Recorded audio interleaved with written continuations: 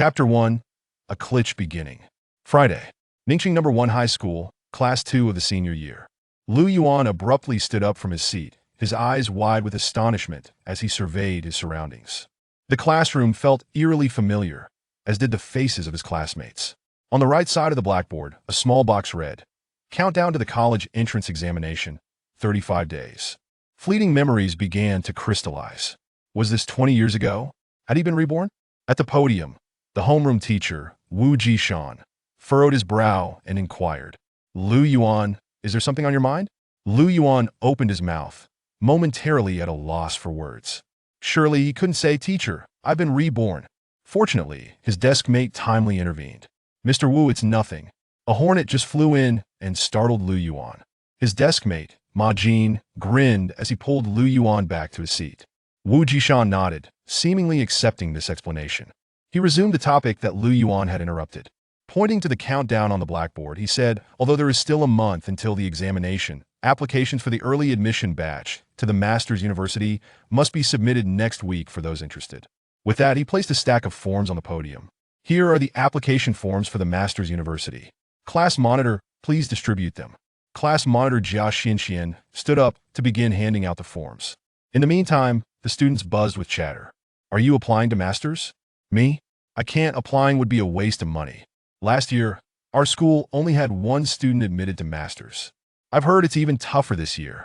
I'd love to become a master and marry a rich and handsome man, thus reaching the pinnacle of life." "Wake up, stop dreaming." Lu Yuan did not hear any of this. He was still in a state of disbelief.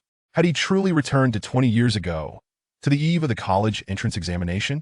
Seeing his expression, Ma Jin impatiently set down his math book and asked, "Lu Yuan, you're really reborn, aren't you?" This time, Lu Yuan heard him clearly. He turned his head in astonishment to look at his composed deskmate. How could he know so soon after his rebirth? Was such an occurrence common? How could you possibly know? "How would I know?" Ma Jin scoffed. "Do you think I've read so many novels for nothing?" You suddenly stand up in class, your face a picture of disbelief. And now it's the eve of the college entrance examination. Do you know what that signifies? "What?" Lu Yuan asked, bewildered. "That's the glitch opening of a rebirth novel." Ma Jin exclaimed, "I've read countless novels and am well versed in all the tropes." At this point, Ma Jin gave Lu Yuan a thumbs up. "But honestly, Lu Yuan, your performance is overly dramatic. It's more suited for a short play." Recalling his high school deskmate, Lu Yuan remembered how Ma Jin adored reading novels.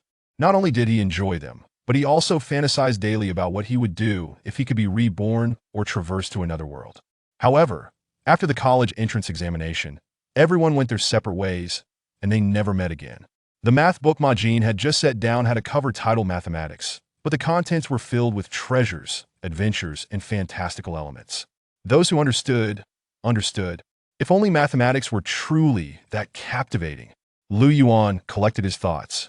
In his previous life, he had lived a burdensome existence, struggling at the lowest rungs of society. Now that he had a second chance, he believed that with his foresight, he could achieve remarkable accomplishments. He quickly recalled which industries were particularly lucrative. Cryptocurrency seemed promising. If he invested a few thousand, he could become a billionaire in a few years. He chuckled to himself. Just as he was reveling in his thoughts, a booming voice echoed from outside. Ningxing No. 1 High School. Lu Yuan jumped, thinking it was an announcement from the principal's office. But the other students evidently knew what was happening. "Wow, it's a master!" someone exclaimed. Immediately, all the students disregarded their lessons and rushed out of the classroom. They crowded the hallway, gazing longingly at the figure atop the clock tower, filled with admiration and envy. Master Jian stood at the pinnacle of the school, in his 30s, tall and imposing, with a gaze that commanded respect. Silence. The raucous students instantly fell quiet. The authority of the master was undeniable. Recently, cultists have been active near Ningxing, and the Internal Affairs Bureau is working tirelessly to apprehend them. All students and faculty should remain vigilant. Report any unusual occurrences to the Internal Affairs Bureau immediately. Having delivered his message, Jian prepared to depart for his next destination. Just then, he caught sight of a familiar figure out of the corner of his eye. Jian felt a stir within. He stood tall, leaping effortlessly across hundreds of meters. Before the awed gazes of the entire faculty and student body, Jian gracefully descended before his homeroom teacher, Wu Jishan. Mr. Wu, it's been a while. Jian inclined his head slightly in respect. I've been busy with student affairs and haven't had the chance to visit. Please forgive me. Wu Jishan's weathered face beamed with joy. No worries, it's good for young people to be busy. Years ago, Jian had been a student in Wu Jishan's class, successfully gaining admission to the prestigious Master's University.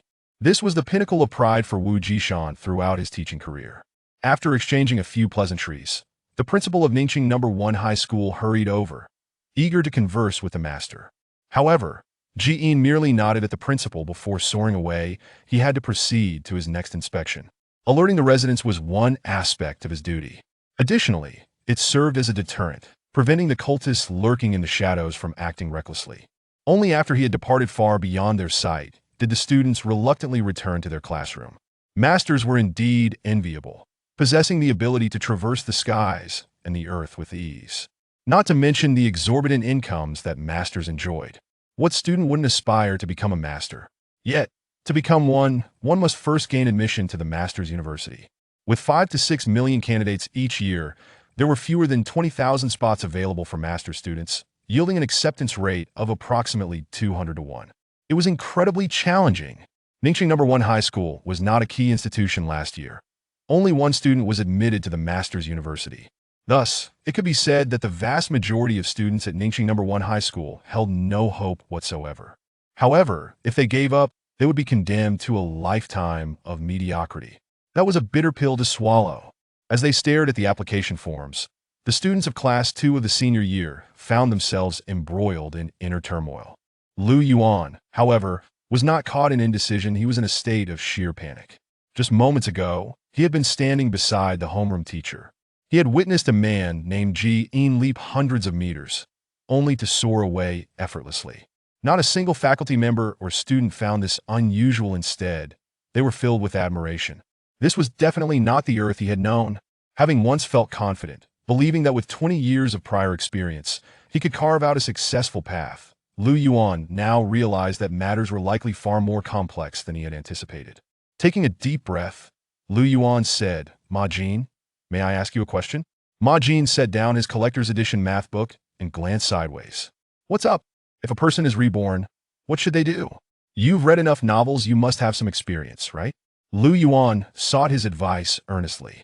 Mentioning novels instantly piqued Ma Jin's interest. Rebirth is simple. First, don't assume it's guaranteed to be profitable. With past life experience, you wouldn't miss any opportunities to make money.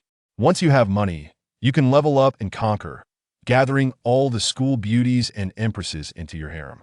Stop. Lu Yuan interjected hastily. What I mean is, if someone discovers that the world has changed after being reborn, and there are many exceptionally powerful individuals, how should one handle that situation? Are you saying an ordinary person is reborn into a world of primordial chaos?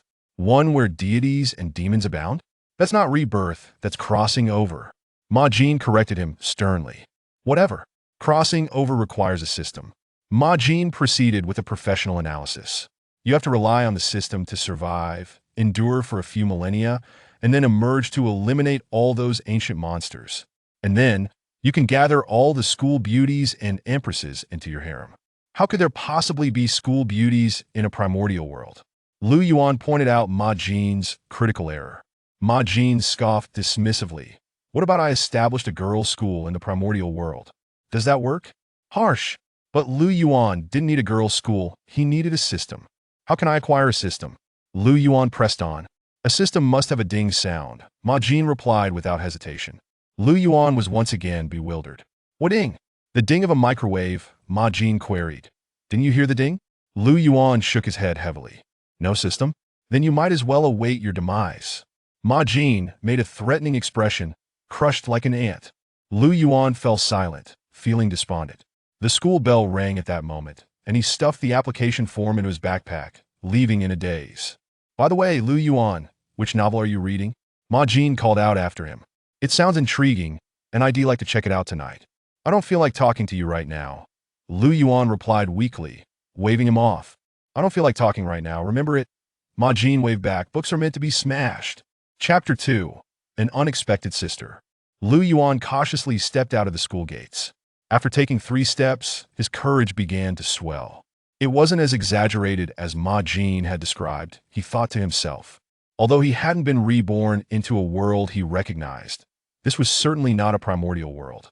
There would be no powerful beings descending from the heavens to crush him without reason, as one might crush an ant. The recently encountered cultivator, named Jin, appeared to be quite amiable. A person who can recall their high school homeroom teacher must possess a commendable character. Surviving in this world should pose little difficulty. It would be prudent to first familiarize oneself with this realm before formulating any plans. Lu Yuan rummaged through his pockets and was relieved to find his phone still intact. Luck was on his side. He found a bench by the roadside, squashed an ant that was scuttling about, and sat down heavily. He opened the browser on his phone, pondered for a moment, entered the term cultivator, and clicked search. Over an hour later, Lu Yuan sighed and stood up, having gained a general understanding of this world. Astonishingly, this was not Earth, but rather a celestial realm known as Shenzhou, and the year was now 3187 AD. In 2039, Earth was abandoned by humanity due to severe environmental pollution and climatic changes. Under the guidance of cultivators, humanity sought refuge in the Shenzhou realm, drifting through the cosmos for centuries before finally settling in this place. Outside the Shenzhou microcosm lay a grand world called the Tianyu Empire, of which Shenzhou was a part, with extensive official exchanges between the two. The Shenzhou world lacked a government. Instead, it was overseen by an organization formed by the cultivators known as the Hua Clan Cultivator Council, abbreviated as Cultivator Union. Cultivators constituted the ruling class of this world, embodying power, wealth, and social status. Anyone could become a cultivator as long as they were admitted to a cultivator university and graduated successfully, thereby joining the ranks of cultivators. This information was readily available online. Lu Yuan had resolved some of his uncertainties, yet greater questions arose. He had been reborn in 2033, a mere 6 years before 2039. At that time, Earth indeed faced issues of pollution and climate change, but it had not reached the point of abandonment. Moreover, the world he inhabited was a technological one, where cultivators were non-existent. If humanity sought to escape Earth, they would surely construct spaceships rather than retreat into a so-called cave world. Could it be that he had not been reborn, but rather transported to a future over 1,000 years ahead? Certainly not, for his classmates and teachers remained unchanged, although his memories were hazy. Lu Yuan was certain this was indeed his high school. Was it possible that in this future, there existed an identical version of himself attending the same high school, sharing the same classmates, and using the same model of phone? This was simply too absurd. Endless confusion enveloped Lu Yuan as he attempted to continue his search for information about this world. However, as he delved deeper, a warning repeatedly surfaced. According to the cultivator confidentiality principle, this information is not publicly disclosed. The cultivator confidentiality principle? What was that? What transpired in 2039? When did cultivators first appear? Besides the Hua clan, were there other nations on Earth? And where were their people? Furthermore, if this was not Earth, then what was the sun in the sky? These questions yielded no answers online, only the repeated reminder of the cultivator confidentiality principle. It appeared that only by becoming a cultivator would he gain the right to uncover these mysteries. It's getting late, I should head home, Lu Yuan muttered to himself as he set out on his journey home, the dusk enveloping the sky. As he walked, his steps gradually faltered. Were his parents still alive? He dared not dwell on it. His parents represented the deepest pain in Lu Yuan's heart. His mother, Su Yongmei, had succumbed to late-stage lymphatic cancer just before his college entrance examination in his previous life. The blow had profoundly affected him, severely impairing his performance on the exam, resulting in his failure to gain admission to any university. His father, Lu Wenkai, had been overwhelmed by successive blows, living in a state of perpetual melancholy. A year later, on a rainy night, he met with a tragic accident.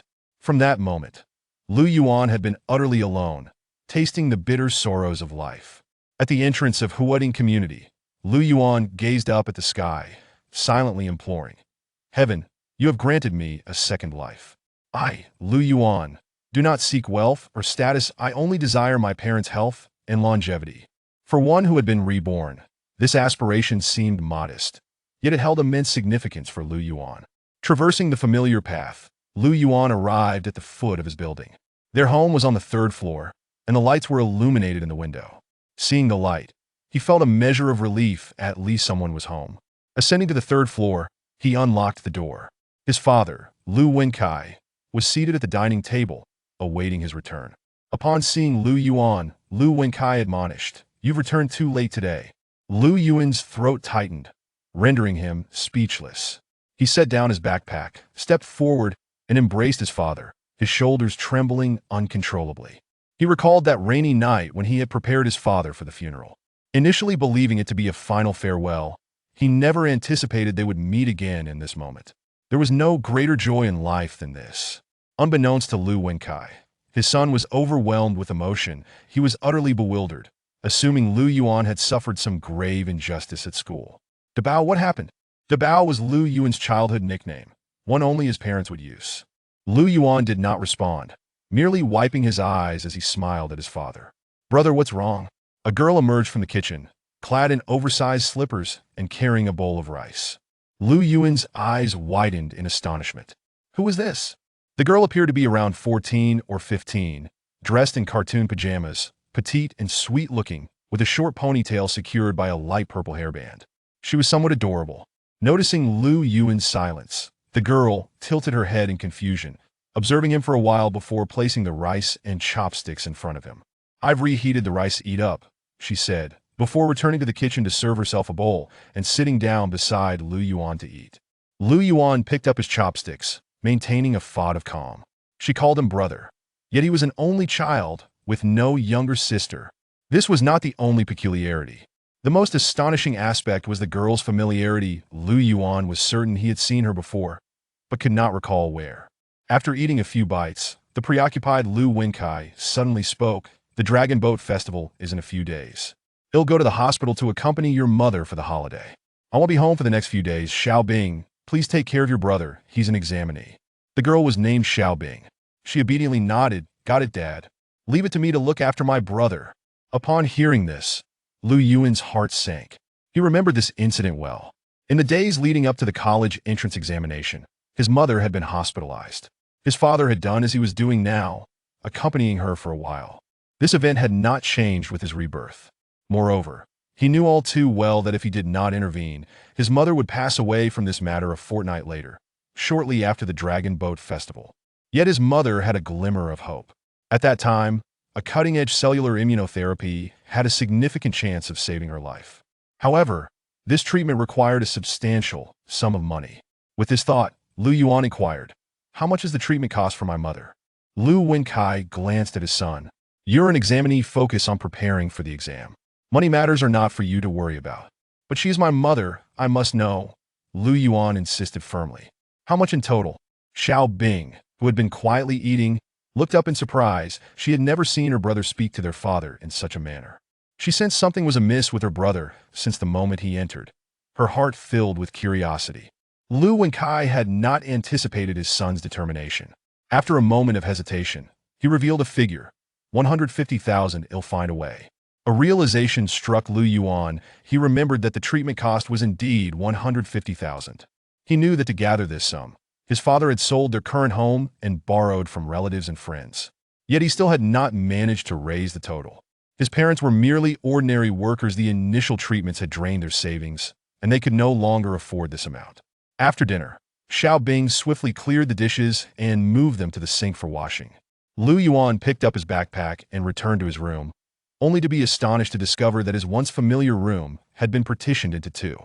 What had once been a relatively spacious area now felt cramped with half its space taken away. After a moment of thought, Lu Yuan understood. Their home was a small apartment with only 2 bedrooms, one for his parents and one for him. Now, for some unknown reason, there was an additional sister, necessitating the division of his room. If it had been a younger brother, they could have shared a bed, but a sister of this age could not share a room. Lu Yuan tossed his backpack aside, neither reading nor reviewing his application form. He lay on his back on the bed, hands behind his head, staring at the ceiling, his mind occupied with thoughts of his mother's medical expenses. Back then, as a Nave High School student, 150,000 was a figure that felt utterly insurmountable. Now, 150,000 still represented an astronomical sum even for a reborn individual, It would take considerable time to amass such an amount. Yet Lu Yuan was not despondent. He was no longer the youth he once was. There would always be a way. He could borrow from classmates or create videos to appeal for donations on social media. As long as he set aside his pride, he could gather at least a portion. Even if he could not raise the full amount, tens of thousands would suffice, as his father had only fallen short by that much. Having made up his mind, Lu Yuan began to contemplate another matter.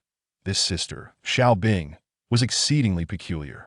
He was an only child, with no sister, a fact he was certain of. But how could she be so familiar? And where had he seen her before? Could it be that his parents had once had a daughter who was given away to be raised by another family? It is impossible. I have never heard my parents mention anything about it. Wait a moment. Lu Yuan seemed to be struck by lightning, springing up from his bed in an instant. It appears there truly was a younger sister. This dates back to Lu Yuan's childhood, when he once inadvertently overheard his parents discussing their plans for a second child. At that time, his mother was already 5 months pregnant, but due to policy restrictions, they ultimately decided to go to the hospital for a termination. The story does not end there. During Lu Yuan's early years, he often experienced the same dream. In this dream, a little girl, perpetually weeping, continued to fall into an unfathomable abyss. She reached out her hands to Lu Yuan, as if pleading for him to save her. He extended his hands toward her, yet all he grasped was emptiness. As a child, he did not comprehend the significance of this dream and recounted it to his mother. He recalls her weeping for a considerable time thereafter. As he grew older, the dream ceased to recur, and Lu Yuan gradually forgot about it. In hindsight, it is no wonder that he felt as if he had encountered Xiao Bing before she bears an uncanny resemblance to the little girl in his dream. "Oh my heavens!" Lu Yuan exclaimed, his entire body stiffening as he felt he had uncovered the truth.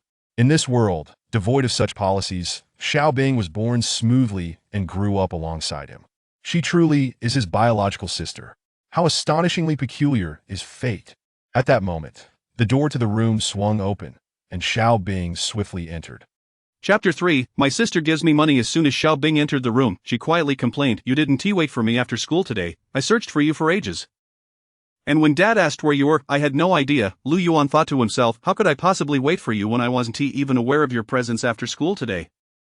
However, he realized that his sister was also a student at the same school, likely in her first year of high school. "So where did you run off to after school?" he casually inquired. "Are you in a relationship?" "How could I possibly be in a relationship after just an hour?" she retorted. "You didn't go looking for Jia Xinshan, did you?" "Who is Jia Xinshan? Why would I want to find her?" Xiao Bing, incensed by his response, seized a pillow and pressed it against Lu Yuan's face. "Stop pretending, I'll make you pay for this." Lu Yuan chuckled as they playfully wrestled, finding the interaction with his sister quite enjoyable. The sudden presence of a family member felt surprisingly natural to him, almost as if they were bonded by blood. "Alright, enough of the games," Xiao Bing said, shoving Lu Yuan away. "Let us discuss something serious." With that, she pulled up a chair and sat down across from him with a grave demeanor. "Your class received the enrollment forms for the School of Cultivation today, right? Let me see it." Lu Yuan retrieved the form from his backpack and handed it to her, saying, "You're quite well informed." "Humph." Xiao Bing examined the form for a moment. "Have you decided which school of cultivation you want to apply to?" Lu Yuan hadn't given it much thought. While he certainly aspired to become a cultivator, he was still oblivious to what schools of cultivation even existed, thus, he feigned nonchalance. "You saw it. The application fee for the school is 20,000 yuan, with mom needing treatment and our financial situation being so tight, I think I'll have to pass." Indeed, the application fee for the School of Cultivation was 200,000 yuan.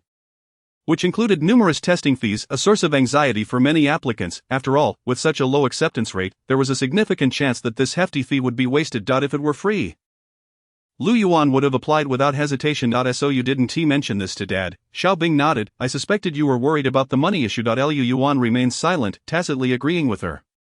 Xiao Bing smiled faintly and suddenly pulled out a large wad of cash. "Look at this." Lu Yuan, puzzled, accepted the money. Although the appearance of the bills had slightly changed, the numbers were still recognizable. There was about 7 or 8,000 yuan. "No need to count, it's 8,456 yuan. I bought a hairband for a yuan, so I have 8,455 yuan left." She pointed to the lovely lavender ribbon adorning her short ponytail. "Where did you get so much money?" "I've been working part-time at a fast food place on weekends." You know that, this was 3 months' worth of wages. Since their mother's diagnosis, Xiao Bing had taken to working on weekends. However, Lu Yuan had only just found out. "You earn that much working on weekends?" Lu Yuan was well aware of the ins and outs of the food industry. This amount surely included tips. And he had heard the manager mention that Xiao Bing's contribution was significant, with a potential raise next month. Take this money for now, the Dragon Boat Festival is coming up in a few days. And I'm sure I'll get a bonus. If there's a shortfall, you can borrow a bit from your classmates, but you must apply it, brother. Lu Yuan hesitated, deeply skeptical of his sister's claims. How much could a high school student possibly earn washing dishes on weekends? Was it possible that some rotund manager had taken a liking to her, yet now was not the time for such speculations? He returned the money to Xiao Bing. You should give this to Dad instead. Honestly, whether I apply to the School of Cultivation isn't urgent. The pressing issue at hand was to gather enough funds for their mother's treatment. Becoming a cultivator was undoubtedly important, but it could never surpass the importance of saving their mother's life. Xiao Bing stared at him in disbelief, then became increasingly agitated. No, absolutely not. How do you expect to save Mom if you don't apply to the School of Cultivation? You promised me. Lu Yuan was taken aback. What did his application to the School of Cultivation have to do with their mother's illness? Surely the hospital with the hospital is not enough. I've told you that numerous times, Xiao Bing exclaimed, tugging at his arm. The treatments at the hospital can only delay the onset of the dusk syndrome, merely postponing it for a few years. Only cultivators can provide a permanent cure. Dusk syndrome, it was yet another term Lu Yuan had never heard before. He fell silent. In his previous life, his mother had suffered from lymphoma. In this life, she was afflicted with the unfamiliar dusk syndrome. From Xiao Bing's words, it seemed that he needed to become a cultivator to save their mother. This was troublesome, even if Lu Yuan could gain admission to the School of Cultivation. It would likely be too late. In his previous life, his mother had not survived long enough to see him through his college entrance exams. He could not gamble on how much longer she might hold on this time. Seeing Lu Yuan's silence, Xiao Bing pleaded, brother, it's all on you now. I'm only in my first year. I don't have time. I understand. Faced with such a scenario, Lu Yuan had no choice but to accept his sister's money for the time being. His own plans would undoubtedly need to be revised. After conversing a while longer, Xiao Bing returned to her room to do her homework. She had been shouldering quite a burden since their mother fell ill. She had to work while also managing household chores. Their rooms were separated by only a thin wooden wall, with the door opening into the living room, requiring her to traverse through the common area.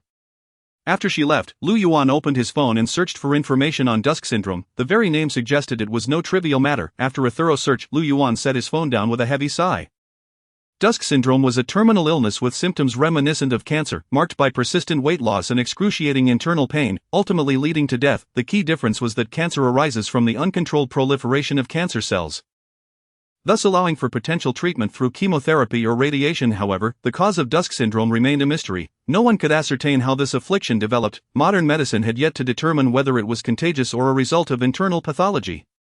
Dusk syndrome had emerged in human society over a century ago, and the number of afflicted individuals was steadily increasing. What began as a rare disease had morphed into a common cause of death. Current data indicated that the incidence rate of dusk syndrome had reached 2 in 10,000. This meant that for every 10,000 individuals, 2 would contract the illness and rapidly succumb within a year. What was most alarming was that this disease did not discriminate by age or gender. The likelihood of young people contracting it was no less than that of the elderly. Only a medication called zikangnuo could delay its progression. It is crucial to note that it merely delays, not cures it. Moreover, the efficacy of the drug diminishes over time. The first injection of zikangnuo could delay the disease for approximately 2 years, the second could only extend it to 16 months. Generally, patients could receive up to 4 injections before the medication ceased to be effective. Xiao Bing's assertion that the hospital could only alleviate the condition likely meant just that. Lu Yuan checked the price of zikangnuo, which varied by region, ranging from 1,400,000 to 1,700,000 per injection. If all went according to plan, the treatment costs Dad mentioned would pertain to zikangnuo. Additionally, Lu Yuan found scant information regarding the claims that cultivators could treat dusk syndrome. Some relatives of cultivators had also contracted the illness, and it was said that some cultivators had expended considerable resources to cure their loved ones. However, the specifics of the treatment and what constituted considerable resources remained undisclosed. Adhering strictly to the confidentiality principles upheld by cultivators, Xiao Bing's insistence on him applying to the School of Cultivation likely stemmed from her awareness of these same claims. Yet she failed to grasp how challenging it would be. Although Lu Yuan had performed well academically, that was in the past. After graduating high school in his previous life, he had spent many years navigating the workforce, and the knowledge from high school had long since faded. The final year of high school was typically the pinnacle of knowledge for most individuals, with only 35 days remaining until the college entrance examination. There was no way he could review all the material in time. For now, he needed to focus on earning money. Regardless, he had to gather 1,500,000 yuan to ensure that their mother could receive zikangnuo. If he could buy them 2 more years, surely he would find another way. As for the immediate future, he needed to wake up to reality. Chapter 4. Who is the rich second generation? The next morning, at 6:30, Xiao Bing emerged from her cocoon of blankets to prepare breakfast. As her older brother was the exam candidate, this year's breakfast responsibilities had fallen on her shoulders. To her surprise, she discovered that Lu Yuan had already been hard at work in the kitchen for quite some time. "Please spare me, brother," Xiao Bing implored while brushing her teeth. "I don't want to eat noodles." Xiao Bing held a deep disdain for the meals Lu Yuan prepared, as he only knew how to cook noodles and often forgot to add salt. She would rather make her own food than eat his. Lu Yuan served up a plate of 3 golden brown pancake-like creations. Xiao Bing scrutinized the pancakes, which appeared delectable, but she hesitated to take a bite. "Did you learn this dark cuisine from the internet?" With a dismissive smile, Lu Yuan scoffed at her foolish question. In his previous life, he had indeed been quite inept, poor, without house, car, or spouse, struggling at the bottom rungs of society. However, when it came to cooking, Lu Yuan was no novice, for he had been a chef in his past life. Surprising isn't it, not a special forces operative, not a miraculous healer, not an antique appraiser, but rather a grease-stained chef in a roadside eatery. Though he may not have matched the prowess of Michelin star chefs, he was more than capable of feeding his little sister. "Go ahead and eat. If it's not enough, there's more. I don't want a single bite." Just as they were bickering, their father emerged from the washroom. He immediately spotted the pancakes on the table. "Oh, what are these?" Luan opened one and took a bite. There's egg inside. This tastes quite good." Xiao Bing felt relieved and took a bite herself, then fell silent as she devoured it with gusto. Lu Yuan noticed her eyes lighting up with delight. "Brother, you've really outdone yourself. What do you call this?"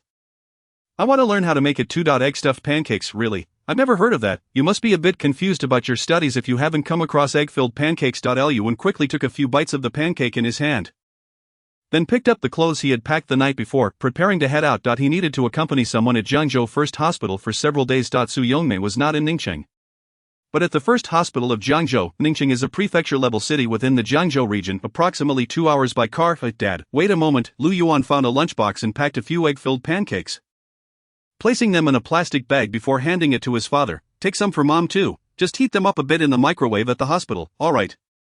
Luan felt a slight pang in his nose, realizing his son was growing up. However, as a taciturn father, he was not adept at expressing his emotions. So he merely nodded and left the house. Lu Yuan watched his father's retreating figure, lost in thought. Upon turning around, he noticed Xiao Bing looking rather pitiful as she rubbed her hands together. "Brother, I accidentally ate your pancake too. You won't hold it against me, will you?" Lu Yuan chuckled. "If you want one, I'll make you another when I get back tonight." "Great." With that, Lu Yuan slung his backpack over his shoulder and stepped out. Today was Saturday, and the third-year students still had classes to attend. Xiao Bing, now in her first year, did not have to attend school on Saturdays, but she had to go to work at the Shenzhou restaurant around 9. As he grabbed his keys by the door, Lu Yuan saw Xiao Bing's homework notebook on the table. Glancing at it, he noticed the name section read Lu Yubing, first year, 5, class, Yubing, so that's her full name. "I finally know, Ningxing No. 1 High School. Third year, 2, class." Once Lu Yuan placed his backpack down, he began to survey his classmates while trying to recall who among them might be a wealthy heir, though it was unlikely he could borrow such a significant sum of money from any of the students. He felt compelled to try for his mother's sake. After looking around, he found himself unable to recall anyone fitting that description. High school students tended to be quite innocent, and most did not concern themselves with such matters. It was only after entering society that they began to value wealth. "Ma Jin, are you a rich second generation?" Lu Yuan casually asked his deskmate. However, the moment he spoke, he regretted it, as this fellow was even poorer than himself and often borrowed money from him. Ma Jin set down his limited edition math book, his expression complicated. "Lu Yuan, I didn't expect you to uncover my secret so easily. Alas, the 3-year period has come to an end. I confess that I am the hidden world's richest man.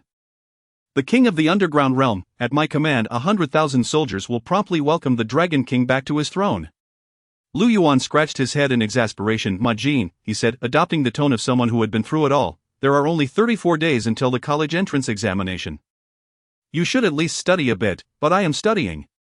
Ma Jin shook the limited edition math book in his hand. Lu Yuan decided to give up. This guy was beyond saving. The student in front, Chen Shurha, overheard their conversation and chuckled, turning to Lu Yuan with a grin. "Are you trying to enlighten Ma Daxian again? He's about to ascend. Don't delay his flight." Yes, my mistake." "By the way, Lu Yuan, have you decided on your college applications? Your grades are quite good." Chen Shurha redirected the question. "I'm still considering. The application fee of 20,000 is rather exorbitant." At the neighboring table, Zhou Xiyan chimed in. "I know, right? It's just an application fee. And they're practically robbing us."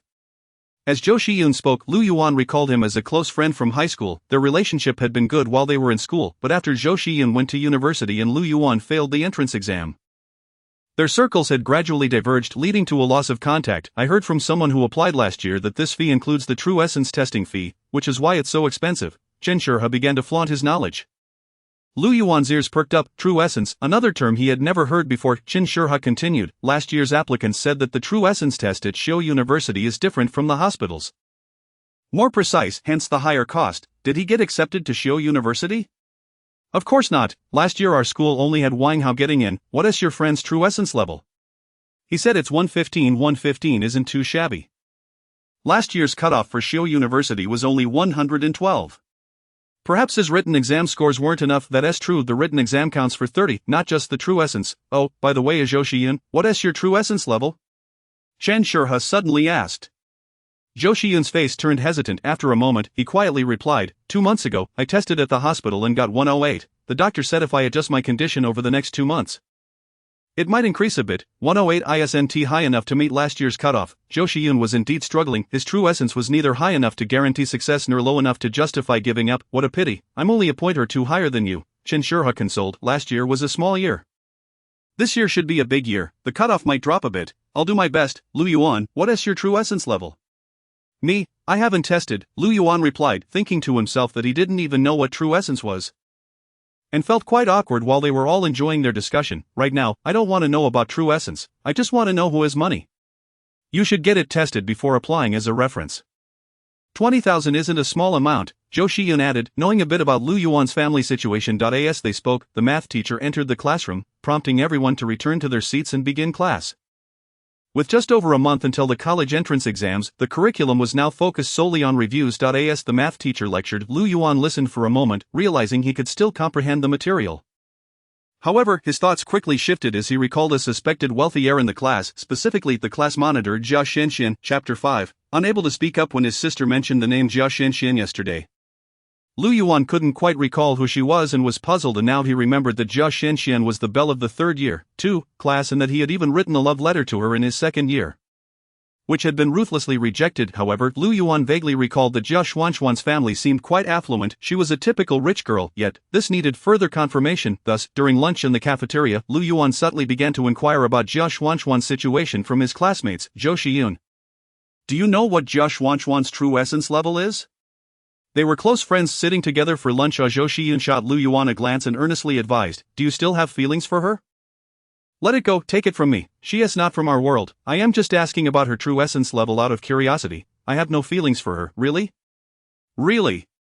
Lu Yuan thought to himself that he was currently only interested in money. Zhou Shiyun took a few bites of his meal. I've heard, just heard mind you, that Jia Xuanxuan's true essence is above 120. So high? Lu Yuan was somewhat astonished. Last year's cutoff was 112, and if Jia Shenxian was at 120 or higher, it meant she was almost guaranteed admission to Shenzhou University, provided her written exam scores weren't too poor. Absolutely. I don't know why Jia Shenxian would attend our ordinary high school, but I know her goal is one of the 4 grades. What are the 4 grades? Lu Yuan asked. Bewildered that he was unaware of this, realizing he had made yet another common knowledge mistake, Lu Yuan quickly feigned ignorance and changed the subject, while also hastily searching for information about the 4 grades on his phone. Discovering they were 4 prestigious cultivation universities, the 4 grades are Qingying, Beiwei, Sanglu, and Xindu, all ranked equally in prestige. Lu Yuan nodded, adding another piece of knowledge to his repertoire, so Jia Xuanxuan's family must be quite wealthy. Right? That was the question Lu Yuan truly wanted to ask. Of course, her father owns the Shiji restaurant chain, business is booming, they live in a villa with a swimming pool. Are you suddenly interested in her again? Want to be a son-in-law? Zhou Shiyun teased. Becoming a son-in-law was out of the question. Being a home-invading bandit was more plausible. Lu Yuan thought. Shiji, that seemed to be where his sister worked. It didn't seem easy to ask for money in that case. Asking a male friend for help was one thing, but asking a female classmate, especially one he had once liked, was another. Lu Yuan instinctively raised his head to glance at Jia Shenxian, who sat at the front of the classroom. His expression filled with conflict and hesitation, resembling a boy caught in unrequited love. Perhaps sensing his gaze, Jia Shenxian suddenly turned around to their eyes met, and she displayed an impatient expression before promptly looking away. Rejected again, he sighed. After school, Lu Yuan declined Zhou Shiyun's offer to walk home together, shouldering his backpack and following Jia Shenxian. The classroom was too crowded to have a proper conversation. On the way home, He planned to sincerely explain his family's difficulties and plead with her to lend him some money. Perhaps it would work. Most girls at this age tended to be quite sympathetic. Yuan's biggest concern was that a luxury car might be parked at the school gate, with two bodyguards in black suits opening the door respectfully, saying, "Miss, please get in." That would be his chance gone. Fortunately, Jia Xianxian did not display such ostentatious behavior. She walked home with several other girls. Just like the other students, there was hope. Among those walking with Jia Xianxian were two girls from other classes and a boy from his own class, Shen Shihe, who usually got along well with Lu Yuan. Unexpectedly, this guy was engaging in lively conversation with the three girls, making them giggle. What a sycophant, how disgusting.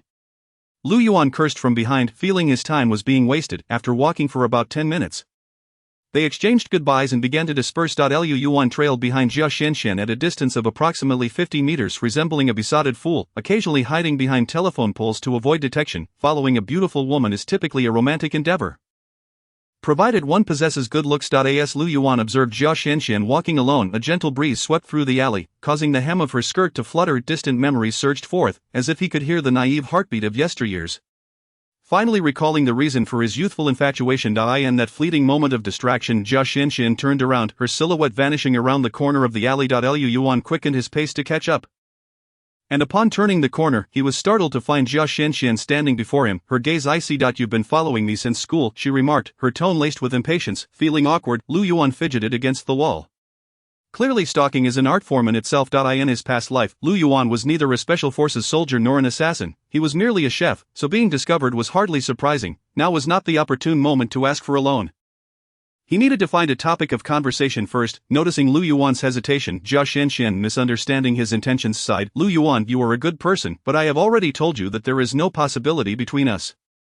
"Jia Xianxian, you misunderstand." Lu Yuan straightened his expression, fabricating a lie as he spoke. "I wish to apply to Repair University. I heard your true essence surpasses 120, so I wanted to consult you for any tips." In any case, he sought to initiate a conversation, hoping for an appropriate opportunity to broach his request. Jia Xianxian curled her lip in disdain. "Who is the chatterbox now?" she muttered under her breath. Yet, seeing Lu Yuan's earnest demeanor, her tone softened considerably. True essence reflects a person's innate talent, and while training can assist, it is often prohibitively expensive. Jia Xianxian emphasized the word expensive, causing Lu Yuan to lower his head in disappointment. Seemingly reluctant to see him disheartened, she hesitated before asking, "What is your true essence level? I tested mine 2 months ago, and it was only 108. This was data from Zhou Shiyun, which Lu Yuan directly employed. 108. There is still a glimmer of hope. Follow me. After all, I am your class monitor." Jia Xianxian led the way, with Lu Yuan trailing behind. They traversed a brief distance before arriving at a garden villa. The exterior was adorned with opulent marble, and the garden was filled with vibrant flowers, complete with a swimming pool. Outside, there was a guardhouse where 2 security personnel sat, ordinary guards, not practitioners. In this world, practitioners typically serve in public sectors and rarely roam among the populace. My classmate, Jia Xianxian, called out to the guards, one of whom glanced at Lu Yuan before opening the gate for them. Indeed, this was a bona fide affluent household. Zhou Shiyun's assertion that Jia Xianxian and her ilk existed in a different realm was indeed heartfelt. Reflecting on his own audacity, he recalled writing love letters to the daughter of such a wealthy family during his sophomore year. Truly, ignorance breeds courage. Upon entering the main hall, they found Jia Xuanchuan's father, Jia Shengnan, engaged in conversation with several business associates on the sofa. "Dad, this is my classmate Lu Yuan. He has come to borrow some materials for true essence testing." "Hello, Uncle." Lu Yuan greeted. Jia Shengnan appraised Lu Yuan with a discerning eye, remarking, "The young man appears quite spirited." A brief exchange of pleasantries ensued, and then he returned to his discussions. Lu Yuan caught snippets of their conversation. "It truly is time to expand to other cities. Ningcheng has no more room." Another voice chimed in with concern. "But what products shall we use to open new markets?" At this moment, Jia Xianxian gestured for Lu Yuan to follow her, leading him up the ornately carved wooden staircase to the second floor. "Wait for me here," she instructed before disappearing behind a flower-adorned door, which led to her bedroom. She had no intention of allowing a boy to wander in and spread rumors at school. Lu Yuan patiently awaited her outside, taking the opportunity to observe the layout of Jia Xuanchuan's home, spacious, bright, and tastefully decorated in understated luxury. How wonderful it would be to provide such a home for his parents and sister one day. Moments later, Jia Xianxian emerged, a stack of materials in her arms, and led Lu Yuan to the study. In the study, a photocopier stood ready, and as Jia Xianxian made copies, she imparted her insights. "There are indeed methods to enhance true essence, but they require expensive potions that are not commonly available. You might find it challenging to procure them. However, there are still ways to improve your performance during testing. Each individual's true essence data fluctuates within a certain range. By finding the right method to adjust your physical state and taking the test during a peak moment, you could score 2 to 3 points higher than if you were unprepared. As she spoke, she handed Lu Yuan a copy of the materials, looking him squarely in the eye as she earnestly continued, Lu Yuan, I must be frank with you, your true essence of 108 is somewhat precarious. Do your best. In truth, given your academic record, even if you do not gain admission to the Repair University, attending a decent college and pursuing a respectable major will still lead to a fulfilling life. After all, ordinary talents constitute the vast majority of the world. Lu Yuan accepted the materials, profusely expressing his gratitude. Jia Shenshen was genuinely kind, and while such words might be perceived as condescending by a younger individual, Lu Yuan, possessing the mindset of an adult, recognized her good intentions. Thank you, Jia Shenshen, and I wish you success in your pursuit of the top 4 universities. Lu Yuan sincerely wished her well, noting that with her high true essence, she was likely to succeed. The top 4. Jia Xuanxuan's expression dimmed slightly. The admission threshold for the top 4 typically exceeds 140. I too am in a precarious position. She felt an internal struggle, yearning to vent her frustrations. As admission to the top 4 not only required excellent scores but also additional testing, an arduous endeavor. Additional testing? Lu Yuan inquired, best not to ask, knowing will only add to your worries. It's getting late. You should head home. With their business concluded, Jia Shenshen had no desire to prolong their conversation. Their relationship was already awkward, and further discussion would serve no purpose. Lu Yuan, sensing the moment, bid farewell and turned to leave. As he passed through the living room, he was halted by Jia Shengnan, who called out, Hey, young man, why not stay for a meal? It's almost dinner time. Businesspeople are often hospitable. Yet Jia Shenshen was decidedly displeased. Dad, she shouted from upstairs, there are cult disturbances outside. You can't let him linger here. Jia Shengnan seemed oblivious to the underlying implications, laughing heartily. Cultists target only the well-known social figures, they're too idle to bother a student.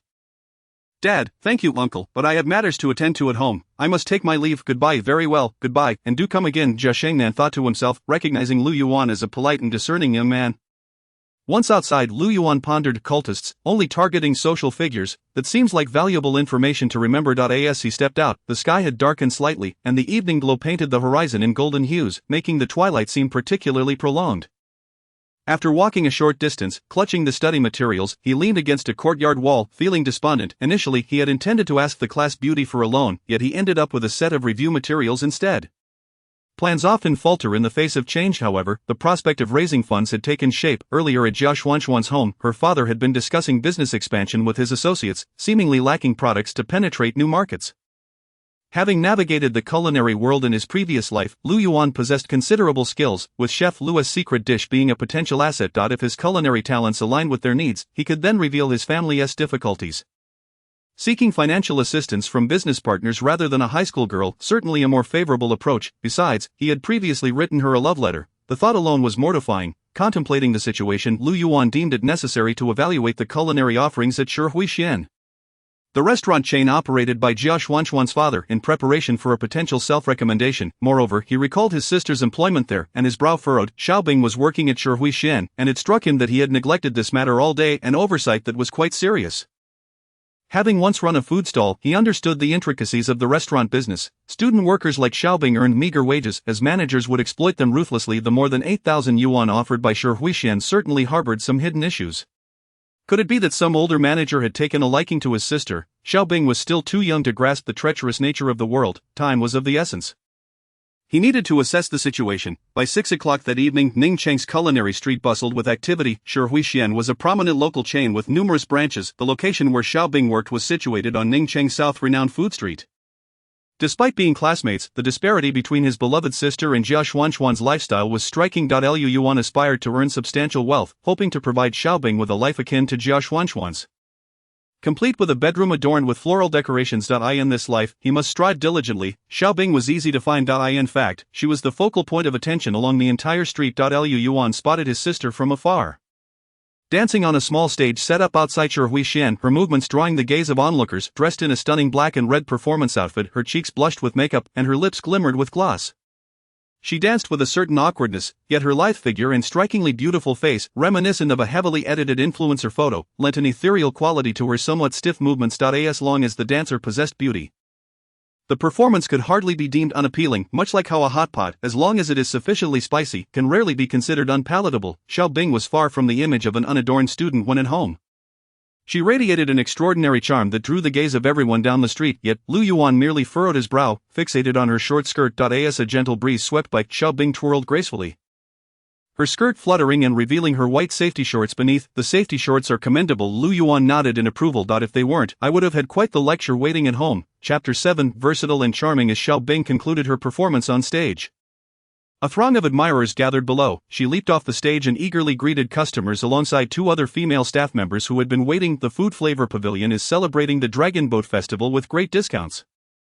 Freshly baked flaky buns, buy 5 get 2 free, come and take a look. The restaurant had already set up sunshades beside the outdoor stage, with 2 tables positioned underneath. Boxes of steaming buns were meticulously arranged for customers to choose from. I'll take an order, one customer said. I'll have 3 and 1 for home. A passersby, momentarily halted by Xiaobing's presence, eagerly approached to make purchases. In no time, Xiaobing and her 2 colleagues were bustling with activity. Lu Yuan soon realized that Xiaobing was not merely serving plates and washing dishes at the restaurant, but rather promoting the products. The prospect of earning 8,000 yuan suddenly made sense.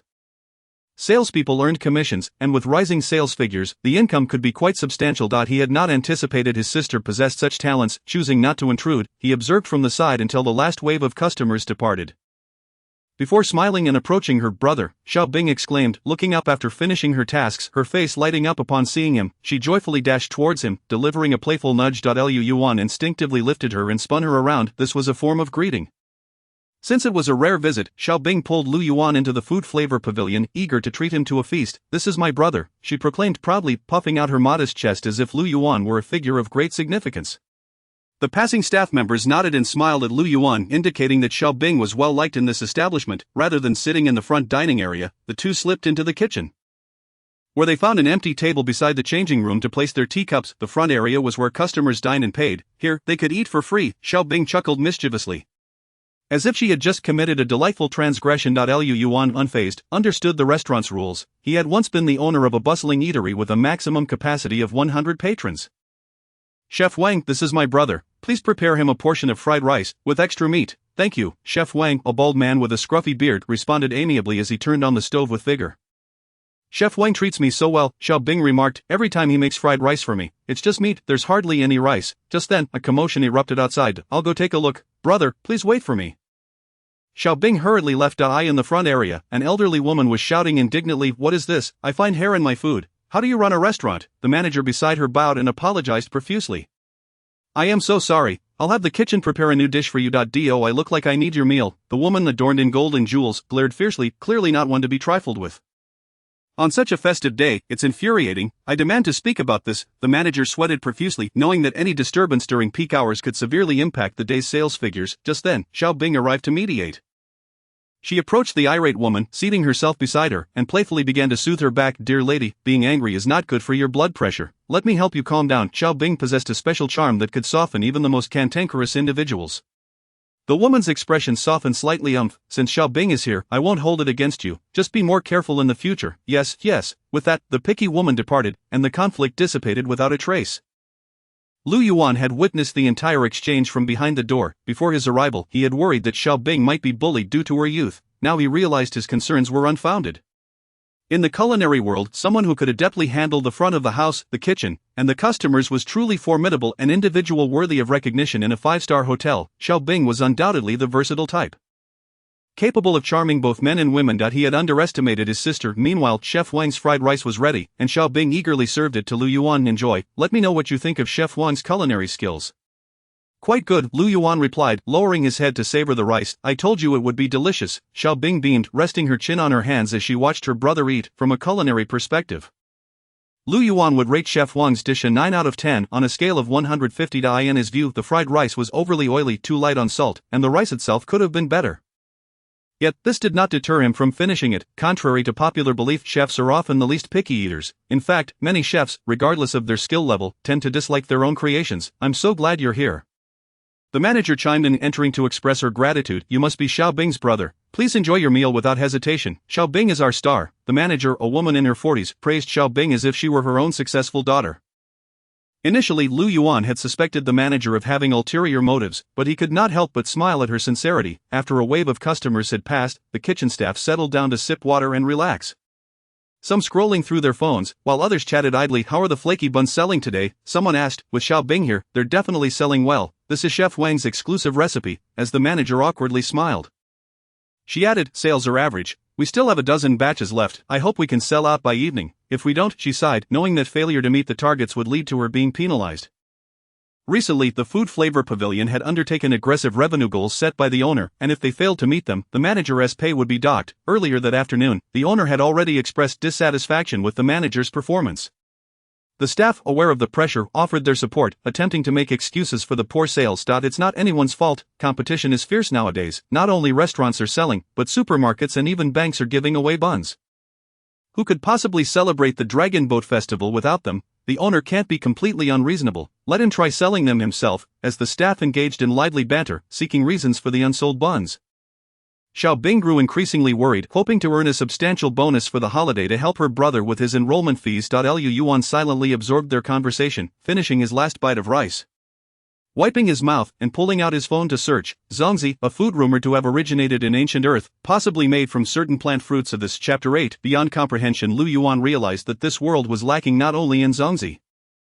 He perused the Food Flavor Pavilion's menu, one of his objectives being to evaluate their culinary standards. If they excelled, his presence as a small eatery owner would be unnecessary. To his surprise, he found that the menu was lamentably sparse. Offering only simple dishes like egg fried rice, vegetable meatball soup, and steamed ribs, there were no complex dishes such as fish-flavored shredded pork, cumin lamb, or sweet and sour ribs, staples that every restaurant should have. While these dishes might not be ordered frequently, their absence was unacceptable. At that moment, Yuan formulated a plan in his mind. It appeared that this world's culinary culture had lost a significant portion of its essence. Zongzi was a legendary food. What kind of terrifying calamity could have caused the Huazhu to forget their traditional cuisine? Good heavens! Yet, for Yuan, this was promising news. He recognized that securing his mother's medical expenses was now highly likely. "Chef Wang," he casually remarked as he passed by the chef, "I used to dabble in cooking as well. My specialty is sweet and sour ribs." Chef Wang, wiping his hands with a towel, looked puzzled. "Sweet and sour ribs? Can sugar and vinegar even be combined? Won't that clash in flavor?" Yuan felt a surge of excitement, feigning a modest demeanor as he suggested, "How about I prepare a portion? And you can grade my skills?" Chef Wang hesitated. Chefs typically dislike outsiders handling their knives. Sensing the moment, Xiaobing immediately jumped in to support her brother. "Chef Wang, my brother is an excellent cook." "Really?" She recalled the egg-filled pancakes they had for breakfast. Chef Wang finally nodded. He would grant Xiaobing this favor. At the stove, Yuan washed his hands and dried them. Ready to begin, the kitchen was equipped with everything he needed. Knives were neatly arranged, spatulas and ladles hung to one side, and various seasonings filled the jars. He felt an overwhelming sense of familiarity as he inhaled deeply and began selecting his ingredients. The ribs were fresh and required only a chop. Rock sugar, scallions, and ginger were no issue, though the vinegar was not quite authentic. It would have to suffice. Chop, chop, chop. As Yuan prepared, Chef Wang chatted with the manager. Not paying much attention, thinking to himself that a high school student could hardly possess any culinary skills. However, when the rhythmic sound of chopping ribs reached his ears, he raised an eyebrow in surprise. "Oh, I underestimated him," he murmured to the manager. "He is quite skilled. When a true expert showcases their talents, their proficiency is immediately apparent. A novice would never chop ribs with such speed and precision. Otherwise, they would risk injury." The manager was astonished. Chef Wang was a gem the owner had painstakingly recruited, and despite his unassuming demeanor, his skills were beyond reproach. If even Chef Wang acknowledged Yuan as a master, then this young man was indeed exceptional. Yuan remained focused, undistracted by anything else. In his previous life, he faced the disappointment of failing the college entrance examination, yet he did not succumb to despair. Instead, he enrolled in a culinary school, dedicating himself to mastering his craft and emerging as the institution's most outstanding student. Driven by a desire to lead a meaningful life, he recalled his father's words, "One should work diligently.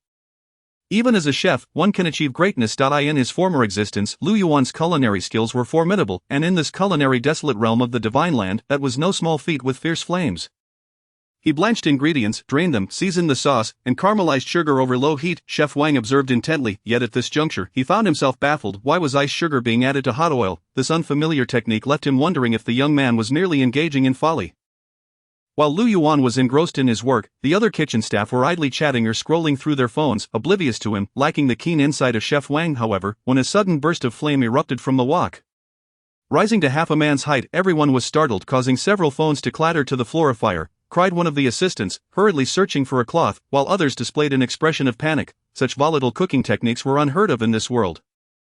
"What are you panicking for?" Lu Yuan called out without turning his head, deftly maneuvering the wok with a fluidity that exuded a unique commanding presence amidst the flickering flames. The kitchen staff, influenced by his composure, ceased their alarm, realizing that this was likely a remarkable culinary skill. Little Bing, hands on her hips, was thoroughly impressed by her brother's performance. "I told you, my brother is amazing."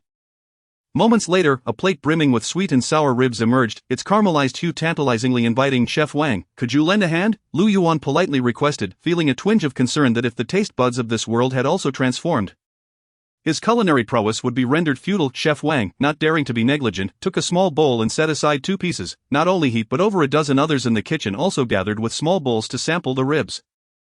This was a customary practice in the culinary industry. Tasting the dish, a crowd formed, each person taking small bites with their spoons. Little Bing's eyes squinted in delight as everyone savored the unprecedented flavor. Momentarily rendered speechless, however, at that moment voices erupted from the entrance. "How outrageous! Is this how you run your restaurant? How could you not inform the customers about such delicious food?" Sneaking bites in secret. 4 or 5 disgruntled patrons, having dined in the front hall, were drawn by an unfamiliar aroma. This scent, a blend of sweet and sour, was unlike anything they had encountered before, but they were certain it was delectable. Following the fragrance to the kitchen, they were appalled by what they witnessed: restaurant staff indulging in exquisite dishes while denying their customers the same. Their anger was palpable, especially from one particularly irate woman wielding a designer handbag, none other than the discerning lady who had been arguing moments ago in the dining area. It was unclear why she had returned, having just eaten. She pointed at the manager, salivating as she berated, "I demand to file a complaint." The manager thought to herself, "This is unjust." Fortunately, Little Bing, quick-witted, dashed over to clarify. "Sister, you misunderstand. We are currently testing a new dish. If you like it, we will serve you right away." The lady's expression hardened. "Then bring me 2 servings immediately." Without hesitation, Chef Lu took charge, and that very evening, he prepared over 200 portions of sweet and sour ribs in the kitchen of the Flavor Pavilion, not stopping until every last rib in the refrigerator was used up. In truth, there weren't that many customers initially, but after tasting the dish, nearly every patron requested additional servings to take home. After all, they had never experienced such culinary delight before and wished to share it with their families.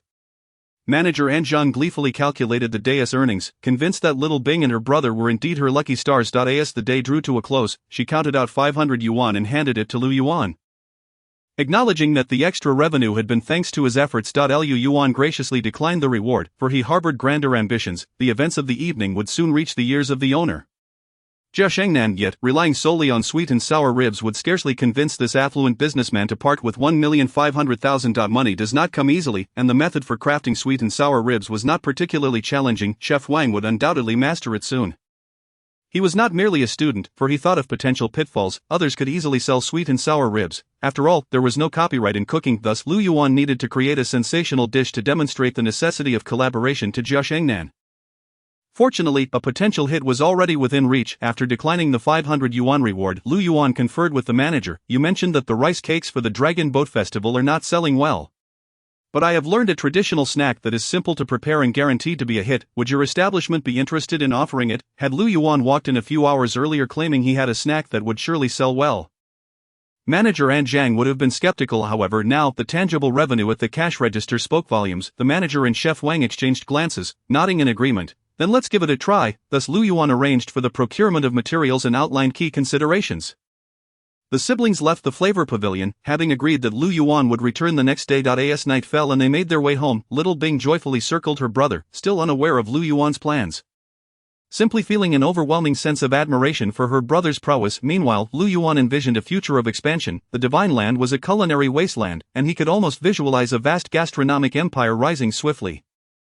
He, Lu Yuan, would be the sovereign of this culinary realm. Just then, a high-ranking cultivator soared overhead. Beneath the moonlight, the cultivator's flowing garments shimmered like snow, exuding an air of carefree elegance. Below, the siblings gazed up in awe. Who would want to be a chef? I want to be a cultivator. The culinary empire crumbled with a thunderous crash. Chapter 9. Explosive sales at 10 in the morning on Ningqing's food street. It was Sunday, and with the Dragon Boat Festival approaching, many were out enjoying the long holiday. Numerous people passed through the food street, intending to buy rice cakes to bring home, despite not being particularly fond of them. One simply cannot celebrate the Dragon Boat Festival without rice cakes. As they walked, an enchanting aroma enticed them, drawing a crowd to the entrance of the Flavor Pavilion. There, 10 large steaming pots lined the entrance, reminiscent of those used for cooking porridge, from which wafts of fragrant steam arose. A bold sign proclaimed, "Legendary food back in action." curiosity piqued, a passerby approached and inquired, "Waiter, what delicious delicacies are contained within these pots?" "We are currently boiling zongzi," came the reply from Little Bing, the restaurant's charming hostess. "What is zongzi?" Zongzi are the traditional food people consumed during the Dragon Boat Festival in ancient times, but aren't rice cakes the customary food for the Dragon Boat Festival? Not at all. Back on Earth, we always ate zongzi. This dialogue repeated endlessly, with Little Bing patiently explaining, convinced by her brother's words, as no one could definitively recall what was consumed during the Dragon Boat Festival on Earth. Perhaps it was the novelty of the situation, but a sizable crowd began to gather. Soon a food enthusiast was seen paying at the entrance, disregarding the heat, and began to devour a zongzi. Little Bing quickly intervened.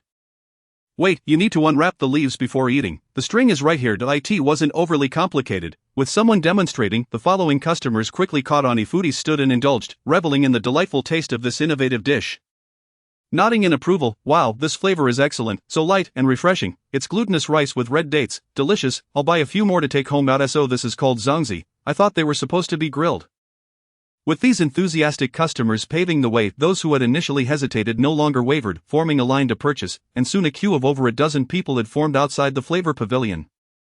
With more joining continuously. At this moment, Lu Yuan finally felt a sense of relief. Zongzi is essentially glutinous rice with a hint of aromatic leaves, and he had been concerned whether the current generation of Huazu would still appreciate its flavor. Observing the enthusiasm today, he realized that some things may fade from memory, but they will never vanish. They will continue to flow through the veins of the nation. Manager Aunt Zhang also felt reassured. She had spent the night before purchasing a large quantity of glutinous rice and red dates, investing a significant amount of money. Since there were no zongzi leaves available for sale, they had used the leaves that Little Bing and her brother had gathered from the park that very morning. To make way for the zongzi, Chef Wang had not had time to continue preparing his flaky rice cakes, having invested so much. If the sales were dismal, it would surely lead to penalties from the owner, substantial penalties. Now, witnessing the bustling scene of customers lining up, she realized she would not only avoid reprimands but would also earn the owner's praise. Many customers, after sampling the zongzi, eagerly bought additional portions to take home. With purchases ranging from 3 to 10 or more, each zongzi sold for 10 yuan, and despite any complaints about the price, there was no other establishment like it. The cost of production was nearly negligible. Aside from labor, consisting mainly of glutinous rice, red dates, and leaves, selling the first batch of 3,000 zongzi would yield over 30,000 yuan in revenue. Moreover, a second batch was already being prepared. Manager Aunt Zhang felt a wave of satisfaction wash over her. Chef Wang, a man of integrity, did not harbor jealousy towards Lu Yuan's culinary talents. Instead, he was filled with profound curiosity about the zongzi itself. Why could such a simple combination of common ingredients garner widespread acclaim from consumers? He himself occasionally developed new dishes, such as the flaky rice cake he had created. Chef Wang knew all too well the complexities of introducing a new item.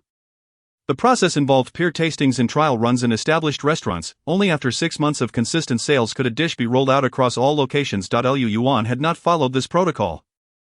It was as if he had known from the outset that zongzi would be a runaway success. Why is he so confident? The little ice who was previously attending to the guests was too preoccupied.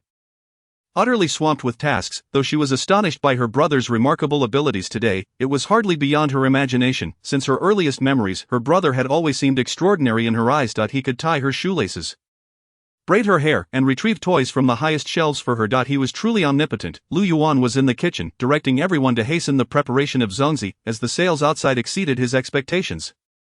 He knew that unique products were bound to sell well, but he had never witnessed such a long queue, stretching for hundreds of people. Despite everyone's efforts, they could not keep up with the sales pace.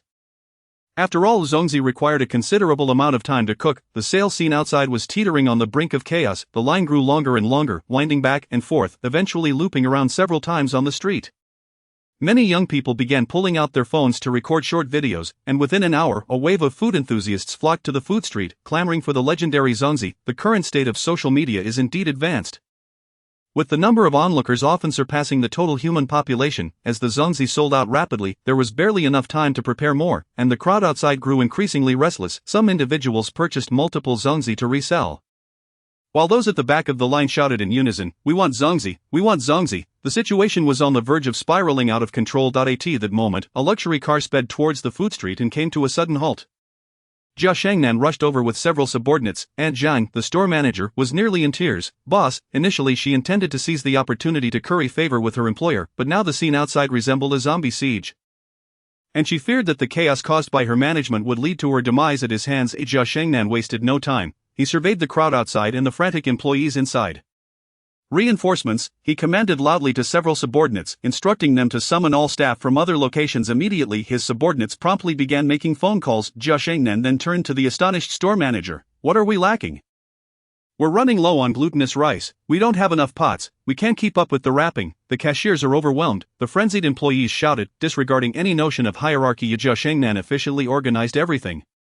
It must be said that this successful entrepreneur had quite the knack for handling crises. After his arrival, operations began to run smoothly. Within half an hour, the first batch of over 30 employees arrived on a large bus. Rolling up their sleeves to get to work. Subsequently, the glutinous rice and other ingredients began to arrive as well. Although the rice needed soaking, they would have to make do for now, but if they didn't serve the zongzi soon, the horde outside might very well tear the store apart. The resourceful Jia Shengnan even temporarily enlisted several police officers to help maintain order outside. During this time, Jia Shengnan spotted Lu Yuan. Unaware of the circumstances, he merely found it odd that his daughter's classmate was working in his store and offered a simple nod in acknowledgement. Chapter 10. The system finally chimes. The lively scene outside the Shihuaishan attracted the attention of reporters from local television stations.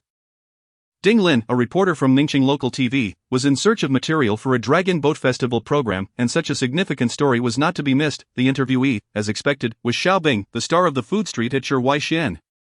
Ding Lin, microphone in hand, asked, Xiaobing, could you introduce this marvelous food to our viewers? Holding two zongzi and facing the camera, Xiaobing, still wearing her makeup, resembled a runaway princess. This is called zongzi. My brother says that our ancestors ate zongzi during the Dragon Boat Festival since the time they were on Earth. Wow, is this the latest archaeological discovery? She chuckled. Welcome everyone to Shihuaishan for a taste. Thank you for the introduction, Xiaobing. Could you lift the zongzi a bit higher so we can capture it more clearly? Xiaobing raised the two zongzi beside her face, her smile radiating sweetness. Her camera presence was exceptional, and the cameraman snapped a couple of shots, nodding in satisfaction. The crowd gasped in admiration. How adorable. Is she a star specially hired for the advertisement?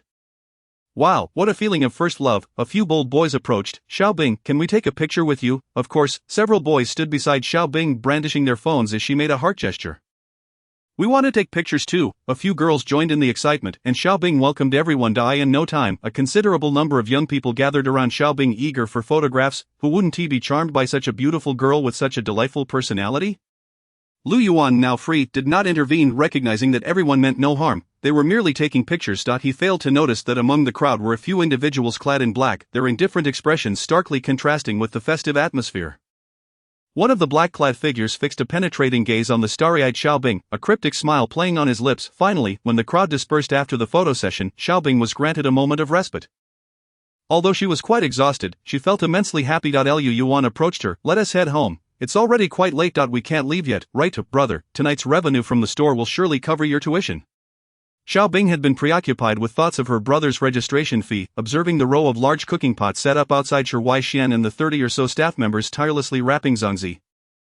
She felt confident that the tuition matter was settled. All that was left was to wait for the closing time to divide the earnings. You won't have to wait long, Lu Yuan remarked.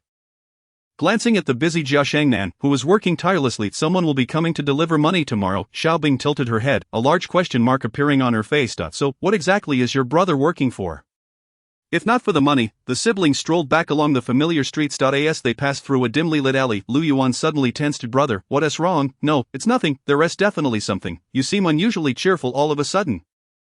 Lu Yuan halted, ruffling Xiaobing's hair. My sister is so remarkable. Of course, I'm happy. Xiaobing reluctantly accepted this explanation, although she sensed that her brother had been acting strangely over the past few days. Yet, she was sure that her brother was still the same old brother. By the time they returned home, it was already past midnight. They had experienced so much that day, sustained solely by adrenaline. Now that they were finally home, that energy dissipated, and Xiaobing went through the motions of washing up before collapsing into bed. Lu Yuan, however, could not sleep. He was brimming with excitement as he returned to his room. Is this the system? He observed the data manifesting before his eyes, finally having waited for this moment. Just moments ago in the alley, Lu Yuan had suddenly noticed some faintly glowing numbers at the edge of his vision. Though he could not recall when they had appeared, these numbers were minuscule and positioned at the very periphery of his sight, nearly imperceptible unless one paid close attention. The lighting in the alley had been dim, which explained why he had spotted these faintly luminous figures. At that time, Xiaobing had been speaking beside him, leaving him no opportunity to examine them closely, and now back in his room, he could finally delve into them. The system appeared rather rudimentary, displaying only a few lines. Achievement points: 2000 true essence, 110 spirit, 12 mental pressure, 20 return progress, 11.17. That was all. Aside from these, there were no explanatory texts.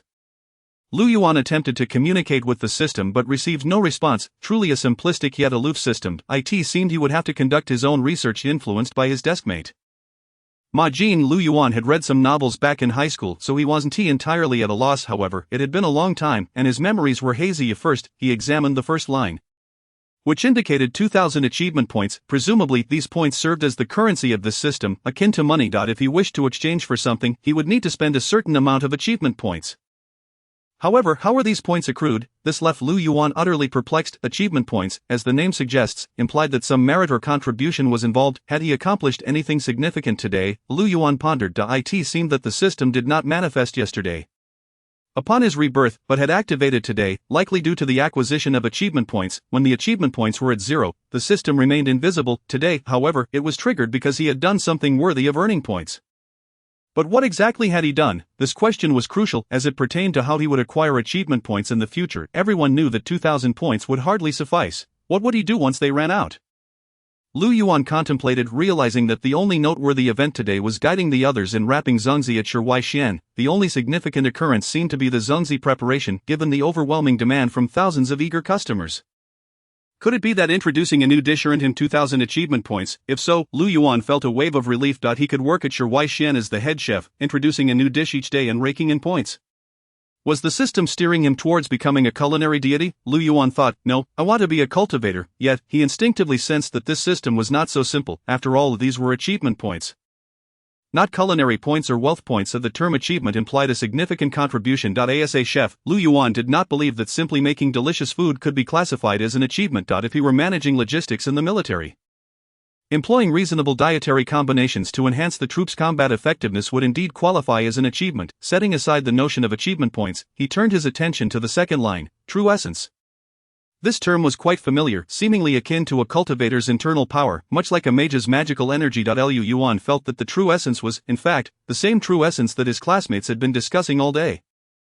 Both the true essence and its unit were measured in spirit, and the number 110 likely represented his own true essence data. Although Lu Yuan had not undergone a hospital test, he presumed that his true essence was comparable to that of Zhou Xiyun, who had a value of 108. Thus, his own exceeding it by 2 points was not surprising. In any case, neither of them could reach last year's archival line of 112. Nonetheless, it was reassuring that the data for true essence was followed by a, which clearly indicated the potential to enhance it using merit points. With this in mind, Lu Yuan felt a sense of stability, knowing that he would not be entirely defenseless in a world of cultivation. He was more concerned about being crushed by someone unaware, akin to an ant being squashed. He decided to explore the enhancement feature of true essence later and continued to peruse the information. As for the spirit pressure on the third line and the divine consciousness on the fourth, Lu Yuan was entirely in the dark. These, like true essence, were likely vital powers for cultivators. The specifics, however, could only be revealed once he became a cultivator himself. He had discovered many secrets in this world over the past few days, while the internet seemed to hold an endless supply of information. The critical details were succinctly encapsulated in a single line, not disclosed in accordance with the confidentiality principles for cultivators. The last entry was the incomprehensible return progress. Return to what? To his original world? Lu Yuan swore to the heavens that he would never wish to return to a world devoid of parents or a sister. This was the general situation regarding the system, despite numerous uncertainties.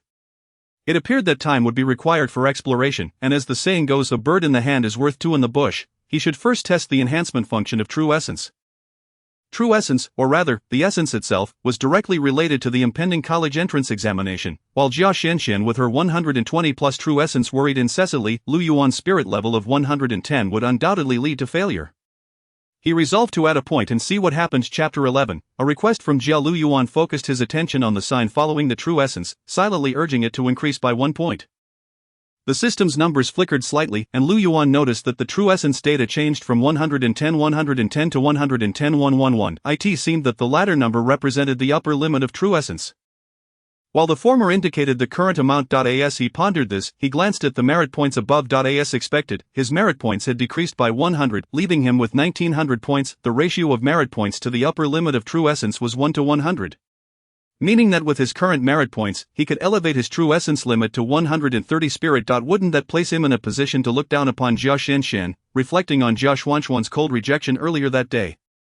Lu Yuan felt a twinge of bitterness. Although he recognized her as a good person, being snubbed truly stung. No rush. he would first increase it to 120 spirit, keeping 1,000 merit points in reserve. Who knew what might happen next? With determination, Lu Yuan concentrated on the sign once more, mentally commanding it to add 9 points. To his surprise, the true essence data transformed into 111,111, while his merit points decreased by 1. Now standing at 1899. After some contemplation, he realized this was another function of its supplemented true essence. When true essence reached its maximum value, adding points would increase the upper limit, if it was not full. The points would serve to replenish true essence, with 1 merit point restoring 1 point of true essence. He decided to add 9 points again. Unyielding, Lu Yuan attempted once more. This time, the true essence data successfully shifted to 111,120. It felt like a poor trait to use merit points to restore true essence. Observing the remaining 999 merit points, Lu Yuan opted not to replenish his true essence for now. Typically, such resources should regenerate naturally. He would check again in the morning. The system instilled great confidence in him, and he stood up, gazing at the wall before him. Let me test the formidable body reinforced by the system. Lu Yuan calmed his mind and delivered a powerful punch to the wall. Ouch, that hurt. The following morning, as the alarm rang, Lu Yuan jolted upright and checked his true essence data. As anticipated, it had recovered somewhat. After a night of sleep, the figures changed from 111,120 to 114,120. The recovery was slow, he mused, but he decided to set it aside for the moment. According to his plan, there was a significant possibility he could secure his mother's medical expenses today. However, before that, he needed to prepare breakfast for Xiaobing. Today was the Dragon Boat Festival holiday, and as a senior student, he did not need to attend classes. He retrieved shredded meat, preserved egg, and oil-marinated rice from the refrigerator, which he had prepared the previous morning to make preserved egg and lean meat porridge. As he chopped the preserved egg and meat, Lu Yuan whistled cheerfully. Throughout his lengthy culinary career in his past life, he had always detested cooking. His exceptional skills were merely a means of survival. He had never eaten what he had prepared. Now, however, he discovered that cooking for his family was an immensely joyful experience. One he relished wholeheartedly. When the preserved egg and lean meat porridge was nearly ready, Xiaobing woke up. She must have been exhausted from the previous day, her little face frozen in a smile. She yawned and sleepily wandered into the kitchen, wrapping her arms around Lu Yuan's waist. Brother, it smells so good. What delicious food is this? Preserved egg and lean meat porridge. Don't reach out yet, it's not ready. Go brush your teeth. Xiaobing obediently headed to the sink, but at that moment, Lu Yuan's phone rang. Brother, it's your phone. Xiaobing dashed over to grab the phone, but when she saw the caller ID, she gasped and covered her mouth. Brother, big news, Jia Xinshan is calling you. At this, Lu Yuan's lips curled into a smirk. The old fox. Brother, what? Nothing. Xiaobing, just answer the phone and tell Jia Xinshan that I'm busy and she can call back later. Xiaobing held the phone, incredulous. Brother, are you sure? This is Jia Xinshan, your goddess. Just do as I say. Okay. Xiaobing answered the phone. Hello, who is this? Of course, I'm my brother's sister, looking for my brother. Who are you? Jia Xinshan, I've never heard my brother mention you. You aren't a scammer, are you? Oh dear, your temper is quite fierce, sister. You scared me. My brother is busy. Please call back later when he has time. Bye-bye, Sister Xinshan. After hanging up, Xiaobing waved the phone at Lu Yuan, signaling that she had taken care of it. Lu Yuan was left speechless. Although their time together had been brief, he viewed his sister as a beautiful, adorable, gentle, and kind child, pure as an angel. What was that attitude she had just displayed on the call? Had she mastered the art of tea etiquette? The preserved egg and lean meat porridge was ready. A substantial pot of it. Lu Yuan served 2 small bowls and placed them on the table. Just then, his phone rang again. It was Jia Xinshan calling once more. Go brush your teeth. Lu Yuan nudged Xiaobing aside and answered the call. Jia Xuanchuan's voice was as cold as a winter's night wind. Lu Yuan, are you free to take a call now? Huh? I was busy making breakfast earlier. Your sister is quite adorable indeed. She is very cute. Ha! There was a brief silence on the other end, and Lu Yuan sensed a change in her breathing. After a moment, Jia Xinshan spoke again. My father wishes to meet you. Could you come to my house now? Sure, I'll come over once I finish breakfast. We'll be waiting for you. With that, she hung up. Lu Yuan smiled, putting down the phone to continue eating his porridge. Xiaobing leaned over, asking, Brother, what did Jia Xinshan say? Nothing much. Her father wants to see me. Xiaobing was taken aback. No way, you're meeting her parents already? What are you thinking? Lu Yuan laughed heartily. Her father wants to see me regarding business matters.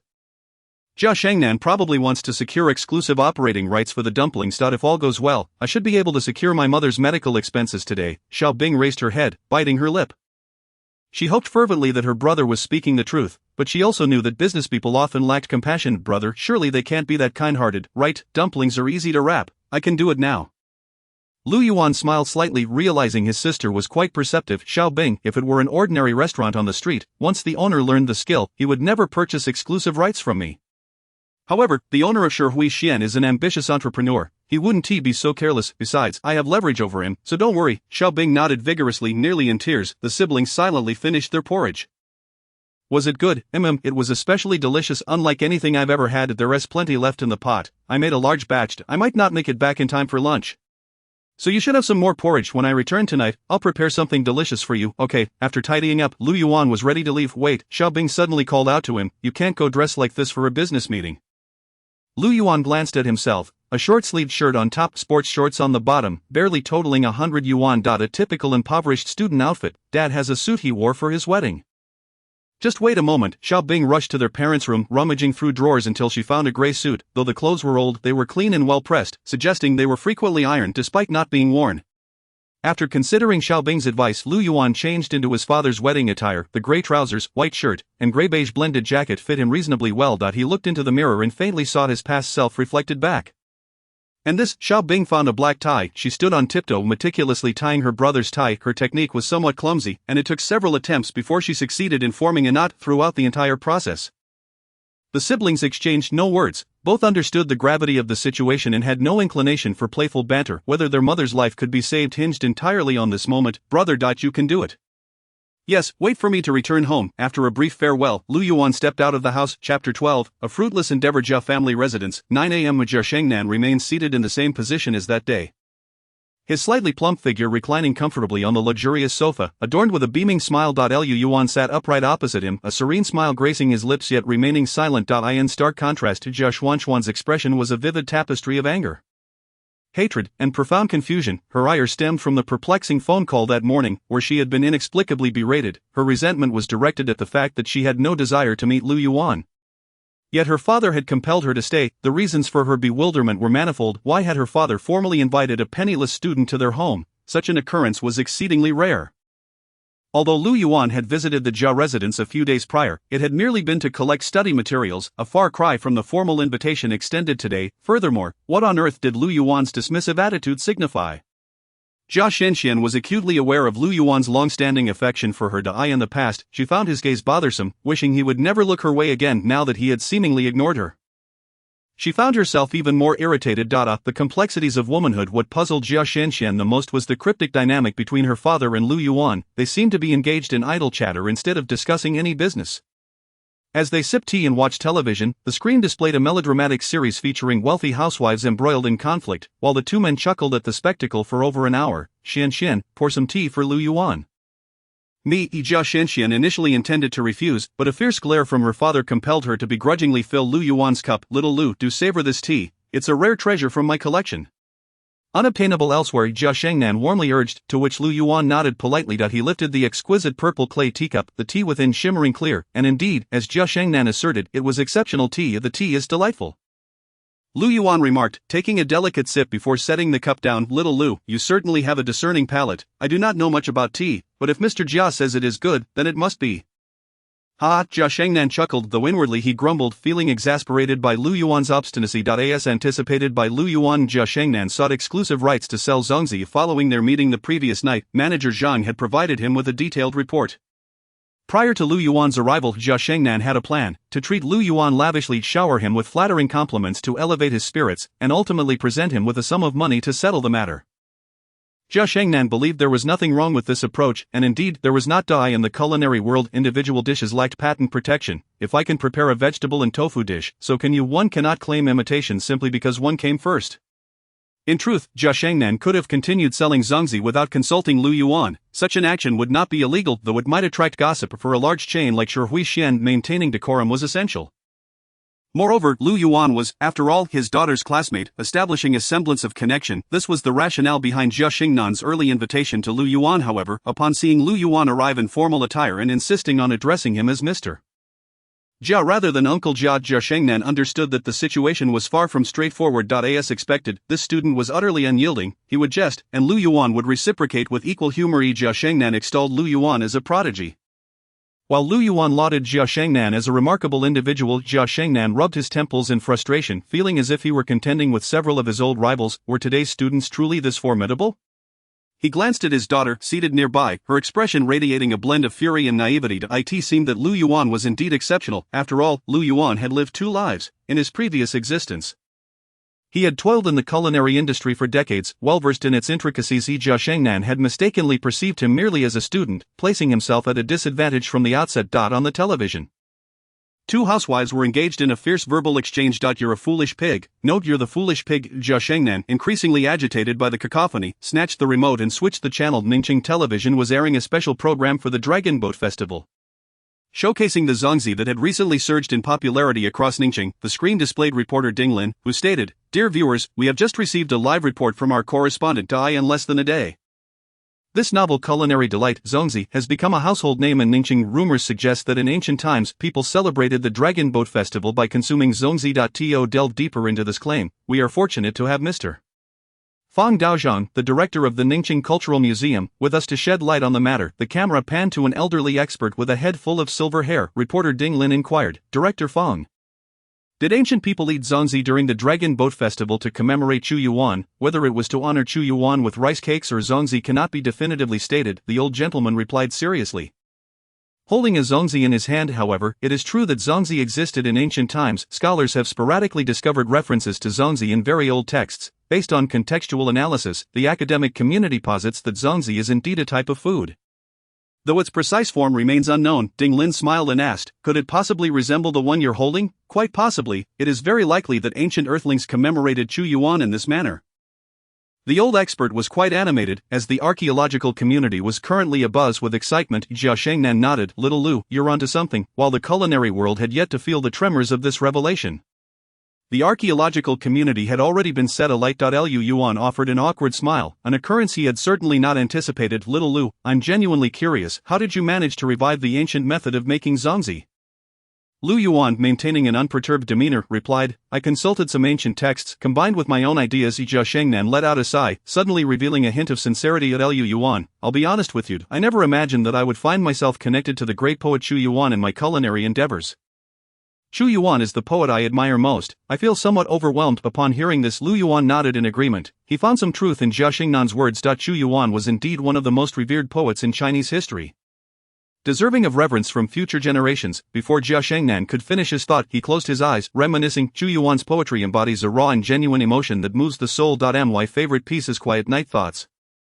Lu Yuan, suddenly inspired, Jia Shengnan began to recite, swaying gently as he did so. "The bright moonlight before my bed, I suspect it's frost upon the ground. I raise my head to gaze at the bright moon, and lower it to think of my hometown." What a splendid poem! Lu Yuan stood up abruptly and walked straight to the wall, banging his head against it. Thud, thud, thud, thud, thud. Jia Shengnan and Jia Shenshen were taken aback, exclaiming in unison, "Lu Yuan, what's wrong with you? The poem is too beautiful. I'm overwhelmed and need to calm down." Lu Yuan chuckled, tousled his hair, and sat down again. Shall we continue? Chapter 13. The businessman. After the brief interlude inspired by Quiet Night Thoughts, both Jia Shengnan and Lu Yuan were eager to avoid further delays. "Shen, why don't you go read a book?" Jia Shengnan suggested, and Jia Shenshen felt as though a great burden had been lifted. She had long wished to leave. Once she had ascended to the second floor and closed her door, Jia Shengnan turned back to Lu Yuan. "You, my dear classmate, have proven to be quite surprising. Let us dispense with the pretense. You know why I invited you here today, correct? Yes, you wish to offer me a sum of hush money. Once I accept it, the zongzi will be regarded as a product developed by Shi Xian, with no connection to me." Lu Yuan astute. Jia Shengnan clapped his hands, pleased that Lu Yuan had grasped the situation without needing further explanation. "So name your price. Mr. Jia, please go ahead. He, a little sly one, warrant to you?" Jia Shengnan gestured towards Lu Yuan but did not insist on him stating a price first. "You're Jia Shenshen's classmate and my junior. I want to take advantage of you. How about a flat sum of 50,000, Mr. Jia?" The business-minded individual is indeed calculating. "Does that include my daughter?" "Not at all. It's merely a way to establish rapport. Then I shall reciprocate, since Jia Shenshen is my classmate and you are my elder. I'll refrain from quoting a price and instead propose 152,000. Upon hearing the figure of 152,000, Jia Shengnan's expression darkened, and he slammed his hand on the table, bellowing, "Lu Yuan, you have some nerve. Don't be so greedy. 152,000, do you think my money grows on trees?" He appeared ready to throw Lu Yuan out at any moment. However, Lu Yuan remained unfazed, leisurely lifting his teacup for another sip. "Then let us not discuss it further." Jia Shengnan crossed his arms and leaned back heavily on the sofa, declaring, "It's just a single product. Whether Shi Xian has it or not is inconsequential." "Ah, I fear Mr. Jia may indeed find this product quite essential. Do you think you know better than I do? The Shi Xian chain is expanding into other cities and is in desperate need of a flagship product to penetrate the market. I am not mistaken, am I? Jia Xingnan's furious expression was frozen on his face as he suddenly recalled that Lu Yuan had been present yesterday during the discussion with the shareholders regarding this matter. You were eavesdropping, Jia Xingnan remarked with a hint of irritation. Not exactly eavesdropping, I simply walked over openly, and it was you who failed to maintain discretion. Ha, indeed, how could I have anticipated that I needed to guard against you? My student. In an instant Jia Xingnan donned a smile, realizing that his earlier display of anger had been feigned. Since Lu Yuan had already struck at his sore spot, there was no need to continue the charade. Nonetheless, 1.52 million was still an excessive sum. Lu Yuan, you must understand that I am willing to offer a sum for confidentiality, but I am unwilling to have others prattling on, however, if the amount is too substantial.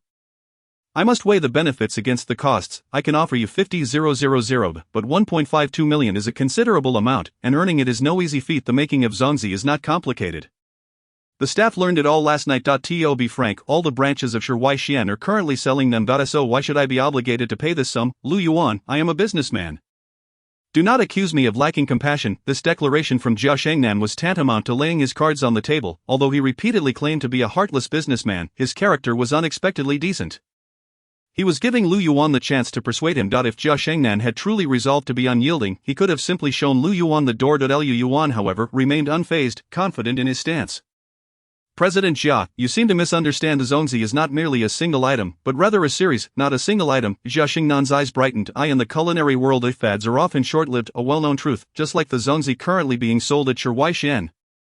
While they may be popular now, who knows how many customers will remain interested in a few months. A single item can quickly become tiresome. What truly sustains a culinary brand is not a handful of trendy items, but a continuously evolving series of dishes. Lu Yuan spoke eloquently. Zongzi can be categorized into 3 flavor profiles, 6 primary shapes, 4 types of bamboo leaves, and 62 types of fillings. The red date sticky rice Zongzi you are currently selling is just a minuscule fraction of the whole. I taught them how to make the red date sticky rice Zongzi yesterday because it is the simplest and quickest to prepare. Given a day's preparation time, I would certainly not present something so unremarkable. Jia Xingnan stood up, pacing excitedly. The so-called unremarkable dish had generated over 200,000 in revenue in just one night at a single store. What if it were something more impressive, according to Lu Yuan's assertions? Jia Xingnan was confident he could expand Shuai Xian throughout the entire nation within 3 years, rather than be confined to the small city of Ningcheng. As for the money, it was certainly to be paid. With Lu Yuan claiming there were 62 types of fillings, Jia Xingnan knew he would not be able to extract a single one from him before the payment was made. Lu Yuan, if everything you say is true. Jia Xingnan forced himself to calm down. Then perhaps 1.52 million is too little. May I inquire why it is precisely 1.52 million, with both odd and even numbers? 1.5 million is for the purchase of Zikangnual for my mother. Your mother suffers from dusk syndrome, yes, and the 20,000, the registration fee for the Master's University. You could ask for more. I am not a greedy person.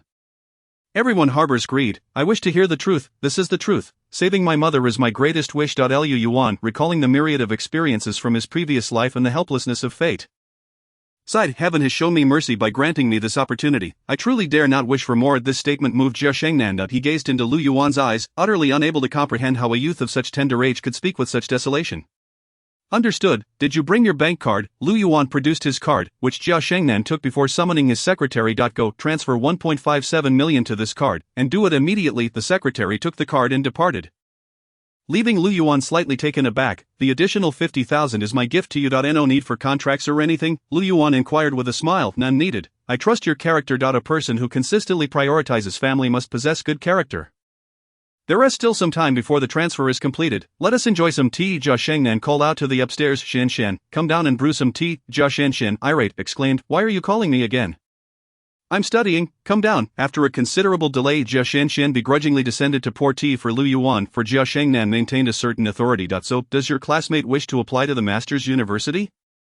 I am considering it. Jia Shen was preparing to apply to the Qingying Master University. Dad, Jia Shen was furious. She had never discussed this with her classmates. Lu Yuan, why not consider Qingying? I fear I may not meet the standards. That remains to be seen. How will you know if you don't try? Oh, by the way, there is something else. Jia Xingnan shifted the topic. What about your sister, Lu Yubing? Should she consider a career in the entertainment industry?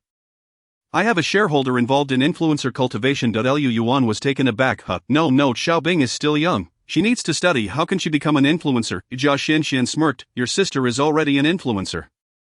There are countless photos of Duan Wu Mimi online. She is quite impressive. The drawn-out tone revealed her lingering irritation from Xiaobing's call. Duan Wu Mimi. Lu Yuan, puzzled, searched for Duan Wu Mimi on his phone, only to be inundated with photos of Xiaobing taken last night.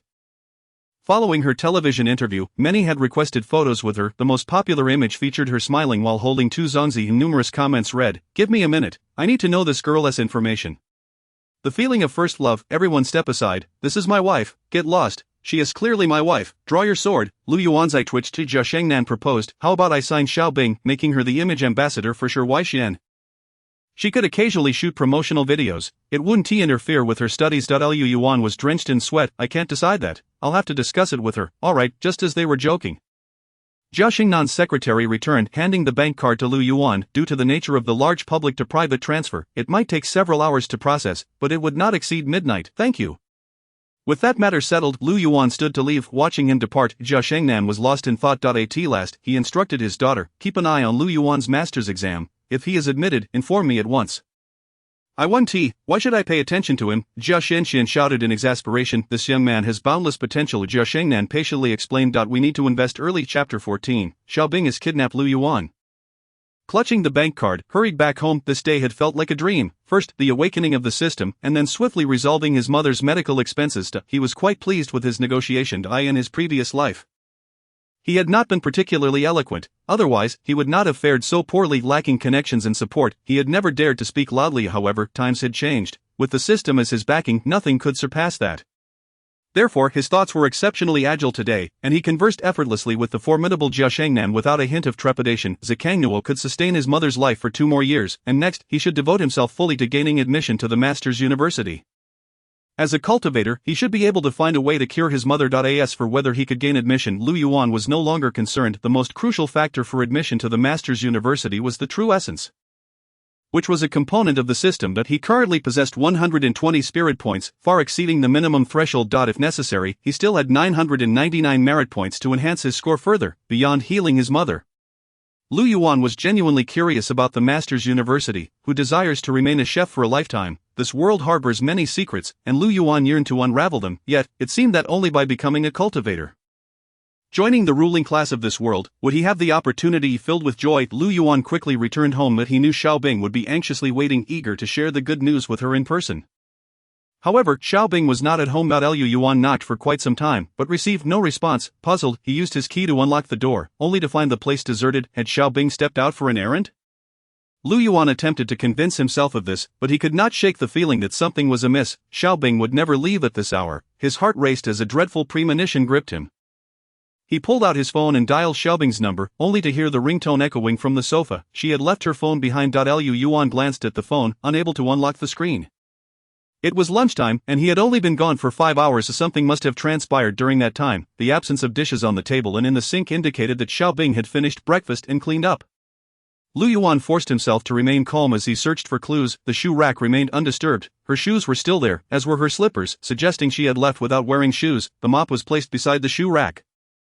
An unusual habit for family members, the cooking pot was missing from the stove, where congee with century egg and lean meat had been simmering. This is. Lu Yuan suddenly crouched down on the kitchen floor, brushing some dirt he had gathered from the gap at the edge of the cabinet. As a chef, he could certainly tell when the kitchen had been tampered with. This was fresh soil from outside. Someone had entered wearing shoes. Due to the shoe prints left behind, he had simply swept the floor with a mop before departing, ultimately leaning the mop against the shoe rack as he exited. Lu Yuan crouched down to examine the ground and indeed noticed the faint traces left by the MOPAT present. This was the only clue available, confirming that Xiaobing had been kidnapped.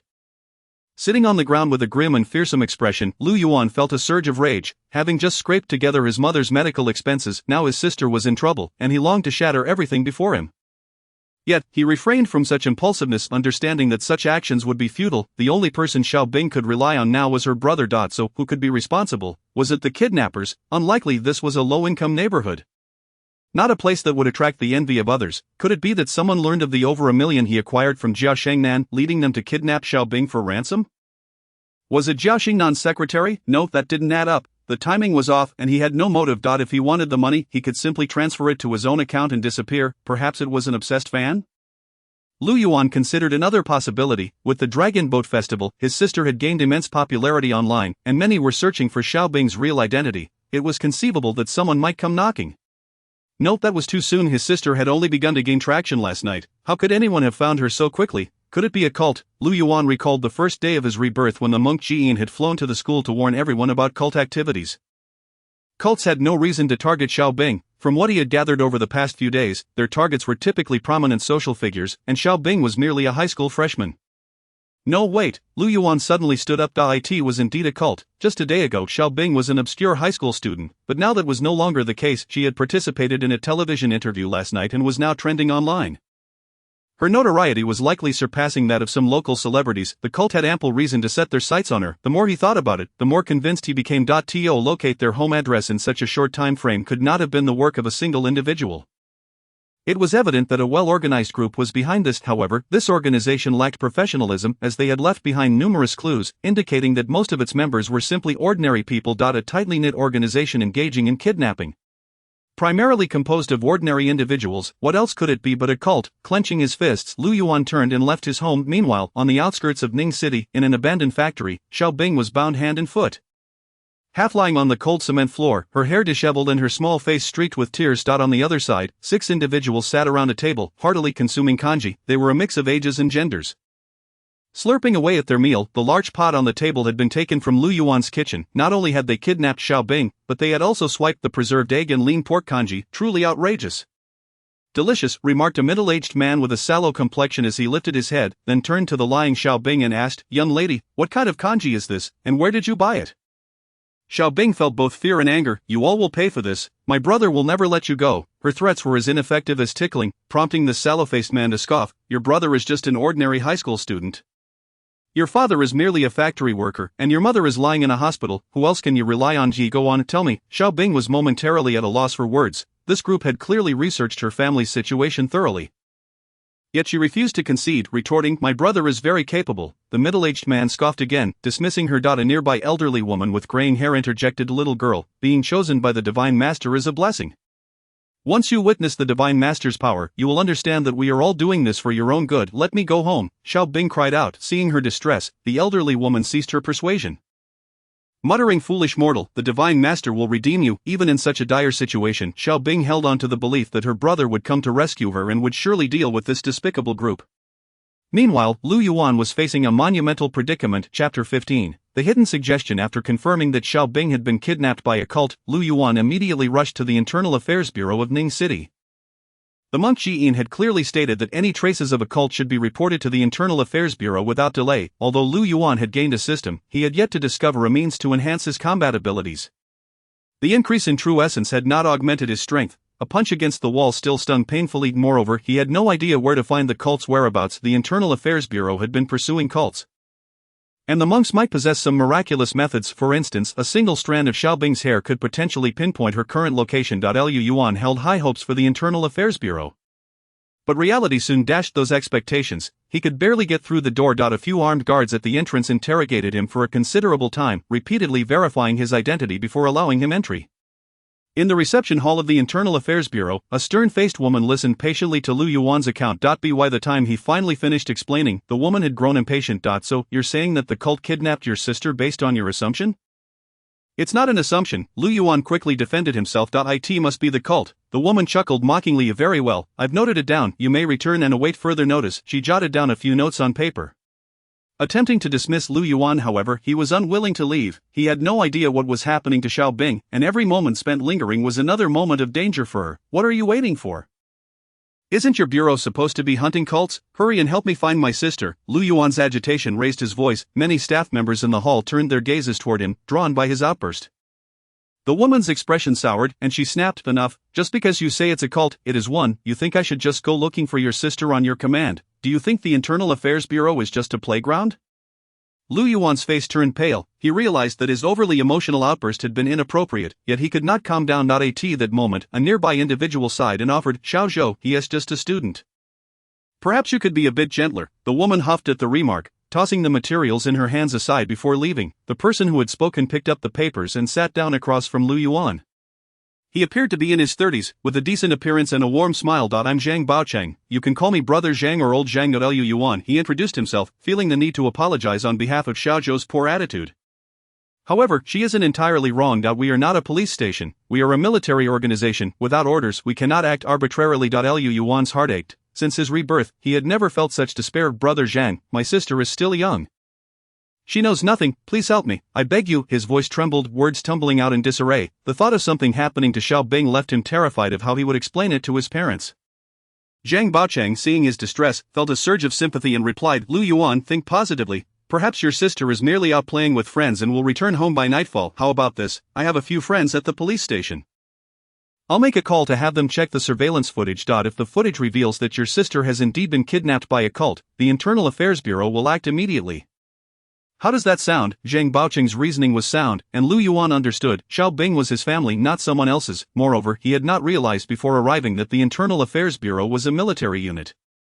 He had assumed it was similar to a police station. Given the circumstances, it seemed he had no other choice. He nodded in agreement, contemplating whether he should seek Jia Xingnan's help afterward, as his influence was undoubtedly greater than his own. Upon seeing Lu Yuan's consent, Zhang Baocheng picked up the desk phone to call the police station, explaining the situation. Just then, a booming voice echoed from outside the hall. Ha! What an honor to have my junior here. You must give me the chance to play the gracious host. Entering with that exclamation was none other than the monk Jiyin, whom Lu Yuan had encountered once before. The monk was no longer the aloof figure he had been atop the school tower. He held a phone in hand, chatting away, his expression vibrant, clearly in high spirits. Grasping onto this last glimmer of hope, Lu Yuan rushed forward. Monk Ji, I have leads on the cult. You said to report any cult leads immediately. His haste was so swift that the other staff members barely had time to intervene. What is going on? Jiyin set down his phone, frowning slightly. The woman who had previously dealt with Lu Yuan immediately pulled him aside with considerable force, nearly flinging him away. This kid is shouting that cultists have kidnapped his sister, yet he hasn't seen a single thing. It's all just wild imagination. The woman expressed her disdain for Lu Yuan's situation, her frustration evident. Not true, Lu Yuan protested loudly. I am certain it was cultists who kidnapped my sister, still causing a scene, are we? Jiyin chuckled, stepping in to intervene. Let's talk it out instead of resorting to violence. We're not a bunch of brainless soldiers. Turning to Lu Yuan, he locked eyes with him, inquiring, young student, oh, you're from number 1 high school, right? You say you're certain it's cultists, are you truly certain? I am certain, Lu Yuan affirmed earnestly, undeterred by the enigmatic presence of the monk before him. Jiyin erupted into hearty laughter. Little classmate, how can you be so certain? As he chuckled, he patted Lu Yuan's shoulder. A cultist stands amidst the crowd, even I cannot recognize him. How can you be so sure? Do you believe that at your tender age, your cultivation surpasses mine? Ha! The jest from the esteemed cultivator prompted laughter from everyone in the hall. The difficulty in discerning cultists was precisely what made their capture so challenging. Unless caught in the act, it was nearly impossible to unearth these pests lurking in the shadows. The laughter following Jiyin was also a sigh of relief. It was truly fortunate that he did not lose his temper. This supervisor of the Internal Affairs Bureau in Ning City was notoriously eccentric, and his subordinates had to tread carefully around him. Among all present, only Lu Yuan remained silent, not out of anger, but astonishment. No one knew that as Jiyin had patted Lu Yuan's shoulder, a surge of hidden energy had surged into his body, nearly causing him to cry out in alarm. What does this mean? Observing the still laughing Jiyin, Lu Yuan instinctively sensed that the cultivator was perhaps trying to convey something. A sudden clarity dawned upon him. The ensuing moments might be his sole chance to rescue Xiao Bing. Lu Yuan's thoughts raced, a multitude of ideas flitting through his mind in an instant. Was Jiyin attempting to threaten him? Impossible. If that were the case, he could easily have struck him down. What had he just said? Could it be? Lu Yuan seemed to grasp something, his pupils constricting with dread, chills running down his spine. Chapter 16. The SA trader terminating the deal. Realizing Jiyin was hinting at something, Lu Yuan suddenly seized Jiyin's arm and exclaimed, esteemed cultivator, I possess a vital clue that I have yet to share with anyone. My sister carries something special that can easily reveal her current location. If the Internal Affairs Bureau acts now, we can apprehend all the cultists. Jiyin was momentarily taken aback by Lu Yuan's words. Then his smile vanished, and he coldly retorted, still spouting nonsense, do you truly think I am easy to converse with? Get lost. With a sweeping motion of his hand, Lu Yuan was sent flying out of the Internal Affairs Bureau, landing unceremoniously on the road outside. What kind of riffraff can just waltz in here? Damn it, Jiyin brushed off the dust from his shoulders and addressed his subordinates, ahem, in a few days. An important figure will visit Ning City, therefore, I require seclusion for my cultivation during this period. No one is to disturb me. Do not let anyone in like you did today, understood? Yes, the members of the Internal Affairs Bureau responded in unison, pondering who this significant visitor might be. Meanwhile, Lu Yuan struggled to rise, his body aching as if it were in pieces. He glanced at the imposing gates of the Internal Affairs Bureau and cursed in anger. Do not underestimate the youth. One day, I will make you pay for this. The guards at the entrance merely gazed at him impassively, one unable to suppress a chuckle. With no other recourse, Lu Yuan leaned against the wall and trudged away. His silhouette a portrait of defeat. After traversing a street, he was hailed by Zhang Baochang, who had pursued him from behind. Classmate Lu Yuan, are you injured? No, Lu Yuan replied glumly, continuing his downward gaze, observing Lu Yuan's dejection. Zhang Baochang attempted to console him. Lord Jian is renowned for his unpredictable temperament. Even we often find ourselves at the receiving end of his wrath. Do not take it to heart. Brother Zhang, I understand, Lu Yuan muttered, knowing full well that as a cultivator Jian could act as he pleased. To him, an ordinary person like himself was nothing of consequence. Zhang Baochang awkwardly chuckled, accompanying Lu Yuan as they walked. Classmate Lu Yuan, are you not going to the police station? I just called on your behalf. It would be futile, wouldn't it? Ultimately, everything leads back to the Internal Affairs Bureau. That is not entirely accurate. Zhang Baochang interjected seriously, the Internal Affairs Bureau is not solely comprised of GYIN. To be frank, I am also a dual-leaf cultivator. As long as we ascertain the location of the cultists. It is not imperative to have Yin's consent. Lu Yuan noted that Zhang Baochang referred to dual-leaf cultivators as a classification of cultivator ranks. However, he refrained from probing further, opting for silence. As they ambled along, they unknowingly arrived at a secluded garden, surrounded by lush crimson foliage. Classmate Lu Yuan, you mentioned that your sister possesses something that can pinpoint her whereabouts. Is that true? Indeed, then why did you not say so earlier? I feared you would not believe me. Zhang Baochang placed a reassuring hand on Lu Yuan's shoulder, a hint of annoyance in his tone. Classmate Lu Yuan, I have always believed in you. I am aware of your kindness. Brother Zhang, Lu Yuan replied, now tell me what your sister is hiding. Zhang Baochang insisted earnestly, although my rank is not as high as Yin's, I am still a cultivator, even if we encounter cultists. I can hold my own. Classmate Lu Yuan, I am committed to assisting you. Just tell me how to find your sister, and I will lead a rescue effort immediately. Lu Yuan regarded Zhang Baochang, feeling a flicker of hope, yet, after a moment's hesitation, he gritted his teeth and declined. Forget it, Brother Zhang, the cultists are exceedingly dangerous, informing you might endanger you. We are in this line of work, how could we fear danger? Zhang Baochang replied cheerfully, if it truly becomes perilous, I will summon my colleagues for support. You need not worry about that, just tell me now. Lu Yuan shook his head, perhaps it is best to leave it be. As he spoke, he continued forward, only to find his wrist firmly gripped by Zhang Baochang, akin to a vice. Zhang Baochang's smile took on a sinister edge. Classmate Lu Yuan, it seems you truly do not trust me. Brother Zhang, I harbor no distrust, please release me. The smile faded from Zhang Baochang's face. If you trust me, why refuse to speak? Lu Yuan was about to retort when an immense force struck his chest. Darkness enveloped him, and he lost consciousness. Zhang Baochang hoisted Lu Yuan, stuffing him into the trunk of a small car before driving off towards the outskirts. He had not bound Lu Yuan or gagged him, for it was entirely unnecessary. As a second-tier cultivator, it was a trivial matter for him to ensure an ordinary student remained unconscious. The vehicle traveled for over half an hour, finally halting outside an abandoned factory on the outskirts. The area was desolate, with weeds overgrowing by the roadside and dismantled machinery haphazardly strewn about the perimeter. Zhang Baochang exited the car and pushed open the rusted iron gate, which creaked ominously. It is me, he said coolly to the interior. Two shadowy figures emerged from behind the wall, having recognized Zhang Baochang. Welcome, Sir Guard. He acknowledged with a casual wave. There is a student in the trunk. Bring him inside. With that, he entered the factory. The place had long been abandoned, the air thick with the stench of oil and dust. The passage was cluttered with construction debris, as though no one had traversed it in ages. However, after navigating a convoluted, dimly lit corridor, a different scene unfolded. A row of beds lined the walls, and numerous water bottles and instant noodle containers littered the floor, under the flickering light of an emergency lamp. Over a dozen individuals knelt beneath a wooden sculpture, engaged in prayer. This was a cultist stronghold in Ning City, and those present were all cultists. Naturally, in the eyes of the cultists, they were the holy believers. Sir Guard, upon seeing Zhang Baochang enter, some hastily knelt in reverence. Zhang Baochang waved dismissively, asking, where are they? Inside. Zhang Baochang pushed through the door, discovering Xiao Bing bound hand and foot on the floor, softly weeping. A few individuals gathered around, consuming porridge, and upon Zhang Baochang's entrance, they quickly set down their bowls and stood at attention. My lord, a sallow-faced middle-aged man gestured toward Xiao Bing, we have successfully delivered her. Oh, Zhang Baochang replied coldly, did you check her upon arrival? We did, there was no one following, and the young lady has no phone on her, so no one can locate her, the middle-aged man responded with a forced smile. Slap, a resounding slap struck his face, sending him to his knees. Zhang Baochang berated, useless, her brother has already reached the Internal Affairs Bureau, the young lady possesses something, if I had not been present, that scoundrel Jian would have already brought people to kill us. A bunch of good-for-nothings, incapable of handling even this matter. Chapter 17, the true revelation. The cultists exchanged glances, puzzled by the claim that the young lady possessed something that cannot be. We searched her thoroughly before coming. The middle-aged man signaled to an old woman, who hurriedly resumed searching Xiaobing. As she rummaged through Xiaobing's clothing, the girl seized the opportunity and bit down hard. Ouch! The old woman yelped in pain. Raising her hand to strike. Do not lay a hand on her, Zhang Baocheng scolded again. Tomorrow, the guardian of the faith will personally oversee the sacred ceremony. If you harm her, where will I find another suitable candidate?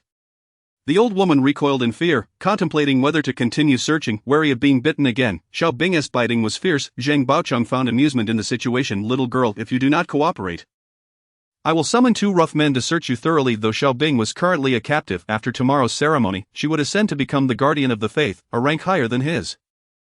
Thus Zhang Baocheng was reluctant to offend her. His threat proved effective. Upon hearing this, Xiaobing ceased her resistance. If 2 scruffy men were to come and harass her, she would rather die. The old woman resumed her search, while Zhang Baocheng seated himself, eyeing the large pot on the table and the bowls of porridge before the others. Where did this come from? Report to the Sir Guard. The middle-aged man hesitated before responding. When we brought her over, the porridge on the stove smelled delightful, so we decided to move it with us. Zhang Baocheng slammed his palm against the table, the sound echoing like thunder, and erupted into a furious tirade. What an utter failure! Have you never eaten before? I told you to capture a person, and instead, you brought their cooking pot. Are you all completely deranged? The reprimanded individuals fell silent, aware of the absurdity of the situation. Finally, the pallid-faced middle-aged man attempted to placate him, saying, My lord, it really does smell quite nice. We saved you a generous portion, just reheated it. Zhang Baocheng was on the verge of unleashing another tirade, but his stomach reminded him he had yet to eat, and feeling a twinge of hunger, he ladled himself a bowl. It was indeed delicious. The elderly woman searched for a long time, yielding no results, and she feared she would be scolded for her ineptitude. Yet, after Zhang Baocheng savored the preserved egg and lean meat porridge, his mood appeared to improve. Well then, he stated, since I've already brought the person here, let us proceed with the questioning. Just as he spoke, the 2 individuals who had been waiting at the factory entrance carried Lu Yuan inside and laid him on the floor. Upon seeing her brother in such a state, Xiaobing exploded with rage. She screamed and leapt up the ropes binding her, unable to restrain her. The elderly woman and the middle-aged man were taken aback, and it took several of them to subdue her. Brother, it's so noisy, can't you just gag her? Upon hearing the eldest scolding, several subordinates hastily affixed a piece of tape over Xiaobing's mouth. Zhang Baocheng crouched down and struck Lu Yuan's chest and abdomen a few times.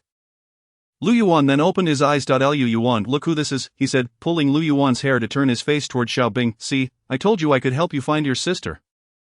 Yet you didn't believe me. Zhang Baocheng even had the audacity to make a jest. Xiaobing, whoa. Xiaobing pressed her mouth against the tape, unable to speak. What have you done to my sister? What could I possibly do? Your sister is lucky. Tomorrow she'll be among the privileged. Zhang Baocheng replied nonchalantly. But you, Lu Yuan, should consider your own situation. Now tell me, what exactly are you hiding about her?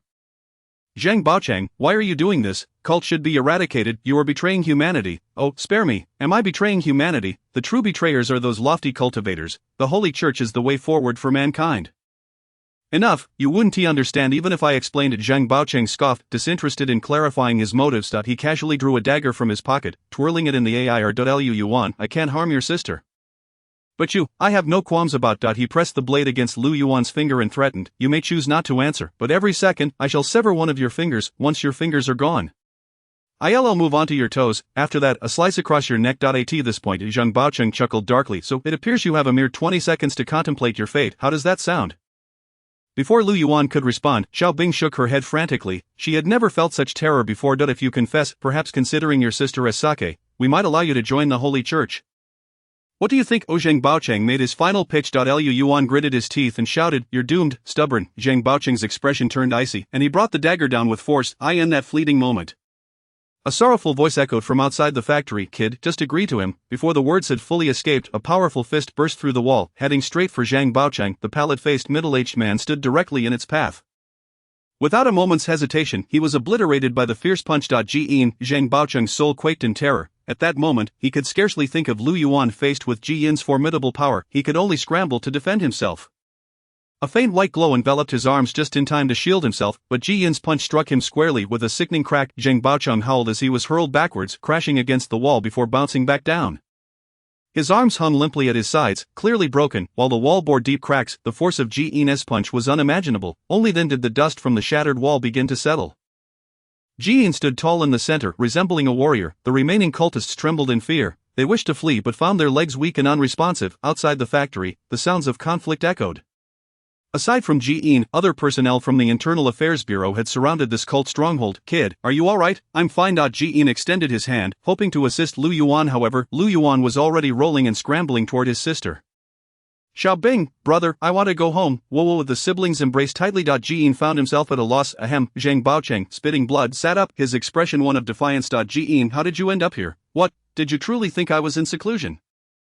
Ji-in replied with a radiant smile. Zhang Baocheng glanced between Ji-in and Lu Yuan, who was untying Xiaobing, and suddenly realized, his eyes flashing with profound hatred, You plotted against me. Oh, have you finally figured it out? Ji-in laughed heartily. To understand the sequence of events, one must start from the beginning. For some time, Ji-in had been investigating the cult organization concealed within Ning City. However, several meticulously planned ambushes had yielded no results. Ji-in suspected there were traitors within the Internal Affairs Bureau, yet, he chose not to voice this suspicion. He did not wish to sow discord among his ranks, nor could he easily identify the cultists without close-range mental probing. A complex technique beyond his current capabilities as a novice cultivator. Ji-in had been troubled by this dilemma for days, even considering the audacity to invite his junior sister for assistance. Then he fortuitously encountered Lu Yuan, who had come seeking help from the Internal Affairs Bureau. After Xiaozhou explained the situation, Ji-in's assessment aligned with Lu Yuan's. He too believed the cult had kidnapped Xiaobing. Thus, he impulsively devised a plan, but one that required Lu Yuan's full cooperation. Chapter 18, Perfect Cooperation. At that moment, Ji-in patted Lu Yuan's shoulder, using a subtle force to alert him to the gravity of his words.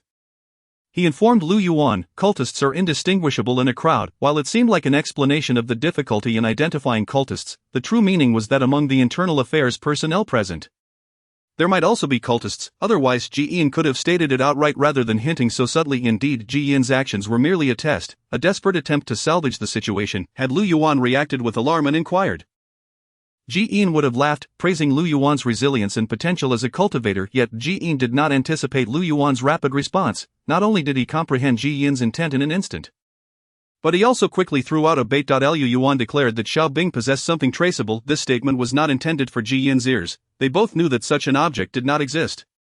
It was meant for the cult's traitor present. As expected, Zhang Baocheng took the bait, abducting Lu Yuan outside while Ji-in followed closely behind. As for Ji-in's feigned anger and the slap that sent Lu Yuan flying, along with Lu Yuan's subsequent outburst at the entrance of the Internal Affairs Bureau, these were all embellishments to the plan. The brilliance of this scheme lay in its spontaneous nature. Ji-in and Lu Yuan had effectively dug a deep pit right before Zhang Baocheng, and he had unwittingly leaped right in. Zhang Baocheng was a cunning fox, deeply entrenched within the Internal Affairs Bureau, and Ji-in had not anticipated his involvement. However, Zhang Baocheng could not suspect Lu Yuan. When Lu Yuan visited him, his despair, urgency, and anger were all genuine. Lu Yuan very good. The bitterness in Zhang Baocheng's voice was palpable. He could scarcely believe he had been outmaneuvered by a high school student. Zhang Baocheng, surrender, confess who was behind the protection of the cult, and I will spare your life. Not a chance. Zhang Baocheng twisted his face into a mocking grin. The Holy Church will endure. I shall not perish. Upon hearing these words, Ji-in's expression shifted, and a radiant aura enveloped him. In a flash, he appeared before Zhang Baocheng, but it was too late. Before Ji-in could make contact, Zhang Baocheng's head exploded. Akin to a watermelon. Lu Yuan shielded Xiaobing's eyes, preventing her from witnessing the gruesome scene. With Zhang Baocheng's demise, the remaining cultists posed no threat and were quickly subdued by the personnel from the Internal Affairs Bureau. However, few were left alive. Knowing they stood no chance, the cultists shouted their slogans and took their own lives. Only 5 or 6 captives were left, rendered unconscious and unable to resist. The insidious methods of the cult were indeed formidable. The cleanup took longer than anticipated. Besides the captives, the stronghold contained valuable documents that needed to be collected. Naturally, Ji-in would not be burdened with these final tasks. He drove a large off-road vehicle, personally escorting the Lu siblings home. Throughout the journey, this esteemed cultivator grumbled incessantly. I say, Lu Yuan, why didn't you just agree to him? Ji-in referred to Zhang Baocheng's earlier proposition for Lu Yuan to divulge information, which might have led to leniency and an invitation to join the cult. In that case, Ji-in could have continued his ambush in preparation for the significant event the following day. Is the holy ceremony really that important? Lu Yuan inquired. Absolutely. During the ceremony, at least one of the cult's protectors will be present. Capturing them would be a monumental success. What could I possibly reveal? My sister has nothing on her, as you well know. Could you not fabricate something? Your mind is quite astute. Come up with some excuse, perhaps something about the telepathic bond between siblings. Ji-in remained vexed about missing out on capturing a significant target. Lu Yuan chose not to engage further upon their initial encounter. The monk appeared aloof, yet as familiarity grew, he began to seem rather boisterous. Ji-in noticed his silence and, feeling rather disheartened, continued to drive. As they neared the Internal Affairs Bureau, he suddenly inquired, Lu Yuan, were you not concerned at that time? What if I had chosen to sacrifice you while awaiting the emergence of the Guardian? You wouldn't, came the response. Why? Because you are a good person. Lu Yuan offered no further explanation. A person of high standing, who personally visits schools to remind students to be cautious, and who, despite his rise to prominence, does not forget his role as a middle school homeroom teacher, could not possibly be one who forsakes righteousness for personal gain. Moreover, Lu Yuan had no alternative but to place his trust in Ji-in. As Ji-in parked the car at the Internal Affairs Bureau compound, he alighted, intending to return to his office. He could not afford to be idle this evening. Reports to superiors awaited him, along with the urgent need to interrogate the surviving members of the cult. Lu Yuan hesitated for a moment before calling out to him, could you arrange for a vehicle to take us back? My sister has no shoes. Xiao Bing had been abducted from their home and now stood barefoot, appearing quite pitiable. Ji-in turned back and let out a hearty laugh. No way, he declared, you can walk back yourself. Ji-in was clearly seeking revenge. Lu Yuan's lack of cooperation had resulted in a significant loss for him. Furthermore, Lu Yuan's gesture of goodwill was met with skepticism. Did he truly believe Ji-in would not understand? Lu Yuan was taken aback. Hey, how can you do this? Why can't I? Ji-in waved over a subordinate. Xiao Zhou, the student wants our Internal Affairs Bureau to send him home. You explain it to him. I'm busy. The one who approached was the woman named Zhou, who had greeted Lu Yuan earlier in the day. She raised an eyebrow, hands on her hips, and shouted, hey, kid, you think you can just ask for a ride? You think the Internal Affairs Bureau is just any place? Lu Yuan, damn it, he realized he was fighting a losing battle. Observing the chaotic scene at the Internal Affairs Bureau late at night, he decided it would be best to leave. With Xiao Bing without shoes, he resolved to carry his sister home. Brother, it's a long way, you won't be able to carry me, perhaps I should walk part of the way? Xiao Bing felt concern for her brother. Although he often carried her when they were younger, she had grown, now weighing over 80 pounds, far heavier than in her childhood. Let me carry you for now.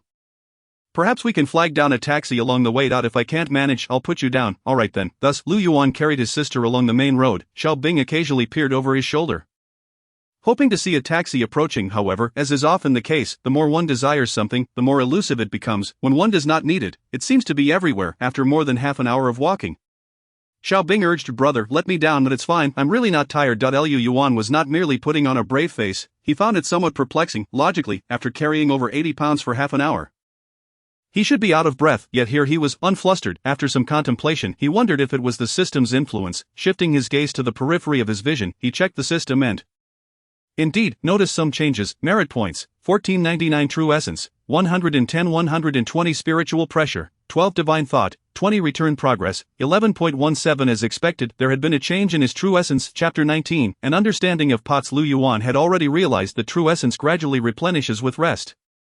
The previous night, after raising his true essence limit, he had a total of 111. Reluctant to expend merit points for replenishment, he awoke this morning with 114 true essence after a night's rest.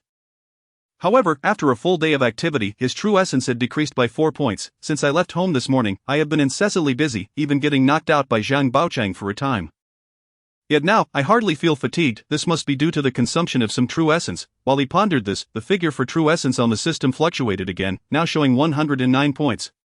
It appeared that he could supplement his physical strength by expending true essence. Although he had increased his true essence through the system, Lu Yuan still had not discovered how to utilize it, leaving him somewhat disappointed. It seemed that the ability of true essence to spontaneously replenish stamina was indeed a commendable skill. As for the extraordinary feats like Ji-in's ability to punch through walls or leap 100 meters, that likely represented a higher application of true essence. He surmised that asking Ji-in for guidance would be futile. Perhaps he would seek answers once he entered the Academy of Cultivation.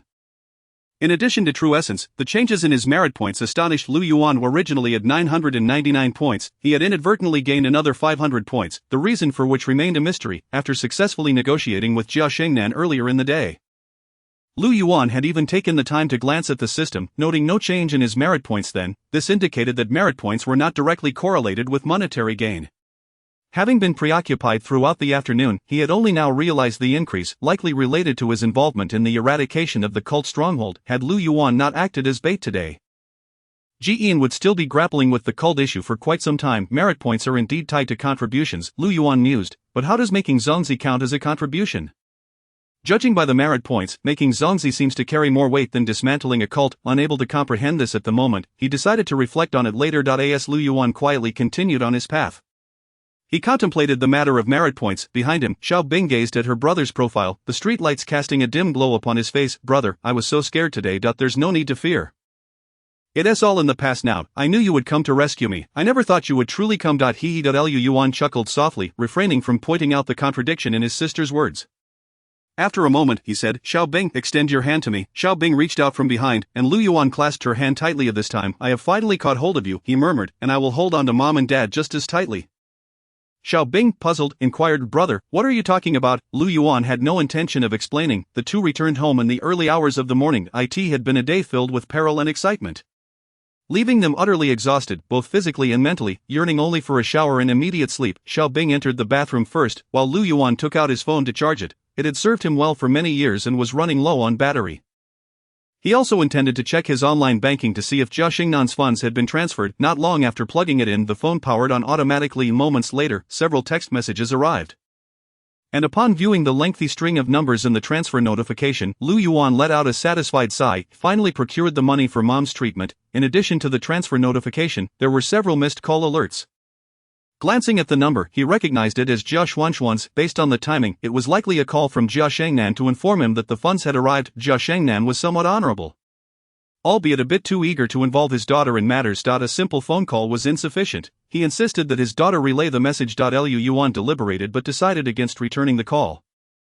At this hour, doing so would only invite disdain. Just as he was about to set the phone down, a call came in from an unknown number. Lu Yuan answered, and the voice on the other end belonged to Jiyin. Student, have you reached home yet? Jiyin displayed no sense of guilt. Thank you, Master Jiyin. No need for thanks. How did you get my number? Is it difficult to obtain your number from the Internal Affairs Bureau? What's the matter? I have good news for you. Wait a moment. Lu Yuan interrupted Jiyin. I need to mention something very important first. Go ahead. At the cult stronghold, there was a large pot. That pot was stolen from my home by the cultists, and you must return it to me. Jiyin nearly gasped. He had expected something of great significance. A pot? Is that what you're worried about? You refixated on a pot. It's a great pot, Lu Yuan earnestly explained. The base is thick, making it particularly suitable for cooking kanji without sticking. Moreover, it is quite large, allowing for a significant quantity of kanji to be prepared at once. Ordinary pots simply cannot compare. Jiyin fell silent for a moment, struggling to respond before finally muttering, you truly are a connoisseur of pots. I will arrange for someone to return the pot to your home. Thanks. By the way, what was the good news? Well, it pertains to your college entrance examination. Jiyin teased. What is it? You made quite the contribution today. I just reported the day's operations to headquarters and requested a reward on your behalf. What reward? An additional 10 points for the written exam of the college entrance examination. The formal commendation notice should arrive at the admissions office in about a week. Jiyin's voice dripped with pride. Isn't that exciting? It's acceptable. Lu Yuan responded nonchalantly, but in his heart, he thought, I need more than just 10 points. Nevertheless, he had gleaned a clue that there was indeed a policy for bonus points in the college entrance examination. He resolved to study the admissions guide tomorrow to uncover any additional opportunities for points. If cooking could earn bonus points, that would be splendid. After exchanging a few more casual remarks, the call came to an end. At that moment, Xiao Bing emerged from the bathroom, dressed in her pajamas, and began to dry her hair while Lu Yuan continued his shower. Once he finished, he noted the time was already past 1 in the morning and hurriedly turned off the lights to sleep. However, just as he lay down, Xiao Bing entered, clutching her pillow. Brother, I'm scared. May I sleep with you, just for tonight? Her face was full of distress. After all, she was merely a first-year high school girl, and the experience of being kidnapped had truly exceeded what one her age could bear. Though they had shared a bed in childhood, after turning 10, Lu Yuan had forbidden such arrangements. Xiao Bing feared she would be rejected once again. You can sleep on the bed. Lu Yuan offered, making a makeshift bed on the floor with a blanket. Xiao Bing happily rolled around on her brother's bed. Chapter 20. The Secrets of the Cultivator. The next day, school awaited them. Lu Yuan was indeed an early riser, awakening at the break of dawn. A glance at the system revealed an increase of 2 points since the previous night, bringing his total to 110 ling. It appeared that insufficient sleep could hinder the natural recovery of his true essence. Lu Yuan pondered. He recalled the insights imparted by Jia Xianxian, noting that an individual's true essence value fluctuates continuously. It seemed that this fluctuation represented a dynamic equilibrium between natural recovery and consumption. He resolved to revisit the materials provided by Jia Xianxian. It would be splendid to discover methods to expedite the recovery of true essence.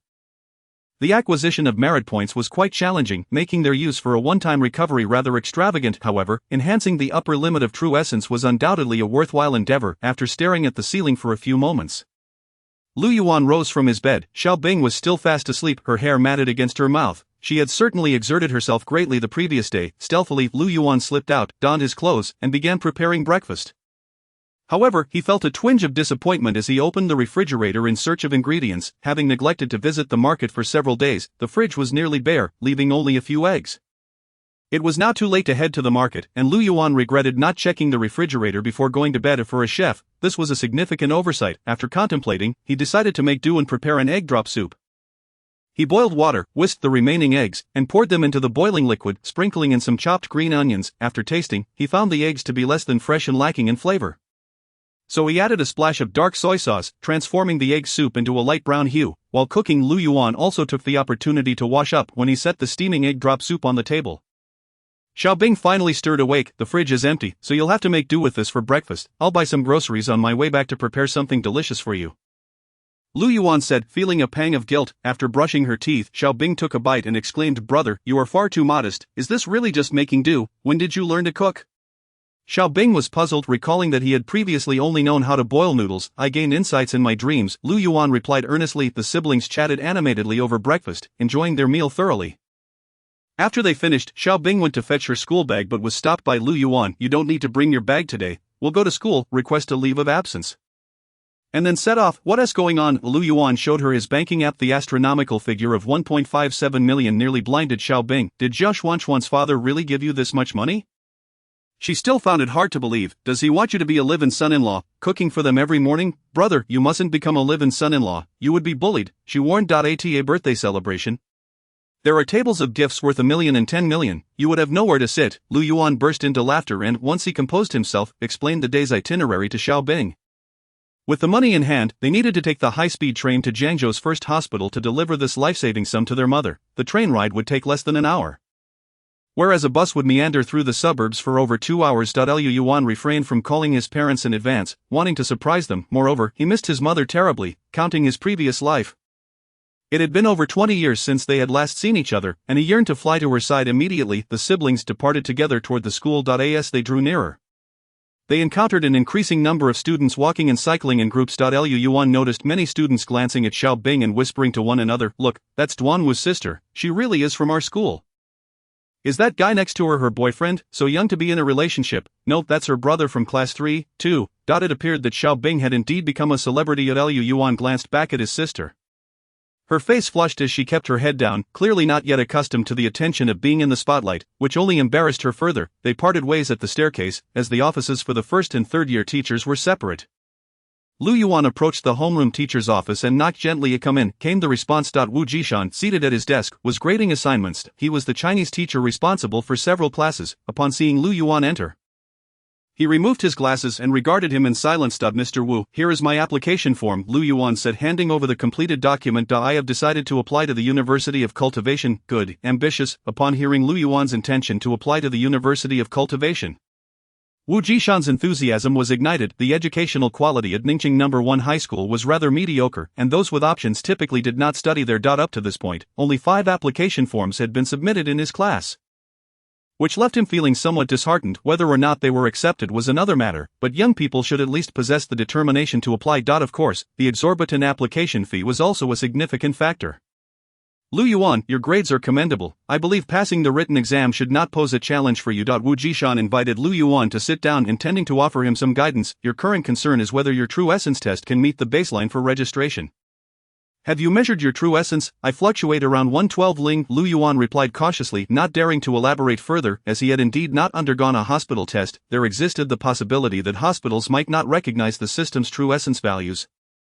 After all, 112 ling holds great promise. Wu Jishan's face broke into a wide smile. Last year, only one student from the entire grade achieved admission to the University of Cultivation, setting a record for the worst performance in the school's history, leading to the principal reprimanding the faculty almost daily this year, with Jia Xinxian guaranteed to secure a spot at the University of Cultivation. If Lu Yuan were also to gain admission, it would be akin to Wu Jishan's class achieving a double success. He could then comfortably retire. The baseline for registration last year was merely 112, this year it may very well drop by 1 or 2 points. Maintain your current state, and admission to the University of Cultivation is assured. By the way, have you considered which University of Cultivation to apply to? Although you will finalize your preferences after the results are announced, you should have some goals in mind by now.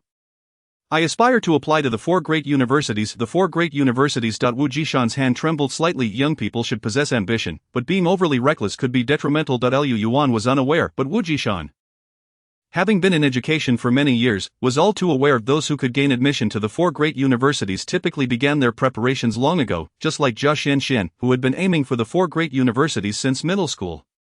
Additionally, students aspiring to the four great universities generally hailed from affluent families either with parents who were cultivators or wealthy merchants. Only such individuals could access vast amounts of information and resources that ordinary people could not.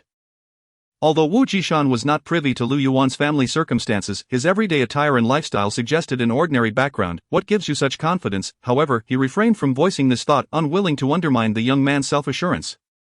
Furthermore, since preferences are finalized after grades are announced, if Lu Yuan's results were mediocre, he would not apply to the four great universities. Thus, Wu Jishan opted for a gentle reminder: the difficulty of being admitted to the four great universities is quite high.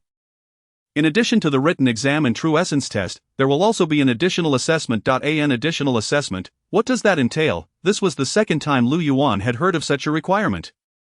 Zhao Xianxian had mentioned it previously as well. The content of the additional assessment is shrouded in secrecy due to the confidentiality protocols among cultivators. I am not privy to the details.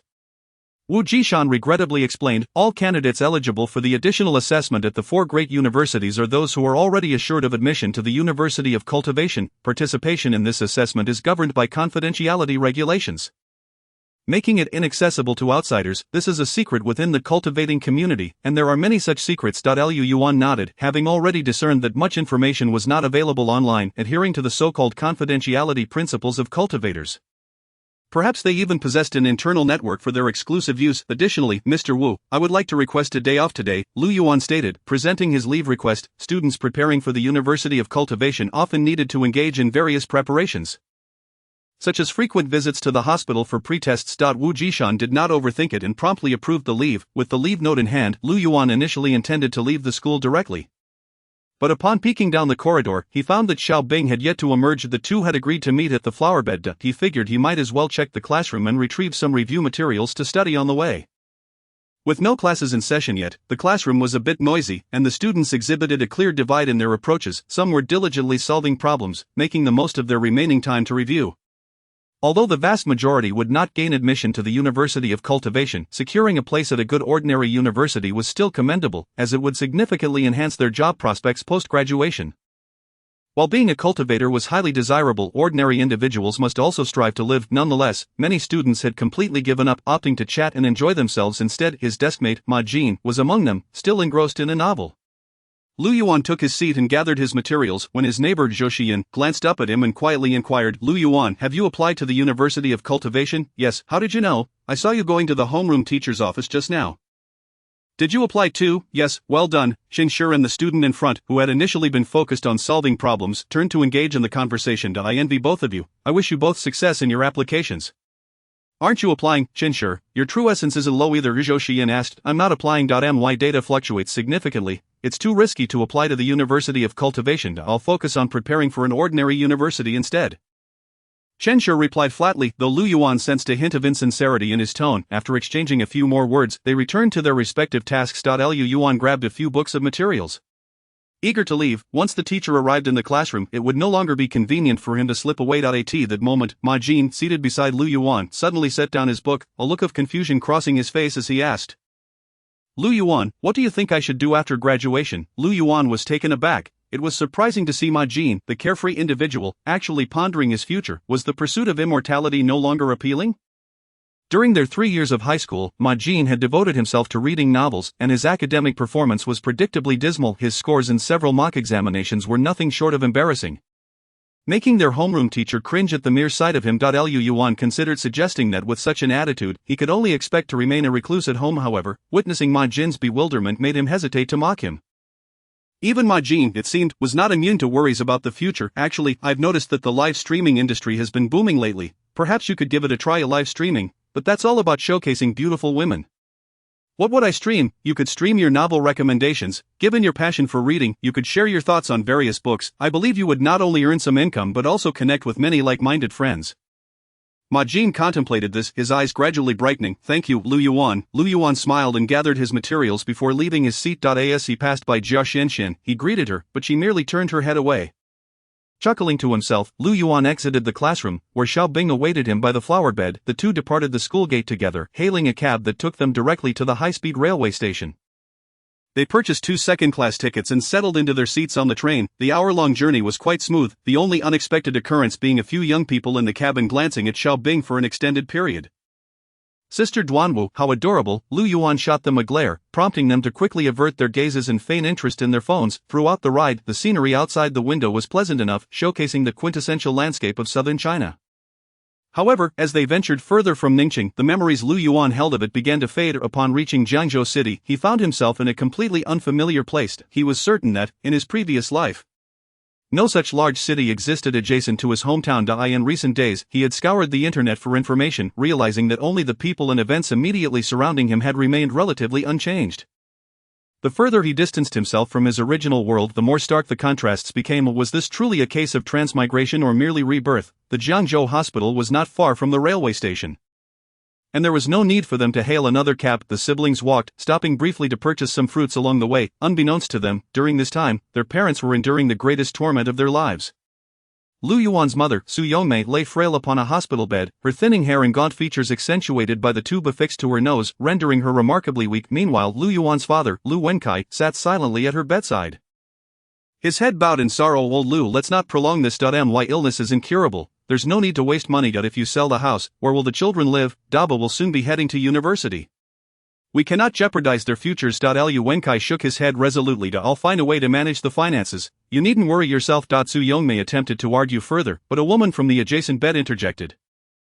Sister Su, don't give up hope. Zhikangnuo has proven to be quite effective. Look at me, I received just one treatment and can nearly walk now. This woman, also afflicted by the affliction known as Twilight Syndrome, had paid for her treatment just a day prior and visibly appeared healthier. Observing the Su couple's silence, the woman grew more fervent, exclaiming, as for money, let your husband figure something out. 150,000 is hardly exorbitant.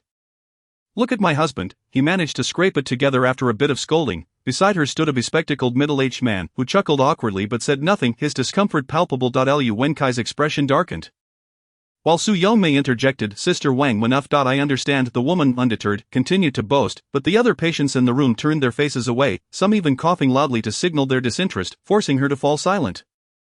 This critical care ward housed 6 patients, all suffering from Twilight Syndrome, yet only she had received Zhikangnuo treatment. Her incessant bragging was growing tiresome to the others, who were all too aware of the drug's efficacy.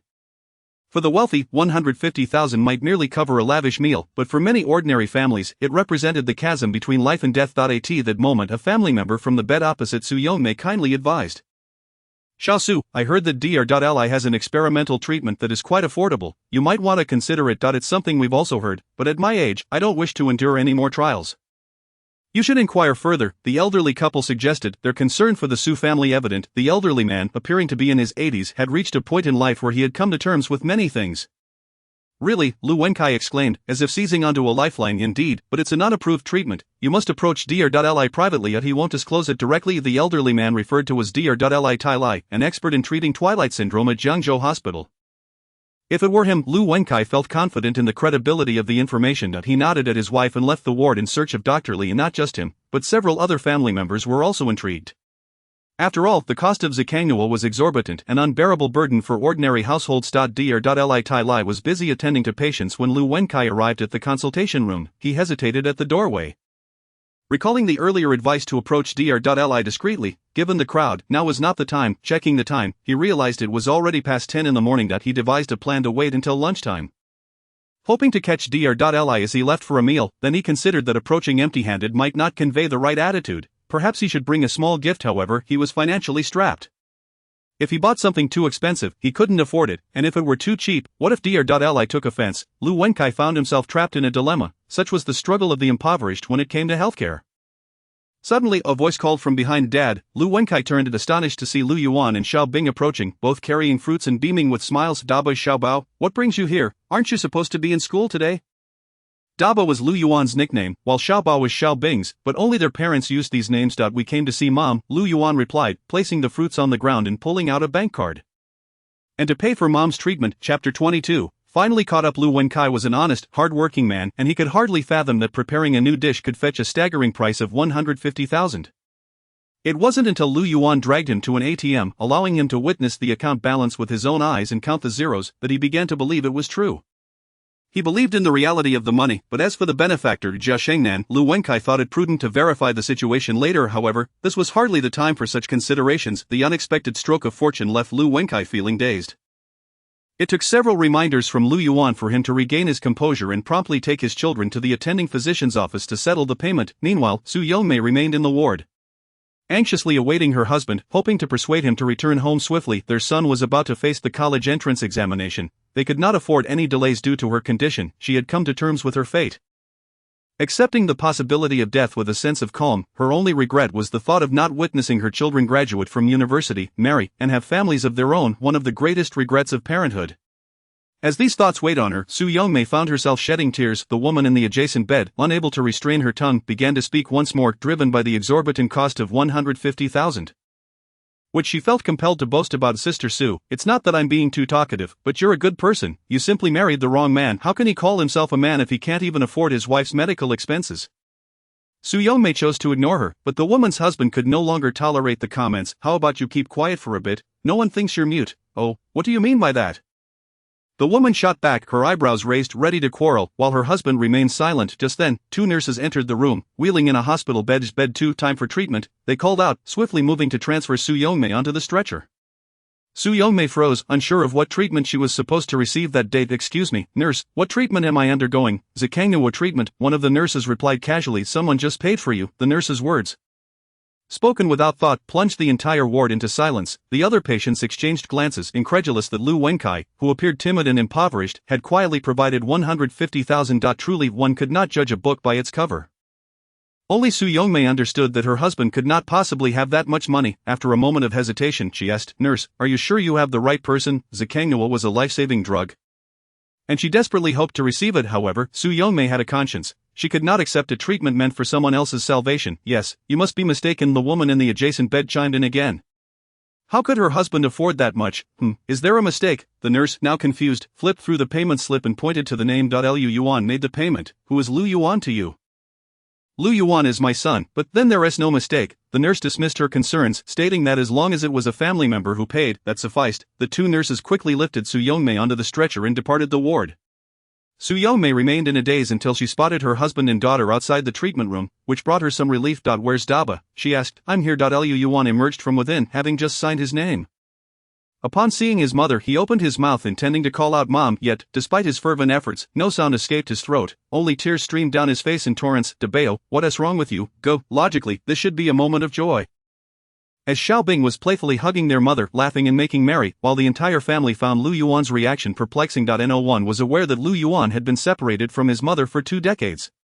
Su Yongmei, the doctor in the treatment room, had already called out the name, and the family, too preoccupied with their mother, hastily pushed Su Yongmei further inside. Leaning against the wall, Lu Yuan slowly sank to the floor, hands covering his face, tears cascading through his fingers. At last, he was reunited in this lifetime. Go, please don't do this. Xiaobing, while dabbing his face with a tissue, reproached him. You're scaring me. Taking a deep breath to calm himself, Lu Yuan replied, It's alright, I'm just a bit overwhelmed. The family waited outside the treatment room for about 30 minutes before Su Yongmei was wheeled out. The treatment with Zikangnuo was not particularly complex. Resembling a swift intravenous injection shielded by a partition, they could not witness the treatment process, nor could they behold the legendary Zikangnuo, which was indeed a source of regret. Undeterred, Xiaobing approached a nurse to inquire about the bottle. The medication is finished, surely I can keep the bottle, the nurse patiently explained. The Zikangnuo vials are controlled substances and must be returned. The medication cost does not include the bottle. Is that so? The family was enlightened. They wheeled their mother toward the hospital room, this time without the nurse's assistance. Lu Yuan took the lead, with his sister aiding him, and their father providing support from the rear.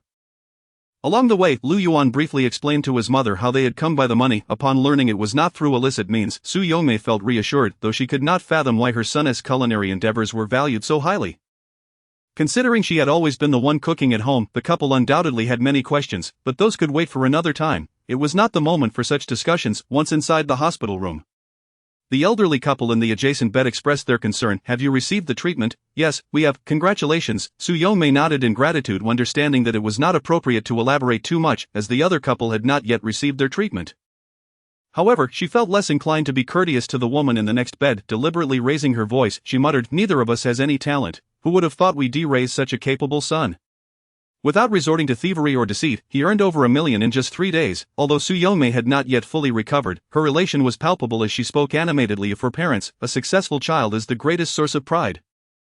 Lu Wenkai chimed in. Unlike some people, whose children haven't even bothered to visit during their hospital stay, the woman's face darkened, her usual sharp tongue silenced by embarrassment. She seemed poised to retort.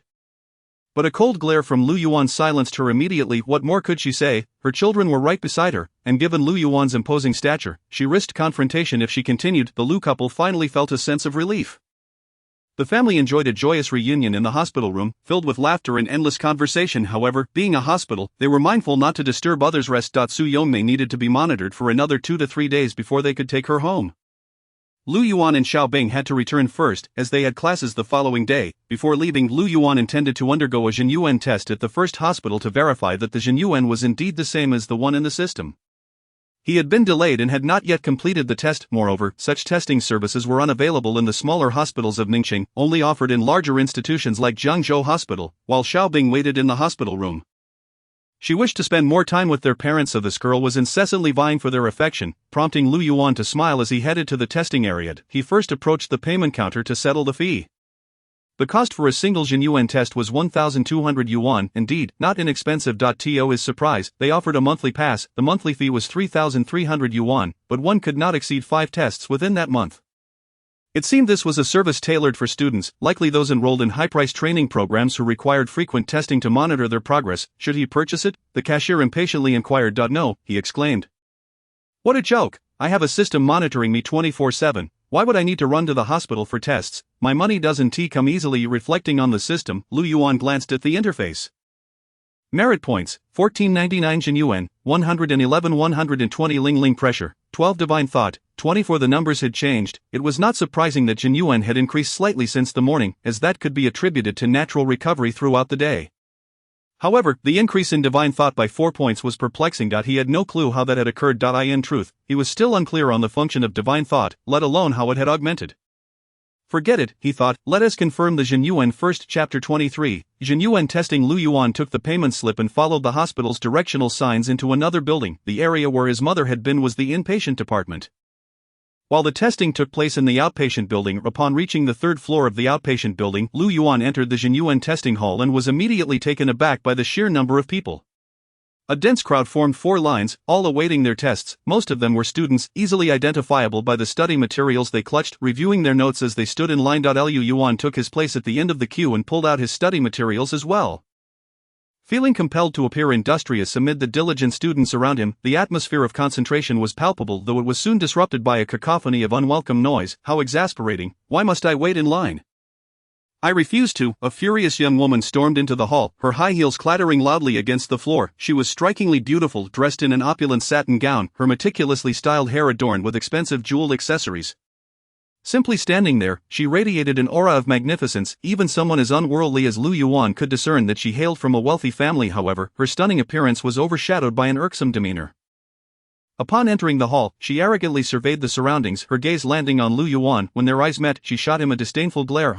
Lu Yuan was baffled by her attitude but quickly lowered his gaze. Pretending to peruse his study materials, he thought it best not to provoke this tempestuous girl. Why don't you just purchase a testing device for your home? She exclaimed, her voice melodious yet jarringly loud.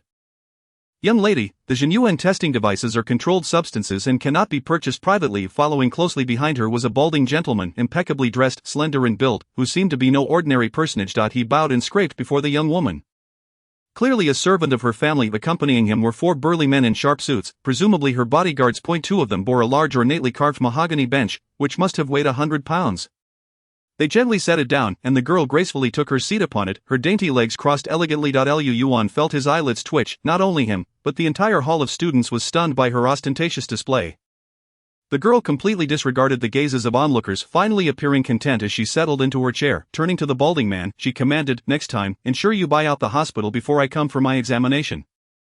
Understood, yes, young lady, he replied, though Lu Yuan noticed his expression was one of evident discomfort, indicating he was less than enthusiastic about the arrangement. The girl fell silent for a brief moment, but her nature did not allow her to remain patient in line. Her eyes darted around until she concocted a rather distasteful notion. What a bunch of useless people, she scoffed, feigning disdain. You all are here pretending to study, yet clearly you do not exert yourselves, though her voice was not particularly loud. The focus of everyone was on her, and thus each word resonated through the hall. Yuan furrowed his brow, pondering whether this girl had ever been reprimanded in her life. Her lack of decorum was astonishing. Lu Yuan, being a mature individual, had learned to endure through his past misfortunes. He could overlook insults directed at him. As long as they did not touch his family, he would pretend he hadn't heard a thing. After all, it wouldn't cost him a dime. However, the surrounding students were not as tolerant. What did you say? A bespectacled boy stood up in righteous indignation. Just because you have money doesn't make you superior. Seeing someone rise to the bait, the girl burst into laughter, her beauty shining even more as she chuckled, leaving the bespectacled boy blushing furiously. Once she had her fill of amusement, she propped her chin on her hand. Her interest piqued. How fascinating, you don't care about money, and coincidentally, neither do I. So, what do you consider impressive? The bespectacled boy replied earnestly, we are students, so our achievements are measured by our grades. Perhaps your family possesses a mere fortune. Yet upon my graduation from university, I shall undoubtedly surpass you. This assertion was made with neither subservience nor arrogance, prompting the surrounding examinees to nod in agreement. Whispers filled the air, affirming that students indeed prioritize their studies. While the girl may hail from a wealthy background, it is uncertain how many billionaires will emerge from the cohort of graduates present. Upon hearing the bespectacled boy's remark, the girl feigned enlightenment. So you wish to compare academic achievements? How bold of you! She waved her delicate hand, commanding, let my results be read aloud. A bodyguard produced an exquisitely crafted booklet, its cover emblazoned with the golden characters of Guanghua Academy. Dazzling the onlookers, the young lady was quite intoxicated with her own privilege, brazenly carrying her student handbook. The crowd, both awestruck and whispering, pondered the significance of Guanghua Academy, the most prestigious institution across 5 southern provinces. Boasting an impressive 80 admission rate for private high schools, how could such an academic prodigy be present in this venue? The glances directed at her shifted from hostility to reverence and admiration for the academic deity. This stunning girl, an exemplary student from Guanghua Academy, is it not natural for her to exhibit a touch of pride? In her first-year finals, she achieved full marks in every subject. In her second-year finals, full marks once more, and in her third-year graduation examinations, she attained full marks yet again. Outstanding student of the Jiangzhou region in 3186, distinguished scholar of the Shenzhou in 3187, the bodyguard continued to recite her astonishing accomplishments and accolades. Leaving the assembled students in a state of disbelief, the admiration in their gazes pleased the young lady immensely. Rising to her feet, she commanded her bodyguard, loudly announce my name. The bodyguard complied, proclaiming, Shenzhou's top scholar, the shining morning star Li Tao. You shall remember my name, for soon it will be sung by all. Li Tao generously allowed, at that time you may claim to know me. I grant you permission to boast of my name.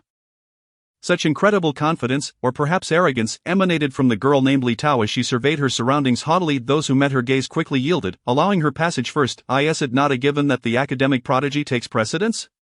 Who among them dares to stand in her way? Indeed, Li Tao's little ruse proved effective. Only Lu Yuan remained stationary, unperturbed. Li Tao furrowed her brow and inquired, why do you not step aside? First come, first served. No matter who you are, you must queue. With a cold laugh, Li Tao taunted, are you unwilling to concede? There are indeed individuals in this world who command my respect, but you are not among them. Li Tao felt a twinge of unease, pondering the origins of this individual. Why did he, unlike everyone else, regard her with such indifference? Who exactly are you? Lu Yuan, you will remember this name, for shortly, I shall show you what it means to be beyond the ordinary. The above is a product of Lu Yuan's imagination. The following depicts the actual scenario.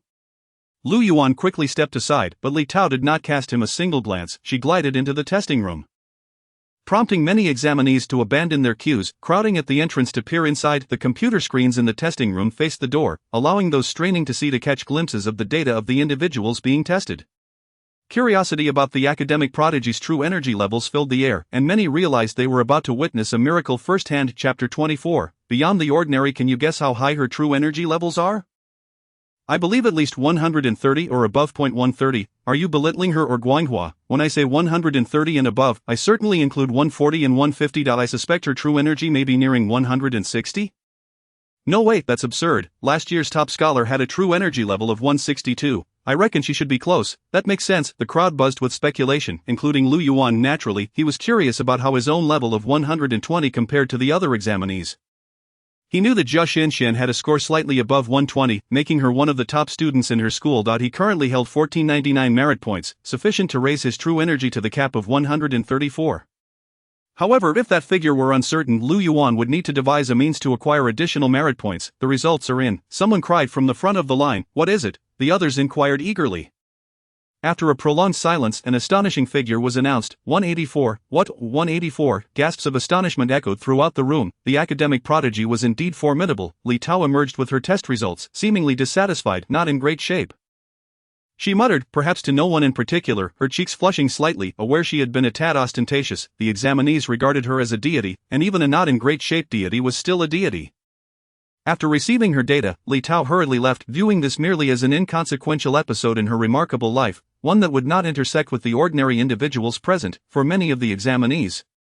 However, this would become a topic of lively discussion for a considerable time to come. Lu Yuan sighed quietly, recognizing the weight of his responsibilities ahead. Initially, he had felt a sense of pride regarding his 120 energy level, especially since his good friend Zhou Shiyun only had 108. However, he now understood that there are always those who surpass one's expectations. Achieving 184 energy levels would require 7,000 to 8,000 merit points.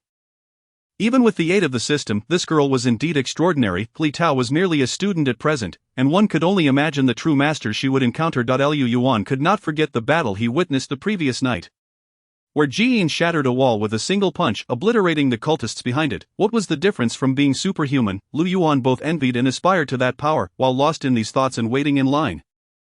Approximately half an hour later, it was finally Lu Yuan's turn. He entered the testing room and beheld a machine resembling a small car-sized oval device, reminiscent of an MRI scanner. He was instructed to lie down, removing any accessories. A physician guided him onto the mat of the device. Do I not need to undress? Lu Yuan inquired. No need. As Lu Yuan reclined on the mat, the machine began to rotate, scanning him from head to toe. He observed the device's probe emitting a continuous stream of milky white spiritual light that struck his body. The sensation was akin to a gentle tapping from a balloon against his skin.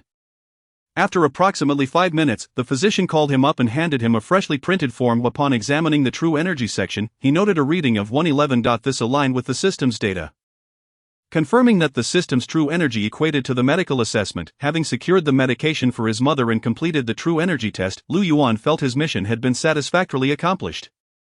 As the day waned, it was time to return home. Xiaobing had school the following day. Lu Yuan found Xiaobing in the hospital room, and the siblings bid farewell to their parents. Debao, keep up the studying. Mom will return in a few days to cook for you. Su Yongmei expressed confidence in their future, grateful to witness her son's journey to university. Xiaobing offered a peculiar smile. Mom, I fear the cooking duties may no longer fall to you. By the time Lu Yuan and Xiaobing returned to Ningcheng, it was around 4 p.m. Lu Yuan sent Xiaobing home first, as he intended to visit the market for some groceries. Xiaobing readily agreed. Lu Yuan purchased a considerable amount of ingredients, realizing that they would not fit in the refrigerator, so he even bought a freezer and arranged for installation. Xiaobing was left astounded.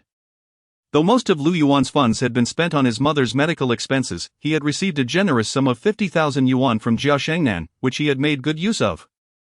Upon returning home, he discovered another surprise. Jiyin had sent someone to deliver a pot for porridge. As no one was home at the time, the Internal Affairs Office had placed the pot at the doorstep.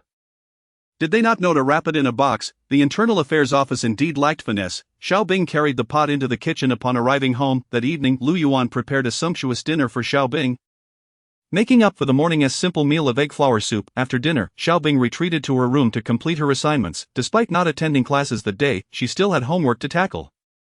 Students truly have it tough. Once back in his room, Lu Yuan delved into his revision materials. With his mother's condition stabilized for the moment, he resolved to fully prepare for the impending college entrance examination. Only by gaining admission to a school for cultivators could he hope to cure his mother's condition. According to the guidelines for the entrance examination, Lu Yuan had clarified the admission procedures for the Cultivator University. The first step is to complete the application form for the Cultivator University and pay the fees by May 15. The second step involves participating in the written examination on June 7 and 8. The third step is a unified true energy assessment on June 9, where candidates' true energy data will be determined on-site. Those who have not paid the fees or do not intend to apply for the Cultivator University need not attend this session. The fourth step is the announcement of written examination results on June 15, where candidates will fill out their preferences. Students applying to regular universities will base their applications solely on written examination scores. In contrast, those applying to the Cultivator University will have their results derived from both written and true energy scores. The conversion process is complex, but roughly speaking, the total written score is scaled to 100 and then multiplied by 0. 3. Lu Yuan calculated that if he achieved a total written score of 500 with a true energy level of 120, his final composite score would be 140. If his total written score reached 600 with a true energy level of 120, The final composite score would rise to 144. A score of 100 on the written examination only translates to a mere 4-point difference in the final tally, while it may seem insignificant.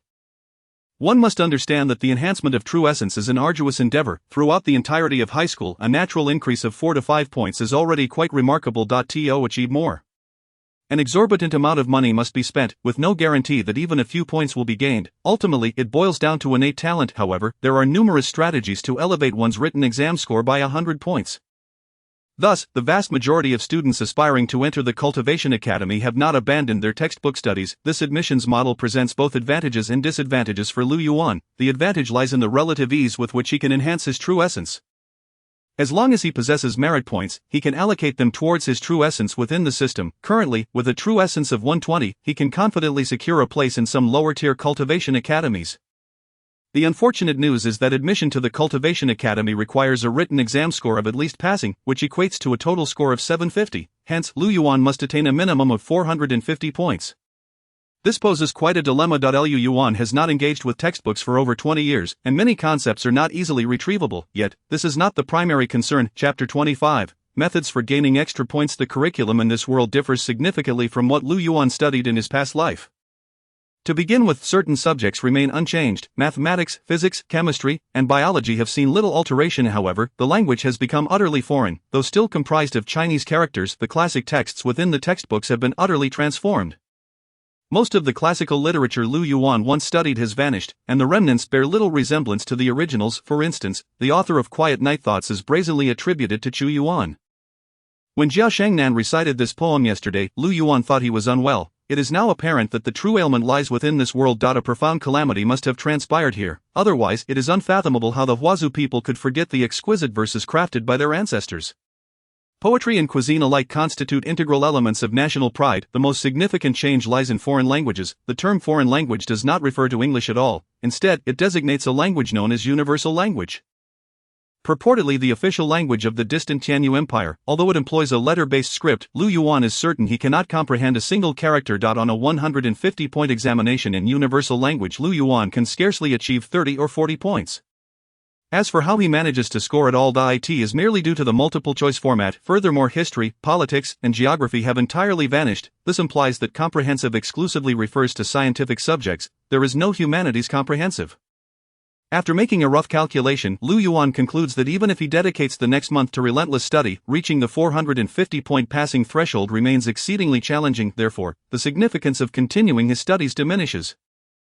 He must devise alternative strategies to enhance his written exam score. Coincidentally, the phone call from Jian yesterday provided Lu Yuan with a potential avenue. The college entrance examination here also allows for extra points. At the end of the application guide, Lu Yuan discovers the policy for gaining additional points. Unlike his previous life, there are no extra points for sports, arts, or ethnicity. The policy consists of 3 stipulations. The first states, if a candidate receives formal recognition from the Cultivation Federation, they gain an additional 30 points on the written exam. If recognized by a subordinate institution of the Federation, an additional 10 points are awarded. Lu Yuan reflects that the Internal Affairs Bureau is a subordinate institution of the Federation. The 10 points Jian secured for him likely stem from this clause. The second stipulation grants 50 points for candidates who are children of martyrs. Lu Yuan fervently hopes never to qualify for such points. The third stipulation awards 200 points to candidates with military achievements. My goodness, Lu Yuan is genuinely taken aback. Rebirth certainly has its advantages. In his previous life, there was no policy granting a sudden 200-point increase. This clause is well suited for him, while reaching 450 points is daunting. Achieving 250 points should be well within his grasp. After the initial excitement fades, Lu Yuan composes himself. However, acquiring those 200 points will likely prove incredibly challenging. After all, they are tied to military accomplishments. With that thought, Lu Yuan feels a twinge of disappointment as he currently has no knowledge of battlefields where he could earn such accolades within a month. Yet, upon reconsideration, soldiers should possess this knowledge. And he happens to know a soldier. The following morning, after finishing breakfast, Xiaobing heads to school, taking along Lu Yuan's leave request. For Lu Yuan, missing a day of school now bears little consequence. After washing the dishes, he boards a bus to the Internal Affairs Bureau. The guard at the entrance recognizes him. "Student, you performed splendidly last time," one guard praises, and Lu Yuan smiles in acknowledgement. This time, unlike during his first visit, he faces minimal scrutiny and is allowed entry after a brief registration. Soldiers, after all, tend to build trust through shared experiences in battle. In the lobby, he unexpectedly encounters the woman with the surname Zhou. causing Lu Yuan's scalp to prickle. The woman stands with her hands on her hips, admonishing him. Student, do you think you can come and go as you please? Do you regard the Internal Affairs Bureau as your playground? Is that the only phrase you know? Lu Yuan, feeling the tension in his scalp, replies, I am looking for Cultivator Jian. The woman gestures upward, saying, he's in the office upstairs, the director's office. I am the director's office. Jian is engrossed in watching an animated series. Upon noticing Lu Yuan's entrance, he nonchalantly closes the player and mutters in a solemn tone, today's cartoons are truly detrimental. How many children squander their time watching animations every day? Hindering their studies. I fail to comprehend what is entertaining about this. It lacks any substance. Student, what brings you here? Lu Yuan wishes to expose Ji Yin's clumsy pretense, yet refrains from doing so to avoid a confrontation. Opting instead to maintain a facade of ignorance, Cultivator Ji Yin, I have come to seek your guidance on a few matters. Speak on. May I inquire if there exists a definitive cure for the dusk syndrome? I have encountered information online suggesting that cultivators possess methods to remedy this affliction. This inquiry has been on Lu Yuan's mind. Thus far, Ji Yin is the only cultivator he knows, so he decides to ask him today. Aware of Lu Yuan's family circumstances, Ji Yin realizes that obtaining information from the Internal Affairs Bureau is not particularly challenging. He lets out a deep sigh, genuinely heartfelt this time. The dusk syndrome. It is quite difficult. Difficult implies there is a possibility. Please assist me. I cannot help you. The cure for dusk syndrome can only be sought from this individual. Ji Yin writes a name on a piece of paper with a pen. And Lu Yuan takes it, glancing at the name. Yu Zheng. Professor Yu Zheng is the Dean of the Department of Mystical Studies at Shenzhou Cultivator University and a recognized authority on the treatment of dusk syndrome. Ji Yin's demeanor reflects a hint of admiration as he adds, the Zhangna you mother used is precisely the invention of Professor Yu Zheng. It is worth mentioning that Professor Yu Zheng has never collected a single penny in patent fees. The high cost of Zhangna is solely due to its expensive raw materials. Lu Yuan nods. He sounds like a person of exceptional integrity. Do you have his contact number? Lu Yuan inquires. Perhaps I could call him for a consultation. Ji Yin grins broadly. I possess his number, but you will never be able to reach him. Why is that? Because Professor Yu Zheng is not in this world. What do you mean? Literally. Lu Yuan furrows his brow. What does it mean to not be in this world? However, Ji Yin does not leave him in suspense for long, continuing, Professor Yu Zheng is exceedingly busy and will not have the time to entertain your inquiries. Your sole opportunity lies in gaining admission to Shenzhou Cultivator University. As the Dean of the Department of Mystical Studies, he will teach the Introduction to Mystical Techniques course for incoming freshmen each year. If you approach him as a student, he will not refuse to answer your questions. Lu Yuan contemplates that, according to Ji Yin's assertion, he must apply to Shenzhou Cultivator University. Initially, he had no particular thoughts on the matter. As long as he could become a cultivator, must he now also take the entrance examination for the 4 grades? You seem quite well informed about Shenzhou Cultivator University, Lu Yuan remarks. How is it that you know which instructor teaches which class? That information is likely hard for outsiders to uncover. I am a proud member of the 313th class of the Department of Mystical Studies at Shenzhou Cultivator University. Ji Yin responds with a touch of arrogance. Oh, that explains your strong endorsement. After all, it is your alma mater. It is no wonder you were so keen to recommend it. You truly are an outstanding student from the 4 grades. I have one more matter to inquire about. Lu Yuan flips to the page in the application guide detailing the extra points policy and presents it to Ji Yin. I would like to know if there are any means to acquire military achievements. Ji Yin glances at it, somewhat puzzled. Lu Yuan, are you serious? Your usual exam scores are quite good. Do you really require such life-threatening points? How do you know my usual scores? It is not difficult for the Internal Affairs Bureau to check your grades. I think you are quite idle. Ji Yin bursts into laughter 3 times. That is certainly better than your constant obsession with a single POT. Lu Yuan chooses not to engage in this banter and pauses for a moment before stating. In any case, I am in dire need of those 200 points. That complicates matters. Upon seeing Lu Yuan's resolute demeanor, Ji Yin adopts a more serious tone, sitting up straight with his hands forming a steeple. Lu Yuan, a person as intelligent as you should be acutely aware that such points are not easily obtained. I am fully aware of that. Why seek me out? Because the Internal Affairs Bureau is the only military institution I have encountered. Surely there must be opportunities to earn military achievements here. With just a month until the entrance exam, I wish to make the most of it. You have come to the right person. Ji Yin snaps his fingers. I do indeed have a task suitable for you. However, before you accept this task, there are certain matters that must be made clear. Chapter 26. The fool. Lu Yuan straightens his posture, signaling that he is listening attentively. Ji Yin is satisfied with this demeanor. He rises from his seat and begins to pace. First and foremost, this is a confidential task. Once you have listened to the briefing, you will have no right to withdraw. You must either complete the task or spend a full year in confinement during the declassification period. Lu Yuan nods. This is an understandable requirement. Then, during the course of the mission, You will receive no support from the Internal Affairs Bureau. You must confront all potential dangers alone. Do not expect me to suddenly rush in to save you as I did last time. In fact, the most likely outcome is that you will perish without us even knowing. Ultimately, you can only attain formal military merit by successfully completing the task. Failure, regardless of whether you survive, yields nothing.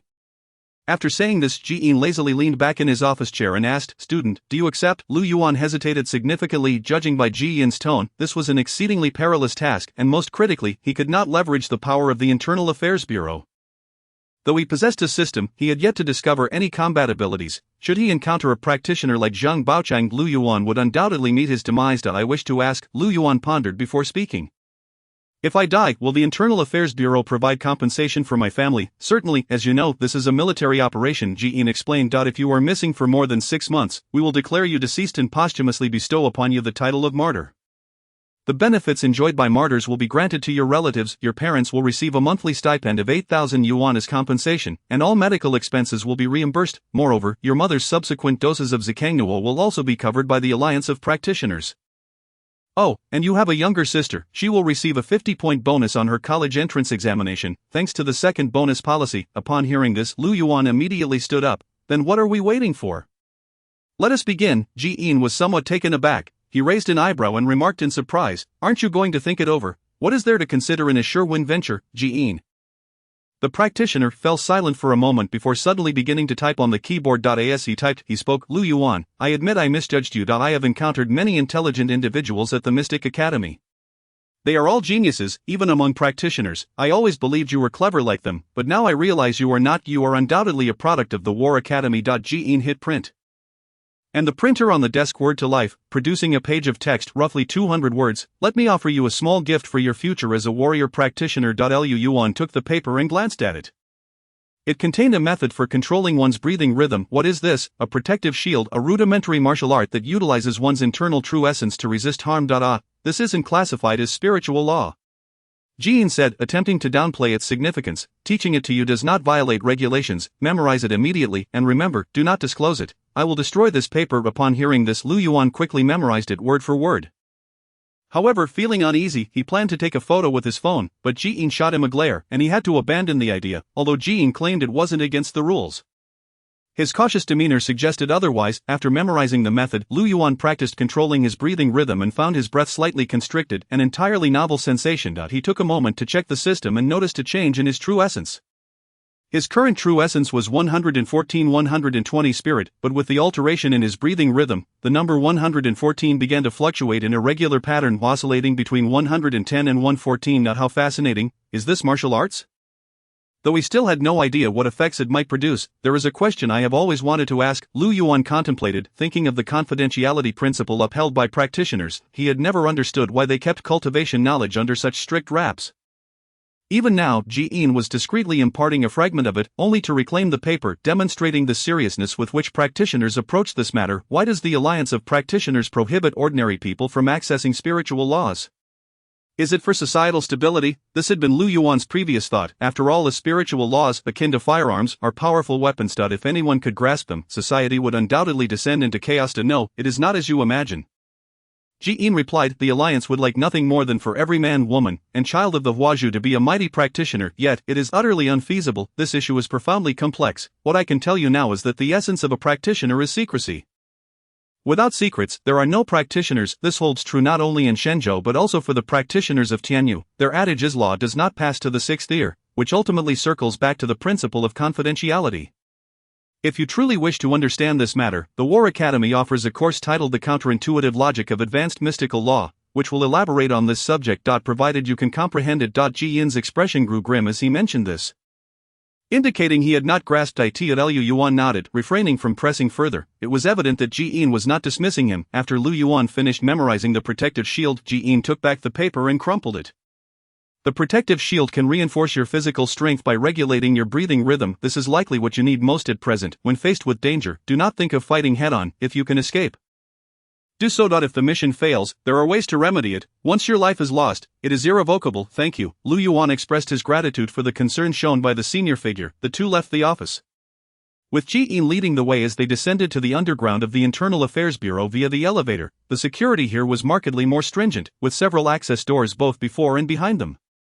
Eventually, they arrived at a plain conference room, where Lu Yuan saw a sign reading War Situation Room. Several individuals in uniforms were bustling about, with streams of data flashing across computer screens, creating an atmosphere reminiscent of a spy thriller. After Ji Yin introduced Lu Yuan's situation, a tactical officer named Shang Qiyuan provided Lu Yuan with a mission briefing. Shang Qiyuan was a rugged, unkempt man, and Lu Yuan noticed two green leaf insignias adorning his uniform. The mission briefing revealed that the recent capture operation had thoroughly dismantled the cult's influence in Ningqing through urgent interrogations of captured members. The Internal Affairs Bureau learned that Zhang Baochang was acting under the orders of a cult enforcer from Jiangzhou. In other words, the Ningqing cult stronghold was merely a branch of the larger Jiangzhou cult organization. Testimonies indicated that the Jiangzhou cult had plans for a significant operation in the near future. And the abduction of Lu Yuan's sister Lu Yubing was merely one facet of this scheme. Only Zhang Baochang knew the specifics, but he was now deceased. The Internal Affairs Bureau required someone to infiltrate the Jiangzhou cult and ascertain their intentions. If feasible, they sought to locate the cult's main base and identify its leader. Lu Yuan understood that this was akin to an undercover mission. Although he did not oppose the task, he questioned why the personnel of the Internal Affairs Bureau did not undertake it themselves. Instead, dispatching a high school student like him, Shang Qiyuan addressed this concern. Investigations revealed that Zhang Baochang had recently recruited a new follower, a senior high school student. The Internal Affairs Bureau secretly apprehended him yesterday morning. According to the student's testimony, Zhang Baochang intended to send him to Jiangzhou to join the local cult and participate in a specific operation. The method of contact has also been conveyed.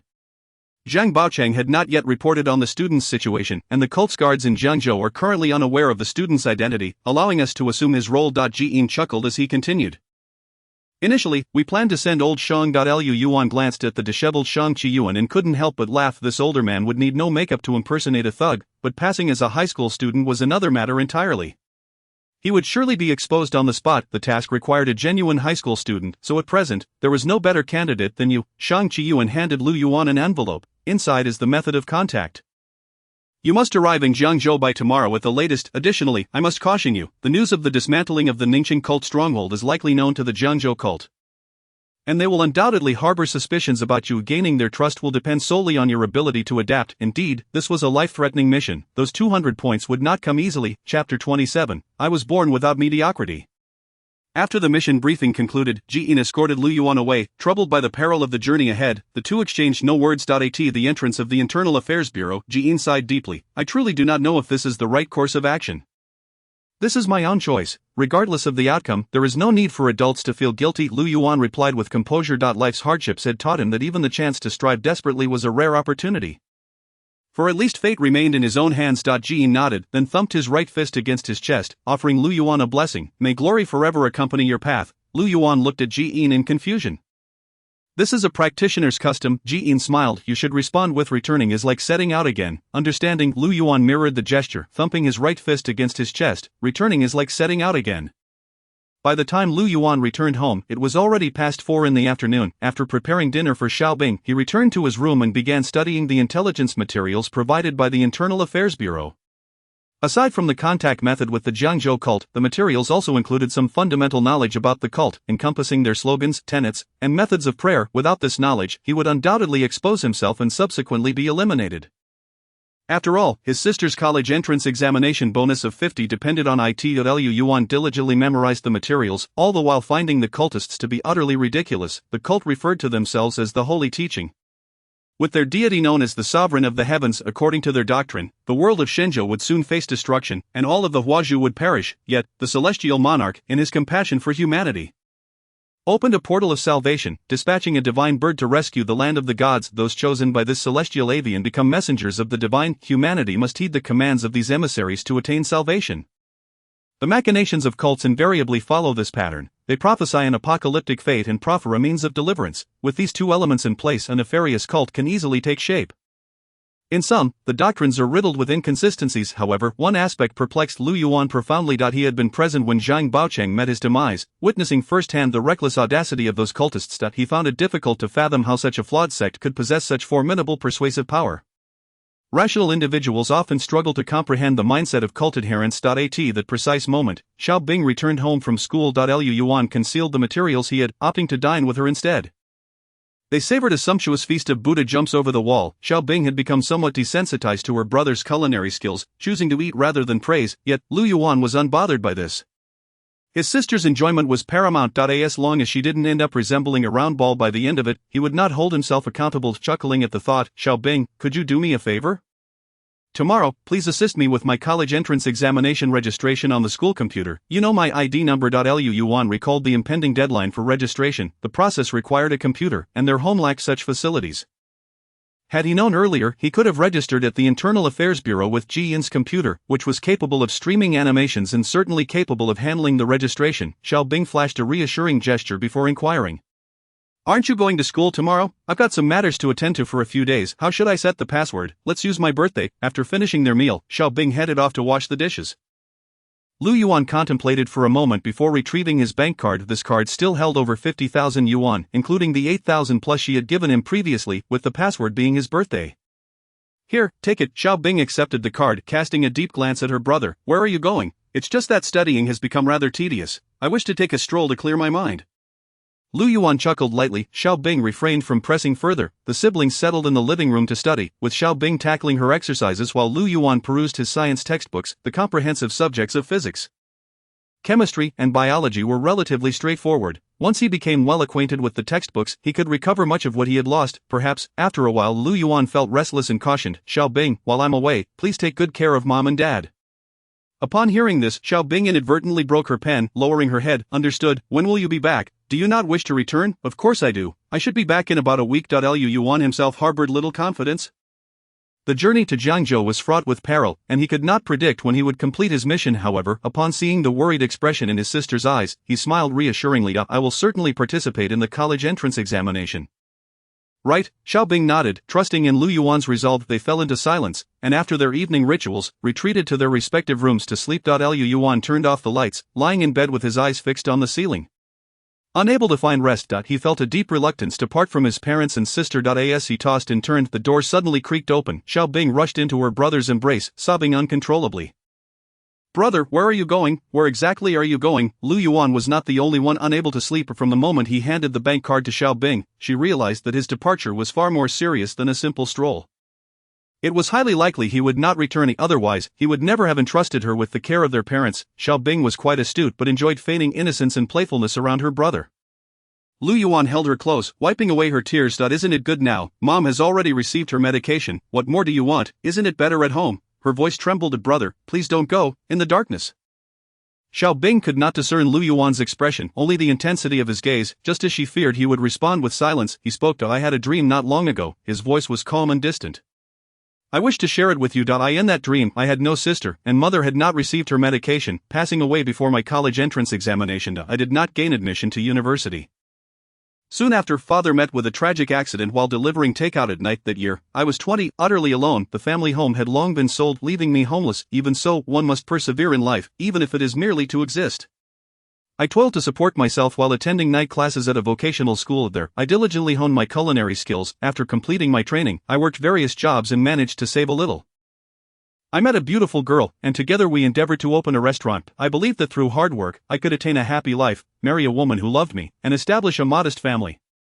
By the age of 28, she had swindled all my savings, leaving me over $1 million in debt. To repay my debts, I began with a crepe stand. I was pursued by city management, bitten by stray dogs, kicked by thugs, battered by wind and rain. I never stopped. The crepe stand gradually evolved into a barbecue stall, which then transformed into a bustling eatery with 3 sunshades. By the time I was 36, I had settled all my debts and even taken over a small storefront on the street. I had coveted that space for quite some time. With a storefront, I would not fear the rain nor be chased from place to place. That night, I drank with several officials. A business license was required, yet if they were displeased, I would not obtain it. I had never been fond of drinking, but to appease them, I downed 2 bottles of liquor. That night, I collapsed into a drainage ditch. I vividly recall the sensation of sewage flooding over my mouth and nose, a suffocating stench. I attempted to rise but found myself utterly drained of strength. At that moment, I felt an overwhelming weariness, and the thought of giving up crept in. I thought, if given another chance, I would not wish to die alone in a gutter like a stray dog. I longed to be with my family forever. I yearned for a few friends with whom I could share my thoughts. I desired someone worthy of my affection. I wished to stand firmly on this earth, not to trample upon others, but to hold my head high with pride and declare my name to the world. I am Lu Yuan, the Lu of the continent, the distant Yuan, in his final words. Lu Yuan's voice lowered, yet could not suppress his furious roar against fate. In the darkness, Xiaobing trembled all over. I apologize for frightening you. Lu Yuan composed himself and spoke gently. That was indeed a dreadful dream.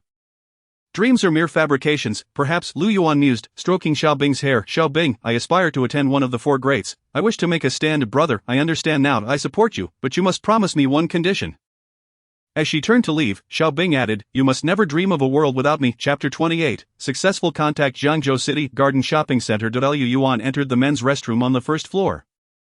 Proceeding to the third stall on the right, like all poorly maintained public restrooms, the door panels were plastered with various advertisements for certificates, medications, arms sales, and solicitations. Lu Yuan found a blank spot and wrote, Old Chinese medicine, specializing in infertility treatment, guaranteed results or your money back, leaving his phone number below. This was not a sudden career shift for Lu Yuan, it was merely the contact method of the cult.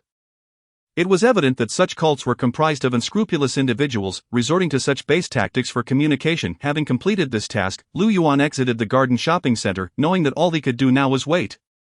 After bidding farewell to his sister that morning, Lu Yuan took a train back to Zhangzhou City. It had only been a few days since his last visit, and he longed to visit his mother in the hospital.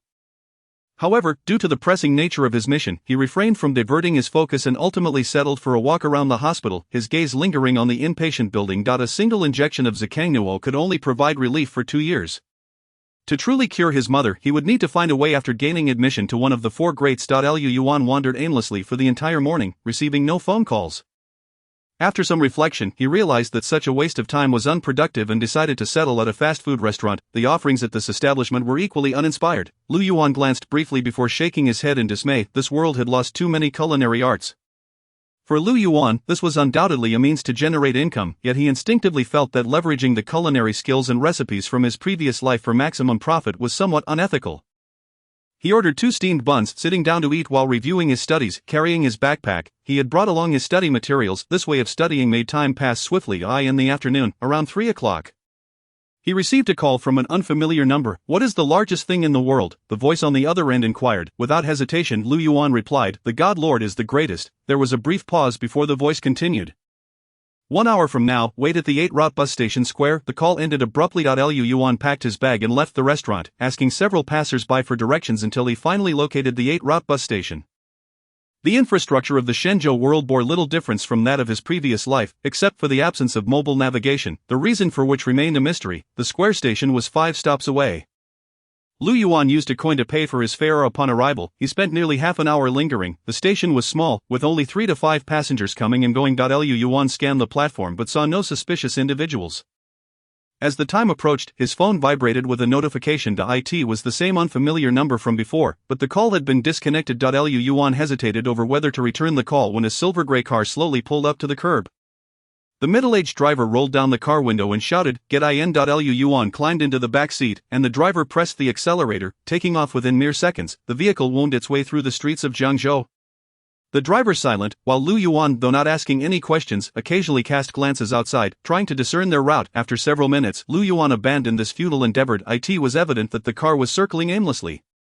And as he was unfamiliar with the scenery of Zhangzhou, he soon found himself disoriented. At that moment, the driver received a phone call. Lu Yuan could not catch the details, but he heard the driver respond, "Got it, I'll deliver it right away." Following this, the driver sharply turned the wheel, steering the car into a residential complex. Lu Yuan was led into a dimly lit rental room, where the lights were off.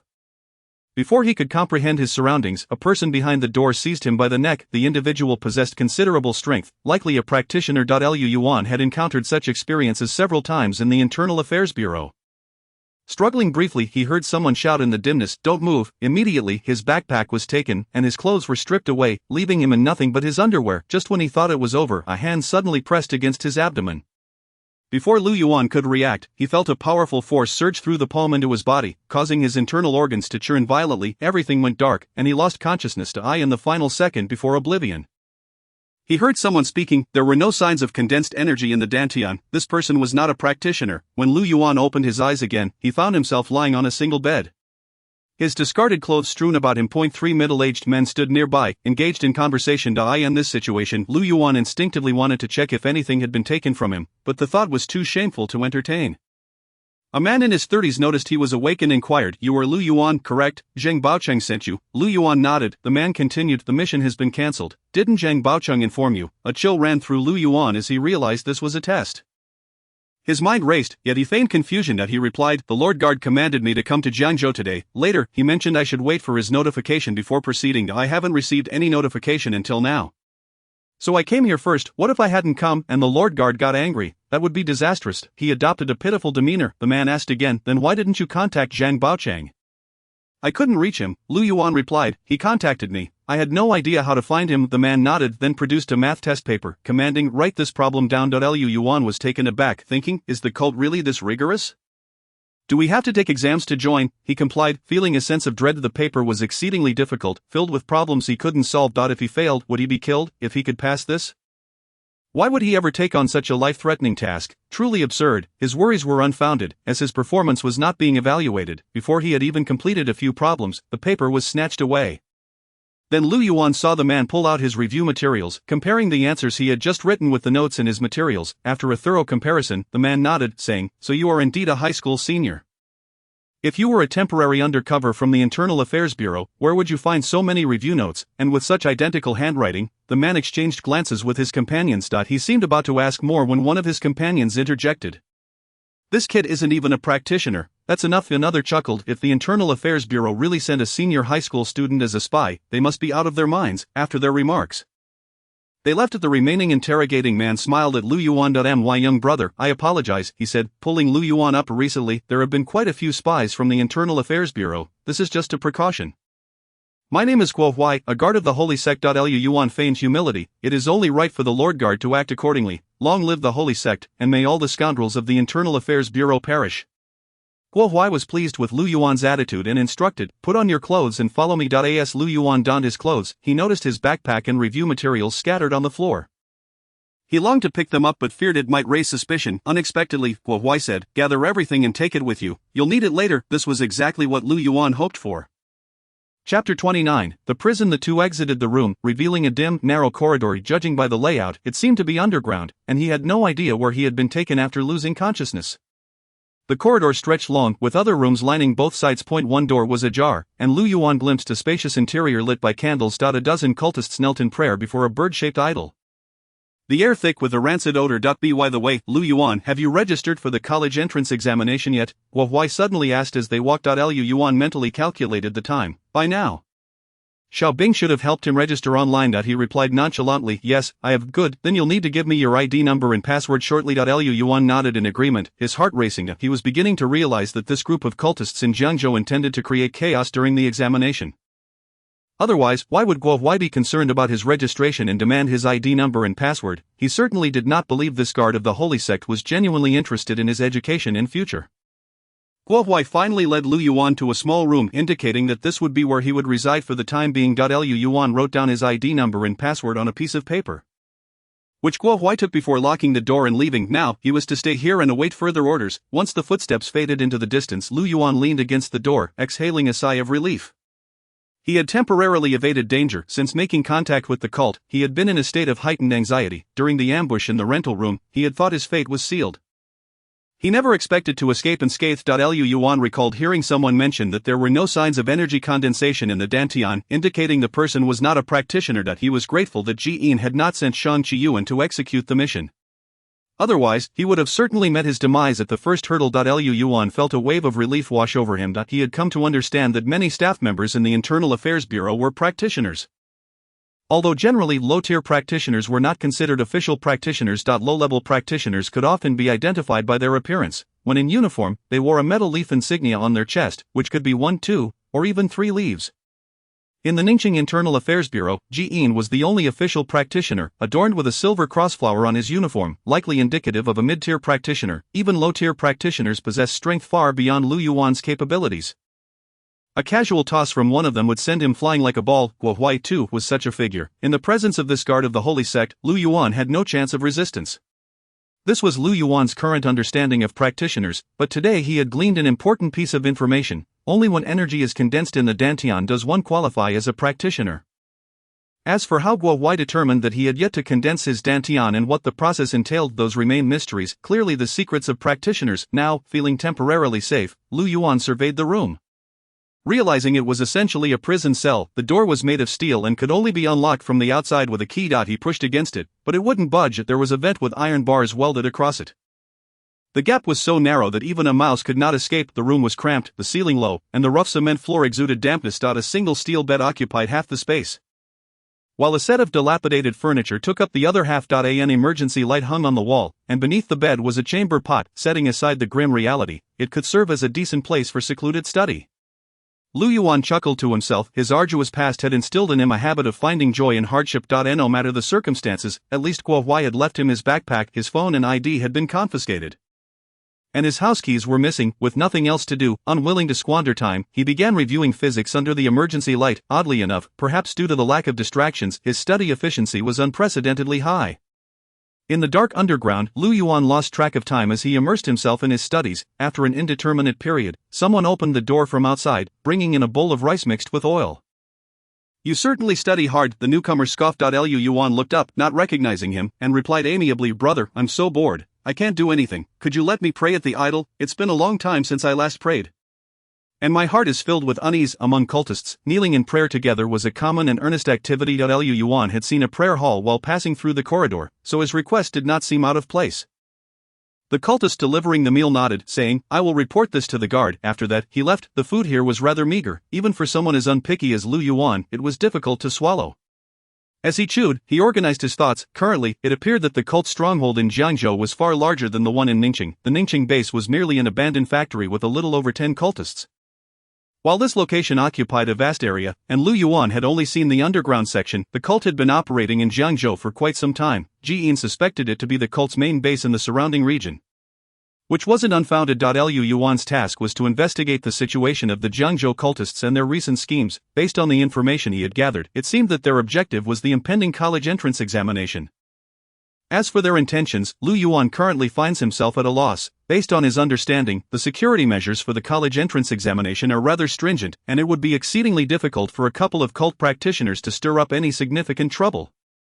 Regarding the location of the cult's headquarters and the identity of its leader, he remains completely in the dark for the time being. Guo Huai is exceptionally cautious. Lu Yuan was brought down here while unconscious, and it is uncertain where exactly this place is, or even if it falls within the jurisdiction of Jiangzhou City. As for the true identity of the leader, it certainly cannot be Guo Huai, for he is merely a guard, on par with Zhang Baochang. Having clarified his thoughts, Lu Yuan devised a plan for the forthcoming events. He couldn't possibly remain here indefinitely, although it was quite pleasant to quietly read. This was hardly a study hall. It was uncertain whether he could even leave alive. A turning point soon emerged when, accompanied by the sound of approaching footsteps, the person who had brought him food returned. "The esteemed guard has noted your unwavering faith and has granted you permission to visit the prayer hall." "Thank you, elder brother." The food bearer opened the door, and as Lu Yuan stepped out, he noticed the man bending down at the foot of his bed, and he instantly grasped his intentions. "Oh brother, allow me to take care of this. How could I trouble you with such a task?" The room lacked plumbing facilities, and the food bearer was also responsible for replacing the chamber pot. Lu Yuan hastily seized the filthy pot, which greatly pleased the food bearer. "You're a good lad. Just call me Chang Gu from now on." Chang Gu. Chang Gu took the lead, and the two first went to the restroom at the end of the corridor to dispose of the pot. "Just leave it here. You can take it back when you return." They then retraced their steps and walked a few paces to the entrance of the prayer hall, the very room Lu Yuan had seen upon his arrival. "Step inside, but do not attempt to leave. When the time comes, I shall come to escort you." Chapter 30. The prayer hall. Upon entering the prayer hall, Lu Yuan observed a dozen or so individuals kneeling before a bird-shaped idol, whispering prayers. Among them was a familiar face, one of the two individuals who had initially accompanied Guo Huai, evidently also a guard. Lu Yuan also spotted the driver who had brought him here. The unidentified guard cast a glance at Lu Yuan but said nothing, while the others continued their devout supplication. Finding a spot towards the rear, Lu Yuan knelt and murmured incessantly, pretending to engage in prayer. Before long, he began to sense something unusual. He noticed that the bird-shaped idol seemed to emanate a peculiar energy that left him feeling drowsy, quickly plunging him into a strange state of half-sleep. Lu Yuan was certain that it was not his fervent prayers that had stirred the malevolent deity. He was reciting not the cult's prayers, but rather the formulas for trigonometric functions, which he had been memorizing. Fearful of forgetting them. If such a thing could appease the malevolent deity, then surely this entity must be the god of mathematics. Thus, it appeared that the idol was not solely effective on its followers. It likely possessed some form of hypnotic properties. He quickly decided to check the system. Now experienced, Lu Yuan knew to consult the system when faced with uncertainty, despite its rudimentary appearance and lack of explanatory text.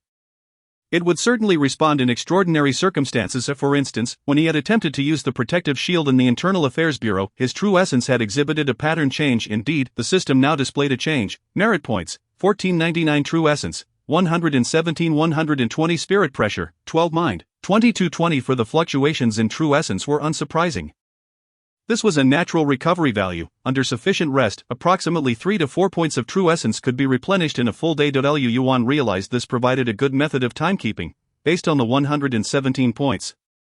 He deduced that he had likely spent over half a day in this underground cult stronghold. What astonished him was the change in the mind value during his recent visit to the hospital to see his mother.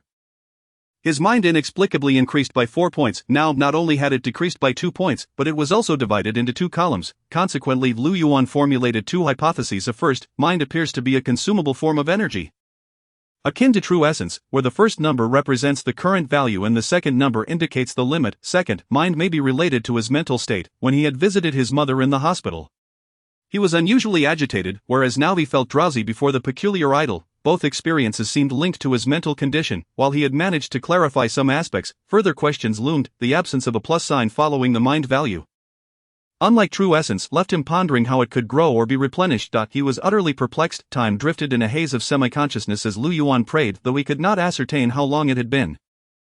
However, as the guard leading the prayers rose, the drowsy energy dissipated. Upon glancing at the idol again, it appeared merely as an ordinary sculpture. Once the prayers concluded, the cultists engaged in brief exchanges within the prayer hall.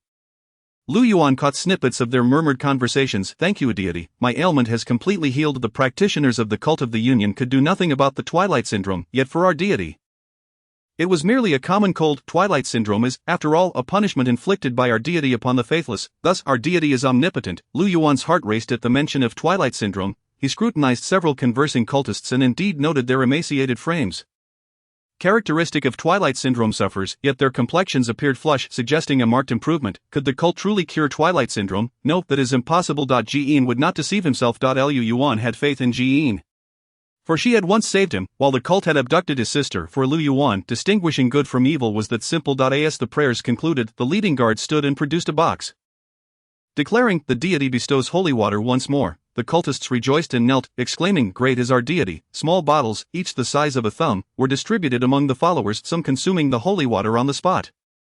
When it came time for Lu Yuan, the guard paused and said, "You are not yet ready." Lu Yuan had no desire for it, suspecting the bottle contained either poison or a stimulant. He now understood how the cult purportedly healed ailments.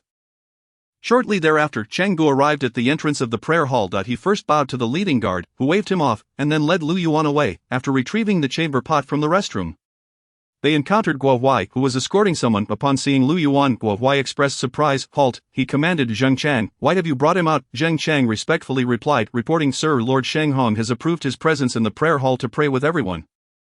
Upon hearing this, Guo Huai's expression softened slightly, yet he still grumbled, "Lord Sheng Hong is rather careless. The protector of the faith has yet to arrive to preside over the sacred ceremony, yet you allow him to wander about." One guard reprimanded another, and Zhang Chang, responsible for delivering meals and disposing of chamber pots, naturally feigned ignorance. Lu Yuan scrutinized the individual following Guo Huai. He appeared to be a youthful lad, likely around Lu Yuan's age, his eyes brimming with curiosity and excitement. Upon catching Lu Yuan's gaze, he flashed a friendly smile. Before Guo Huai could finish speaking, he commanded sternly, "Until the protector of the faith arrives, do not allow any newcomers to leave. As for Sheng Hong, I shall speak with him." "Yes, sir." Also, Guo Huai pushed the youth towards Zhang Chang. "Take him with you. Confine him next door to Lu Yuan." "Lu Yuan, this is Su Wenbin. You two should become acquainted." This was directed at Lu Yuan, who promptly agreed. Zhang Cheng escorted Lu Yuan back to his room and locked the door, then secured Su Wenbin next door. Having completed these tasks, he shook his head and prepared to leave.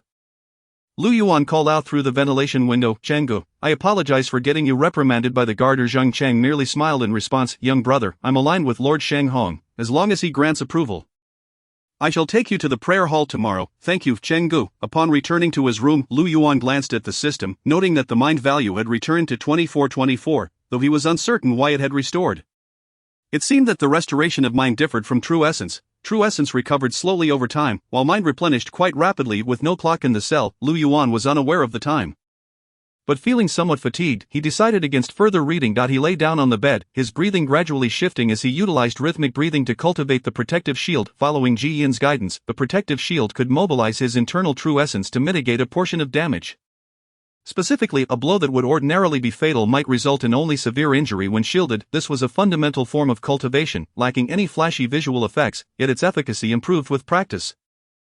In an environment fraught with danger, Lu Yuan found this skill to be essential. Chapter 31. In grave peril, Ning City, Internal Affairs Bureau. While Lu Yuan practiced the protective shield, Jian closed the door to his office and dialed a video call on his computer. After several rings, the call connected, revealing a striking woman with a well-proportioned figure on the screen. Her name was Zhuo Ling, the head of the Internal Affairs Bureau in Jiangzhou District, and Ji Yin's direct superior. According to administrative protocol, Ji Yin should have greeted Zhuo Ling with a formal hello, director, and according to military protocol, he should have said hello, commander. However, Ji Yin did none of these. Instead, he flashed a bright smile, rubbed his hands together, and cheerfully greeted Ling Er. Good evening, have you finished work, have you eaten? He was undeniably acting the part of a sycophant as Zhuo Ling appeared exasperated on the other end. How many times must I say it? For heaven's sake, do not call me Ling Er. What is the purpose of this call? Speak quickly. Can I not call you just to chat? Zhuo Ling leaned heavily back in her chair, covering her face with her hands and sighing dramatically. Had anyone else engaged in such casual banter, Zhuo Ling would have long since lashed out at them, but with Ji Yin it was different. They are disciples of Xiode, who have once faced life and death together.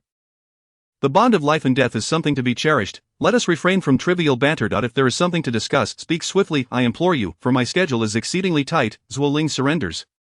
Are you busy with matters concerning the cult? Ji Yin chuckles softly. Zhuo Ling senses that the situation is more complex than it appears. Ji Yin is not merely engaging in idle chit-chat today, he seems to have a genuine matter at hand.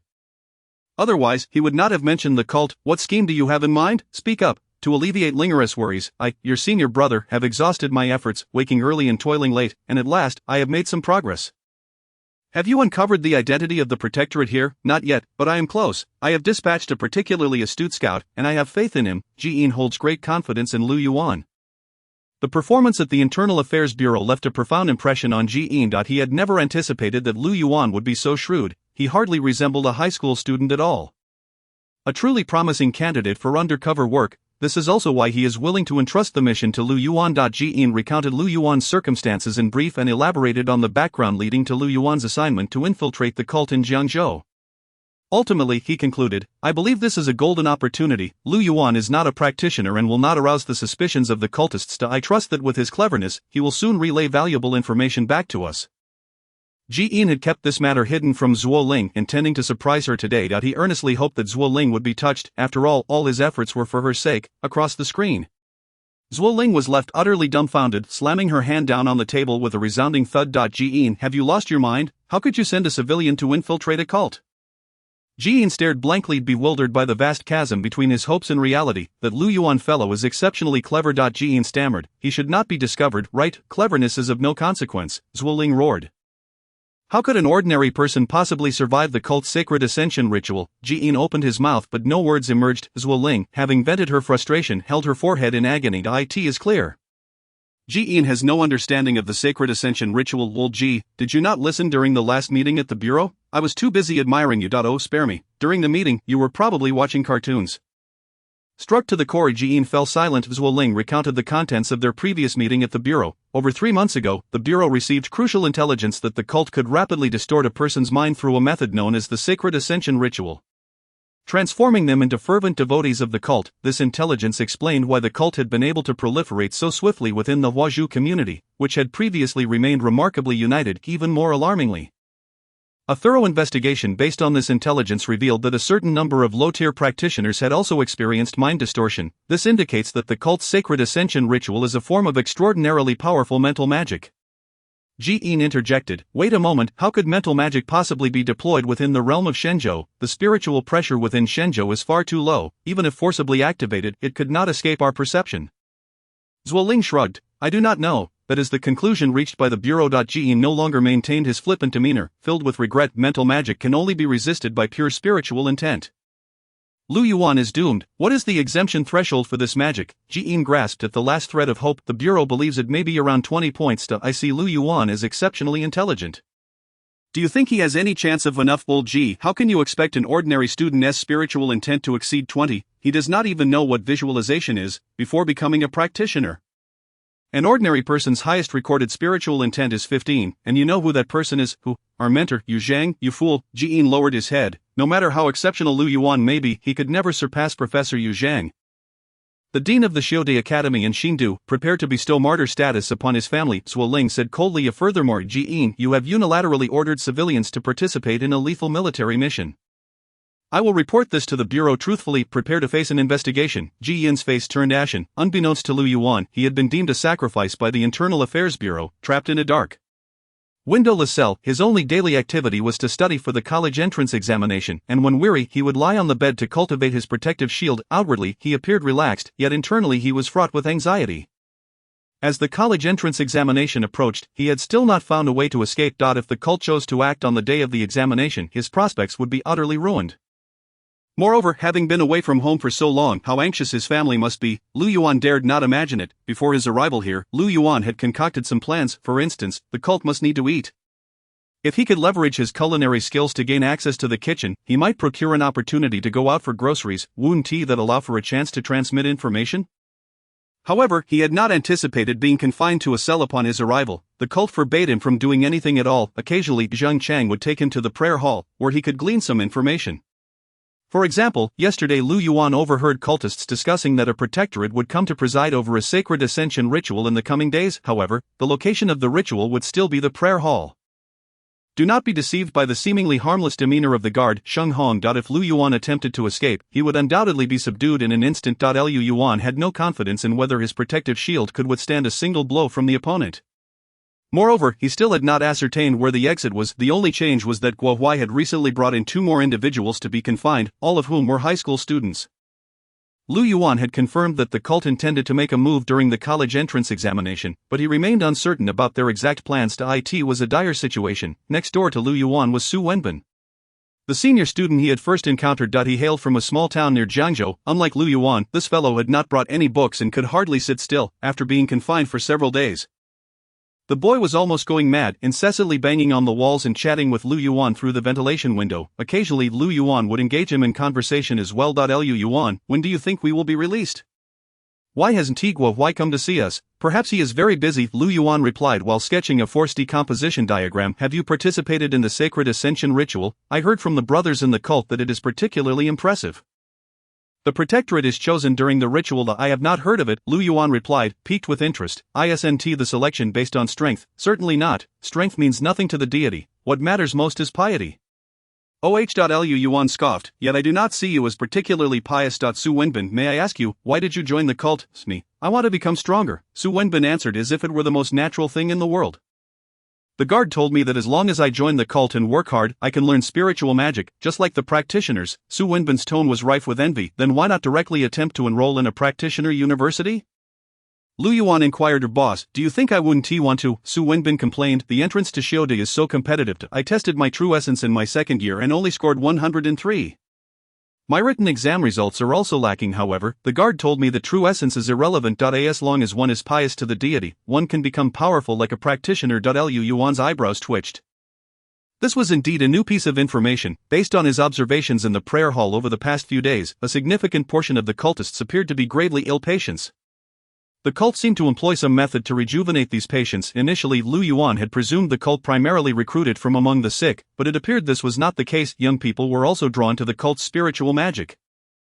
After all, which young person does not desire to wield the powers of a practitioner, soaring through the skies and traversing the earth? Su Wenbin's reasoning was not entirely flawed. He was quite the spirited lad, albeit misguided. Lu Yuan concluded. Chapter 32, the challenge of guiding youths. At the same time as Lu Yuan and Su Wenbin were idly chatting, Guo Huai and the guard Sheng Hong were in a room above ground. Clad in white lab coats emblazoned with Jiangzhou Mental Hospital, it was indeed an excellent hideout for the cult. No sane person would wish to approach this place. A cultist knelt before the 2 guards, pleading, my lord, my twilight syndrome has flared up again, have mercy on me. Please grant me divine water. Just days prior in the prayer hall, this man had been full of life, yet now he lacked even the strength to stand. Racked with excruciating pain, Guo Huai chuckled, the deity cured your twilight syndrome, how could it possibly flare up again? It must be due to your lack of piety. The cultist was taken aback, desperately attempting to defend himself. My lord, that is not true. I am very devoted to the deity. His words were cut short as Guo Huai snapped his neck. Bring this traitor out. 2 individuals entered, silently lifting the corpse away. Once they had departed, guard Sheng Hong frowned. That's the 4th one this month. Why are we only receiving such useless individuals lately? Guo Huai laughed. They were all near death.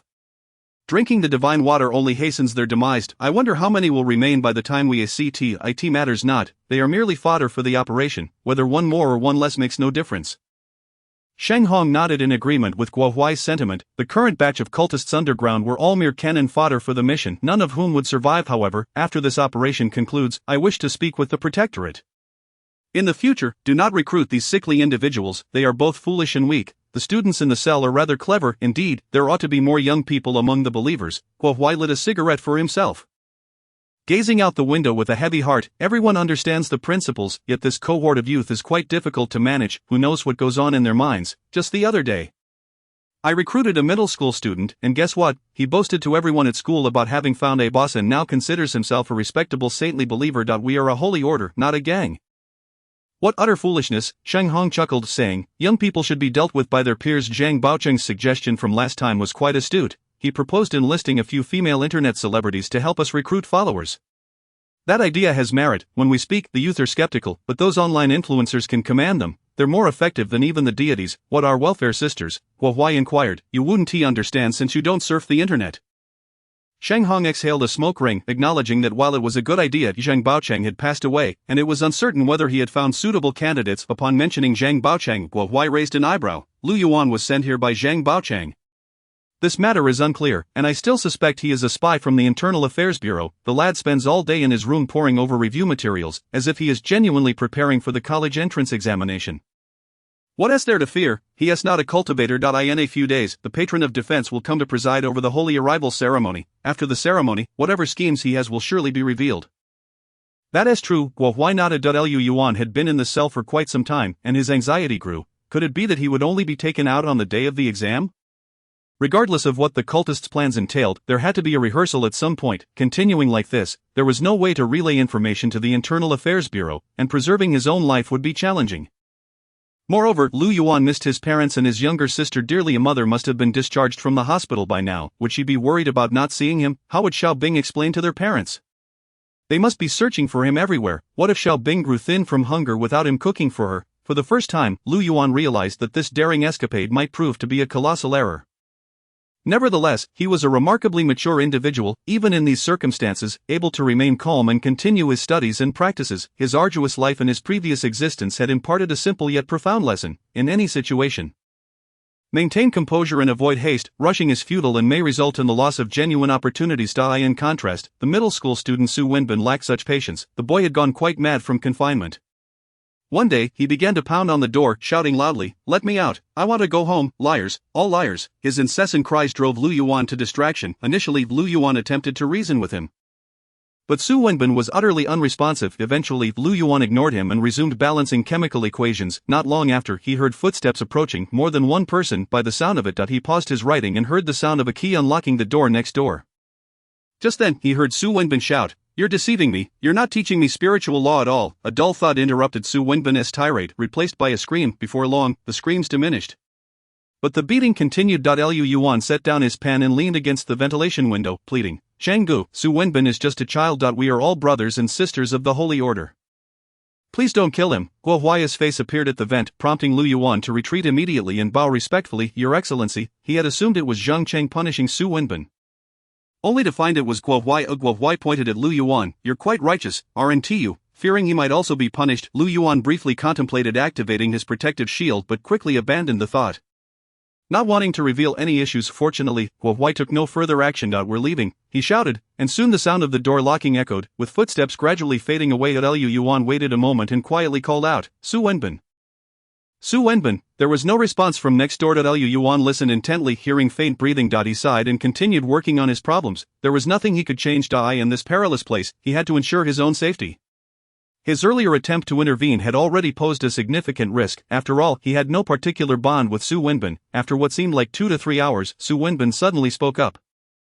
He said, "Lu Yuan, we can't get out, can we?" "Lu Yuan, I want to go home." Lu Yuan didn't respond. Su Wenbin didn't need an answer, he was merely talking to himself. Subsequently, he shared many grievances, including being bullied by classmates, his father's drunken violence, and his affection for a girl named Wenwen. After a lengthy monologue, Su Wenbin abruptly asked, "Lu Yuan, are you listening?" Lu Yuan paused his pen. "I've been listening the whole time." "Thank you." Following this exchange, Su Wenbin became taciturn. Lu Yuan continued his studies and practices. During this time, he made 2 notable discoveries. Point 1 pertained to his learning capabilities. Lu Yuan realized that his ability to learn seemed significantly enhanced. Initially, he believed he wouldn't have time to review the material, yet that proved untrue. Many problems that had taken considerable time in his previous life now appeared clear, almost effortless to solve. Had his intelligence increased, Lu Yuan mused, if only he had diligently studied at home. So far, he had nearly completed his review of mathematics and comprehensive science, feeling confident with his problem solving. His progress in language was slow due to the many differences from his previous life requiring rememorization. Foreign language, that was a lost cause. At this rate, if he were to take the college entrance examination now, there was a slight chance he could achieve the passing score of 450, provided he could get out. The other significant discovery was regarding the system. Chapter 33, Exceeding Limits in Points Allocation. The system's allocation was more intricate than anticipated. Lu Yuan had been cultivating his protective shield and made some progress. Now, when he struck the wall with full force, the pain was considerably lessened, and any abrasions on his knuckles healed completely within a day. He also discovered that the effectiveness of the protective shield fluctuated with the waves of true energy.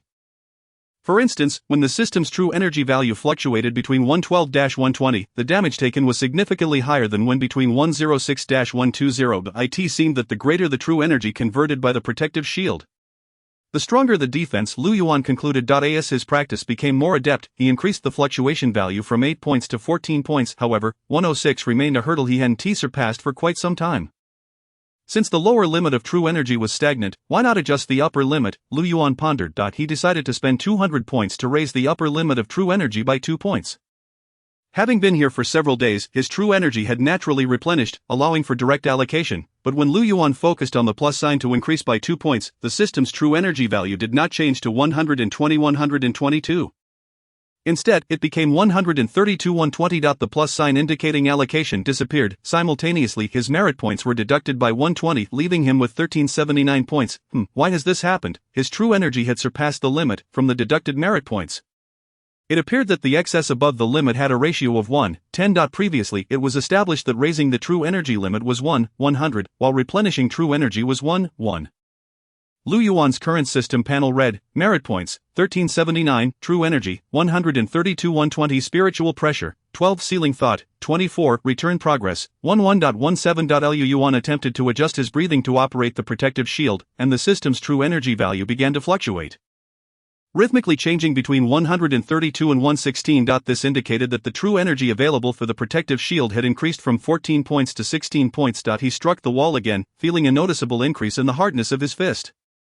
It worked, although he was uncertain why he could no longer raise the upper limit of true energy. This method of exceeding the limit for allocation was quite beneficial. Allocating 12 spiritual points in one go was significantly cheaper than raising the limit. Elevating the limit by 12 spiritual points required 1200 merit points, while this method of exceeding the limit needed only 120 merit points, quite a bargain. However, Lu Yuan soon realized he had celebrated too soon. Not long after, he noticed that the excess true energy began to decline, 131, 130, 129, gradually decreasing. After about an hour, the true energy returned to 120, 120. Thus, it appeared that exceeding the limit was not a permanent enhancement, but rather a temporary boost. Lu Yuan speculated that this might be a means of short-term explosion. However, if it only lasted for an hour, this allocation would not be worthwhile, especially since replenishing true energy was 1:1. While this was at a ratio of 1:10. Lu Yuan thought this exploration of the system would conclude here, but the matter was not yet resolved. After taking a nap, he casually glanced at the system and discovered further changes. Merit points, 1379, true energy, 120-120, spiritual pressure, 13, ceiling thought, 24, return progress, 11.17. The plus sign behind true energy had returned. What delightful news! Strangely, his spiritual pressure had inexplicably increased by 1 point, now standing at 13. Spiritual pressure had always been an enigmatic metric, and now it was even more baffling. Lu Yuan was at least certain of one thing: this seemingly simple system was likely far more complex than he had imagined.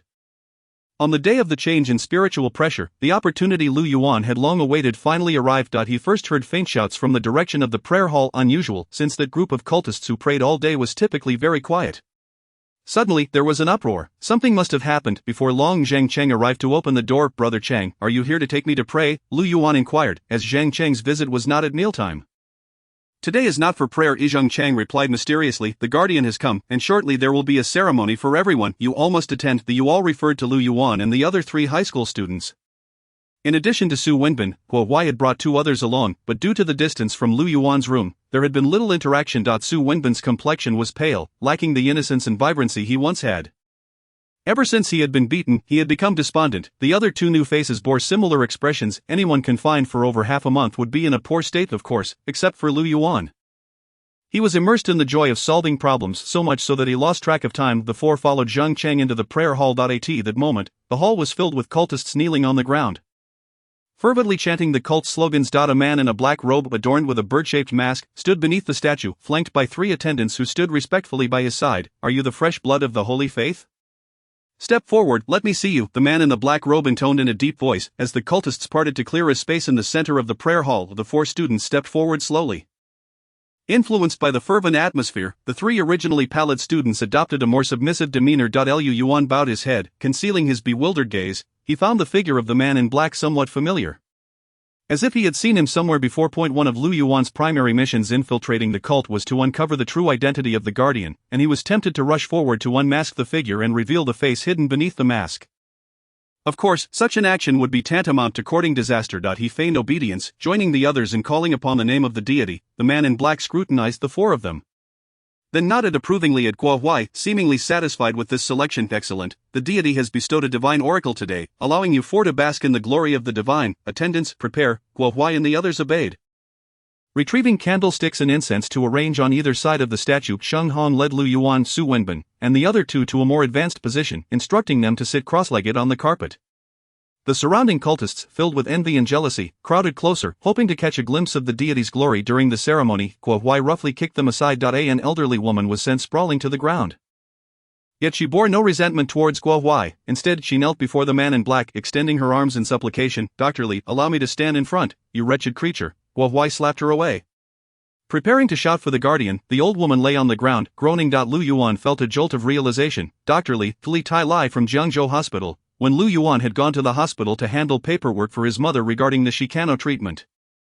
He had intended to consult this specialist about follow-up rehabilitation questions. However, it was mealtime, and when he found him, Tai Lai was just stepping into the elevator. In the fleeting moment before the doors closed, Lu Yuan had memorized Tai Lai's appearance, and indeed, his figure resembled that of the man in the black robe before him. Further contemplation led Lu Yuan to ponder how there were so many patients with dusk syndrome among the cultists. He recalled his father mentioning that Tai Lai had a very secretive treatment method, only divulging it to those who sought him out privately. The so-called secret treatment must be taking place here.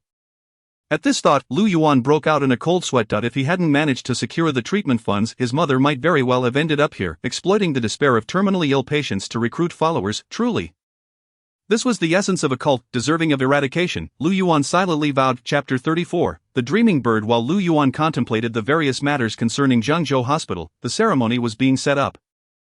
The unidentified attendant exited the prayer hall and locked the door from the outside. The man in the black robe, wearing the bird-shaped mask, opened his arms, and the surrounding clamorous cultists fell silent. "Holy be," Tai Lai proclaimed. "Descend." A radiant spiritual light emanated from his form, and the eyes beneath the mask sparkled with the same brilliance. This imposing figure reminded Lu Yuan of Ji Yin during their battle in the abandoned factory. It seemed Tai Lai was also a practitioner of considerable rank. As the ceremony continued, Lu Yuan sensed a peculiar power emanating from the statue behind Tai Lai. Unlike previous prayers, this power surged violently, becoming visible to the naked eye. A pale pink spiritual light emanated from the statue, transforming the entire prayer hall. Bathed in this ethereal glow, the cultists ceased their murmurs, swaying drowsily until they all fell asleep. Not only them, but even the three attendants sat cross-legged, their eyes closed, their chests rising and falling as if in a light slumber. The three high school students were no exception. Upon witnessing this, Lu Yuan's heart raced with dread. He immediately imitated the others, collapsing to the ground and feigning sleep. In such a situation, he quickly checked his system. Indeed, his spiritual awareness had plummeted. It had dropped from 24 to 17. Previously, Lu Yuan had experienced something similar, but during prior prayers, his awareness had only diminished from 24 to 22, leading him to feel slightly drowsy, and now, he was overwhelmingly fatigued. He struggled to maintain clarity, acutely aware that the most crucial aspect of this ceremony was to induce slumber. As long as he remained awake, the cult's tactics could not ensnare him. It felt as if only a moment had passed, yet an eternity seemed to stretch on until the only sounds surrounding him were the rhythmic breaths of the sleeping cultists. Above, Tai Lai had also ceased his chanting. Lu Yuan's eyelids fluttered open just a crack, and to his astonishment, he saw that Tai Lai too had succumbed to sleep. Was this a group therapy session for insomniacs? Lu Yuan internally scoffed while contemplating whether this presented a viable opportunity to escape. However, the prayer hall's entrance was locked, with an attendant stationed at the door. Should he seize the moment to eliminate everyone? The mere thought sent shivers down his spine. Perhaps there was a glimmer of hope, though death would ultimately be his fate. As he grappled with this dilemma, something extraordinary transpired with the sleeping Li Tai Lai. A pink spiritual light surged from his head, and soon something flew out from his ear. Yuan squinted, observing for a while before realizing it was a vibrantly colored hummingbird. Perhaps hummingbird was not entirely accurate, for it merely resembled one, small and rapidly flapping its wings, yet it was translucent, seemingly not of solid form. As it flapped its wings, a multitude of stardust-like particles cascaded down, indicating that this hummingbird was no ordinary creature. It circled the prayer hall, scattering its shimmering pink dust like ethereal raindrops, creating a whimsical and dreamlike spectacle. This unexpectedly delicate scene caught Lu Yuan off guard. He had anticipated that the cult would conjure something monstrous. Covered in tentacles and suckers, spewing blood and venom everywhere, the dust released by the hummingbird settled upon the sleeping individuals, their breathing suddenly becoming more subdued, as if they had slipped into an even deeper slumber. Some of the luminous droplets landed on Lu Yuan's clothing, penetrating his being without pause. Checking his system again, Lu Yuan saw his spiritual awareness plummet from 17 to 9. An overwhelming wave of drowsiness washed over him, forcing him to bite down on his tongue to stay alert. Clearly, the pink spiritual light emitted by the hummingbird possessed potent hypnotic properties. Only then did the translucent hummingbird gradually descend. It circled the 4 individuals at the center of the ceremony before finally alighting on Su Wenbin's shoulder. The creature tilted its head, examining Su Wenbin, and gently scratched near his ear with its tiny claws, reminiscent of a well-fed warbler. Seeing Su Wenbin remain unresponsive, the hummingbird grew bolder, inching closer to peck at his ear. It seemed to break something, and Lu Yuan heard a faint cracking sound before the hummingbird darted into Su Wenbin's ear, vanishing from sight. Panic surged within Lu Yuan. He had no idea what this signified. Though the bird appeared beautiful, the thought of anything entering his mind was unsettling, yet he could not dwell on it for long, as his eyelids grew heavy, fatigue enveloping him as if he had just completed 10 comprehensive exams. Moments later, the hummingbird emerged from Su Wenbin's ear once more. Su Wenbin showed no signs of change, not suddenly rising to become a zombie. He appeared to still be deeply asleep, but the hummingbird repeated the process. Diving into the ears of the other 2 students, finally, it settled upon Lu Yuan's shoulder. Though he feigned slumber, he was perilously close to true unconsciousness. At this moment, the hummingbird hopped to his ear. Using its minuscule beak to peck at it, the system displayed a drastic decline in his spiritual awareness, dropping from 9 point by point. Lu Yuan was but a step away from falling into a deep sleep. He could not afford to wait idly for death. He understood that losing consciousness would undoubtedly lead to dire consequences. As his awareness fell to 5, Lu Yuan abruptly opened his eyes, reaching out toward the hummingbird. Intent on crushing this unknown creature, regardless of the outcome, he would fight back. He summoned his true energy, activating the protective shield effect. No matter how sharp the bird's beak, it should provide some measure of defense. The hummingbird was startled by Lu Yuan's sudden movement. However, the anticipated attack did not come. This was merely a timid creature, lacking any combative prowess, and it quickly fluttered away. Lu Yuan watched as the hummingbird landed on Li Tai Lai's shoulder. Sensing its safety, the bird chirped twice at Lu Yuan before diving into Li Tai Lai's ear, disappearing entirely. Lu Yuan's vision darkened, and he finally succumbed to slumber. At the same time, in a distant dark chamber far from Jiangzhou City, a stern-looking middle-aged man suddenly opened his eyes. He lowered his head in contemplation, a look of confusion crossing his face. Hearing the commotion from within, a guard stationed outside entered to inquire, "My lord? I am fine, however, it seems the dreaming bird has encountered some issues." The individuals present appeared momentarily taken aback, and after a brief pause, one inquired, "Should we inform Jiangzhou to temporarily halt their operations?" "No need to pause, time is of the essence. Instruct Li Tai to remain vigilant." "Understood." Chapter 35. Such devotion. Lu Yuan awakened in his cell, conducting a thorough examination of himself, seemingly unchanged. In fact, after a restful slumber, he felt invigorated. He had been plagued by restless nights of late, such was the plight of an undercover agent embedded deep within enemy territory. Lu Yuan's heart was not so audacious. At this moment, he accessed the system and noted that his spiritual awareness had indeed returned to 2-4. It became evident that this awareness was likely correlated with mental acuity, perhaps akin to one's state of alertness. Should the value drop too low, an overwhelming desire for sleep would ensue. Recalling the peculiar bird, Lu Yuan felt a twinge of apprehension. It was abundantly clear that the bird bore significant ties to the cult. Should it realize it had not been dreaming and, upon escaping, possess the consciousness to relay this matter to Li Tai, Lu Yuan would be in peril. Fortunately, this concern did not manifest into reality. Shortly thereafter, Zhang Cheng escorted the 4 individuals into a more spacious room where cult members were partaking in their meals. The dietary provisions of the cult had long caused Lu Yuan to furrow his brow. He believed that even an organization steeped in malevolence could seek redemption. However, if a group lacked even the most basic appreciation for sustenance, it was likely devoid of hope. The cult, it seemed, had no future. Previously Zhang Chang had delivered meals directly to Lu Yuan and the others in their cells, but now they were permitted to dine alongside the other cultists, signifying a newfound trust, yet Lu Yuan could not comprehend the sudden shift in their confidence.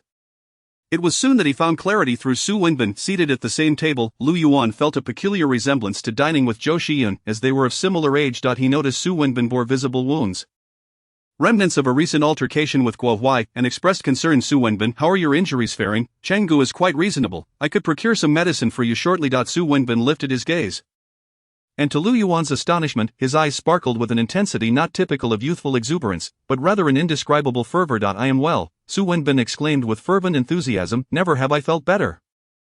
His voice trembled with excitement. I am grateful for the Lord's grace, every moment feels like a slice of paradise. At this point, Su Wenbin spat out his food and knelt upon the ground. Fervently shouting, Holy be, he prostrated himself toward the prayer hall, his forehead striking the cold concrete floor with a resounding thud. Influenced by him, the other two students who had undergone the ritual similarly knelt and mimicked his actions. Lu Yuan hesitated for just a moment before following suit, determined not to be recognized, and subsequently harmed. Their display incited envy and admiration among the surrounding cultists. Look, one exclaimed, such devotion, the holy ceremony truly transforms one. Alas, we are not so fortunate. Lu Yuan lay prostrate, feigning utter submission while grappling with an unparalleled sense of shock. He was acutely aware of Su Wenbin's character. This boy had joined the cult merely to learn a few rudimentary mystical techniques, and just days prior had been beaten to the brink of wishing to return home. Such a person could not possibly metamorphose into a fervent cultist within a mere few days. Therefore, it was evident that the bird was the catalyst for this transformation. It had likely irrevocably altered Su Wenbin's mindset. The thought sent a chill down Lu Yuan's spine. Had he allowed that bird to infiltrate his mind? What would he have become? Would he have confessed his identity as an undercover agent? Would he forget his parents and sister? Would he divulge his secrets? What a terrifying prospect. After the meal, Lu Yuan and his companions were not returned to their cells. Instead, Zhang Cheng permitted them to roam freely, albeit still confined to the underground. It appeared that the transformation wrought by the holy ceremony had rendered the guards less vigilant. The underground lair of the cult was quite expansive. Equipped with various amenities, numerous areas bore signs of excavation, likely indicating the cultists had repurposed some existing underground facilities. After navigating several turns, they encountered an underground exit, marked by a heavy iron door. Firmly shut. Two cloaked cultists stood guard, and upon noticing Lu Yuan, they barked, "Return, you may not leave without the approval of the guards." Lu Yuan explained, "I took a wrong turn." One of the cultists nodded. His tone softened, and gestured, "Go back. Do not approach this area." Lu Yuan nodded and departed, mentally calculating his odds should he confront the two alone. His protective shield training had progressed well, through the enhancement of his abilities. He could now harness 16 units of true essence. The two cultists did not appear to be cultivators, and he felt confident he could overpower them, yet, uncertainties loomed. Did they possess the key?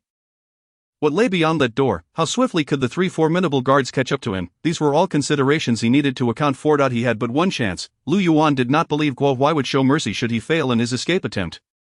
In the ensuing hours, Lu Yuan devised several escape plans, all of which soon became obsolete. Guo Huai summoned everyone to the prayer hall, where he unveiled the operational strategy. Prior to this, he delivered a rousing speech against the Huazu cult alliance to set the record straight. The Lord is great, merciful to the Huazu, sending forth a messenger to rescue them from ruin. As Guo Huai's voice rang out, all cultists echoed, Holy be, yet, how dare the treacherous dogs of the cult alliance defy the Lord's messenger? They have slain our brothers and sisters of the holy faith. In their quest for power, they deny ordinary people the right to cultivate. They are insatiably greedy, unwilling to part with even a modicum of medicine.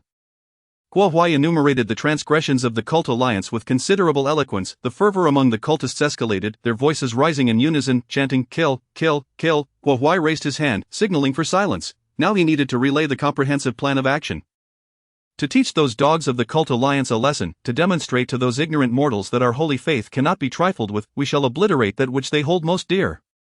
On June 7th, nearly 2 days hence, was the day they cherished most, the National College Entrance Examination. We shall stain this examination with the blood of our enemies, ensuring they forever remember the Lord's wrath. At this revelation, Lu Yuan felt a jolt of realization. Only 2 days remained until the examination. Having been imprisoned without a sense of time, he had unwittingly lost a month of his life. The thought of his parents and sister, who must be anxiously awaiting news of him, pierced his heart with pain. Once Guo Huai had stirred the cultists' emotions, he stepped aside, and the guard Sheng Hong began to assign specific tasks. The cult's plan involved planting bombs at 2 examination venues in Jiangzhou, which would be detonated during the exam. Simultaneously, they intended to ambush the parents awaiting their children outside, creating a devastating scene of chaos.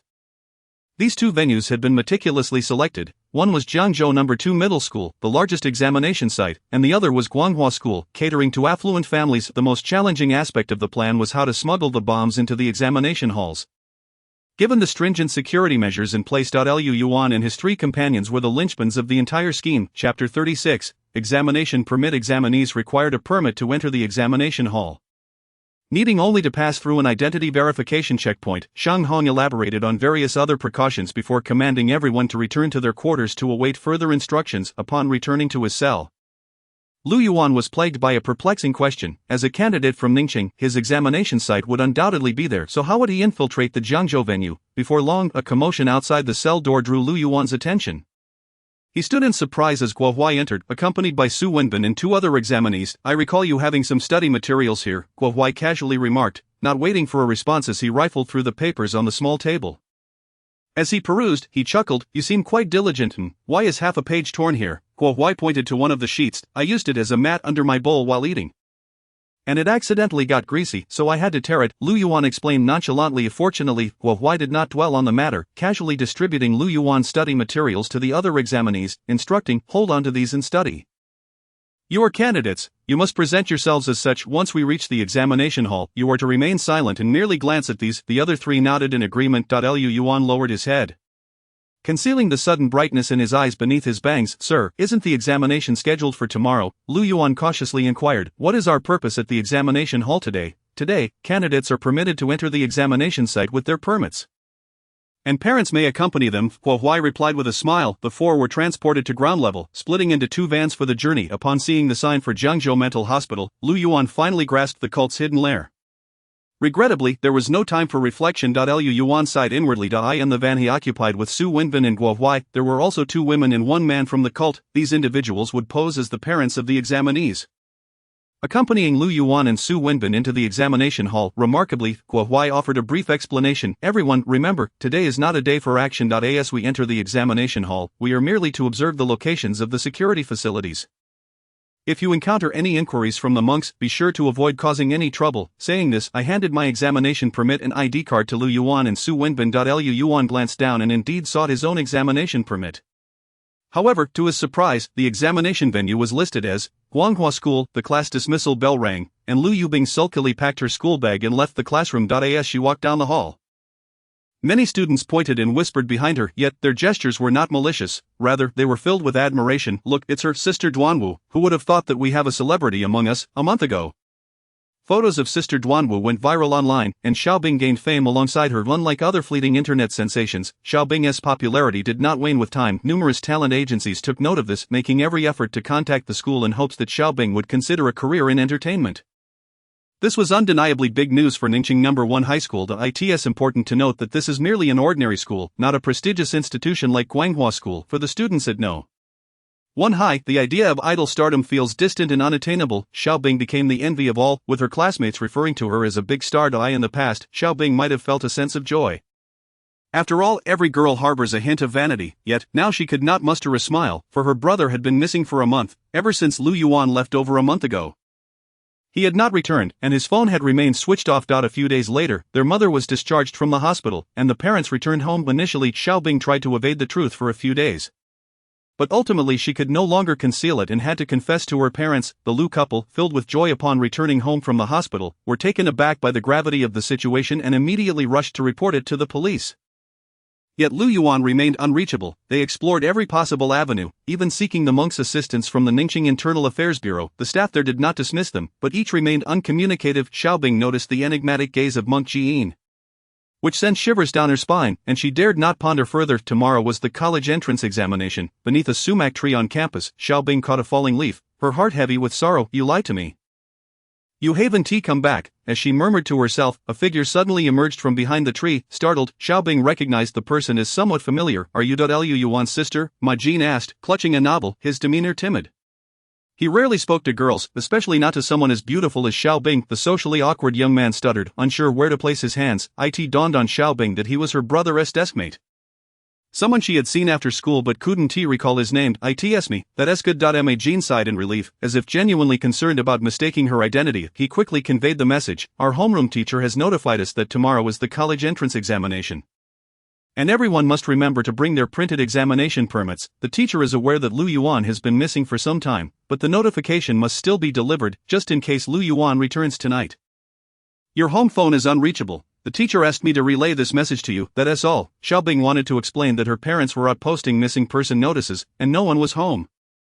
But Ma Jin turned and ran off, clearly not adept at interacting with girls. Xiaobing shook her head, preparing to leave, when suddenly she came to a halt. The examination permit. She turned and sprinted toward the school's computer room. Before Lu Yuan left, he had entrusted her with registering online. After successfully registering, Xiaobing had not followed up on the status of Lu Yuan's examination permit. This was a mental oversight. She unconsciously believed that only after Lu Yuan returned would it be necessary to print the permit.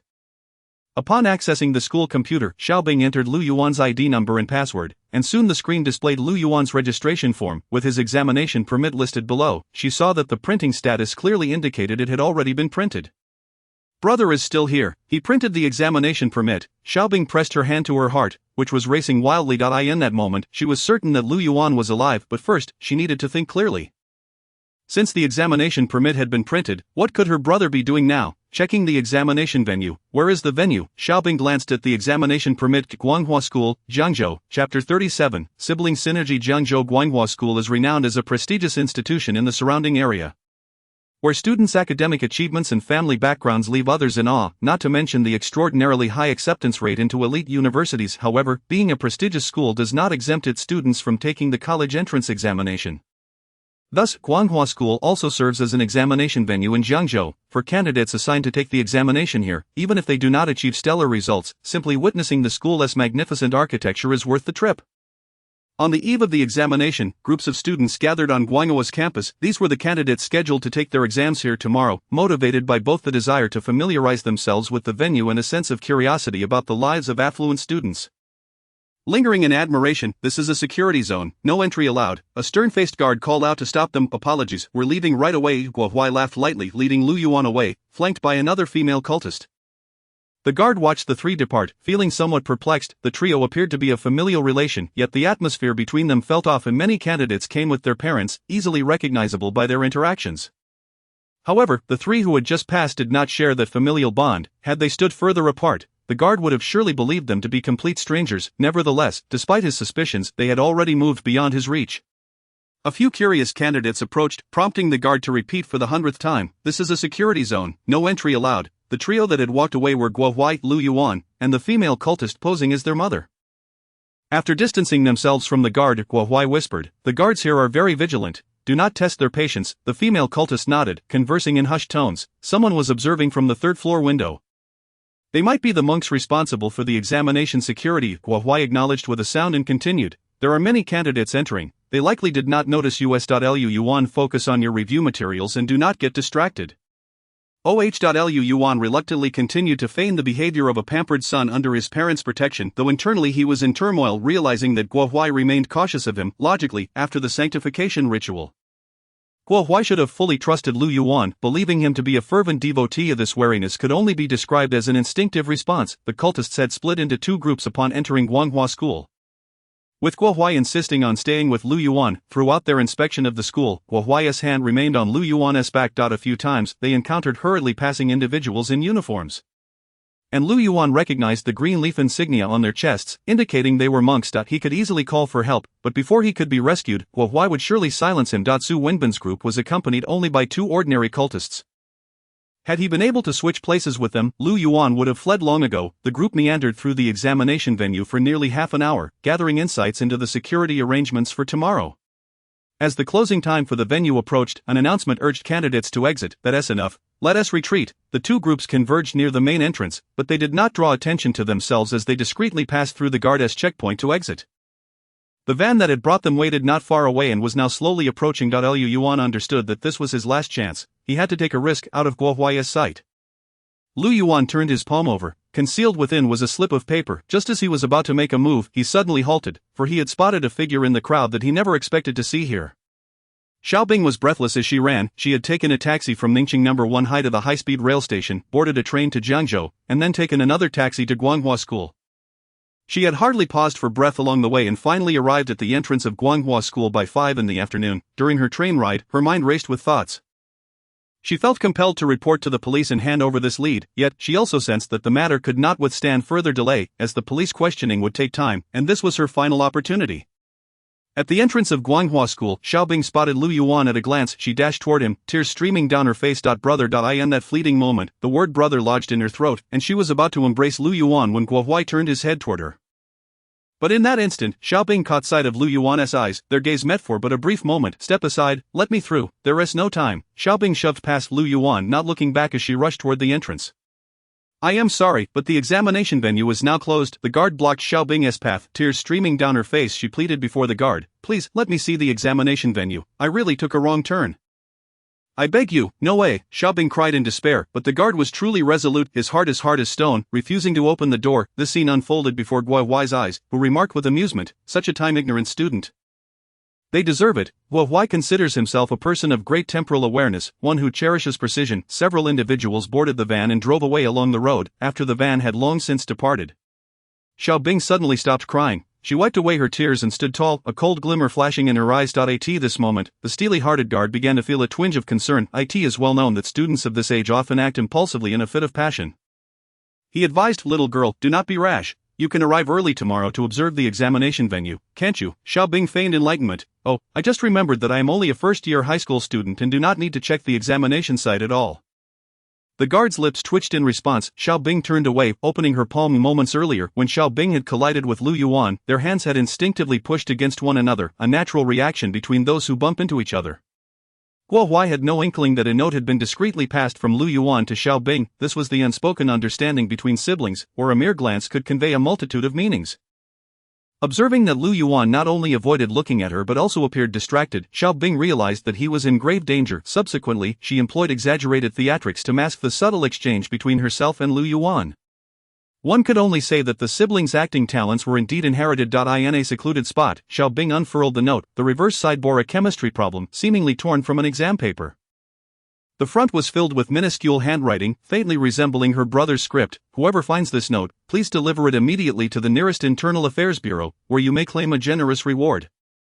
This is no jest. I am Lu Yuan, assigned by the monk Jiyin of the Ningqing Internal Affairs Bureau to investigate the cult in Zhangzhou. The current intelligence is as follows. There is strong suspicion that Dr. Li Tailai of Zhangzhou First Hospital is the leader of the local cult.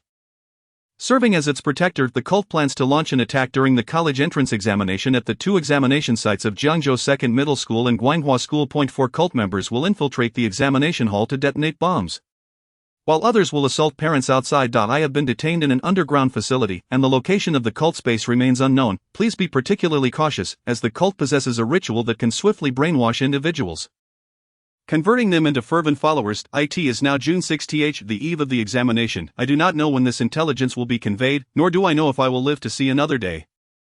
I implore the monk Jiyin to honor the promise of my martyr's treatment. Please convey to my parents and sister that I miss them dearly every moment. Chapter 38. Something feels amiss. June 7, the day of the examination. In the underground of Jiangzhou Psychiatric Hospital, all cultists remained awake throughout the night, praying before their idol. Lu Yuan too was in prayer, beseeching the Internal Affairs Bureau for efficacy. Yesterday, Lu Yuan had intended to discard the note on the ground, hoping that fortune would favor him and a kind soul would discover it and deliver it to the bureau in time. Although he knew the likelihood was that it would be swept into the trash by a janitor, he had not anticipated encountering his sister outside the examination site, and without attracting Guohuai's attention. He had managed to pass the note to Xiaobing. This was not mere luck, but rather a divine intervention. However, this turn of events left Lu Yuan feeling anxious. He had originally resigned himself to death, but now he yearned to survive. The information on the note was relatively intact, and he trusted the bureau would thwart the cult's plans. Yet, the most crucial piece of information, the location of the cult's base, Zhangzhou Psychiatric Hospital, was missing. He had written the intelligence while in his cell, unaware of where he was at that time. By the time he would have been able to clarify the situation above ground, it would be too late to write it down. Thus, the bureau would be unable to locate him for a rescue. He could only hope that the bureau would act swiftly, and preferably not take too long. After all, he still had an exam to attend. In the prayer hall, Guohuai arrived fashionably late, nodding fervently into his phone. Understood, absolutely. After hanging up, he approached the idol and proclaimed, today shall be a momentous day. The protector is praying for us, and he has instructed me to convey to all that the deity has responded to his supplications. All participants in today's mission shall enter the divine realm. Hearing such grace, the entire assemblage of cultists erupted in cheers, their last vestiges of fear evaporating. Lu Yuan joined in the raucous celebration, feeling invigorated. Guo Huai nodded, commanding Lu Yuan and 3 others to step forward. And then received 4 boxes from Shang Hong. Upon opening one, Lu Yuan discovered a pair of heavy leather shoes with high heels, resembling elevator shoes. Puzzled, Lu Yuan mused that at his height of 1.82 meters, he certainly had no need for such contrivances. You all have the heaviest responsibilities, pay close attention. Guo Huai began to explain, these shoes have been specially modified, each sole conceals 1 kilogram of explosives, allowing you to pass through the examination hall's security. Typically, the security gate would detect concealed items, but it has been tampered with, raised by 3 centimeters. Therefore, remember, as you pass through the security gate, do not lift your feet. Keep the sole scraping against the ground. Many candidates will be entering together, blending into the crowd without attracting attention. Su Wenbin and the others nodded in acknowledgement. The detonators were entrusted to Guo Huai and Shang Hong, who would simultaneously trigger the explosives when the examination commenced. However, to ensure safety against the electromagnetic shielding system interfering with the detonation signal, the explosive devices in the shoes also had a manual activation feature. The heels could be twisted with force. Should the bell cease ringing without detonation, they were to activate the explosives themselves. The fuse would last for 5 seconds, requiring only a brief wait. At this juncture, Guo Huai, with a hint of concern, inquired, no one is afraid of dying, are they? Su Wenbin and the others smiled. The holy doctrine endures. I shall not perish. Awaiting them was the glorious realm of the deity, a vision they had already witnessed in dreams. Leaving no room for fear, the last of the cult's guards would lead the others to ambush the students' parents outside the examination hall. The explosion within the hall would serve as the signal for action. At that moment, the monks would surely rush into the hall to rescue the students, granting the cultists more time for slaughter. With all tasks allocated, the cultists raised a toast to their mission, dividing into 3 vans and departing their stronghold in a grand procession. At Jiangzhou First Hospital, at 8 a.m. Li Tailai donned his white coat and entered the consultation room, commencing a day's work. He was typically stern, rarely smiling, making it difficult for others to discern his true thoughts. However, today, a subtle smile frequently graced the corners of Li Tailai's mouth, betraying his inner delight. Today would be a monumental day. The examination hall's explosion would result in numerous candidates perishing, demolishing the prestige of the Huazu Cult Alliance, and he, Li Tailai, would be promoted by the cult for such a significant achievement, allowing him to escape this wretched place. His joy was so palpable that even those around him could perceive it. His assistant patted him on the shoulder, inquiring directly, is there joyous news? Li Tailai frowned slightly. The assistant's familiarity was somewhat presumptuous. However, in light of his good mood today, he chose not to pursue the matter. Yes, indeed, there is good news. He nonchalantly dismissed the assistant's curiosity. How many patients are scheduled for today? None for now, the assistant replied. Li Tailai raised an eyebrow at this surprising revelation. It was indeed rare. Li Tailai's public persona was that of a specialist in twilight diseases at Jiangzhou First Hospital, and he had utilized this identity to cultivate numerous followers among despairing patients. Yet, this identity came with its drawbacks, as the high volume of patients often left him overwhelmed. The absence of patients today granted him an unusual opportunity for leisure. Contemplating this, Li Tailai instructed his assistant, I shall go upstairs to enjoy the view. Call me if anyone arrives. Understood. What Li Tailai wished to see was the dazzling spectacle of the examination hall's explosion. The upper floor of Jiangzhou First Hospital boasted an open-air platform that afforded a panoramic view of the entire city. And that was precisely where he intended to go. His consultation room was merely a staircase away from the platform. With the elevator still on the ground floor, Li Tailai cheerfully ascended the adjacent staircase. As he climbed, Li Tailai's mind turned to following today's operation. The Huazu Alliance would undoubtedly scour Jiangzhou like rabid dogs. Leaving now would surely arouse suspicion. He needed to wait a while. The staircase was long, and Li Tailai paused to catch his breath, pressing onward while continuing to strategize. Among the cultists, some were aware of his true identity. He could not allow any survivors to fall into the hands of the Internal Affairs Bureau. He hoped Guo Huai would handle matters cleanly. In a dire situation, he could escape to Shaoxian City. He ought to book a ticket to Shaoxian City to keep on hand, ready to adapt to circumstances. Li Tailai pondered many matters for an extended period, yet the staircase beneath him seemed interminable. He glanced upward to find the staircase spiraling into the infinite blackness above, extending into an endless starry sky. Li Tailai's pace slowed and halted, uncertain of how long he had been climbing. Fatigue began to overcome him, and he was now drenched in sweat. Why is this staircase so long? He gasped loudly, his vision blurring, consciousness fading. In the last fleeting moment before losing awareness, Li Tailai felt a flicker of doubt. Something feels amiss. Chapter 39, The Spiral Illusion. In the consultation room, Li Tailai stood motionless, his gaze fixed. Yet before him stood not his medical assistant, but rather Zhuo Ling, the head of the Jiangzhou Internal Affairs Bureau and a junior disciple of Gyin. Li Tailai had never left the consultation room. From the moment he felt a hand on his shoulder, he had unwittingly fallen into the illusion crafted by Zhuoling. At this moment, a single finger of Zhuoling oscillated between Li Tailai's eyes. With a swirling mass of spiritual light continuously rotating atop it.as, the spiritual light spun ever more rapidly. Li Tailai's pupils began to dilate. Just as success seemed imminent, a profound darkness suddenly enveloped his gaze. Observing this, a flicker of anxiety crossed Zhuoling's features. Her spiritual pressure surged dramatically, and a blinding white light erupted from her eyes as her fingertip pressed forcefully against Li Tailai's brow. The vortex of spiritual light intensified, exploding in an instant. Amidst the resplendent illumination, the darkness within Li Tailai's pupils temporarily receded, and he collapsed limply. 2 agents from the Internal Affairs Bureau swiftly carried him away. While Zhuoling took a deep breath, allowing the technique at her fingertips to dissipate. "Director, how did it go?" inquired a subordinate who entered the room, concern evident in their voice. "Not too well," Zhuoling replied. Rubbing her brow, feeling exceedingly fatigued, the spiral illusion she had employed to confine Li Tailai, though lacking in dazzling visual effects, had exerted a considerable toll on her mental energy. Li Tailai was an unregistered cultivator. His rank unknown, employing illusion techniques on an individual of uncertain strength was somewhat perilous. Thus, Zhuoling, the most powerful cultivator of the Internal Affairs Bureau, had to personally intervene. Fortunately, he was not excessively strong. After receiving urgent intelligence from Jiyin yesterday, Zhuoling had resolved to capture Li Tailai alive. Prior to this, the Internal Affairs Bureau had never succeeded in apprehending a high-ranking member of a heretical sect alive. Each time these individuals found themselves cornered, they would resort to self-destruction, rendering any attempts at coercion futile, truly fanatical. Today, Zhuoling sought to confound Li Tailai with an illusion, intending to strip him of his spiritual power while he remained unaware, thus preventing him from self-immolating. However, this attempt had proven unsuccessful. A powerful restraint had been implanted within Li Tailai. "Just as I was about to break through, it detonated," Zhuoling explained to her subordinate. "I managed to suppress the explosion, but I cannot continue. His mind is now a muddled mess. He must be sent to headquarters immediately. Perhaps they can extract some information," with her subordinate departing to carry out the orders.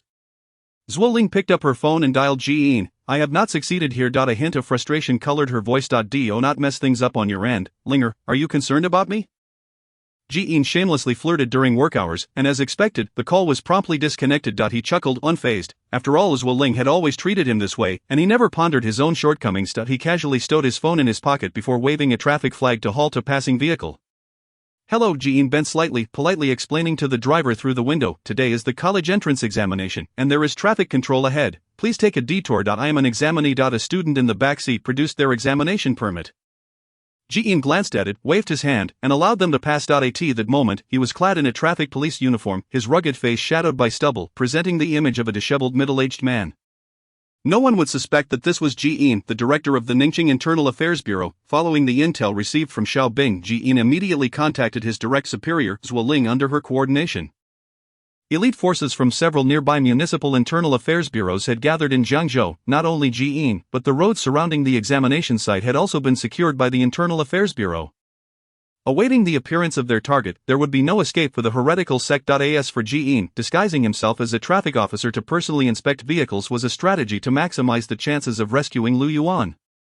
The heretical ritual mentioned in Lu Yuan's intelligence aligned with that of the headquarters, indicating that Lu Yuan had successfully resisted the brainwashing of heretical spiritual techniques. This meant that Lu Yuan's mental prowess undoubtedly exceeded 20. A truly alarming prospect, far surpassing that of Ding Yuzheng at the same period. Both Zhuoling and Jiyin were in consensus that Lu Yuan must be rescued. He held significant importance for the Huazhu people and could not be sacrificed in such a trivial mission. The road Jiyin was on led to the Guanghua examination site. With a little over an hour remaining before the college entrance examination, traffic was slow, and numerous vehicles were on the move. If Lu Yuan were among them, Jiyin could halt the vehicle under the pretense of an inspection. Unfortunately for Jiyin, luck was not on his side. Lu Yuan was on a different road, Lingchun Road. Besides the driver Su Wenbin, Guohuai, and 4 other heretics were also in the vehicle. "Hello, today is the college entrance examination. There is traffic control ahead. Please take a detour." A traffic officer, all smiles, knocked on the car window. The driver glanced back at Guohuai, who nodded, and the driver rolled down the window. "We are here to drop off an examinee." Guohuai greeted the officer with a smile before handing over the examination permit. The officer glanced at the permit, nodded, and gestured to those behind, "Let them pass." In front of the barrier, other traffic officers pressed buttons to raise the barricade. Guohuai quietly sighed in relief. He remained unaware that several officers were intentionally or unintentionally closing in on their position.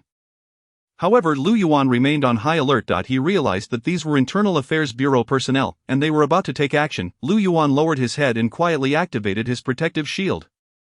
The van began to move slowly when suddenly the officer who had just inspected the documents knocked on the window again. "Hello, your rear tire is flat. Would you like to pull over to the side and change it?" Guo Huai was momentarily puzzled. Flat tire. Instinctively, he instructed the heretic in the passenger seat. "You go take a look." The heretic nodded and opened the door. At that moment, as the door swung open, four cultivators disguised as traffic officers suddenly sprang into action.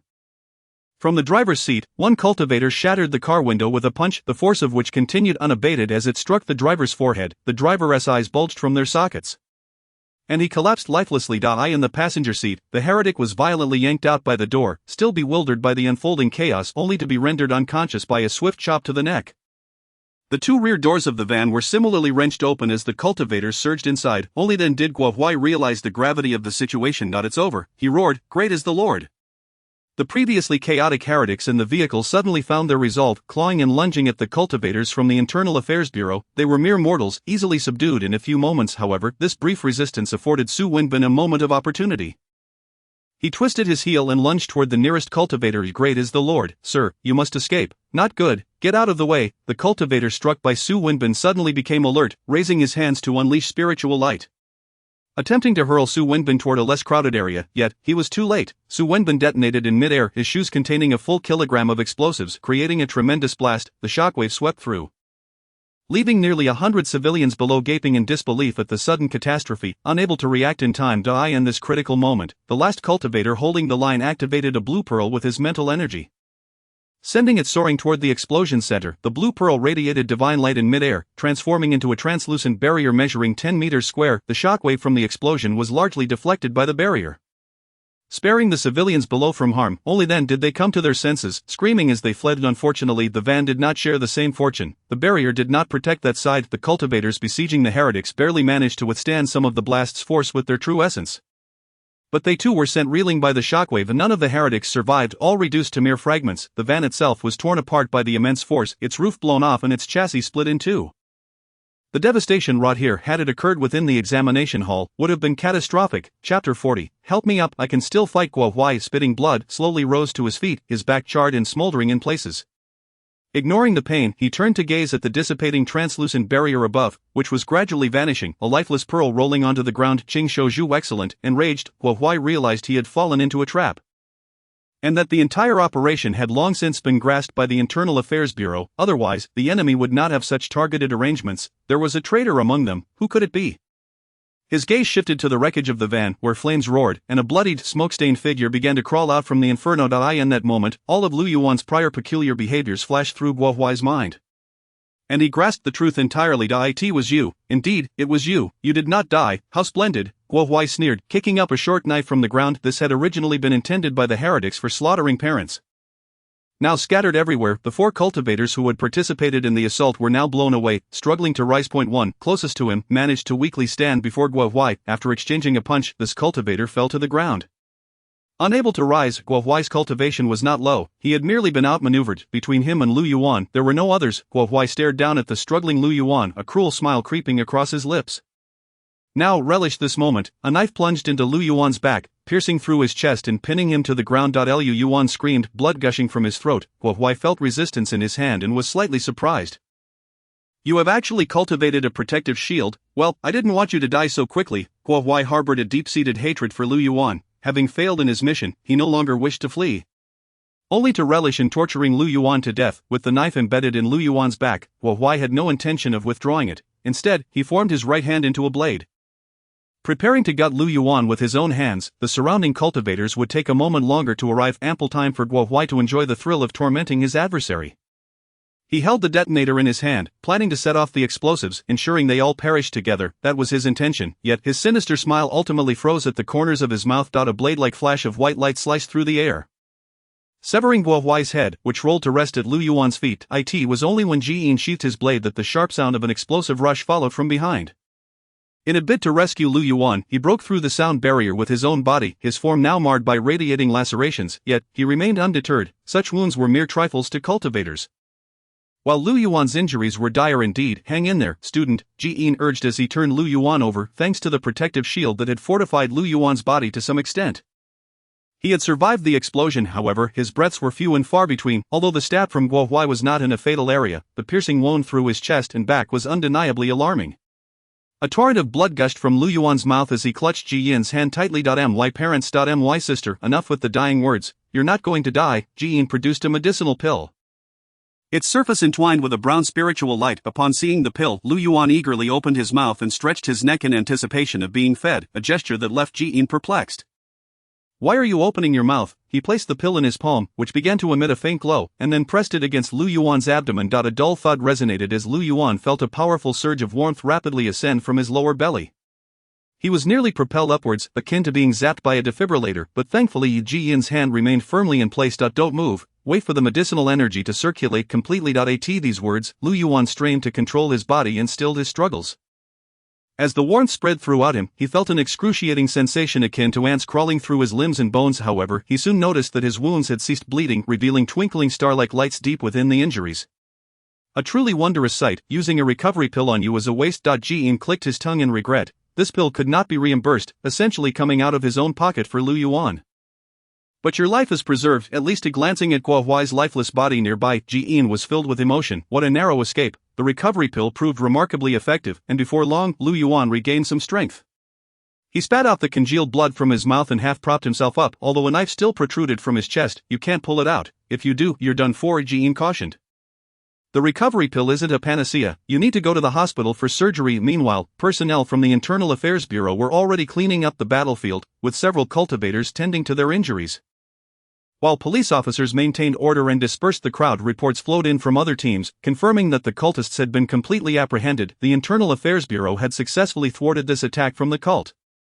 Though they too had suffered casualties. Ji Yin called over two individuals and instructed them to escort Lu Yuan to the hospital. Wait a moment, if I don't go to the hospital, how long can I last? Lu Yuan asked. Ji Yin, somewhat bewildered, assessed him. Probably about 10 hours. The recovery pill is still stable. That's good. Lu Yuan exhaled deeply. Help me up. I need to take the college entrance examination. Ji Yin opened his mouth several times, wanting to persuade Lu Yuan to abandon this unrealistic notion and head straight to the hospital, but ultimately he relented. Lu Yuan was no ordinary person. You're impressive. I'll take you to the examination hall. Before the entrance of Guanghua School, the examination venue had yet to open, and a throng of students and parents gathered at the entrance, unaware of the deadly incident occurring nearby. Their eyes were fixed on the gate. At that moment, an interview was taking place at the entrance, capturing the attention of many. A strikingly beautiful girl stood at the center, surrounded by a circle of reporters, with cameras set up all around. Who is she? An uninformed bystander inquired. Don't you know, she's the top student of this year's Shenzhou Li Tao. Oh my, the top student, so beautiful and academically accomplished. Not just academically accomplished, I heard her true essence exceeds 185. Wow, is this what other people's children are like? No wonder they want to interview her. Before the multitude of cameras, Li Tao exuded grace and poise, shining like the brilliant star her title suggested. From a young age she had witnessed countless grand occasions and undergone numerous interviews, remaining unfazed by the attention. Had it not been for the principal's repeated requests, she would not have wasted her time dealing with these foolish reporters. Yet, since she was in front of the cameras, Li Tao was more than willing to present her perfect young lady persona. Ding Lin, a reporter from Ningqing local station, raised her microphone and asked, Li Tao, do you have any concerns about the difficulty of this year's exam papers? Rumors circulating online suggest they may be quite challenging. Li Tao smiled and replied, I've never encountered a difficult exam paper. If anything, you've piqued my interest a little. Ding Lin was taken aback, struggling to respond. Can you speak properly? She thought, her mind racing as she decided to set a trap for Li Tao. So Li Tao, with such confidence, are you planning to secure the title of this year's top scorer? Li Tao looked puzzled. If I'm not the top scorer, then who could be? Ding Lin was rendered speechless, awkwardly retreating. Meanwhile, reporters surged forward, continuing to pose questions. Li Tao, which university do you plan to apply to? Shenzhou University of Cultivators. Wow, that's one of the top 4. What plans do you have for university life? Li Tao, I will soon become Shenzhou University's top ace. I will always be the champion. Chapter 41, One Blade to the Exam. The reporters continued to bombard her with questions, and Li Tao responded with confidence and poise. Though her answers were undeniably arrogant, she had the credentials to back it up. In the presence of this radiant young lady, ordinary students could hardly muster even jealousy, only able to express envy in their gazes. Li Tao was thoroughly pleased with the crowd's reaction. She had grown up amidst such admiring looks, and the future would be no different. At that moment, the bell rang, and the gates of Guanghua School slowly opened. The candidates clutched their admission tickets, hesitating to step forward. Everyone knew that the one leading the way must undeniably be this perfect young lady. It was only natural, and even the parents of the candidates saw no issue with it. Li Tao smiled demurely, poised to take the lead into the examination hall. Just then, a commotion erupted from below. Make way, everyone clear out. A squad of Internal Affairs Bureau agents carved a path through the crowded throng. Jiyin personally assisted Lu Yuan toward the examination hall's entrance. Such brazen queue jumping should have elicited outrage from the onlookers, however, as they beheld the uniforms of the Internal Affairs Bureau agents and the bloodied figure of Lu Yuan. Complete with a knife still dripping blood from his chest, no one dared utter a word. One blade to the exam. What a spectacle! The reporters quickly sidestepped, while only Li Tao remained rooted in place. Incensed at having her limelight stolen, she stepped in front of Jiyin. You can't get out of the way, Jiyin interrupted, shoving Li Tao aside. The Internal Affairs Bureau is conducting business. Who dares obstruct us? It's the Internal Affairs Bureau, someone exclaimed. Li Tao was livid, yet powerless. No matter how high her true essence was, she was still not a cultivator, and she could not contend with formal cultivators, let alone a violent agency. Trembling, Lu Yuan retrieved his admission ticket and identification from his pocket and handed them to the guard at the entrance. The guard was taken aback, numbly accepting the partially charred admission ticket, which bore large stains of blood. Although his identity was verified, the guard awkwardly pointed at Lu Yuan's chest and conferred with Jiyin. There are regulations against bringing weapons into the examination hall. Jiyin shot him a steely glare. Do you think this candidate would use that knife to threaten others? The guard shook his head vigorously, realizing that if the knife were removed, Lu Yuan would be lost. Then that settles it, Jiyin waved his hand dismissively. I am Jiyin, director of the Ningqing Internal Affairs Bureau. If any issues arise, I will take full responsibility. The guard had nothing further to say. You accompany him inside. If anything happens to Lu Yuan, just bring him out. 2 subordinates complied, entering the examination hall alongside Lu Yuan. They presented the Internal Affairs Bureau's credentials, and the guard at the examination hall allowed them passage. Legally, the Internal Affairs Bureau could enter and exit examination halls at will, including any classroom. However, the parents observing did not share the same perspective. Why can you allow someone to accompany a candidate? And we cannot. Who wouldn't want to be by their child's side during the exam? Publicly abusing privileges was something the Huazhua populace loathed to witness. A momentary uproar ensued, and the atmosphere turned unfriendly. Gathering her courage, reporter Ding Lin stepped to the forefront and challenged Jiyin. Sir, what justification do you have for violating the examination hall's regulations and sending someone to accompany a candidate? The college entrance examination is meant to be the fairest of events. Why should that candidate receive special treatment? Exactly, why should they receive special treatment? Not even cultivators should be exempt, with someone leading the charge. The parents immediately began clamoring. As the situation threatened to spiral out of control, Jiyin stepped forward at silence. His voice resonated like thunder. This was a simple yet effective technique, one devoid of lethal intent. The previously uproarious parents and candidates immediately fell silent. Commoners dared not act recklessly before cultivators, even knowing they would not be harmed. In truth, Jiyin's character was such that he would have scorned the need for explanations. After all, did the Internal Affairs Bureau need to justify its actions? However, considering Lu Yuan's reputation, Jiyin felt it necessary to address the angry crowd in media. He did not wish to see tomorrow's trending topic read, mysterious candidate with extraordinary background manipulates Internal Affairs Bureau to accompany him during exam. Such a scenario would surely incite Lu Yuan to demand an explanation, ultimately leading to a heap of trouble. It was better to clarify the matter now. Facing the agitated parents, Jiyin articulated each word carefully. You ask why? Very well, I shall now provide you with the answer. I am Jiyin, the director of the Ningqing Internal Affairs Bureau. The examinee who just entered suffered injuries while carrying out the duties of the bureau. Over a month ago, our bureau detected that a cult was planning a terror attack during this year's college entrance examination. This student, faced with imminent danger, single-handedly infiltrated the cult to gather intelligence. And just yesterday, he uncovered the entirety of their operational plans. Based on the information he bravely transmitted, several nearby Internal Affairs bureaus collaborated to dismantle the cult stronghold in Shenzhou today. The explosion that recently occurred on Linchun Road was indeed the work of these cultists. I wish to remind you that were it not for this student's desperate efforts, this bomb would have detonated within the examination hall right beside your children. Despite sustaining severe injuries, he refused to go to the hospital, insisting that he must participate in the exam. It was only then that I recalled he is not a monk, he is merely an examinee, just an ordinary student like your children. Yet, this student stepped forward, demonstrating resolute and courageous action to protect us all. You may ask why it is for the wounds he has borne for you, the blood he has shed for you, and the blade he has endured for you. I, Jiyin, director of the Ningqing Internal Affairs Bureau, assert here today that should any of your children exhibit such valor, we will grant them privileges. Jiyin will personally stand guard for your family. What Jiyin stated is not entirely the truth. Many details remain murky. After all, this was a military operation, and it is neither possible nor necessary to disclose every detail to the public.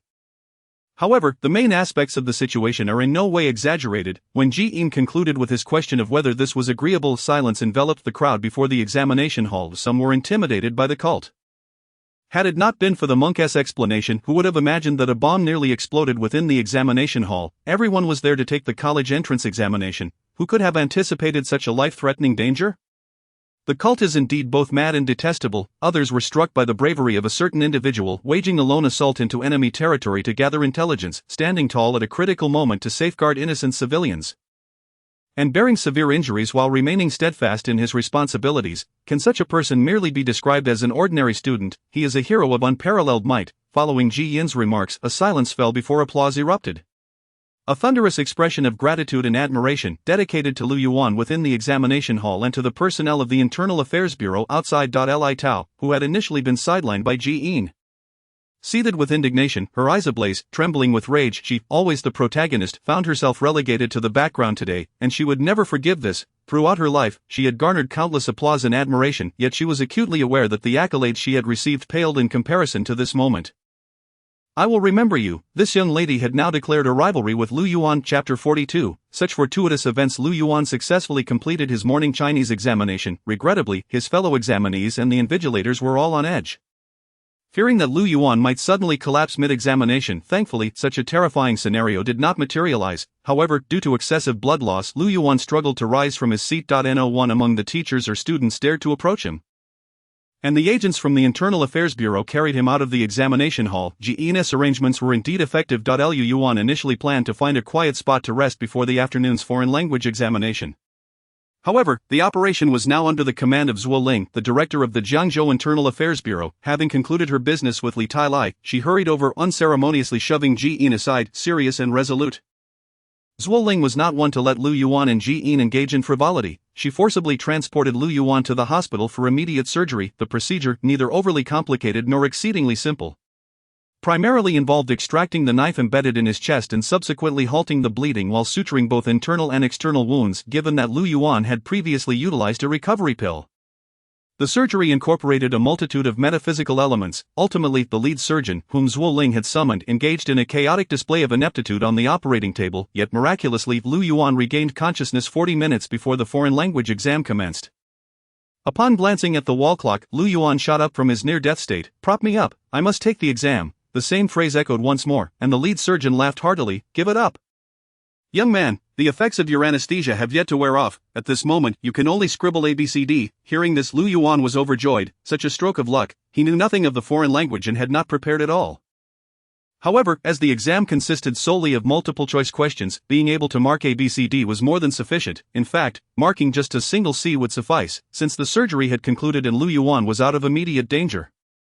Zhuo Ling had no further grounds to impede him this time. As Lu Yuan entered the examination hall, it was without the grandiosity of the morning. He merely leaned against the wall, slowly making his way in. Halfway through, some examinees recognized him, and a few came forward to assist him to his seat. The examination proceeded exceptionally smoothly. Even before the foreign language listening portion had fully commenced, Lu Yuan had completed filling out his answer sheet. To simplify matters, he marked all answers as C, creating a perfect line down the sheet. Of course, this action did not imply that Lu Yuan held the foreign language in disdain. It is the official language of the Tianyu Empire, and most residents within the empire are proficient in it. Although Lu Yuan was still uncertain of what the Tianyu Empire entailed, he aspired to visit it someday. A young man's ambitions lie in far-off places. Traversing the world and gaining knowledge is indeed a noble pursuit, therefore, mastering the foreign language is quite essential. He simply found himself short on time and would catch up after being admitted to the academy. Upon exiting the examination hall, his parents and Xiaobing awaited him outside. They could have arrived earlier from Ningxing, but the Internal Affairs Bureau had delayed them for safety reasons, with the cult now eradicated in Zhengzhou. The family was finally safe. Lu Yuan steeled himself to approach, his heart sinking. No matter how Yearns glorified his feats, one undeniable fact remained: he had been missing for a month prior to the exam, and he had nearly lost his life outside the examination hall. To his biological parents, it mattered not how heroic he appeared. This was an act of grave disobedience. Lu Wenkai truly wished to slap Lu Yuan. How had the family endured this past month? Anxious and sleepless, Su Yongmei's condition had nearly relapsed. Clumps of hair had fallen out of his own head, while Xiaobao had cried secretly every night. In truth, Lu Yuan could not be entirely blamed. He had thought he would return home within a week, but instead, he had been captured by Guo Huayan in prison underground until today. "Dad, Mom, I'm back. Observing the haggard appearances of his parents, Lu Yuan felt a lump in his throat and embraced them tightly. Xiaobing, standing nearby, tugged at Lu Yuan's arm, signaling for him to forget her. Lu Yuan embraced her as well. The family reunited outside the examination hall. As Lu Yuan had mathematics and comprehensive science exams the following day, the family opted to remain in Zhengzhou rather than return to Ningqing that night. Lu Wenkai initially planned to find a small inn near the examination hall, but with so many families of examinees around, the nearby lodgings were already fully booked. Lu Wenkai and Xiaobing wandered about, lugging heavy suitcases, appearing somewhat helpless without a vehicle. Dad, why don't you take a break? Let me make a call. Lu Yuan took his father's phone and dialed Ji Yin's number. His own phone had been discarded by Guo Huai on the first day, and he needed to find the time to replace it. He still remembered Ji Yin's number. Who is this? It's me. Oh, the student. Why aren't you chatting with your family? What brings you to me? We can't find a place to stay nearby. Could you assist us in making arrangements? There was a brief pause on the other end before Ji Yin feigned exaggeration. No way. The young prodigy of Ningqing, the lone hero who saved the day, can't even find a hotel. You must be joking. Ji Yin, my parents are here. Lu Yuan's temper flared. You're joking at a time like this? The previous incident referred to Ji Yin's refusal to send Lu Yuan home after he had dealt with Zhang Baocheng, leaving Lu Yuan with no choice but to walk home, carrying his sister. That debt had yet to be settled. Ji Yin seemed to understand what Lu Yuan was alluding to and chuckled softly. You have no sense of humor whatsoever. Stay put. I'll arrange something immediately. You don't need to ask my location. Is it difficult for the Internal Affairs Bureau to find your whereabouts? I truly wish someone had this much confidence while I was locked underground. The line fell silent, and Lu Yuan felt he had scored a point. In less than 5 minutes, a business vehicle sped up and screeched to a halt in front of Lu Yuan's family. The driver was one of Ji Yin's assistants, whom Lu Yuan recognized. He swiftly helped Lu Wenkai load all their luggage, and once Lu Yuan was inside the car, he explained, everyone has been dispatched. We are currently raiding the Jiangzhou Psychiatric Hospital to gather evidence, while also conducting surprise interrogations of the survivors. In short, we are extremely busy and inadvertently forgot about you. My apologies. Lu Yuan nodded, acknowledging that this oversight was unintentional on the part of the Internal Affairs Bureau. Compared to capturing cult members, arranging accommodations was indeed a trivial matter that someone of Ji Yin's stature would not readily consider. Will the cult retaliate against my family? Lu Yuan was somewhat concerned for his family, considering the scale of today's events. Rest assured, the driver chuckled, our internal affairs system certainly has provisions in place. The assistant drove Lu Yuan's family to a luxurious garden hotel, which was a designated establishment for the Internal Affairs Bureau. Upon seeing the price tags of 4,000 yuan per night for a standard room and 12,000 yuan for a suite, the family immediately decided to find another place. Coming from humble backgrounds, they simply could not comprehend why a single night's stay in a bed could command such an exorbitant fee of 12,000 yuan. This was a realm reserved for the celestial. Mere mortals would do well to keep their distance. As they gathered their belongings to leave, the assistant called out to them from behind. Please don't go. The expenses will be reimbursed by our bureau. Upon hearing the word reimbursed, Lu Wenkai and his wife halted in their tracks, their faces lighting up with joy. They had toiled their entire lives, never expecting to partake in such a lavish reimbursement, especially for such high-end accommodations. The assistant completed the check-in process at the front desk and handed the room keys to Lu Wenkai.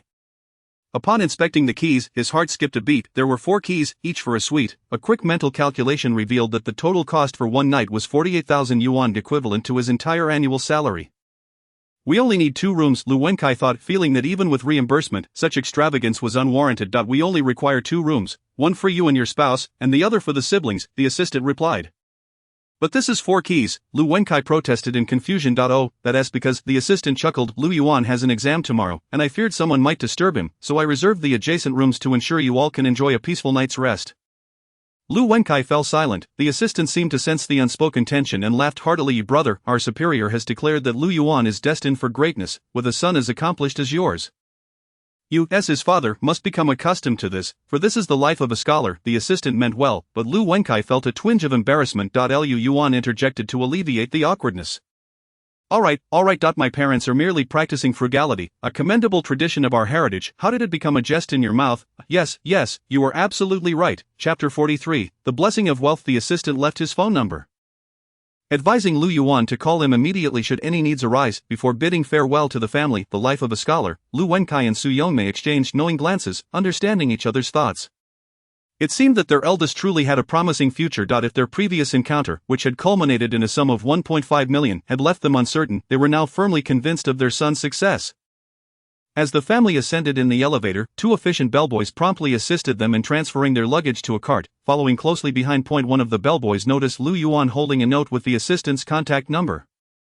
He cheerfully inquired, "Did you lose your mobile phone, sir?" "Yes, I did," Lu Yuan replied casually. The bellboy picked up his walkie-talkie. "Room 1628, a guest has lost a mobile phone. Please send a new one up and inform customer service to prepare a replacement SIM card."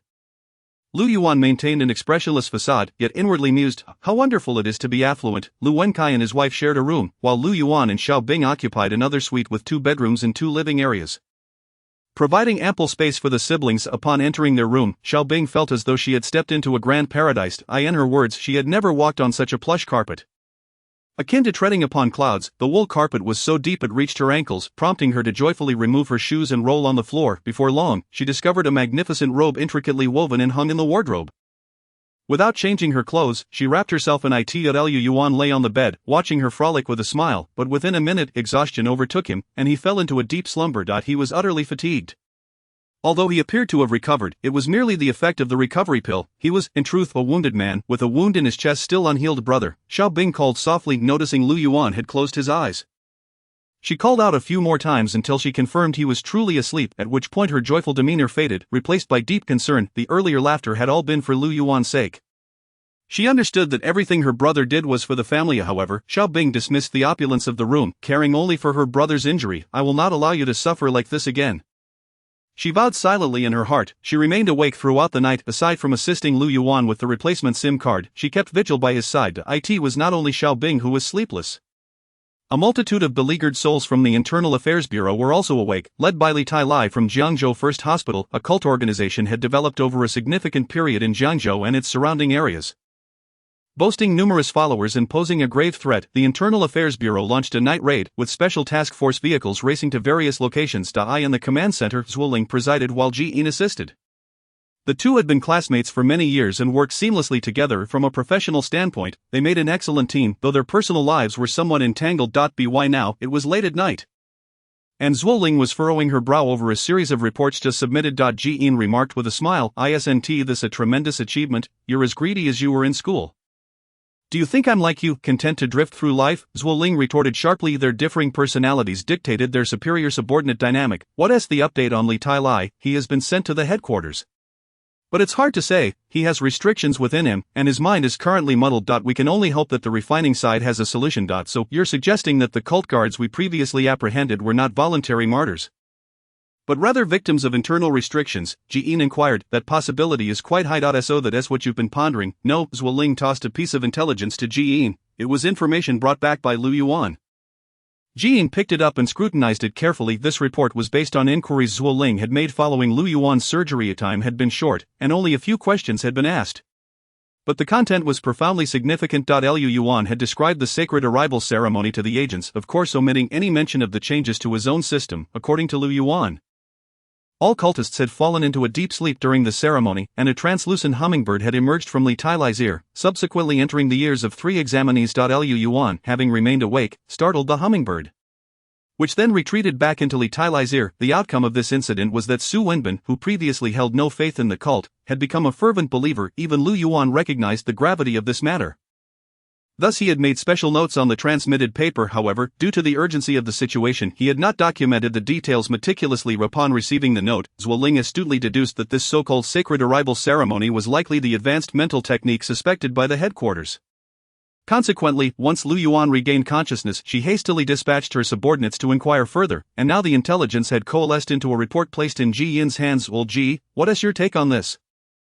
Zuoling sought her old friend's opinion, knowing he often had more insights than herself. "Mental techniques are not universally applicable, and the scope of their free use is quite limited. At the very least, we certainly cannot employ them within the realms of Shenzhou. From the last video, I believe that such a level of technique could not be executed within Shenzhou." Ji Yin appeared to be musing aloud, but in reality, he was piecing together his thoughts. "Yet they have indeed managed to do so." Zuoling reminded Ji Yin of this fact. "The likelihood of a sudden shift in world rules is exceedingly low." Ji Yin continued his analysis. "Therefore, this technique must have been executed outside of Shenzhou, merely projected into Shenzhou through some medium. What medium could that be?" At this juncture, the two exchanged a knowing glance and simultaneously exclaimed, dreams, Lu Yuan's intelligence indicated that the essence of the ceremony lay in its powerful hypnotic effect, to the extent that even Li Tai Lai, the host of the ceremony, had fallen asleep, and dreams, indeed, belonged to a realm largely unconstrained by worldly limitations. Zhuo Ling conceded, "What a grand endeavor! Dreams are indeed unrestricted by the world, yet conversely, they are heavily limited by distance. The spiral illusion Zhuo Ling employed to capture Li Tai Lai was a variant application of dreams. And she had only succeeded because she was in close proximity. If the distance exceeded 1 meter, Li Tai Lai could have easily escaped the spiral illusion, yet, the individual wielding the mental technique for the cult was separated by at least one world. How far could that be? I refuse to believe that Jiyin stated, they must have employed some clever means. Jiyin was skeptical that anyone could manipulate dreams across such a vast distance. If someone possessed such power, they would not be playing with cult tricks but would be capable of directly overpowering Shenzhou. That bird could be the key, Jiyin pondered. I asked it in the compendium. No, what does the refining side say? They claim it's not their concern, and the battle refinement side, they say they've never heard of such a bird, but they are certain the Qin clan is involved. Why? They assert that such frivolous tricks of playing with birds are the forte of the Qin clan. Their suspicion is undoubtedly warranted. The Qin clan. The crown prince. Jiyin lamented, rubbing his temples in frustration, casually tossing the intelligence onto the table. Report this to the headquarters. This matter has exceeded the capabilities of the local internal affairs bureau. Chapter 44, Adding Rules. Lu Yuan enjoyed a restful sleep, his body having recovered significantly, with only a slight remnant of the wound on his chest. However, the effects of the recovery pill had waned, and he would need to recuperate the remainder gradually on his own. Alternatively, he could request another pill from Jiyin if he had the ability, considering the appearance of the pain that Jiyin had at that time. Lu Yuan felt that the chances were slim. This morning, he had a mathematics examination followed by a comprehensive science test in the afternoon. In contrast to the torturous language and foreign language exams from yesterday, Lu Yuan was brimming with confidence regarding these two subjects. On one hand, these subjects bore little difference from those in his past life. On the other hand, during the month and more he had been held captive by the cult, he had primarily focused on these two areas. He had regained much of his previous experience with problem solving, while claiming he could achieve exceptional scores would be an exaggeration, with a total of 750 points available.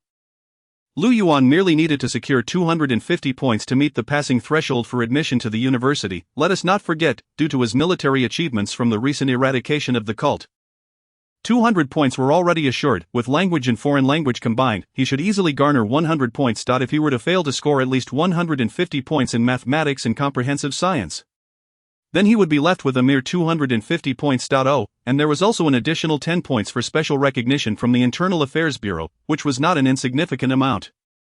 Upon rising, he discovered Xiao Bing still asleep against the sofa. How had she not returned to her own room? Lu Yuan chose not to disturb her, completing his morning routine quietly before having breakfast with his parents at the hotel's buffet.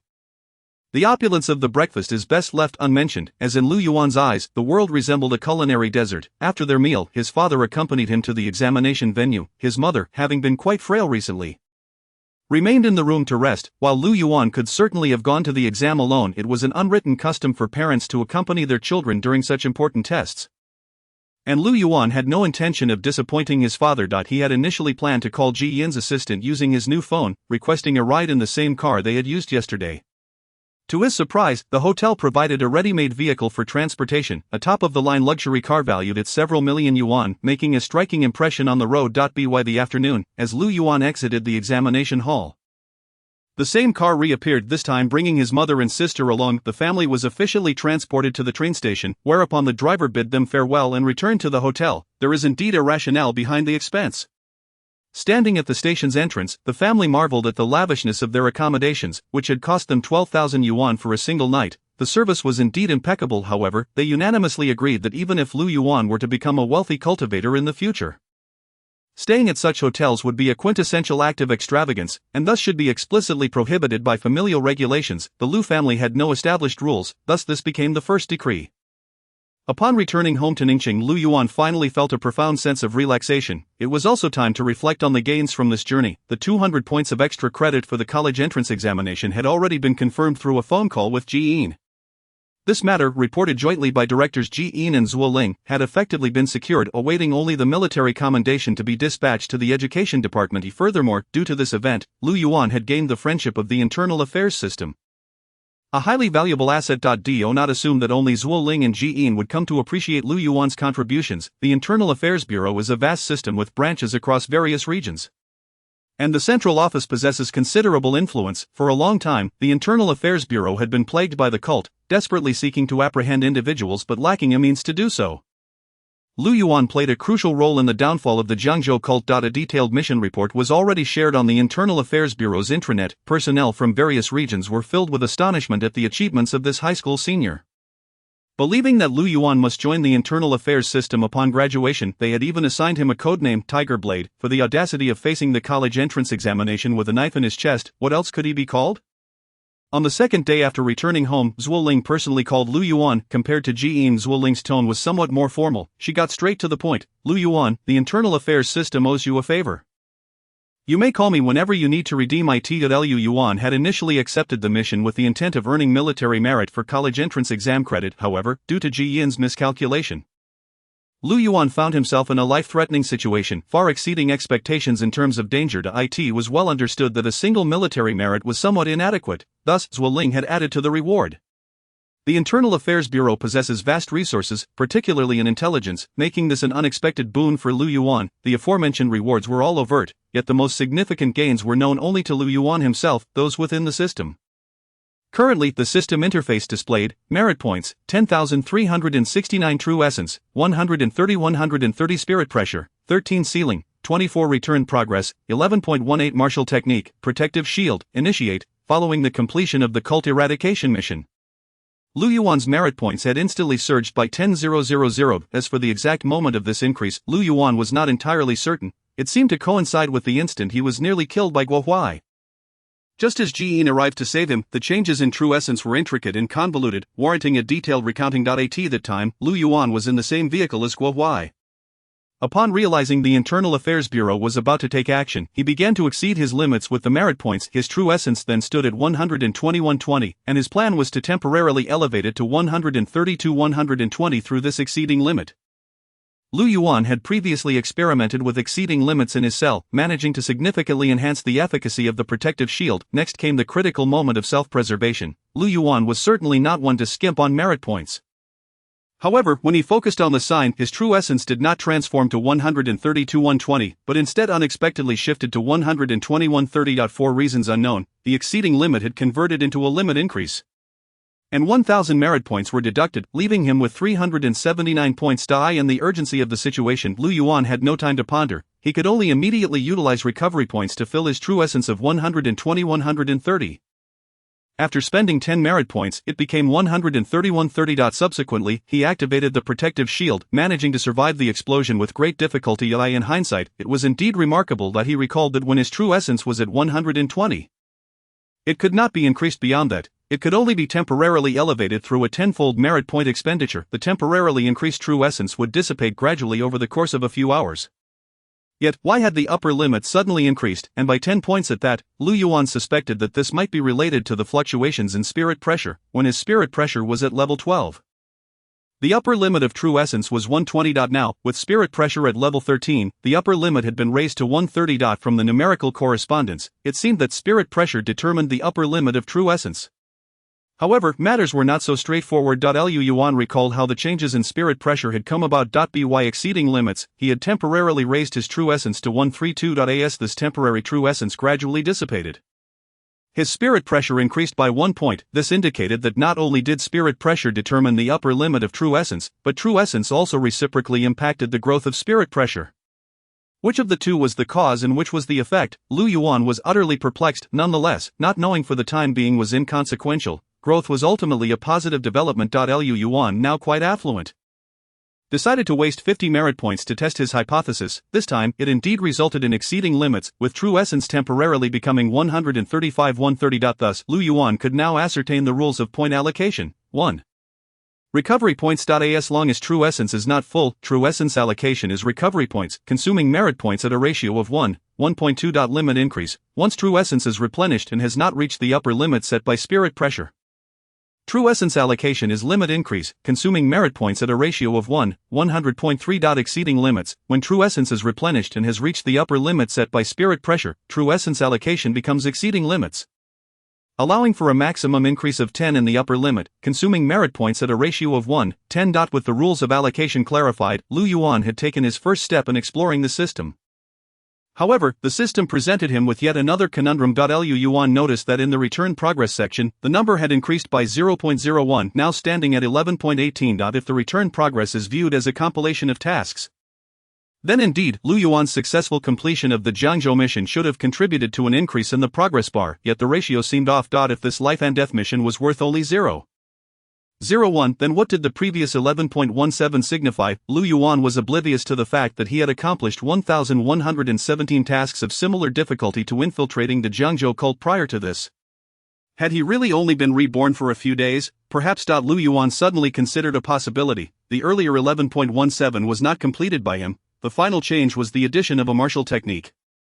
With the protective shield reaching the initiate level, this change also occurred following the battle. At that moment, as Lu Yuan sat in the vehicle, watching the shockwave of the explosion approach, he fully activated the protective shield to counter it. The protective shield barely withstood the impact, preventing Lu Yuan from being torn apart on the spot. However, he distinctly heard the sound of something shattering, which, upon reflection, was likely the sound of the protective shield breaking. Once the danger had passed, Lu Yuan activated the protective shield once more, and the system displayed the protective shield, initiate, status. It seemed that the protective shield he had practiced for the previous month was not worthy of display. As the system was disinterested in it was only after breaking in battle that the protective shield finally advanced. This clearly demonstrated that enhancing one's strength relies on real combat, even though that encounter had merely involved enduring blows. Chapter 45, I Have a Dream. On the third day, the answers to the college entrance examination were released. Lu Yuan briefly checked his answers, experiencing a mix of joy and despair. He had performed quite well in mathematics and comprehensive science. Estimating around 110 points in mathematics and approximately 200 points in comprehensive science, Guohuai had confined Lu Yuan for a month, allowing him to focus solely on studying. Had he been outside, he would undoubtedly have been distracted by various matters. At least in these two subjects, Lu Yuan felt compelled to express gratitude to Guohuai. With just these two subjects, he was now certain he had reached the passing threshold for university admission. Given that he had an additional 210 points of extra credit, the disheartening news came from the language and foreign language exams, where he had suffered a dismal defeat in the foreign language exam, which was worth 150 points. Lu Yuan had selected C for all 4 multiple-choice answers. Based on simple probability calculations, he might score around 30 or 40 points. However, this year was in a year, and most answers for multiple-choice questions tended to be A. Thus, Lu Yuan's score in the general language course was a dismal 22 points, a sight too painful to behold. In the Chinese language examination, Lu Yuan's performance was mediocre. However, due to his essay straying from the topic, he estimated his total score would hover around 80 points. It must be noted that the deviation in his essay was not Lu Yuan's fault, but rather a fault of the world. The prompt for this year's college entrance examination essay was Why is Chu Yuan great? Lu Yuan passionately penned over 1,000 words, extolling Chu Yuan's unwavering dedication to his country and family. He believed he had excelled beyond his usual capabilities, akin to performing exceptionally well under the duress of a dagger lodged in his heart, moved to the brink of tears by his own words. After the examination, Lu Yuan, still uneasy, took it upon himself to investigate the records of Chu Yuan within the Shenzhou world. What he discovered chilled him to the bone. According to the records, Chu Yuan was not only a great poet but also a formidable practitioner of the mystical arts. At that time, a malevolent dragon wreaked havoc in the Mi-Luo River, tormenting the populace. When Chu Yuan passed by the riverbank, the distressed citizens beseeched him to vanquish the dragon, despite their poverty. The only offering they could muster was a simple cake. Chu Yuan, without disdain, accepted their humble offering and praised its flavor. Subsequently, armed with a divine sword, he battled the dragon for 3 days and nights, ultimately perishing alongside it on the 5th day of the 5th month. In gratitude for Chu Yuan's protection, future generations designated this day as the Dragon Boat Festival, a time for consuming cake in his memory. Thus, in the Shenzhou world, Chu Yuan embodies the spirit of the powerful aiding the weak, an embodiment of resolute bravery. At this juncture, lamentation was futile. Reviewing the answers would not alter the papers that had been submitted. Following this, Lu Yuan languished at home for 2 days, enjoying a life of leisure. His mother, Su Yongmei, had significantly improved after receiving treatment, appearing quite healthy despite the fact that the first injection could only provide relief for 2 years. Aware of her son's recent injuries, Su Yongmei procured numerous nourishing bone stocks, intending for Lu Yuan to indulge in bone soup daily. However, Lu Yuan declined, expressing his desire for tomato and egg soup, along with stir-fried shredded pork with green peppers. Su Yongmei, delighted by his request, boasted to Lu Wenka and Xiao Bing, "You all said I wouldn't be needed in the kitchen anymore, yet Debao still craves my cooking. Please, I've grown tired of it." Xiao Bing, despite her longing for her brother's culinary creations, felt it inappropriate to request him to cook given his recent recovery, although Su Yongmei's cooking was rather average. Lu Yuan savored every bite. As he ate, he excused himself to take a phone call, retreating to his room to wipe away a few tears. These two homely dishes had been staples during his childhood. Once taken for granted, after the devastation of his previous life, he often found himself awakening in the dead of night, yearning for these flavors, tears streaming down his face. Food, at times, symbolizes not merely sustenance, but the essence of home. Wiping his tears, an idea struck Lu Yuan. On the evening of the Dragon Boat Festival, he had observed numerous patrons at the Shuochuan restaurant savoring rice dumplings, suddenly moved to tears. At the time, he had been bewildered, but now he pondered whether they, too, were tasting the essence of home, akin to his own experience. By the third day, Lu Yuan had resolved to rise from his lethargy.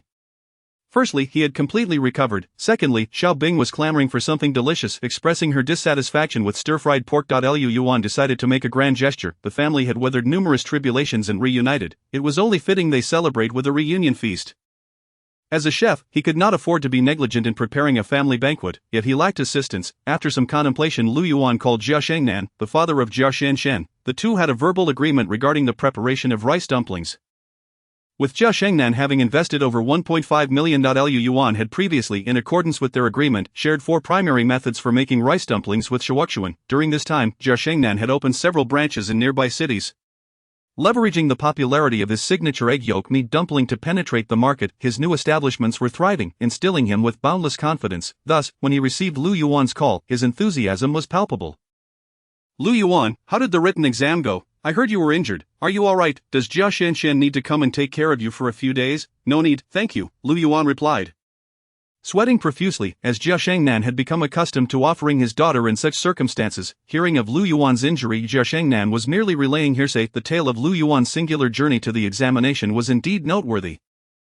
Yet there had been no media coverage, indicating a commendable level of control over public discourse by the Cultivation Association. I'm preparing to host a family banquet and need a few capable hands. Please send some of your best people over. The extent of their learning depends entirely on them. On the other end of the line, Jia Shengnan understood immediately and inquired, Lu Yuan, quote me a fair price. And if it's acceptable, I'll pay you now. Previously, Lu Yuan had earned over $1 million from him, and with new dishes in mind, one could assume his price would not be modest. However, Jia Shengnan felt no trepidation about the cost. The profits he had reaped from rice dumplings far exceeded 1.5 million over the past month. As long as Lu Yuan's quote was not exorbitant, he would gladly settle the account, yet Lu Yuan had not even considered this aspect. He merely sought a few helpers. An opportunity for easy profit lay before him, yet Lu Yuan hesitated. He could certainly adopt a mercantile demeanor, haggling for maximum gain, but was that truly the life he desired? The phone remained silent as Jia Shengnan patiently awaited a response. No need, I won't accept any payment. Lu Yuan finally made up his mind. Jia Shengnan was taken aback. Lu Yuan, that's not the way a businessman operates. I am not a businessman, however, you must agree to one condition. What condition? Jia Shengnan exclaimed wide-eyed. Are you asking me to marry my daughter to you? Please let me think it over. Alright, I'm not joking, state your conditions.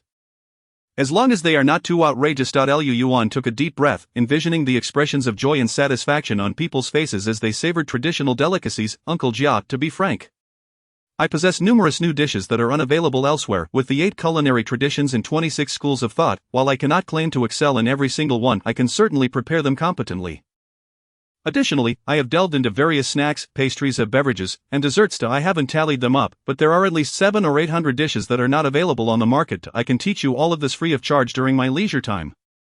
However, I have but one condition. Hold on, Lu Yuan. Jia Shengnan interrupted. If what you say is true, before you state your condition, I hope you understand the immense profit that can arise from this. Lu Yuan chuckled.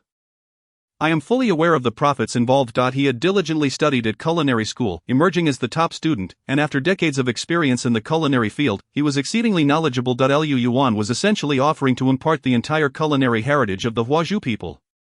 With this knowledge, one could easily establish a dynasty within the culinary world of the Shenzhou realm. Initially, Jia Shengnan's jest about marrying off his daughter was lighthearted, but now he genuinely contemplated it. Lu Yuan, I understand you will undoubtedly become a practitioner, perhaps even a great one, but you must realize practitioners are not devoid of financial needs. The process of cultivation also requires substantial monetary investment. I have heard as much. Lu Yuan acknowledged. In that case, present your conditions. I have only one condition, Lu Yuan stated earnestly. The purpose of imparting this knowledge to you is to revitalize the traditional culinary culture of the Huazhu people. Shuochuan must advocate for and uphold this principle, ensuring that others are not hindered in their pursuit of learning and utilizing these dishes. On the other end of the line, Jia Shengnan was momentarily taken aback. Lu Yuan's condition exceeded his expectations. If Lu Yuan had demanded the complete healing of his mother's illness, Jia Shengnan would not have been surprised, yet, Lu Yuan's request was exceedingly peculiar. It was neither excessive nor particularly significant. For in the culinary industry, developing a new dish is inherently challenging to monopolize for long. Chefs inevitably switch jobs over time, taking their cooking methods with them. What rendered this condition strange was that Lu Yuan would derive no personal benefit from it. I can agree, but may I ask why? Jia Shengnan inquired. You are clearly aware of the associated profits, and your family does not seem affluent. I do require funds and yearn to earn a fortune. Lu Yuan confessed, but I cannot profit from this. The last time I earned over 1.5 million was solely due to my urgency to save my mother. What I impart to you is not my own, but the crystallization of wisdom from generations of Huazhu ancestors. Our ancestors once created a splendid civilization, along with an abundance of delectable dishes. I have been fortunate to inherit a portion, yet I dare not monopolize it for personal gain. I wish to return these exquisite dishes to their rightful owners, the people of the Huazhu. I hope countless families can enrich their tables and enjoy meals that bring joy, just as my sister does. I desire for everyone to partake in the precious heritage left by our ancestors. That is my request. Upon hearing Lu Yuan's heartfelt declaration, Jia Shengnan scratched his head, utterly flabbergasted. Damn it, I've been a businessman my whole life, and you've got me feeling all fired up. He chuckled. It seems this will be a magnificent enterprise. I will return to Ningqing immediately to discuss this with you in person. With that, Jia Shengnan abruptly hung up, leaving Lu Yuan bemused. I merely sought a few helpers. How did it escalate to this? Chapter 46. The family feast. Before Jia Shengnan even arrived in Ningqing, the kitchen staff had already been dispatched, with over 20 individuals arriving in a grand procession led by Chef Wang from the food street. Did he truly believe that everyone lived in lavish mansions like him? The Lu family's modest abode barely spanned over 80 square meters, hardly accommodating such a multitude. Ultimately, only Chef Wang remained alongside one assistant, one buyer, and a cameraman. The buyer ventured out to procure ingredients while Lu Yuan and Chef Wang undertook the preliminary preparations.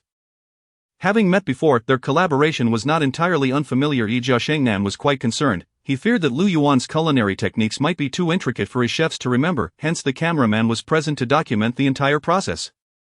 Lu Yuan deemed this a splendid idea, as he had little time to offer a second round of instruction. While filming, Lu Yuan meticulously explained each step, his demeanor reminiscent of a master chef hosting a gourmet cooking show. The buyer swiftly returned with a dazzling array of ingredients, creating a colorful display in the living room. The culinary landscape of Shenzhou is not lacking in ingredients or seasonings, rather, it is the correct methods of combining them that are scarce. Given time, the chefs here could develop a myriad of exquisite dishes. Lu Yuan was merely expediting this process. There were 4 cold dishes: tossed zucchini in sauce, sea cucumber jelly, spicy walnut kernels, and braised pig's trotters. The main course featured 7 dishes: 7 treasures: gourd duck, pagoda meat, white-cut chicken, squirrel-shaped mandarin fish, mapo tofu, 9 tern intestines, and crab meat lion's head. The vegetable dishes included 3 selections: clear soup, cabbage, oil braised lily, and the 3 fresh vegetables. 2 soups were prepared, peony and wincy tofu. 3 desserts were offered: crab stuffed orange plum blossom cake and red bean wine. The staple dishes consisted of 2 options: fried sauce noodles and coconut rice. Throughout the entire process, Lu Yuan wielded the main cooking utensil while Chef Wang merely assisted. These unheard of dishes, combined with Lu Yuan's exceptionally refined culinary skills, left Chef Wang in a state of awe. Jia Shengnan arrived in Ningqing in the afternoon and headed straight to Lu Yuan's home. Upon entering, he found Lu Yuan engrossed in cutting ingredients. He intended to exchange pleasantries, but Chef Wang halted him with a gesture for silence. Shoo. The master is cutting tofu. Cutting tofu. Jia Shengnan leaned in for a closer look, puzzled by the seriousness with which Lu Yuan approached the task. He soon witnessed Lu Yuan's hands submerged in clear water, transforming an entire block of tender tofu into threads as fine as toothpicks. Jia Shengnan promptly fell silent. Once Lu Yuan completed his final slice, he gently placed the tofu at the bottom of the pot. When he withdrew his hands, the entire block of tofu had transformed into delicate strands, blooming in the water like chrysanthemums. Exhaling deeply, Lu Yuan addressed the camera, explaining, "The challenge of Wensi tofu lies in the knife skills. The finer the strands, the better. However, they must remain intact, otherwise, the presentation suffers significantly." After finishing his explanation, Lu Yuan resumed his busy work. Jia Shengnan quietly inquired of Chef Wang, "Are we practicing or cooking?" Chef Wang shook his head and replied softly, "I don't know." After a bustling afternoon, the family feast was finally completed. Without the assistance, Lu Yuan would have struggled to finish. Furthermore, the dining table used for serving was borrowed from the food tasting pavilion. Lu Yuan's home only had a small square table. 1 by 1, his parents and sister arrived home. Liu Wenkai was returning from work, Xiaobing had just finished school, and Su Yongmei was recovering from a serious illness after a visit to her mother's house. That morning, when Lu Yuan had left home, he mentioned preparing a few home-cooked dishes for a family reunion dinner. Everyone who entered was left utterly astounded. Brother, is this what you call home-cooked food? Xiaobing exclaimed, her heart brimming with happiness, having eagerly awaited Lu Yuan's cooking for days. However, Lu Yuan had been pestering their mother to cook every day. Lu Yuan humbly remarked, the kitchen is rather small, so I couldn't fully showcase my skills. Moreover, some dishes require extensive preparation, and I simply ran out of time. Let us make do with these few dishes. It seems I truly might be out of a job. Su Yongmei sighed. Xiaobing, who had always claimed Lu Yuan's culinary prowess was unparalleled, had thought it was an exaggeration. Now looking at the spread, she realized she could never replicate such exquisite presentation. Let us eat while it's hot. The family was about to sit down when Jia Shengnan, feeling it inappropriate to linger any longer, prepared to take his leave with his assistants. Liu Wenkai, being a traditional man, understood the notion of hospitality. Upon learning that Jia Shengnan was the father of Lu Yuan's classmate, he insisted that they all dine together. The couple had no idea that Jia Shengnan was the very person who had covered the hefty medical expenses of 150,000. Or they would have been even more gracious. With so many dishes and a large table, it would be wasteful for just 4 people to dine. Jia Shengnan, thick-skinned, insisted on staying eager to taste the dishes for himself. Chef Wang and the cameraman also took their seats. There was one spot left, and with a quick glance, Jia Shengnan called his daughter over. Jia Shenshan approached with an unhappy expression, sulking as she took her seat. Feeling immensely awkward in Lu Yuan's presence, yet her father was relentless. Once the meal began, it was consumed in silence. The dishes were so delicious that no one spoke, everyone was too busy savoring the flavors. Each dish was a novel experience, each taste unlike anything they had encountered before. Who knows where Lu Yuan acquired such culinary skills? However, even the most delectable meal has its limits. When the main course was served, the aroma of the coconut rice wafted through the air, causing mouths to water, yet there was simply no room left to indulge. Apart from Lu Yuan, the rest of the table clutched their stomachs. Contentedly sighing in satisfaction, Jia Shengnan realized he needed to take action. Initially, he had been skeptical of Lu Yuan's claims about mastering such extraordinary dishes. However, after this meal, his doubts were dispelled. If the food tasting pavilion could replicate this feast, they would dominate the culinary scene across Shenzhou. Now the pressing matter was to firmly secure Lu Yuan's involvement. Although Lu Yuan insisted he wanted nothing, Jia Shengnan felt it necessary to show some form of appreciation. As a shrewd businessman, he understood that flattery alone would not suffice. A person willing to share such culinary masterpieces without charge is unlikely to be swayed by money, yet he recognized how much Lu Yuan valued his parents. Hence, Jia Shengnan and Lu Wenkai engaged in conversations about family matters, creating a bond between them. As a billionaire, Jia Shengnan's demeanor made the couple feel both honored and slightly overwhelmed. Brother, considering how late you returned, where do you work? Jia Shengnan, ever the businessman, had already taken to addressing Lu Wenkai as brother. Jia Zong, please, I'm not your elder, Lu Yuan's father replied, initially deflecting before finally admitting, I work as a welder at a machinery factory in the west of the city, earning about 4,000 to 5,000 a month. I'm just an ordinary citizen, nowhere near as accomplished as Jia Zong. Jia Shengnan chuckled, raising a son as outstanding as Lu Yuan. Brother, you are already quite successful. This remark resonated deeply, causing the couple to sit a bit straighter and speak with greater confidence. Although they were merely ordinary citizens, Lu Yuan's future was undoubtedly bright. With this thought, they no longer perceived Jia Shengnan as an unapproachable tycoon. Jia Shengnan, feigning distress, said, brother, speaking of welding, I've been rather troubled lately. Several of my stores had renovations that went awry, and now the smoke exhaust systems frequently cracked. I've hired welders to fix them, but the repairs only last a few days, and I'm at a loss for what to do. I can't possibly demolish everything and renovate again. The simple-minded Chef Wang, engrossed in his meal, glanced up at his boss, thinking, why haven't I heard of this issue? Lu Wenkai, unsuspecting, replied with a smile, the smoke pipes are heavy with grease, which can corrode the welds. The welder you hired must lack experience. He continued, how about this, if I have some free time tomorrow, I can come by and take a look to help you out. Jia Zong, that would be splendid, I shall eagerly await your arrival tomorrow.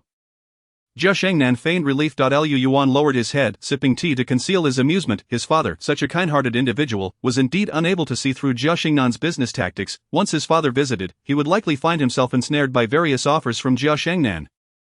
Becoming the exclusive welder for the food-tasting pavilion, enjoying a cushy job with generous pay. Lu Yuan understood this was Jia Shengnan's way of ingratiating himself, yet he held no objections. His father's work was laborious. A lighter job would be quite beneficial. Chapter 47. The intended kidnapping. Lu Yuan was well aware of the underlying motives at the dinner table, while Jia Shengnan feigned a need for assistance. His true intention was to bring Lu Yuan's parents into his fold, treating them as trophies. However, Lu Yuan had no desire to impede this, as he genuinely wished for his parents to enjoy a more leisurely life. Yet, they would undoubtedly refuse any money given for free. It could only be said that Jia Shengnan was exceptionally skilled in the art of social maneuvering. Let us make it a point to visit each other more often. Jia Shengnan suggested. Indeed, Lu Wenkai and his wife nodded in agreement. The younger generation should also have opportunities to interact. Jia Shengnan's intentions were becoming increasingly transparent. Lu Yuan buried his face in his hands. Exasperated, here we go again, Jia Xinshin glared angrily at her father, feeling utterly humiliated while silently chewing her food. Just then, Xiaobing suddenly stood up. Dad, Mom, brother, I have an announcement to make. The Cultural Bureau representatives visited my school today and expressed their desire to invite me to serve as Ningqing's image ambassador. I accepted. Xiaobing had recently gained quite a following online, and the family was well aware. Several talent agencies had approached, but Lu Wenkai had tactfully declined, citing concerns over her studies. However, an official invitation from Ningqing was an entirely different matter. A rare honor for an ordinary family. Wonderful, our family is truly blessed with good fortune. Jia Shengnan clapped enthusiastically. Brother, you have raised a pair of exceptional children. Xiaobing beamed at the praise, accepting the congratulations from the table. Yet when she glanced at Jia Xinshan, she huffed and turned away. Jia Xinshan nearly snapped her chopsticks in frustration. I need to step outside for a moment, she declared, leaving the table without a backward glance. That child has no manners, Jia Shengnan muttered in exasperation. Even a businessman like him struggled to perceive the subtle rivalries among young women. Lu Yuan shook his head in resignation, pressing Xiaobing back into her chair. I shall go out to see Jia Xinshan. Upon descending the stairs, Lu Yuan spotted Jia Xinshan walking ahead of him. He followed silently, and the two walked side by side along the evening street. As they turned a corner, Jia Xinshan came to a halt. Suddenly, Lu Yuan recalled that this was the very spot where Jia Xinshan had discovered his covert following over a month ago. With her back to him, Jia Xinshan spoke. It was here, over a month ago, that I told you it was utterly impossible for us. Back then, I thought very little of you. This past month, however, the company has made a fortune thanks to you.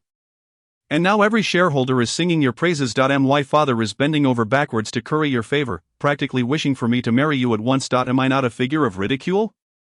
Go ahead and laugh if you wish. Jia Xuanchuan's ire was directed less at Lu Yuan than at her father, who incessantly bartered her away. To her surprise, Lu Yuan burst into hearty laughter, prompting Jia Xinshan to furiously turn her head, tears glistening in her eyes. I apologize, I am not laughing at you, I was merely reminded of something amusing. Lu Yuan hastened to clarify. Do you know why I followed you that day? Was it not to seek your guidance regarding the major exams? Jia Xinshan asked, perplexed. She had taken Lu Yuan home that day and lent him her study materials. No, I simply concocted that excuse after you caught me following you. My intention was to kidnap you and demand ransom from your father. Lu Yuan jested. At that time, my mother needed over $1 million for medical expenses, and I felt utterly helpless, thus contemplating a life of crime. Fortunately, you caught me in time, and my nefarious plans were thwarted. At this point, Lu Yuan couldn't help but chuckle again. Jia Xuanchuan's eyes widened in disbelief. You cannot be serious. Absolutely not, Lu Yuan reassured her. Jia Xuanchuan's expression was a peculiar mix of anger and amusement. She felt she ought to be furious, yet for reasons unknown, she found herself laughing alongside Lu Yuan. Their previous tensions dissipated, and they continued their stroll. Shoulder to shoulder. So, why did you ultimately not go through with the kidnapping? I overestimated my skills while underestimating my conscience. Then, had you succeeded, where would you have kept me? I would have found a rental apartment, bound you, and even taped your mouth shut. But what about meals? I would feed you. And what if I needed to use the restroom? Lu Yuan fell silent. You rogue, I knew you were up to no good. Please, this is kidnapping. Do not twist my intentions. You simply failed to plan properly from the outset. Jia Xinshan was filled with curiosity about Lu Yuan's kidnapping scheme, incessantly asking questions, despite the fact that she was the intended target. The two chatted animatedly as they walked, and before long, they arrived at Jia Xuanchuan's home. As they bid farewell, she inquired, Lu Yuan, which university do you intend to apply to? I must attend Chengdu University. According to Ji Yin and the recent information I have gathered, the only place that offers a complete cure for Twilight Syndrome is Professor Yu Zhang at Chengdu University. A shadow of melancholy flashed across Jia Xuanchuan's eyes. I also have my reasons for needing to go to Qingying. Good luck with your true essence test. You too, best of luck. On June 9 at Ningqing No. 1 High School, it was the day of the true essence test. Among the 800 graduates of Ningqing No. 1 High School, only over 40 had registered for the university entrance exam. The testing equipment for the True Essence exam was exceedingly rare and costly, requiring maintenance by alchemists. Thus, the Jiangzhou district had designated only one testing center in Jiangzhou City. Consequently, all the candidates from Ningqing No. 1 High School had to travel to Jiangzhou for the test. The school had rented 2 buses for the students' transportation, led by the plump principal. As soon as Lu Yuan boarded the bus, he was pulled over by Zhou Shiyun. Boss, you finally showed up. I genuinely thought you had died. Zhou Shiyun complained loudly. He and Lu Yuan were best friends, and during Lu Yuan's recent disappearance, Zhou Shiyun had searched tirelessly for him. Now that Lu Yuan had returned in good form, Zhou Shiyun was indignant, feeling that Lu Yuan had forsaken their brotherhood by not even giving him a call. I nearly did die. It's my fault for not calling after I got back to assure you.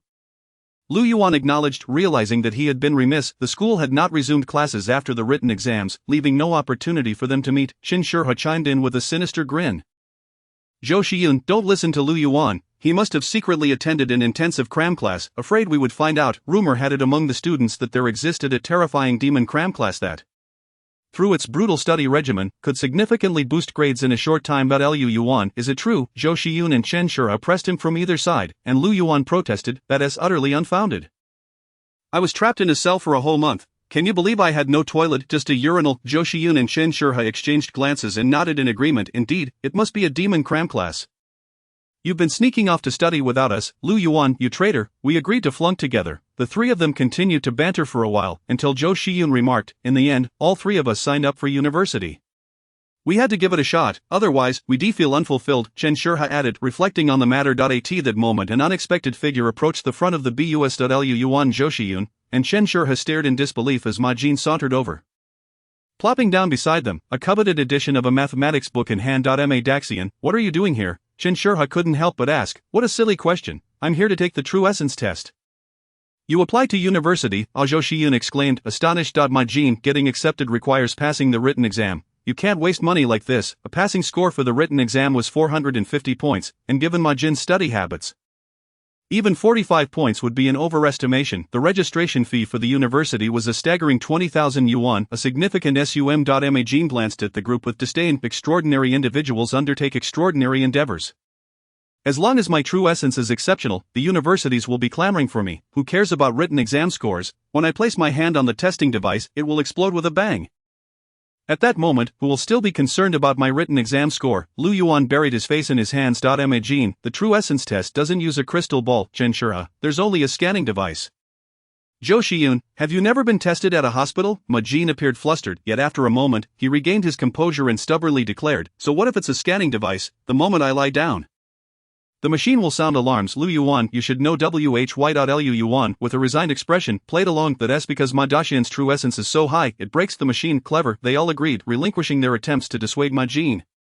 After all, the 20,000 yuan was non-refundable. They might as well treat it as an outing. What an expensive outing. Jia Shenxian was the last to board the bus. Upon seeing Lu Yuan, she hurriedly retrieved a bottle of colorful beverage from her backpack. This is spirit water. It's beneficial for true essence. My dad had a hard time procuring it. There's one bottle left. Once I drink it, it won't be of use to me, so please hurry and drink it. I should have thought of this that night. Thankfully, it's not too late now. Lu Yuan frowned at the crystal bottle in his hand. It was indeed a fine vessel, thumb-sized, but its contents were a riot of colors. With large clumps of sediment, drink up, Jia Shenxian urged. With no other choice, Lu Yuan pinched his nose and downed the spirit water, reasoning that Jia Shenxian had no motive to poison him. After swallowing, he smacked his lips, noting that it bore little flavors. Checking the system, true essence, 131 130. Goodness, it actually raised my temporary limit by 1 point. What a treasure. However, he mused that it should have been saved for Zhou Xiyun, as the increase beyond the limit would dissipate quickly. Did you feel any effect? Jia Shenxian inquired. Indeed, it worked. That's great. Jia Xuanxuan's expression relaxed with relief. She glanced around, spotted her familiar friends, and excused herself to join the girls, where laughter soon ensued. Lu Yuan tucked away the bottle of spirit water and calmly explained to his friends, Jia Shenxian and I share a purely platonic relationship. She gifted me this bottle of restorative potion out of innocent friendship. That is the entirety of the truth. Please, can you all drop that morose expression? His friends, however, remained unconvinced. Chen Shihe was the first to launch an attack, bellowing, what about that night? How could you forget that night? Lu Yuan, you not only betrayed our flunking group but also our single group. You deserve to be burned at the stake. Burn, Lu Yuan scoffed. A sycophant has no right to burn me. Who is the sycophant? Who walks home with girls every day after school? Who is the sycophant? The revelation of secrets silenced Chen Shihe instantly. In contrast, Zhou Xiyun was more concerned for Lu Yuan. He earnestly advised, Lu Yuan, heed my words. Jia Shenxian has no reason to be interested in a loser like you.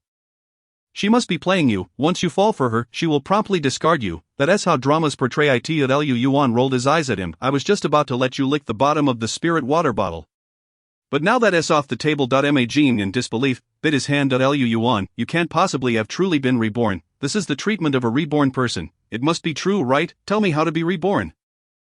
I want to be reborn, Lu Yuan replied earnestly. From my experience, one must die to be reborn. Why not try to find a dump truck now? The venue for the true element test is located at the Education Bureau of Jiangzhou City.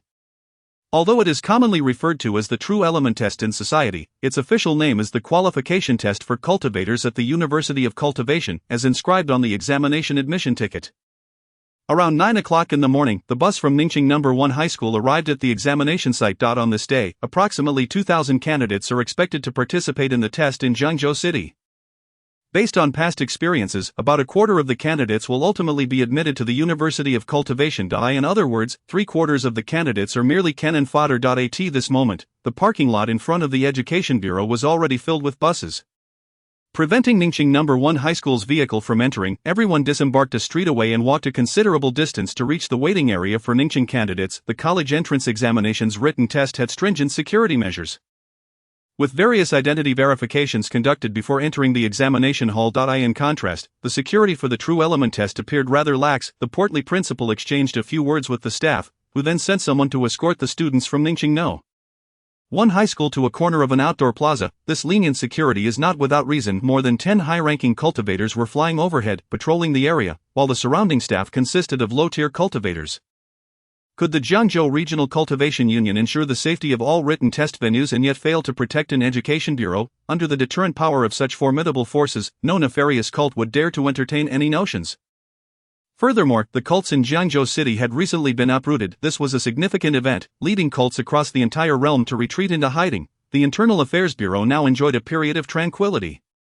Under the organization of the portly principal, over 40 candidates from Ningqing No. 1 High School stood in the designated waiting area, forming a loosely arranged line adjacent to Ningqing No. 1 High School were Ningqing No.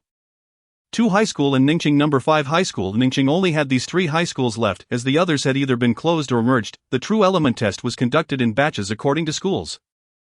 In the hall on the first floor of the Education Bureau, 10 true element testing devices were set up to assess the students. Being a small place, Ningqing was at the back of the line, necessitating a lengthy wait. The portly principal of Ningqing No. 1 High School and other principals began to engage in light-hearted banter. While the students also recognized one another. Growing weary of waiting, they clustered together to chat, mostly discussing the written test that had concluded a few days prior. What do you estimate your score to be? Around 560-something. How about you? Just over 600. Wow, a top student. The surrounding chatter was filled with such voices. Since they were all aiming to apply to the University of Cultivation, they inherently possessed a certain level of competence, resulting in few underperformers, with most scores falling within the 5 to 600 range. Yuan conversed with a few classmates and found that they were all doing reasonably well. Jia Shenxian estimated her score to be around 660. She was already known as a top scholar. Eliciting a chorus of admiration from the crowd, Chen Shurha estimated around 510. He usually performed well, but his mathematics had somewhat faltered this time. Zhou Shiyun might have around 540 but was uncertain, as he felt his essay might have strayed off topic and was unsure how many points the grading teacher would award. As for Ma Jin, no one bothered to inquire. He was a prodigy. Scores were merely trivialities to him. While everyone discussed their scores, he wandered around with his phone, taking pictures, and muttering to himself, "Hey guys, look, I wasn't lying. I really came to take the true element test. Just 20,000, I don't care." This fellow had even started a live stream, but why not stream about the college entrance examination instead of a novel? How dull. Yuan, what do you estimate your score to be? Jia Shenxian approached Yuan with a smile, standing quite close. Just as Yuan opened his mouth, Zhou Shiyun and Chen Shurha quickly sidestepped, wearing enigmatic smiles reminiscent of benevolent fathers, gazing at him and Jia Shenxian. "I didn't do well," Yuan replied dismissively. He estimated around 400 points, admitting it would be too embarrassing. "Oh, it's actually fine. The written test accounts for a smaller portion of the score." Jia Shenxian consoled, "Just perform well in the upcoming test." Yuan usually had good scores on written tests. Jia Shenxian assumed he meant he hadn't scored over 600. After chatting a bit more, Yuan made a self-deprecating joke, causing Jia Shenxian to cover her mouth and laugh heartily. It wasn't until a female classmate called her that she reluctantly returned to the girl's side. In recent days, she had discovered Yuan to be quite amusing. Why had he been so dull before? Once Jia Shenxian left, Yuan's 2 close friends gathered around. Chen Shurha clutched his heart, dramatically lamenting Yuan. "Have you two become an item?" "Become what? Come on." Yuan vehemently denied. Zhou Shiyun pulled Chen Shurha aside. "Yuan, what exactly has transpired between you and Jia Shenxian? You weren't like this before." Yuan felt the need to clarify to set the record straight. It wasn't just these 2 friends. The glances from the other Ningqing classmates were peculiar. Jia Shenxian was the belle of the school. "Where did he suddenly come from?" "My father and Jia Xuanxuan's father have recently been collaborating on a business deal, so our families have been interacting frequently. That's how it is," Yuan said. Spreading his hands in a gesture of innocence, Qin Shihua responded indignantly, "What Jia Xuanchuan's father? You should be calling him father-in-law. I see you're feeling a bit cheeky today." Lu Yuan rolled up his sleeves as if to strike, prompting Zhou Shiyun to laugh and pull the two apart. Thus, the matter was laid to rest. However, the true reason was not as Lu Yuan had stated. Jia Xianxian was simply a kind-hearted high school girl and would not suddenly develop an interest in Lu Yuan due to familial business. At this age, girls are still lost in dreams, hardly concerned with money. The real reason was that Xiao Bing had recently been persistently teasing Jia Xianxian. Originally, Jia Xianxian was the goddess of Ningqing No. 1 high school, but her younger sister had recently risen to fame, causing Jia Xianxian to feel overshadowed. Although Jia Xianxian did not show any signs, she must have felt somewhat uncomfortable. In this context, Xiao Bing continued to deliberately provoke her. Lu Yuan had witnessed it twice, and undoubtedly there had been more covert competitions. Thus, Jia Xianxian decided to retaliate, and winning over Xiao Bing's brother was her method of counterattack. This was undoubtedly amusing, yet quite fitting for the logic of a young girl. Lu Yuan, being more experienced, perceived everything clearly. He viewed Jia Xianxian with the same affection an elder might have for a younger one. To him, such feelings were endearing but ultimately shallow. What he yearned for was a tranquil harbor. He would not embrace such emotions. The simplest way to handle this issue was to feign indifference. After all, young girls' thoughts change daily, and before long, they would forget. What Lu Yuan was unaware of was that many young girls often become ensnared in their own emotions. They frequently forget the original reasons for their feelings. As time passed amidst their playful banter, a group of students from a nearby middle school emerged from the building. Most wore expressions of disappointment, while a few looked elated. It seemed their test results had already been announced. A leader from the Education Bureau called out loudly, "The test for Shuangqiao Town Middle School has concluded. Guanghua School will now begin testing." His voice was booming, employing a powerful sound technique. Upon hearing Shuangqiao Town Middle School, Lu Yuan's heart stirred. He recognized the name. He had a companion named Su Wenbin from Shuangqiao Town Middle School during his undercover work against the cult. Throughout their lengthy confinement, the two had conversed extensively through a ventilation window. Although it was mostly Su Wenbin speaking while Lu Yuan listened, after the sacred ascendance ceremony, Su Wenbin had been thoroughly brainwashed by the cult and became one of its most fervent followers.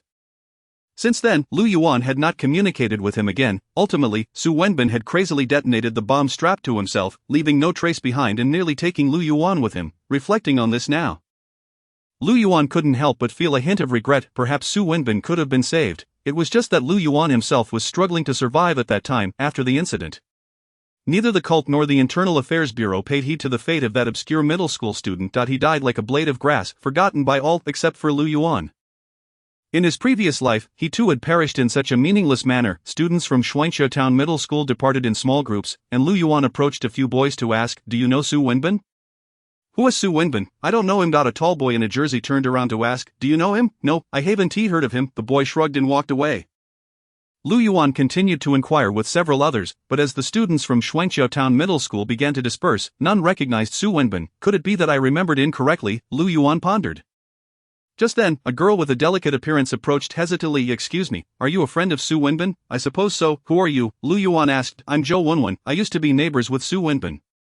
He has been missing for a long time. Do you know where he went?" Zhou Wenwen. Lu Yuan's heart stirred. He glanced at the hundreds of students from Guanghua School streaming into the testing building, estimating they would have to wait a while longer, and suggested, "Let's find a place to talk." Sure. The two moved to a nearby area by the wall, where there were fewer people. According to Zhou Wenwen's account, Su Wenbin's class was the worst at Shuangqiao Town Middle School, with no one applying to the University of Cultivation at all. Moreover, Su Wenbin had rarely attended school since his second year of high school, making it understandable that Lu Yuan couldn't find any information about him. Zhou Wenwen, having been Su Wenbin's neighbor, was relatively familiar with him and had maintained some contact. She mentioned that Su Wenbin came from a single-parent family, with his father drinking daily and often lashing out violently. Su Wenbin was frequently beaten, and Zhou Wenwen herself had been a victim of his father's rage. Due to this, Zhou Wenwen's family had moved away from that calamity. He was actually quite nice, just not doing well in his studies. I wanted to help him, but he was always reluctant to learn, spending all his time hanging out with delinquents. About a month ago, Su Wenbin found me on the way home from school and told me he was going to do something big. When he returned, I would be amazed. However, since that time, I have not seen him again.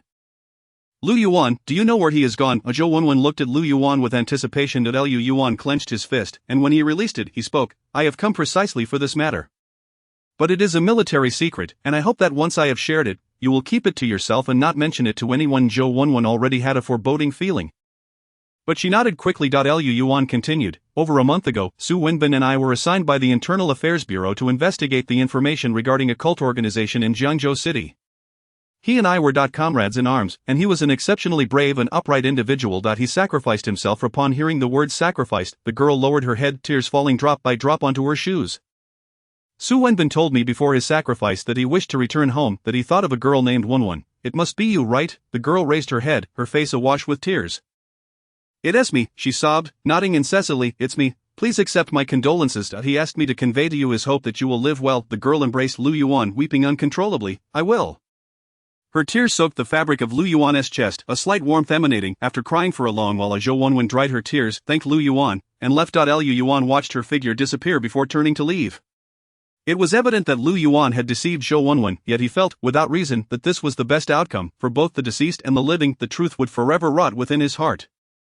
Chapter 50. The spectators become the consumed. The exchange between Lu Yuan and Zhou Wenwen took place in a secluded area, unnoticed by others. Several old friends even thought Lu Yuan had gone to the restroom. If Chen Shi and he had seen a girl weeping in Lu Yuan's arms, they would not know what sweet words to say. Lu Yuan was indeed wary of this, however, his precautions were unnecessary. For Chen Shi and he was not present. After a while, Chen Shi and he sneaked back, mischievously asking his friends, "Are you all having some juicy gossip?" What gossip? Hurry, share it. Everyone believed this fellow had stumbled upon some scandalous news. Watermelon. Chen Shi and he miraculously produced a large watermelon from his backpack. It's sweltering. Aren't you thirsty? I just saw someone selling watermelons outside, so I bought one. That you can go out and come back in?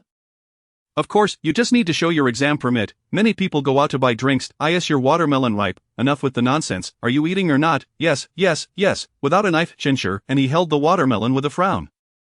And Lu Yuan, quick as lightning, sliced the watermelon open with his hand. The protective shield worked wonders once again. Much to their delight, the friends eagerly dug into the watermelon while enjoying the spectacle. Meanwhile, the candidates waiting outside were captivated, their full attention drawn to Guanghua School. A Guanghua School is the strongest institution in Jiangzhou City and the surrounding areas, ranking among the top in the entire country. The students gathered there were truly exceptional, with an admission rate of 80 for cultivators. It left all other waiting schools in the dust. Many students from Guanghua had already received their results. But they could not leave yet, as they needed to wait for the entire school to finish testing before departing together. Thus, they congregated in the lobby, chatting loudly as if they were the only ones present. What is your spirit level? I only have 133, how about you? I'm not doing well either. My recent condition is poor, only 135. It seems we 1T make it to the top 4. We are indeed kindred spirits, ha ha. They spoke loudly on purpose, clearly enjoying showing off, and they had the capital to do so. Other candidates from nearby schools listened, their eyes reddening. Over 130 spirit levels, and they still claim to be in poor condition? How could we, with our barely 110 spirit levels, hold our heads high? But these two kindred spirits soon ceased their boasting when a staggering number emerged. A cultivator walked out of the building and announced to the entire square, "From Guanghua School.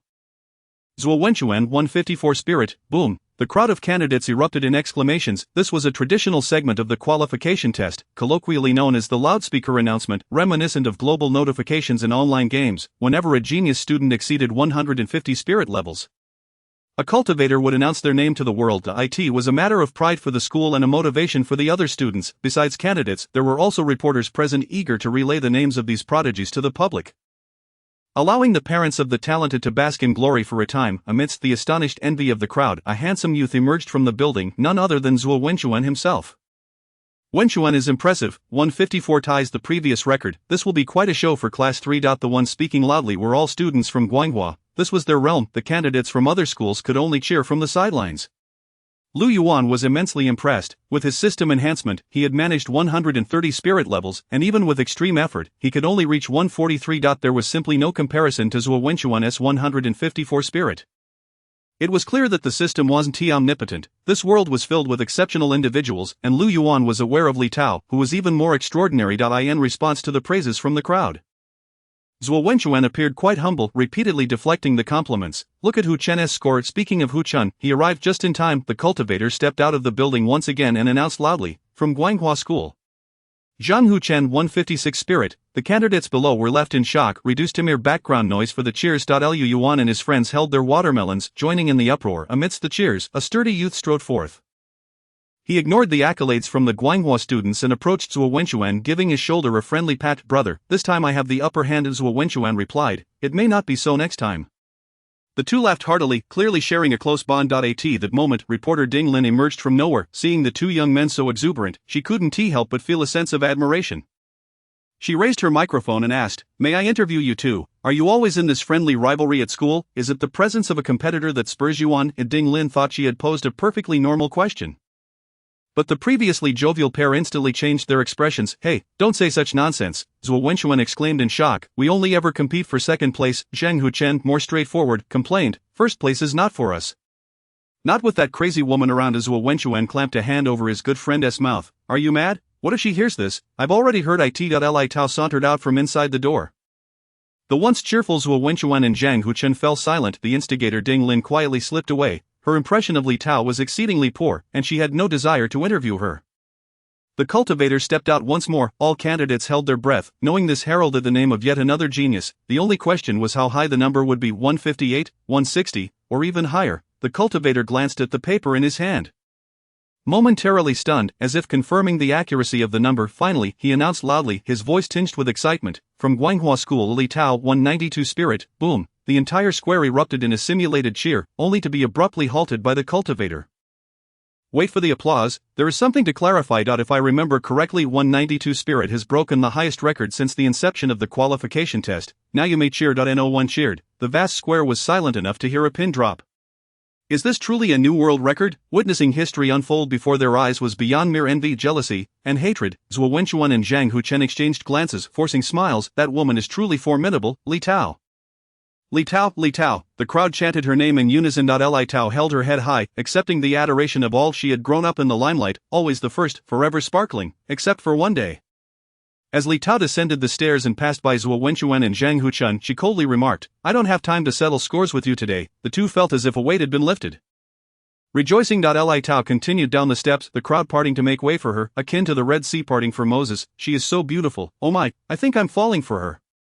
My goodness, such a perfect person. She must be the chosen one." The Queen, Her Royal Highness. Li Tao paid no heed to the worship surrounding her, a slight smirk playing on her lips, as if mocking the ignorance and triviality of the masses.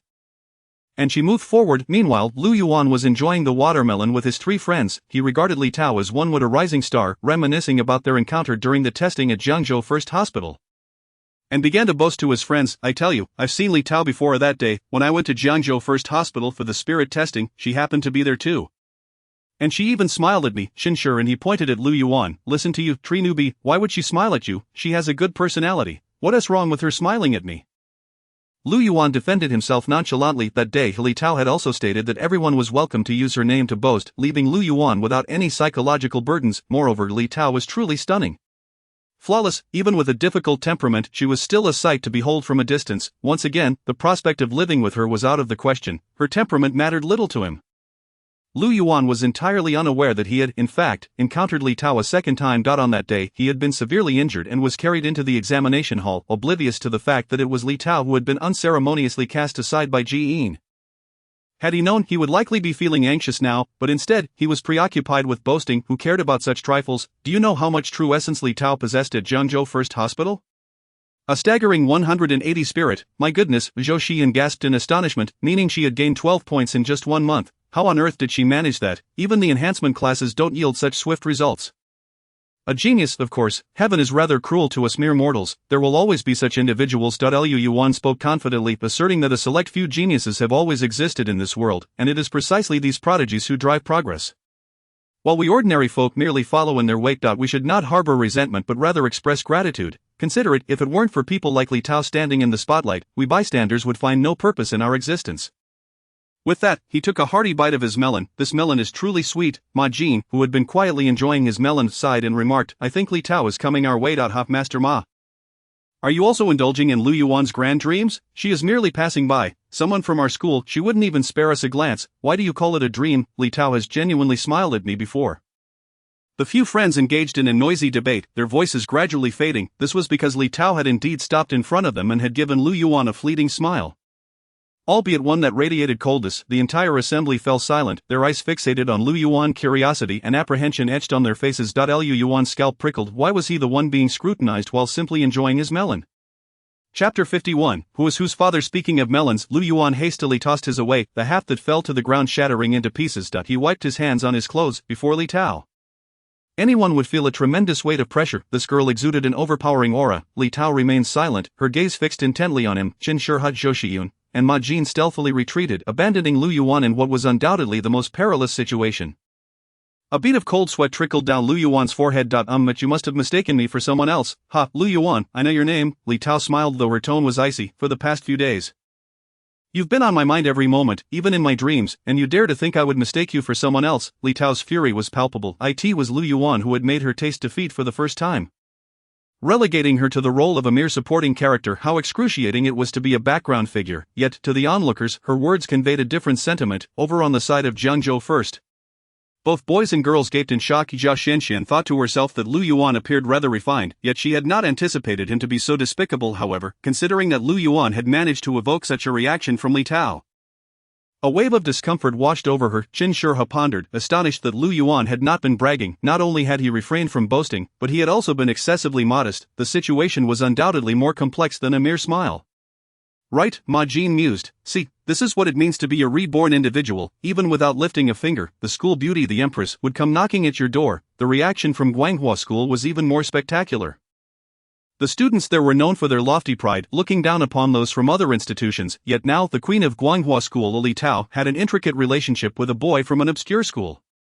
This revelation struck the Guanghua students as a significant affront. Your Highness, how could you degrade yourself like this? Burn that scoundrel. Only Zhuo Wenchuan and Zhang Hucheng held a different opinion, standing at a distance, thoroughly amused. If Li Tao were truly ensnared by some man, these two would celebrate jubilantly, provided that man was not themselves, for they had no desire to meet an untimely end. The atmosphere grew tense, with even the supervising teachers and principals, along with the celestial beings soaring above, watching with keen interest. After all, Li Tao was indeed dazzling. She had just set a new record. The focus shifted back to Lu Yuan.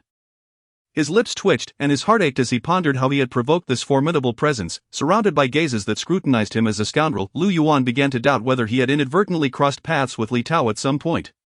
Nonsense. As he remained silent and his eyes wandered, Li Tao clenched her fists. For this past month, I have trained relentlessly, all in preparation for this moment, to utterly vanquish you, Lu Yuan. My results are out 192 spirit.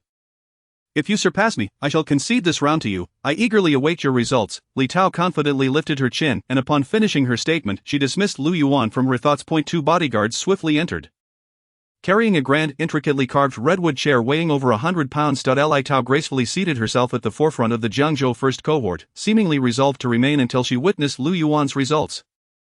Lu Yuan trailed behind, caught in a dilemma of whether to leave or stay. Feeling utterly mortified, the students of Jiangzhou first stood at a distance, creating a wide space in the middle, leaving Lu Yuan isolated. Zhou Qin Shurha, Ma Jin, why are you all standing so far away? Come over and keep me company for a moment, Lu Yuan implored. Zhou replied, perplexed. Who are you? Are we that close? Truly one yielding is iron. Next to Lu Yuan stood only a few of Li Tao's bodyguards and the well-dressed, bald old man he had encountered before. A young man, you've had quite the ordeal, the old man chuckled softly.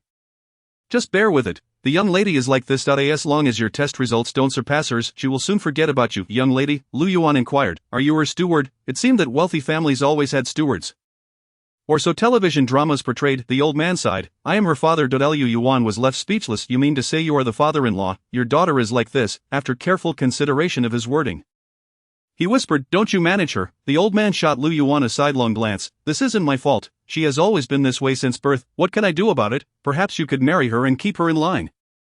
Our entire family would be most grateful. At that moment, Li Tao turned her head and cast a cold glance at the two, whispering, her beautiful eyes radiating a chilling glare. The thought of waking up each morning to such eyes beside him sent a shiver down Lu Yuan's spine. Best to steer clear. Li Tao's father, named Li Qingzhou, was currently the deputy director of the Jiangzhou Repair Union, effectively the second in command of Jiangzhou. Additionally, he was a cultivator of considerable stature. One could say he held significant power. Yet, in the presence of his prodigious daughter, this father found it difficult to exert authority. Li Tao lifted her gaze to the sun and exclaimed, old man, have you not noticed my thirst? I want red tea. With 8 times the milk cream, Li Qingzhou immediately donned a sycophantic smile. The young lady desires red tea, let me prepare it at once. One bodyguard hastily departed, presumably to procure a cup of red tea with 8 times the milk cream for the young lady. As Jiangzhou first prepared for its turn, Li Qingzhou and Lu Yuan continued their conversation. Through Li Qingzhou, Lu Yuan learned the reason for Li Tao's grudge against him. Li Qingzhou recounted how Jian had tossed Li Tao aside at the entrance of the examination hall. Much like tossing a ball. Li Tao had been so enraged that she had gone 3 days without eating. Her anger primarily stemmed from that incident. Lu Yuan was merely collateral damage, then she should seek revenge on Jian. Lu Yuan protested innocently, "What does that have to do with me? Jian is a 4th grade cultivator. She wouldn't foolishly confront him," Li Qingzhou replied, "but mark my words, once she reaches the 4th grade, Jian will be the first to face her wrath. I has such a delightful prospect in store, I will surely lend my support. You are quite familiar with Jian, to some extent, he's just a scoundrel. And I would very much like to give him a thrashing." The old man chuckled, "Your assessment may not be entirely accurate, but it is not without merit." The two shared a hearty laugh. Despite Li Tao's difficult personality, her father Li Qingzhou was humorous and approachable, which endeared him to Lu Yuan. It was unclear how Li Tao had been raised to be this way, perhaps it was simply her nature. As time passed, and after 2 more schools had their turns, it was finally Jiangzhou First's opportunity to enter the building for testing. At last, it was Lu Yuan's turn. Chapter 52, Master Ma's boundless powers. Most of the candidates remained eager to witness just how high Lu Yuan's true essence would reach. After all, he was regarded as a formidable rival by Li Tao. Just before entering the building, Guanghua Zhuo Wenchuan and Zheng Hucheng had sought out Lu Yuan, hoping for his test results to surpass Li Tao's, to defeat her, and to humiliate her thoroughly. Zheng Hucheng spoke animatedly. Lu Yuan looked at the two overly familiar individuals and curiously asked, "Has Li Tao always treated you this way?" Zhuo Wenchuan replied, displeased. Lu Yuan, speaking the plain truth makes it difficult to form friendships. Lu Yuan finally understood, but he could only chuckle at their expectations. Where could he possibly achieve such a high limit of true essence? Recently, Lu Yuan had learned that the upper limit of true essence was constrained by spiritual pressure. To surpass Li Tao, his spiritual pressure would need to reach at least 20 seals. The question remained, how could one enhance their spiritual pressure? To this day, he could barely comprehend what spiritual pressure even entailed. The onlookers gazed at him with anticipation, and Lu Yuan shook his head, steeling himself to face the challenge. To avoid an embarrassing defeat, he hastily spent merit points to max out his limit-breaking enhancements. Thus, the true essence within the system transformed into 143-130, a commendable achievement indeed. Alas, it still fell short of the 150 spirit points required to boast at the grand announcement, a mark that Lu Yuan had yet to attain. Not to mention, it paled in comparison to the astonishing 192 spirit points of Li Tao. Never mind, Lu Yuan consoled himself, for his sole desire was to enter the new capital, not to contend for the first place against her. However, at that moment, a subtle change occurred within the system. The originally capped spirit pressure of 13 surged by 1 point, elevating it to 14. Why does the enhancement of spirit pressure always manifest after exceeding the limit? Lu Yuan pondered. Could it be that maintaining one's spiritual energy beyond the threshold is the key to enhancing spirit pressure? Yet, excess spiritual energy dissipates rapidly, necessitating continuous expenditure of merit points. This is akin to an incessant drain on financial resources. Or rather, a consumption of merit points. Regardless of these considerations, Lu Yuan promptly maxed out his true essence. The current system interface displayed merit points: 9079 true essence, 154 140 spirit pressure, 14 mind power, 24 progression, 11.18 martial technique, protective shield, beginner. Finally, with his true essence reaching 154, he was ready to make his announcement. Lu Yuan hurriedly approached to test, aware that exceeding the limit would result in a temporary boost that would quickly fade. However, he was preempted by Ma Jin. "Lu Yuan, step back a little. Today's star is none other than your brother Ma," he declared. "Did you think I was unaware of how you all perceive me? Did you think I didn't know that both classmates and teachers regard me as a fool? Today, I shall make the world aware of my name. That woman named Li Tao will be defeated by me." Ma Jin, unlike his usual laid-back demeanor, clenched his fists, his eyes brimming with fighting spirit. Even casting aside his beloved novel, his friends were momentarily stunned, silently speculating that Ma Jin's presence here was indeed unusual. It was inconceivable that he would casually spend 20,000 to undergo a true essence test without some underlying motivation. No one had ever heard Ma Jin mention his true essence data. Could it be that he was a hidden genius, his true essence so high that it allowed him to disregard his written exam scores? It was not entirely impossible. With Li Tao's true essence of 192 shattering records across the realm, even with a score of 0 in the written exam, she would still attract a multitude of offers from esteemed institutions. "Go ahead." Lu Yuan hesitantly allowed Ma Jin to take his place. If Ma Jin indeed held a status akin to that of Li Tao, how could he afford to disregard him? A chill ran down his spine. Ma Jin flung his examination permit to the staff, who, intimidated by his presence, promptly activated the machinery. The cylindrical device whirled incessantly as anxious students encircled it, eager to uncover the truth behind Ma Jin's true essence. Just then, the testing device abruptly halted, triggering an ear-piercing alarm. Lu Yuan and his companions were taken aback. In a way, was Ma Jin so formidable that he actually broke the testing device? Everyone assumed he was jesting. Inside the device, Ma Jin laughed heartily. "See, my friends, this is my true power." Ma Jin, the Great One, boundless in magical prowess, Lu Yuan, Zhou Shiyun, and Chen Shihai exchanged bewildered glances, utterly speechless. At that moment, a hurried cultivator arrived. Waving his hand to silence the blaring alarm, then inquired of the staff, "What happened? I don't know. It seems to be an automatic system error," came the reply. The cultivator furrowed his brows, scrutinizing the displayed information before comparing it with Ma Jin's examination permit.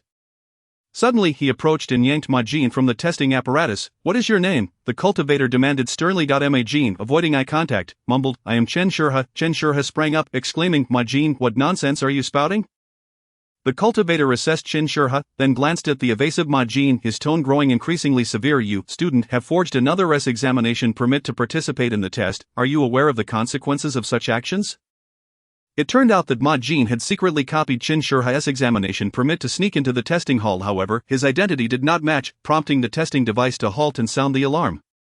Ma Jin lowered his head, softly explaining, "Sir, all my friends are here, and I wanted to join, but I lacked the funds to register." Yuan quickly stepped forward, chuckling as he gestured towards Ma Jin, implying he was somewhat simple-minded. "But Ma Jin is truly a good person. He simply made a mistake, and we failed to keep an eye on him. Please, esteemed cultivator, do not hold it against him."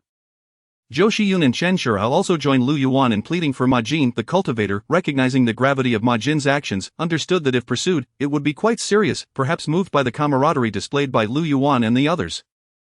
Or perhaps touched by Ma Jin's plight, the cultivator deliberated and ultimately released Ma Jin. "Consider this a warning, now leave at once." Ma Jin scurried away, crestfallen. Once the cultivator departed, Lu Yuan and his friends collectively sighed in relief, exchanging glances filled with a mixture of disbelief and amusement. How naive they had been to believe Ma Jin's tall tales. Following this minor interlude, the students of the first high school proceeded with their tests, and the results soon emerged. Many gathered to exchange scores, leading to a mix of joy and disappointment. Jia Shanshan, a perennial top student, drew particular attention for her results upon emerging from the testing device.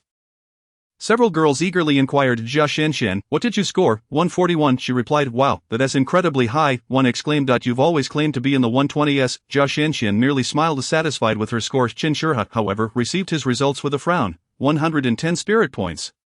1 point lower than the previous month's assessment. This score fell short of last year's admission threshold. "How did you fare?" Zhou Xiyan asked. "I didn't perform well." "What about you?" 112. "Looks like you can enroll in the university. Don't fret, this year is a good one. The cutoff should be lower than last year's. Let us wait and see. Lu Yuan, what about you?" As Lu Yuan walked out, laughing, he replied, "I don't know. I haven't seen my score yet." The cultivator took my results. The others exchanged glances, suddenly realizing the implications. "What, Lu Yuan, are you going to announce it?" "No way." Chapter 53, the results are announced. The two friends knew each other well. Lu Yuan's abilities were on par with theirs, making it hard to believe he had suddenly surpassed 150 spirit points. What had transpired in the past month, Jia Shanshan was even more disheartened. Lu Yuan had told her his true essence was 108 points last month, and she had believed him, even generously sharing a bottle of spirit-enhancing water with him. That water was quite expensive. She had thought Lu Yuan was merely boasting about attending the new capital university. At this moment, the group finally grasped the situation. It was no wonder Li Tao, such a prodigy, had sought trouble with Lu Yuan. He was not merely a bystander but a cunning infiltrator among them. "Lu Yuan from Ningqing First High School won 54 spirit points," boomed the cultivator's voice, revealing the results. This was indeed a commendable score, tying him with Zhuo Wenchuan and only overshadowed by Zhang Huchen. The square should have erupted in cheers, yet, instead, it was met with a chorus of boos. "What, only 154 spirit points? Truly pathetic, regarded as a formidable foe by His Highness. And this is all he can muster. Bah, what a waste of my time. I'm leaving." Those who had eagerly awaited the spectacle dispersed in disarray. Standing on the steps, Lu Yuan felt utterly out of place. Just moments ago, Zhuo Wenchuan's 154 spirit points had elicited cheers, yet his announcement had devolved into derision. How was this fair? As Lu Yuan pondered this, the reality of his situation sank in, leaving him feeling both bewildered and frustrated. Li Tao rose from her seat, offering Lu Yuan a slight smile before turning to leave. Though she uttered not a word, the implications of her smile were laden with significance. An infuriating expression indeed. Lu Yuan began to understand the frustrations of Zhuo Wenchuan and Zhang Huchen. Even as he boarded the bus back to Ningqing, he remained in a gloomy state. He had achieved a commendable score, yet felt an overwhelming sense of failure. Ma Jin attempted to console him, stating, "The joys and sorrows of humanity do not resonate with one another. You ought to lighten up." Lu Yuan retorted, "Did you enjoy yourself today?" "Grade 1, it was passable," Ma Jin replied. Lu Yuan, "You've gone too far," Chen Shurha interjected, and Jia Shanshan added, "When did you start associating with Li Tao? You should have shared some tips with us." "Do I appear to be someone with such experience?" Unexpectedly, Jia Shanshan leaned in, inquiring, "Lu Yuan, how did you come to know Li Tao?" Li Tao was quite renowned within academic circles, and Jia Shanshan, having heard of her, felt a compelling urge to uncover the connection between them. We met during the written exam. By the way, you still haven't explained your disappearance before the college entrance exams. Where did you take them? That essay topic for another time. Only the chubby principal felt genuine joy over Lu Yuan's results, for he was elated. Ningqing First High School had previously been a mere footnote. With only one student admitted to the university last year, this year, not only were there several students with commendable true essence, but Lu Yuan had also made a notable announcement. What a significant honor! His salary would surely rise upon returning. To express his gratitude, the principal directed the bus driver to take Lu Yuan directly to his doorstep. Upon returning home, Lu Yuan's parents and Xiaobing had been eagerly awaiting his arrival. During the journey, they had received a phone call from Lu Yuan learning of his remarkable achievements. As soon as Lu Yuan stepped through the door, Xiaobing sprayed him with a confetti cannon, showering the room in golden shreds of paper. Congratulations, big brother, you are truly amazing. 154 spirit points. Wow, you're my great hero. No one can compare to my brother, Xiaobing exclaimed, wrapping her arms around Lu Yuan's waist and nuzzling her little face against his chest. Her brother's high score filled her with joy akin to that of acing a major examination herself, for a family is indeed one entity. Our family is destined for greatness, Mother Su Yongmei. Reflecting on the hardships of the past years and the despair she felt during her recent hospitalization, felt tears welling up in her eyes. Father Luan walked over to embrace Lu Yuan, saying, "My dear, you have truly made us proud." The family shared a heartfelt embrace, and the pent-up frustration within Lu Yuan dissipated, replaced by an amused smile. The only thing he truly cared about was his family. As for others, they could think whatever they wished. On the third day of the True Element test, the written exam results were released and could be directly checked on the registration website.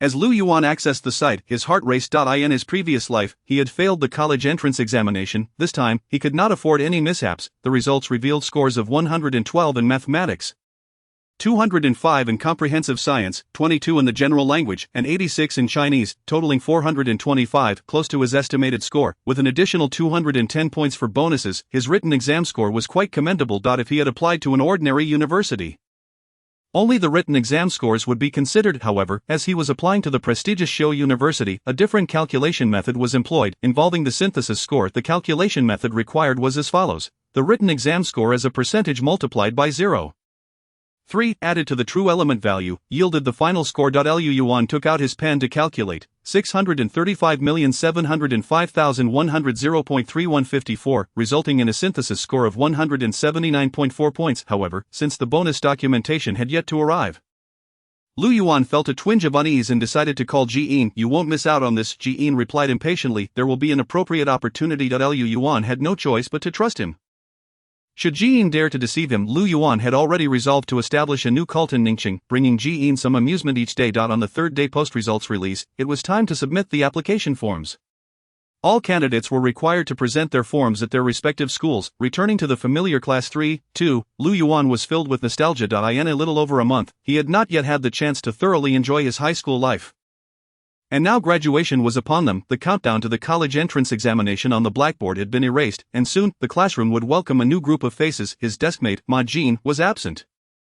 Today was about submitting application forms, which did not concern him. He wondered if he would ever see him again. Nonetheless, everyone else was present, either seated or standing, engaged in discussions about their scores. "What was your total score?" "I did poorly in mathematics, only 468. How about you?" "What a lucky number. My total score is 502. Wow, a top student. You can apply for undergraduate studies." Ningqing No. 1 High School was not renowned for excellence.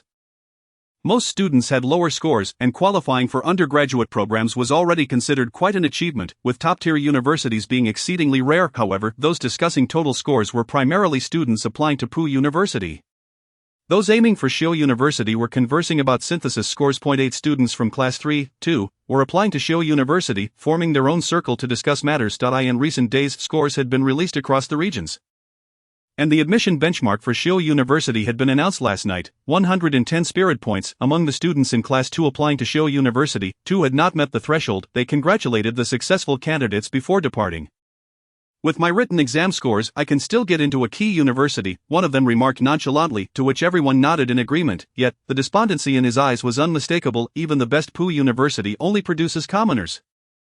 After the two departed, Chen Shi and Zhou Xian began to tremble with anxiety. "It's better to have just enough than to overdo it. Look, my score is perfectly aligned." He had 110 spirit points. Just barely meeting the threshold, the crowd congratulated him, but due to his average written exam scores, his synthesis score was only 130.4 points. Based on previous year's scores, Zhenshi could only choose to abide by the allocation. He had no power to select a school. Zhou Yun's synthesis score was 134.1, also restricted to allocation, yet he was 4 points higher and would likely be assigned to a slightly better Shenzhou university. Both were quite content, linking arms and planning to enjoy the evening on the streets. Jia Xianxian boasted a synthesis score of 167.7, an astonishing achievement that shattered records at Ningqing No. 1 High School. The group erupted in exclamations, and eventually, the Pu University applicants joined in the excitement. Jia Xianxian was beautiful, gentle in character, and academically gifted, making her the shared goddess of Class 3, 2, and indeed the entire cohort of Ningqing No. 1 High School, beloved by all. I'm nothing special. Lu Yuan's synthesis score must be higher than mine, Jia Xianxian stated, speaking truthfully, as the written exam scores held minimal weight. With a mere 100 points in the written exam contributing only 4 points to the synthesis score, the primary focus was on the true element scores. Lu Yuan's true element was 13 points higher than Jia Xianxian. A margin the written exam could not bridge. Hey, Lu Yuan, what's your synthesis score? Show it to us, his classmates clamored with curiosity. In recent days, news of Lu Yuan's prominent achievements had spread throughout the school, with the chubby principal personally praising him over the loudspeaker for bringing glory to the school. Thus, he had become something of a celebrity. Lu Yuan smiled shyly, about to speak when he noticed his homeroom teacher, Wu Jishan, hurriedly entering her. Upon seeing Lu Yuan, Mr. Wu appeared distraught, disregarding the presence of others as he pulled Lu Yuan aside, demanding, Lu Yuan, how did you fail the written exam? What went wrong, failing the written exam? The moment those words were uttered, everyone froze, their mouths agape in disbelief. Although the written exam score constituted a minor part of the synthesis score, a minimum passing score of 450 was a non-negotiable standard. Mr. Wu, Lu Yuan attempted to respond but was interrupted by Wu Jishan's anxious inquiry. Have you applied for a score review? It might have been a mistake at the grading center. I know those people. They often make such errors. Mr. Wu, concerned yet flustered, let slip a curse word in front of the students. He had been particularly elated these past few days, believing he could retire with a smile after 2 students achieved high scores. However, upon arriving at the office that morning and discovering Lu Yuan's failing written exam score, his blood pressure had surged. Failing the written exam not only barred him from Shenzhou University but also made admission to Pu University exceedingly difficult. Lu Yuan's future appeared bleak. Wu Jishan refrained from scolding Lu Yuan, believing he must be feeling worse than anyone else. Lu Yuan struggled to interject as Jia Xianxian, Zhenshi, and Zhou Xiyun rushed over to console him. Jia Xianxian, particularly supportive, blushed as she grasped Lu Yuan's hand, attempting to offer comfort, yet, not everyone was genuinely kind. What a pity for such a high true element score. Not only can't he attend Shenzhou University, but even Pu University seems out of reach. Of the principal just praised him school-wide. What now? Some began to make snide remarks, near students who were unlikely to gain admission to Pu University themselves. Previously, they had shared the same classroom. Why should he suddenly be able to attend the esteemed Shenzhou University, now that it was revealed Lu Yuan might not even qualify for a regular university? They found a sense of balance. Jia Xianxian and the others glared at these individuals, and at that moment, the chubby principal burst in, exclaiming, Lu Yuan, what is going on? I already submitted your award nomination. And now this happens. Before Lu Yuan could respond, the elderly Wu Jishan stepped forward to defend him. This is none of your business. Keep your comments to yourself. What do you mean it's none of my business? This is infuriating. I thought we might have 2 students qualifying for the top 4 universities this year. Have you considered anyone other than yourself? Can you think about the students for once? Mr. Wu shouted angrily. Lu Yuan, you'll repeat a year. I will not retire until I teach you for another year. I refuse to believe this. Lu Yuan felt deeply touched, yet he insisted, Mr. Wu, you really don't need to go to such lengths. Grabbing his teacher to prevent a confrontation with the principal, he was preparing to explain when salvation arrived at Ningqing No. 1 High School. A booming voice echoed from outside. Hearing Ji Yin's voice brought a smile to Lu Yuan's face. This guy truly knew how to make an entrance to ITS, the esteemed cultivator, someone exclaimed, and soon the entire student body rushed out of the classroom. They crowded in the corridor, gazing longingly at the figure standing atop the bell tower. Filled with admiration and envy, this time, Ji Yin was not alone. 3 figures stood beside him on the bell tower. Ji Yin was not clad in the Internal Affairs Bureau uniform but wore an extravagant white coat embroidered with golden threads. The coat featured a high collar, was cinched at the waist, and flowed down to his ankles, making Ji Yin's figure appear remarkably statuesque. To Lu Yuan's surprise, besides the flamboyant coat, Ji Yin held a thick tome in his right hand, adorned with splendid tassels that shimmered with spiritual radiance. What a change in style, Lu Yuan pondered. He may not comprehend it, but others certainly did. The white robe official, something significant is afoot. The principal and Mr. Wu exchanged glances. Silence. The raucous students immediately hushed. One of Ji Yin's companions stepped forward, unfurling a scroll to read aloud Internal Affairs Bureau Commendation Letter, in recognition of the outstanding contributions made by Lu Yuan, a student of Class 2, Grade 3 at Ningqing No. 1 High School, to the Internal Affairs System. This formal commendation is hereby issued. We hope for continued efforts. Issuer, Zhang Yan. The reading concluded. The commendation letter was brief. Before the students of Ningqing No. 1 High School could fully absorb the emotions, it was already over. The students exchanged glances, puzzled as to why such a formal commendation was necessary. Moreover, the commendation seemed rather perfunctory. Shouldn't a commendation letter include extensive accounts of exemplary deeds? As it stood, no one was aware of what Lu Yuan had done to warrant such recognition from the formidable Internal Affairs Bureau. This was not merely a recognition of 3 good students at school. In summary, sentiments of envy mingled with whispers of discontent. The situation felt distant and devoid of significance to most. Only Wu Jishan suddenly grasped the implications.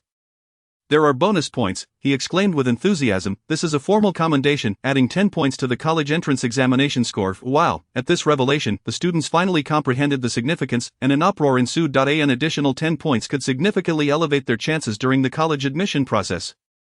Amidst the commotion, Wu Jishan felt somewhat despondent. 10 points were insufficient. Why did Lu Yuan only score 425? If he had just 15 more points, coupled with this 10-point addition, he could gain admission to a prestigious university. Silence. After Ji Yin's commanding shout, he stepped forward and unveiled another scroll. Another commendation. The students quieted once more of the Wa's special commendation order. A hum of unease rippled through the crowd, born from genuine awe, while many might not fully comprehend the weight of the Internal Affairs Bureau. Everyone was acutely aware of the significance of the Wa's. This was the highest authority in the world of Shenzhou. Though often understated, its appearances signified momentous events. All were left in astonishment. Ji Yin continued to read. Student Lu Yuan was entrusted during a critical moment, preventing significant casualties among the people of Jiangzhou. In light of his resolute and decisive actions, he is hereby awarded a special commendation, confirming his third-class military merit. He is bestowed the title of Jiangzhou Young Tiger, with wishes for a bright future. Issuer, Vice Chairman Tang Yong. The reading concluded. A profound silence enveloped the entire school, punctuated only by the gentle rustle of flags in the breeze. After a lengthy pause, the plump principal suddenly inquired, Old Wu, does this also grant bonus points? Yes. How many? Old Wu swallowed hard, noticing every student's gaze fixed upon him. He hesitantly replied, 200 points, an additional 200 points for the written examination. Wow, this time, the students were genuinely stunned.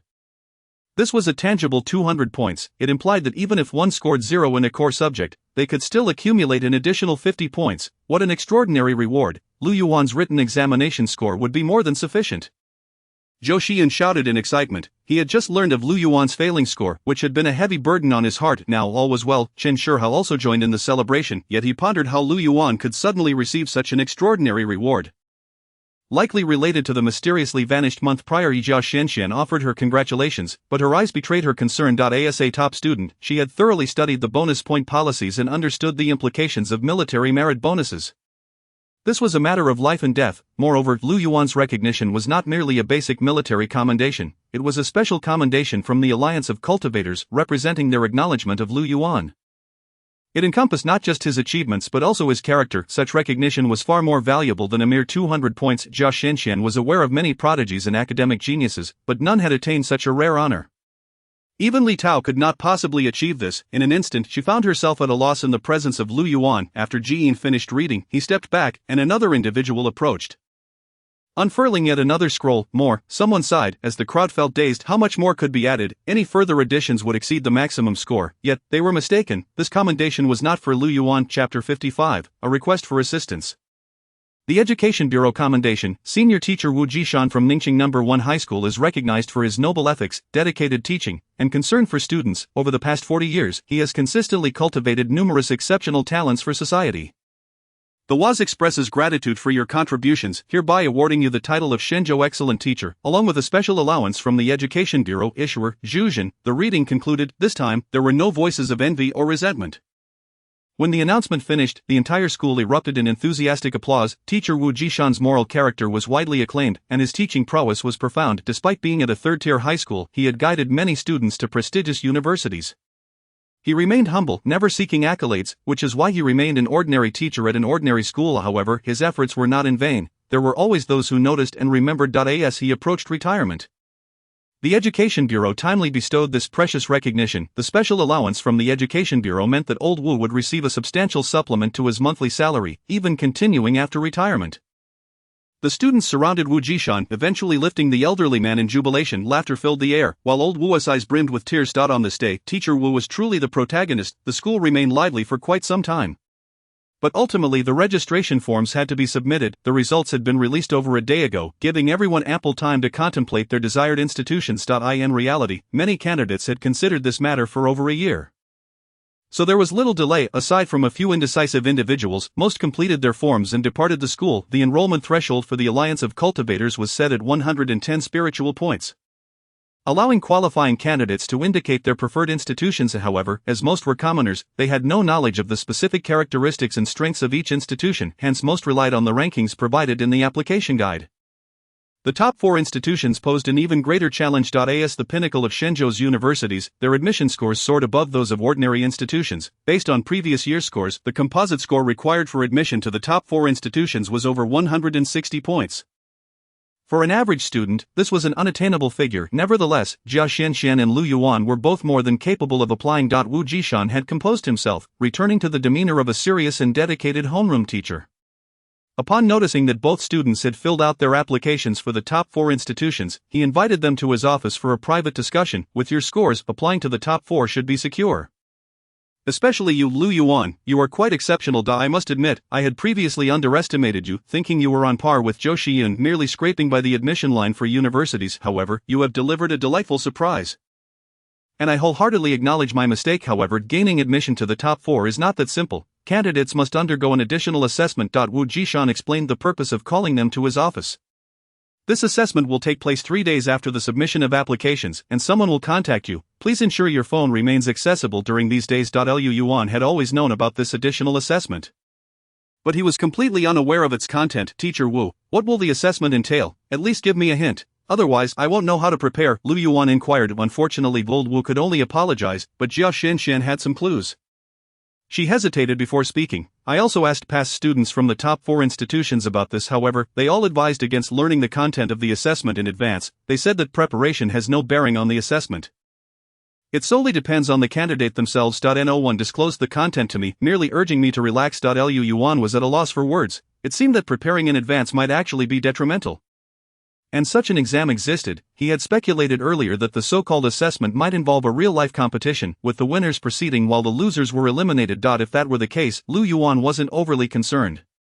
He had his protective shield, which would certainly offer him more resilience than others. However, with Jia Xianxian's remarks, it appeared the assessment was not as straightforward as a mere brawl. What would happen if he failed the assessment?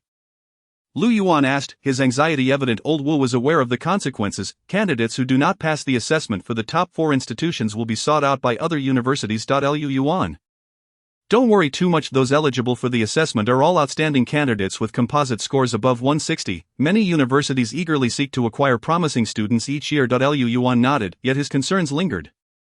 He had applied to Shenzhou primarily to seek guidance from Professor Yu Zheng on curing the Twilight Syndrome. In truth, Wu Jishan had similar intentions. Once the official matters concluded, the elderly teacher suddenly dropped a bombshell.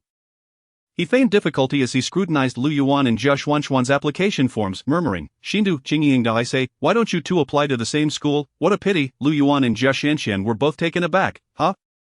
What a pity. Wu Jishan smiled knowingly, continuing, during your 3 years of high school, I was strict for the sake of your college entrance examination, but now that you are about to become university students, why not reconsider and apply to the same institution? Jia Xianxian gasped, her face flushed, and she covered her face as she ran away. Left in the office, Lu Yuan could only helplessly say, Teacher Wu, how can you do this? Old Wu chuckled. Lu Yuan, I'm just trying to help you. With 2 students from his class potentially entering the top 4 institutions, it was already a source of pride. If these 2 students ended up together, marrying and having children, it would undoubtedly become a lasting tale in Ningqing High School's history. Thus old Wu had a personal interest in this matter. Many students mistakenly believed that teachers were aloof and indifferent to the happenings among students. In reality, teachers enjoyed keeping up with students' affairs, and the little incidents between Lu Yuan and Jia Xianxian were well known among substitute teachers. Teacher Wu, your goodwill is truly appreciated. Lu Yuan discreetly exited the office, swiftly pursuing an escape from the school. However, instead of chasing after Jia Xianxian, he found himself in pursuit of a wandering cultivator. Jian had been awaiting him along the way. The term wandering referred to Jian having exchanged his flamboyant trenchcoat for a drab gray ensemble. rendering him indistinguishable from any passerby. So, how was the scene today, student? Shouldn't you express your gratitude to me? Jian boisterously proclaimed, having orchestrated a grand award ceremony, naturally bringing a flush of pride to Lu Yuan's face. Yet, Lu Yuan understood the necessity of concealing his elation, otherwise, he would surely be swindled out of something valuable. Old Ji was known for his penchant for dramatics. The recent spectacle at the school could not have merely arisen from a newfound sense of morality. Affecting an air of indifference, Lu Yuan feigned nonchalance and inquired, "The trench coat you wore earlier was quite impressive. Where did you procure it?" "Procured, student, that was ceremonial attire for mystic cultivators, a privilege bestowed only after formal recognition by the Cultivation Union. If you lack understanding, refrain from speaking out of turn." "Oh, how impressive. No need for me to linger, I shall take my leave. Do not flee." "Wait a moment." Jian grasped Lu Yuan, who sighed, fully aware that trouble was afoot. With an appeal to sentiment, Jian continued, "Lu Yuan, do you truly believe that the special commendation from the Cultivation Union is easily attained? I fought tooth and nail to secure this for you. The young tiger of Jiangzhou, such an illustrious title. Do you not comprehend the significance of a title? I have sacrificed so much for you, and yet you remain oblivious." Jian spoke with palpable anguish. Lu Yuan, in turn, rubbed his temples in distress. "The young tiger of Jiangzhou, you say? Are you certain that your colleagues from the Internal Affairs Department are not playing a prank on me? Such an embarrassing title." Lu Yuan's codename within the internal affairs system was Tigerbee, and now being dubbed the young tiger of Jiangzhou felt suspiciously ironic. Jian maintained his composure, assuring him, "Of course, it is not a jest. This is a commendation from the Cultivation Union." "Very well," Lu Yuan conceded, choosing to trust him. "But if you have business to discuss, please go ahead. However, let it be known that should this turn out to be a sinister undercover mission, I shall firmly refuse." With the grades already secured, Lu Yuan had no desire to engage in perilous tasks. There simply weren't that many cults requiring infiltration for trivial matters. Jian chuckled, "I have heard that your culinary skills are quite remarkable. I have a request." Chapter 56, Foie Gras Cherries. You need me to cook? Lu Yuan's defenses lowered. When it came to culinary matters, he was more than willing to assist, compared to engaging in life-threatening confrontations. He preferred to prepare meals for others. "I am hosting a friend tomorrow, and her palate is exceptionally discerning. After inquiring around, I discovered that you are regarded as the foremost chef in Ningqing's culinary scene." Jian, too, was astonished. He had no idea how Lu Yuan had achieved such legendary status in Ningqing's gastronomy. However, recalling how Lu Yuan had always cherished and understood cookware, perhaps this was merely the hallmark of a true chef's self-cultivation. After considering that he had no pressing engagements the following day, Lu Yuan nodded in agreement. "But you must inform me about your guest's height, weight, personality, and preferences." Jian paused in confusion. "Do you need to know all that to cook?" Lu Yuan scoffed, uninformed. "Do you think cooking is merely cracking a couple of eggs into a pan? Isn't it? You mentioned her discerning taste, thus I must analyze her flavor preferences. Now I understand your point. My guest is a noble and elegant lady, standing at 170 cm, with a slender build. She is typically serious yet possesses a kind heart. Previously, she did not enjoy overly rich flavors, but she also dislikes bland dishes. And her portion sizes are always minimal. Lu Yuan yawned. "You could have simply stated that you are inviting Lady Zwilling. I am not unfamiliar with her. In any case, prepare well, I assure you. It will be beneficial for you." "What benefits?" Jian glanced around to ensure no one was eavesdropping and whispered, "In 2 days, there will be an additional examination in Jiangzhou, and she will be your examiner." "Ah, then I must ensure to serve her well." When Lu Yuan returned home, he found it empty for the time being. His parents had gone to work at the Shiwichuan headquarters. Indeed, Zhao Shengnan had deceived Lu Yuan's parents into joining his company. Their tasks were minimal, merely wandering about the office, and everyone treated the couple with utmost courtesy. Moreover, Zhao Shengnan had even arranged for a small vehicle to transport them to and from work. Claiming it was a standard benefit of the company, over the past few days at the dinner table, Lu Yuan had overheard his parents discussing how leisurely office work seemed, which explained why everyone aspired for such positions. Lu Yuan chuckled to himself, choosing not to burst their bubble. His parents had toiled too hard in the first half of their lives, and he hoped the latter half would be more comfortable for them. Xiao Bing was also absent from home, but not at school. She was filming a promotional video for the Cultural Bureau. The Ningqing authorities believed her image represented the vibrant spirit of the city. Each family member was carving out their own path, and the household was flourishing. Even the potted plants on the windowsill had begun to sprout fresh greenery, compared to the sorrowful atmosphere of a month prior. It felt like a different world altogether. After preparing dinner, Lu Yuan brewed a cup of tea, leisurely sipping while awaiting everyone's return. He was eager to share the honors he had received that day with his family. The following afternoon, at Shiwichuan Hotel, despite its focus on fast food, Shiwichuan also operated a fine dining establishment, and Zhao Shengnan managed a large catering group. Lu Yuan had made prior arrangements, and the hotel reserved the most elegant private room to accommodate the two esteemed cultivators. For various reasons, Ji-in did not permit President Jia Shengnan to join them for drinks, even dismissing the waitstaff. Thus, only he and Zhuo Ling remained in the private room. Zhuo Ling reclined in her chair, arms crossed, visibly displeased at Ji-in's presence. Unperturbed by her irritation, Ji-in remarked, "Linger, do you recall our school days when we often dined together in the cafeteria? So many years have passed, and you haven't changed a bit." Zhuo Ling retorted, "Do not call me Linger, and I certainly do not recall ever sharing meals with you back in school. Indeed, I remember very clearly that I do not, there truly was such a time." Zhuo Ling sighed, resigning herself to the conversation. "Old Ji, I came to this meal simply to tell you that this ends here. Since last year, you've been pestering me to dine with you every week."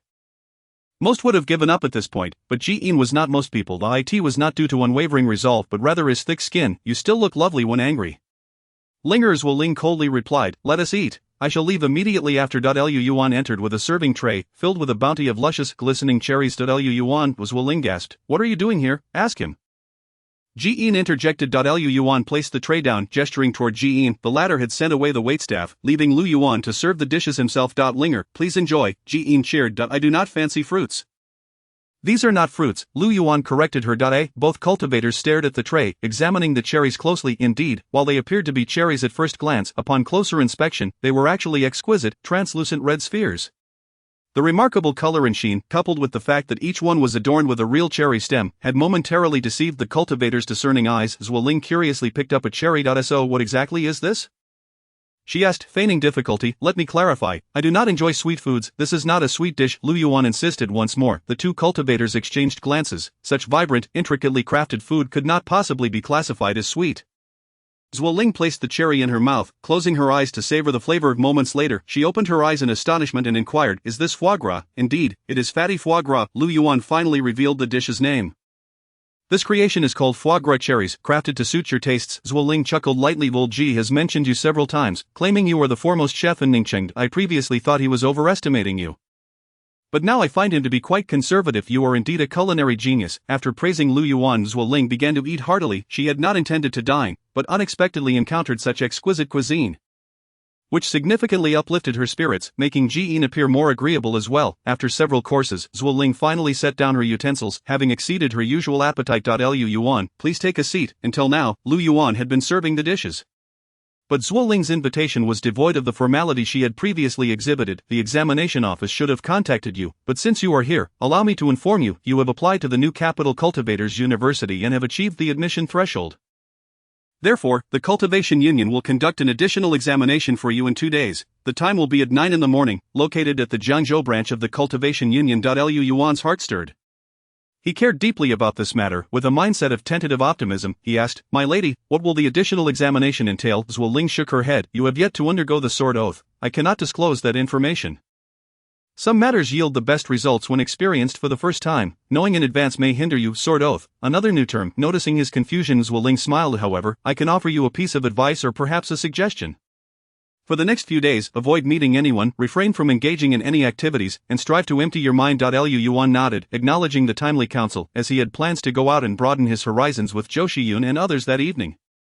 Zhuo Ling tidied up for a moment before preparing to depart. If she lingered any longer, Ji-in would certainly ply her with drinks. Just as she was about to leave, she hesitated for a brief moment and suddenly spoke. "Lu Yuan, during this supplementary examination, you must make an earnest effort to showcase your abilities. A notable figure is watching you." Lu Yuan had yet to react when Ji-in's eyes widened in surprise. Clearly taken aback by this revelation, there were only a select few whom Zhuo Ling could refer to as distinguished individuals. "Just how significant is this figure?" Lu Yuan refrained from directly inquiring about their identity. "Very significant. Why are they interested in me?" "I do not know." After Zhuo Ling finished speaking, she exited the private room, with Ji-in naturally trailing after her, stubbornly insisting on escorting his junior sister home, only to be ultimately sent back. Upon returning to the room, Ji-in remained unsatisfied with the events of the day. He plopped down onto a chair and exclaimed, "Student, thank you, after all these years.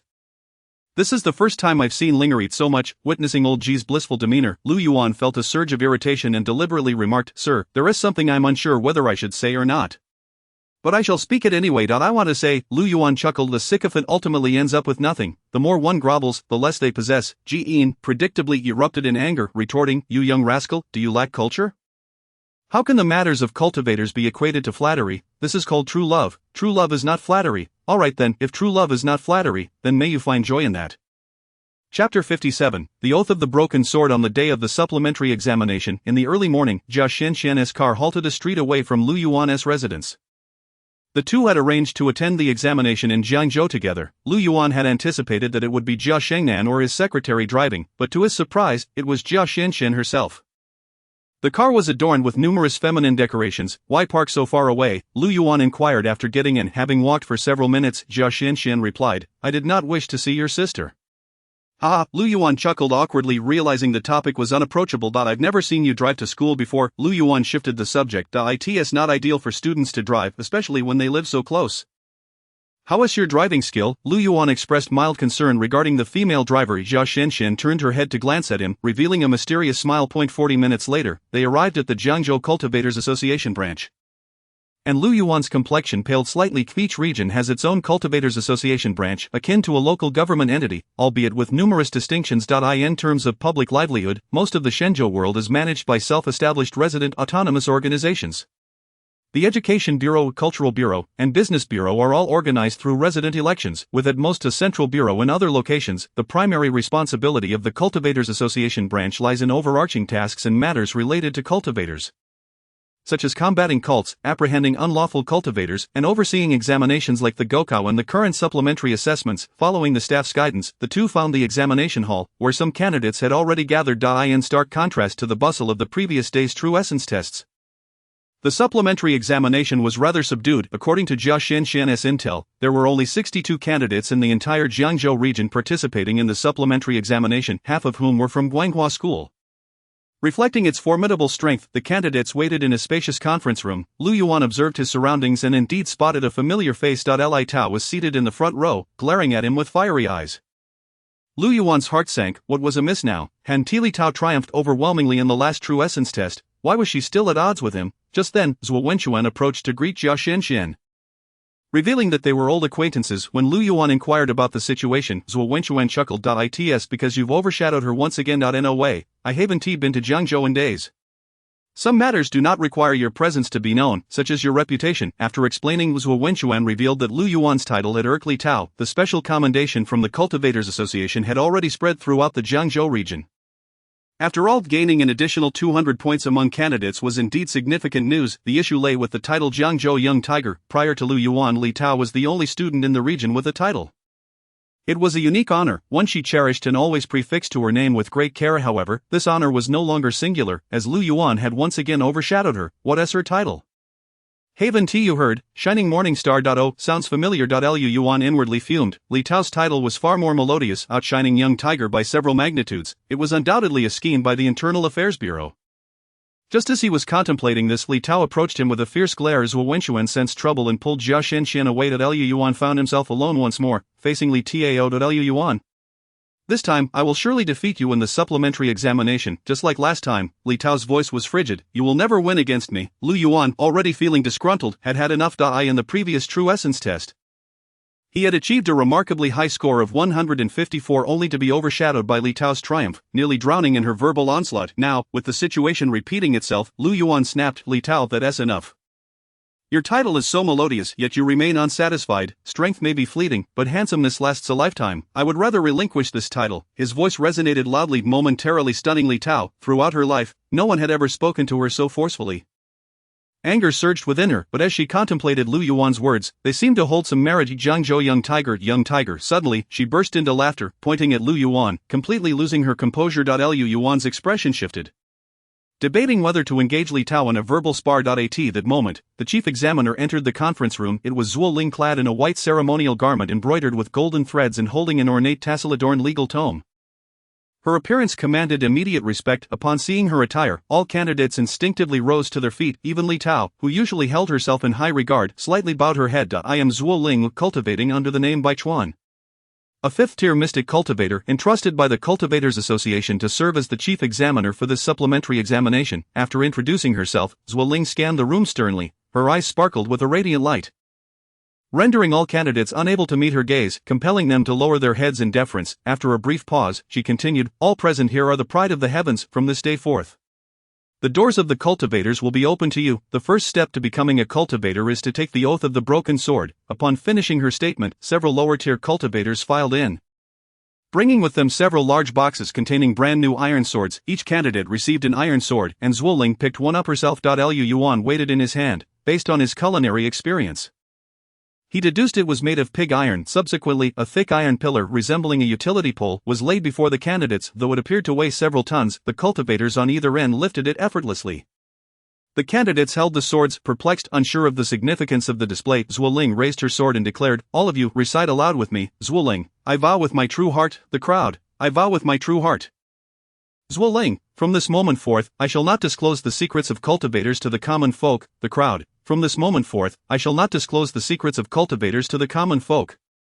Zhuoling, "I shall not impart the knowledge of cultivators to the common folk." The crowd, "I shall not impart the knowledge of cultivators to the common folk." Zhuoling, "I shall not transfer the possessions of cultivators to the common folk." The crowd, "I shall not transfer the possessions of cultivators to the common folk." Zhuoling, "Should I violate this oath, this sword shall be my punishment." The crowd, "Should I violate this oath? This sword shall be my punishment." With that, Zhuoling swung her sword down upon the iron pillar, and the blade, forged of pig iron, broke instantly. The candidates wasted no time and swung their swords. The brittle sound of iron shattering echoed throughout the room. Most candidates broke their swords with a single swing, while three slightly weaker girls struck several times. Some were injured by the flying shards, resulting in bleeding, yet the individuals remained silent. Zhuoling nodded, casually discarding the broken sword. "Very well. Some of you may question why we cannot allow the common folk to understand the world of cultivators. Do not deny it. I once harbored the same doubts. I cannot elucidate this matter here. I can only tell you that it is an inevitable course of action. Cultivators must possess secrets. One could even say that the essence of mysticism lies in secrecy. You will gradually comprehend the meaning of this statement in your future studies. What you need to do now is to strictly adhere to the oath of the broken sword. Do you understand?" "Understood," the candidates affirmed loudly. "Good, the oath of the broken sword is concluded. Now, all of you, follow me." Chapter 58. The visualization platform. Zhuoling led the way, with the candidates following closely behind. The tension from the oath of the broken sword had left everyone somewhat silent. But as they walked, many began to converse quietly. A dynamic Zhuoling did not impede. Lu Yuan found himself amidst the crowd, soon joined by Jia Xinshan at his side. "This is quite serious," Jia Xinshan remarked. "No wonder when I asked previous cultivators, most of them were taciturn. Indeed, it is quite serious. I was so influenced by the atmosphere that I shattered the iron sword without hesitation." Lu Yuan reflected on the image of the sword breaking before him, feeling a pang of anxiety. Perhaps this was the true power of an oath. There must be those who violate the oath of the broken sword. Lu Yuan whispered, "Will they be apprehended and executed by the Cultivators Association?" After all, Jian had once illegally transmitted a protective shield to him. "I've heard it's not that severe, but punishment is certainly unavoidable." As they continued their conversation for over 10 minutes, guided by Zhuoling, they arrived at the rear of the Cultivators Association branch building, a space not open to the public. Thus tranquil, they entered a long corridor hall. The ceiling of the hall rises to an impressive height of over 5 meters, and the floor is a smooth expanse of marble, reflecting one's image like a mirror. On either side of the walls, enormous screens display films filled with special effects. Surprisingly, the content does not revolve around monks, but rather showcases an array of prehistoric creatures: trilobites drifting in the ocean, dinosaurs reigning on land, towering gymnosperms, and bizarre, sinuous worms. It resembles a paleontological museum. Zhuoling's footsteps eventually come to a halt before one of the screens, where a scene unfolds of a group of primitive men besieging a saber-toothed tiger. The tiger boasts razor-sharp fangs, each extending up to a meter in length. Even though the primitive men are rugged and resilient, being struck by those fangs would spell certain death. Ultimately, this community of primitive men manages to slay the saber-toothed tiger, but not without the sacrifice of 3 of their own. The surviving members proceed to skin the tiger and feast upon its flesh, discarding the bones carelessly to the side. At this juncture, Zhuoling suddenly exclaims, "Look closely." The proctor prompts the candidates to widen their eyes, as some had previously been distracted by other screens. The imagery reveals the primitive men, now satiated, drifting into slumber. However, one among them remains awake. He crawls over to the remains of the saber-toothed tiger, curiously picking up one of its elongated fangs. A scar runs across his chest, inflicted by that very fang. He touches the wound, then the sharp tip of the fang. Suddenly, he retracts his hand, having pricked his palm on the fang's point. Instead of fear, he sits upon a stone, cradling the fang in one hand while propping his head with the other, uncertain of how long he ponders. He abruptly rises, brandishing the fang aloft. At that moment, the scene shifts, revealing another saber-toothed tiger roaring ferociously at the primitive men. Yet, the primitive man wielding the fang effortlessly pierces the tiger's body, swiftly bringing it down. The image freezes on the fang, which soon transforms into a spear, then into an axe, and finally into swords and arrows, first crafted from bone, then stone, and ultimately from sharp, resilient metal. Armed with these metal weapons, Humanity eradicates the saber-toothed tigers from the continent. The video concludes here. Zhuo Ling remains silent, leading the group onward. The others follow, puzzled over the purpose of this historical glimpse into the Stone Age presented by their monk guide.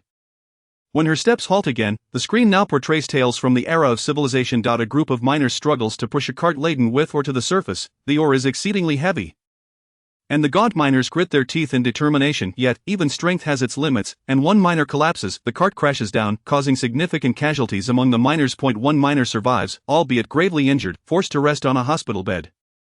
Beside him, a doctor boils water to sterilize bandages. The bubbling water persistently lifts the pot's lid, creating a clanging sound. The injured miner, unable to sleep, grows agitated and presses a stone onto the lid. The stone is promptly pushed aside by the steam. Enraged, the miner fetches 5 bricks, pressing them down heavily upon the lid. Despite the considerable weight, the steam continues to lift the bricks. Suddenly, the miner freezes, ceasing his search for heavier objects. Instead, he sits beside the pot of hot water, resting his chin in his hands, fixated on the lid that keeps rising. When the wood burns out, he adds more. When the water runs low, he replenishes it. He remains there, watching for an indeterminate time, until he stands abruptly. The scene shifts again, revealing another heavy load of ore needing to be transported to the surface. This time, however, it is not the miners but a roaring steam engine that takes center stage, with the might of machinery propelling it. The heavy cart moves as swiftly as a feather. The image freezes on the steam engine, which soon morphs into an internal combustion engine, then a turbine, as the cart transforms into automobiles, ships, and eventually airplanes and tanks. With these advancements, humanity takes to the skies and the depths, becoming the masters of their world. The footage concludes here. Zhuo Ling nods and guides everyone onward. After a brief walk, they reach the end of the long corridor, where a massive door stands before them. Standing at the threshold, Zhuo Ling speaks, her voice echoing through the dome and marble, imbued with a sense of grandeur and distortion, as if emanating from all directions. Humanity has experienced 3 leaps in power. Just now, you witnessed the first 2. These 2 monumental advancements share a common source. Can anyone tell me what that source is? The candidates fall into contemplation. Many had merely enjoyed the spectacle of the previous films, their interests in scientific knowledge minimal, as they were there to take an examination with the monk. Who could have anticipated that the monk's test would encompass such scientific content? However, standing before them are the elite of the elite, possessing remarkable intellect and character, and soon someone arrives at the answer. The source is observation. Li Tao steps forward, pride radiating from her as she declares, it is the observation of natural phenomena. Upon hearing this, the other candidates nod in agreement. Indeed, the primitive men observed the sharp fangs, and the miners noted the billowing steam. These are all natural phenomena. Through their observations, they harnessed the power of nature, which truly is the source of human strength. Zhuo Ling remains silent, until Lu Yuan steps forward to share his thoughts, and thought. It is the contemplation of observed natural phenomena that ultimately becomes the wellspring of human strength. Only then does Zhuo Ling smile and nod. The 2 of you have combined your answers to arrive at the correct conclusion. She continues, Li Tao, Lu Yuan, you both are exceptional. Upon hearing this, Li Tao and Lu Yuan instinctively exchange glances before each turning away. Zhuo Ling pays no mind to this minor interlude. She summarizes, the observation and contemplation of natural phenomena is indeed the source of human strength.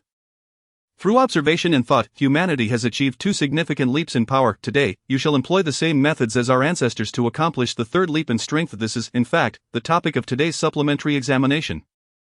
After concluding her statement, Zhuo Ling turns and claps her hands against the massive door, causing a radiant light to flicker as the door gradually creaks open. Beyond lies a vast traditional courtyard. A serene pond rests at the center, adorned with verdant lotus leaves swaying gently in the breeze, while a few koi swim gracefully beneath the surface. Encircling the pond is a walkway featuring wooden benches, undulating as it passes through a small artificial hill. A pavilion stands proudly against the hill, topped with a hexagonal roof, its plaque bearing the name of the place, Observation Platform. Chapter 59. The Method of Contemplation. Zhuo Ling ascends the pavilion's observation platform to continue her discourse. What you are to do today remains the same, observation and contemplation. However, the method of observation and contemplation in the realm of mysticism possesses its unique characteristics. We know that the same mountain appears different from varying distances, viewed from afar. Up close, or from above, its form changes. This is due to differing perspectives. When we observe with our own eyes, it is termed subjective perspective, influenced by numerous factors. In spiritual practices, we must employ another perspective for observation, which we refer to as intuitive perspective. Observing and contemplating from this intuitive perspective is known as the method of contemplation. Before the formal examination commences, I will teach you the first method of contemplation. Zhuo Ling glances around, satisfied to see the candidates listening intently. There are virtually limitless methods of contemplation, and each of you will eventually develop your own unique approach, but for now, Zhuo Ling smiles. Let us begin with the simplest, the due contemplation method. The first step is for you to disperse and find a spot where you feel most comfortable. The candidates appear puzzled, yet they comply. spreading out while maintaining their seriousness. You don't have to stand, Zhuo Ling continues to guide them. The essence of the contemplation method is to relax both body and mind. Choose the manner that feels most comfortable for you. Upon hearing this, the candidates begin to understand. Some languidly recline on benches, others lean against the pillars with crossed arms, while a few perch on stones by the pond's edge. One individual, more audacious than the rest, climbs to the top of the pavilion and surveys the others from above. This bold figure is none other than Li Tao, who has found her preferred vantage point. Zhuo Ling, observing below, smirks at this minor act of defiance. Unbothered by it, the method of contemplation truly reflects a person's nature, and nature knows no right or wrong. Li Tao's innate drive to excel and be first is simply her essence. The spacious observation platform accommodates more than 60 individuals without feeling crowded. Yuan selects a quieter spot by the pond. Sitting on a smooth stone, facing the water, he becomes lost in deep thought. The pond is filled with tender lotus leaves, suggesting fresh lotus roots beneath. If harvested, peeled, sliced, and dipped in sugar, they would offer a crisp and tender delight that would surely delight Xiaobing. Yuan muses over 8 different methods to prepare fresh lotus roots. At this moment, Jia Xianxian approaches and sits beside him, leaning against Lu Yuan. What is wrong? Lu Yuan inquires. Do you like this spot? I can give it up for you. No, Jia Xianxian stammers for a moment. I prefer having someone with me. It's the way I feel most comfortable. Is that alright? Of course, Lu Yuan responds, feeling no disturbance. Jia Xianxian is charming and possesses a gentle demeanor. After all, she is a girl he once held affection for, and a lingering fondness remains. At last, only Zhang Huchen remained unsettled, anxiously pacing back and forth. Zhuo Ling inquired. Zhang Huchen is swaying about your most comfortable manner. Not at all, my lord. He scratched his head. I find soaking in water to be the most pleasant. May I immerse myself? Laughter erupted throughout the gathering, and Zhuo Ling chuckled. Go ahead. Without removing his shoes, Zhang Huchen promptly sat at the edge of the pond, submerging himself until only his head was visible. Resembling someone indulging in a bath. Once the crowd quieted, Zhuo Ling beamed. Since we are engaging in the dew visualization technique, we now require some dewdrops. With a graceful wave of her delicate hand, a sphere of ethereal light plunged into the water, splashing a considerable amount around. Zhang Huchen, still in the pond, was doused with water, emitting a faintly disgruntled sigh, while soft laughter rippled through the onlookers. However, more droplets splattered upon the broad lotus leaves, causing them to sway gently, each leaving behind a few crystalline dewdrops in their leaf cups. Now, Zhuo Ling continued, everyone search for a dewdrop that resonates with you. Although the request seemed peculiar, what could one's own dewdrop possibly signify, and could dewdrops on the lotus leaves truly be distinguished as personal? This abstract notion was grasped intuitively by all, and soon everyone found a dewdrop they cherished. Yuan was particularly drawn to a dewdrop on a nearby new lotus leaf. He could not articulate what set it apart from the others, but it simply appeared pleasing. Perhaps its size was just right, or its shape perfectly formed. Perhaps this was indeed his own dewdrop. Observing that everyone was ready, Zhuo Ling continued her guidance. Concentrate all your attention on your dewdrop. Do not get distracted, refrain from speaking, and think of nothing else. Yuan complied, fixating on his chosen dewdrop, temporarily setting aside his longing for sweetened lotus roots. With a clear mind, he beheld the dewdrop's crystalline beauty upon the lotus leaf.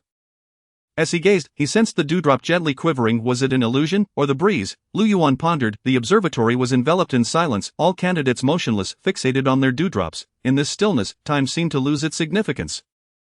At a certain moment, Zhuo Ling's voice resonated as though emanating from the depths of the sky. The wind has arrived. The lotus leaves sway. With this hypnotic cadence, the previously still candidates began to sway. Initially just a few, but soon everyone was involuntarily moving in unison. Why were they swaying? Because the lotus leaves were moving and the dewdrops were in motion. All candidates swayed together in a harmonious rhythm, appearing as though they had rehearsed, though in truth, they had not. They were merely following the rhythm of Zhuo Ling's essence. Observing that none lagged behind, Zhuo Ling felt a surge of admiration. Indeed, those who could enter the supplementary examination were truly perceptive.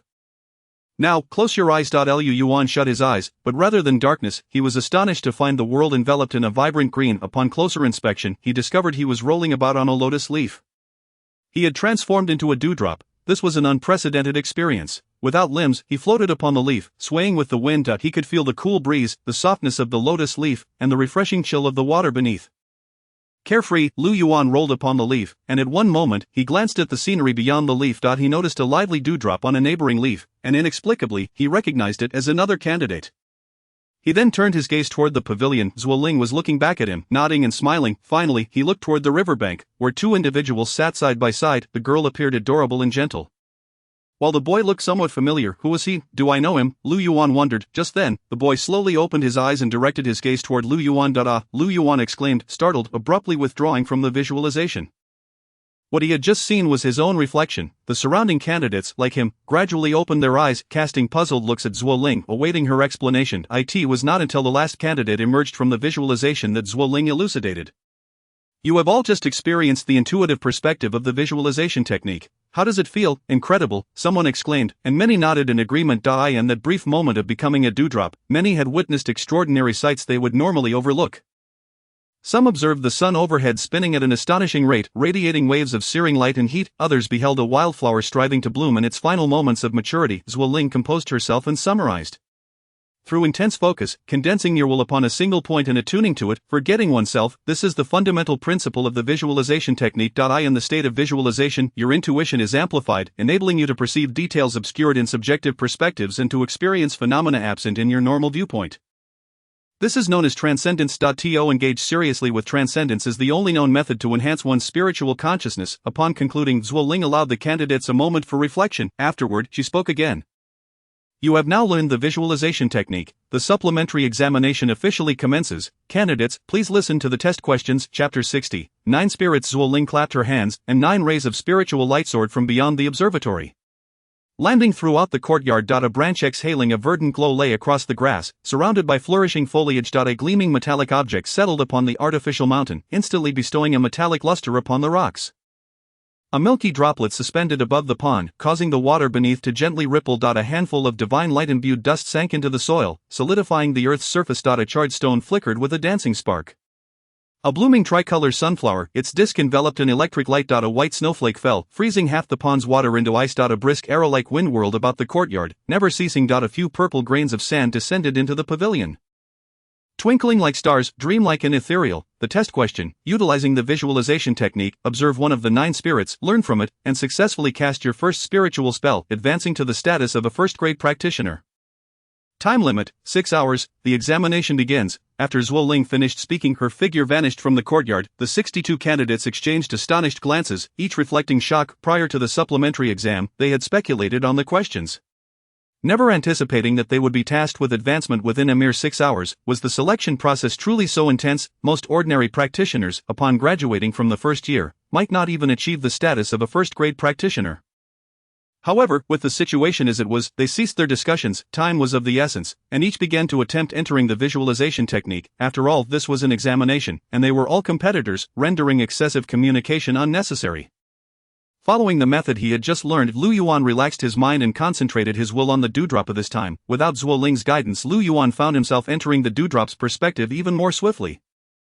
Outside the courtyard, aside from Zhuo Ling, nearly all available practitioners from the Jiangzhou region had gathered. The supplementary examination was an annual event within the practitioner community, drawing attention and fostering familiarity. Yuan was certainly present, and he noted that other candidates were still swaying, mimicking Zhuo Ling's earlier guidance, yet Lu Yuan seemed to almost instantaneously enter a state of visualization. He leaned closer to Zhuo Ling, whispering, "This student possesses remarkably high spiritual consciousness."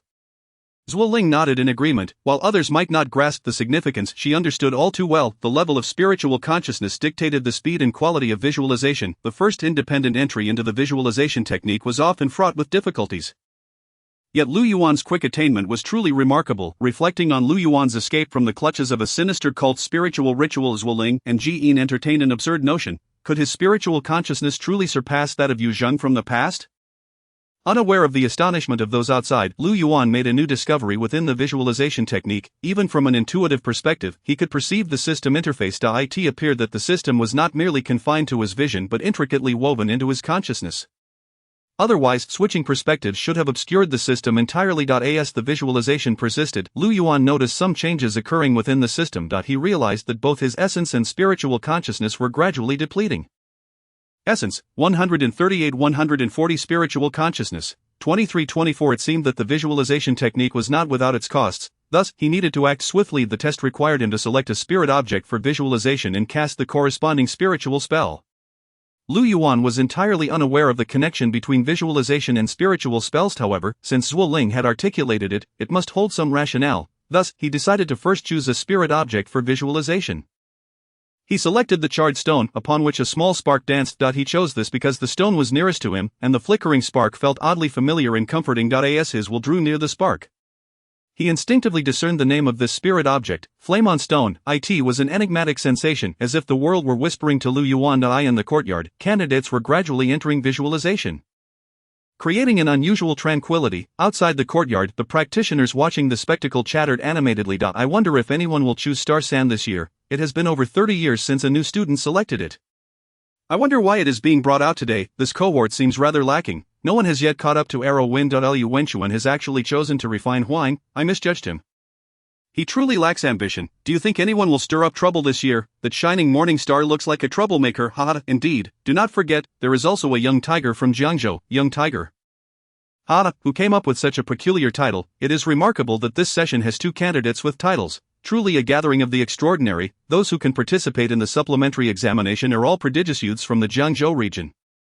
And any idle cultivator will seize this opportunity to witness the spectacle of, firstly, to become familiar with the scene, and secondly, to showcase a sense of superiority as someone who has been through it all. The cultivators spoke loudly, but due to the barriers in place, they need not worry about disturbing the candidates in the courtyard. Zhuo Ling turned back with a smile and remarked, "You all speak so boldly now. Yet have you forgotten your own past behavior?" Upon hearing this, everyone shared a knowing laugh. The 9 types of spiritual materials that flew into the courtyard, known by the technical term 9 spirits, are of precious grade and primarily used for teaching purposes. The 9 spirits encompass a wide range of basic spells, making them particularly suitable for beginners' visualization practice. However, the difficulty of visualizing the 9 spirits varies greatly. The Starry Sand and Arrow Wind, mentioned by the cultivators earlier, are the 2 most challenging types. The Starry Sand demands a significant level of mental strength, requiring 9 points of mental focus for visualization. A novice who has just embarked on the path of cultivation typically possesses only 10 to 12 points of mental strength. If a candidate's mental capacity is capped at 12, their ability to visualize Starry Sand would result in a value of 312. As 9 points would be occupied by the visualization technique until it concludes, yet, a value of 312 cannot exist, for maintaining a state of wakefulness itself requires 5 points of mental strength. Thus, a candidate with a maximum of 12 points can only mobilize up to 7 points for visualization. Visualizing Starry Sand requires a minimum mental capacity of 14. The Starry Sand serves to identify candidates with innate talent in mental focus.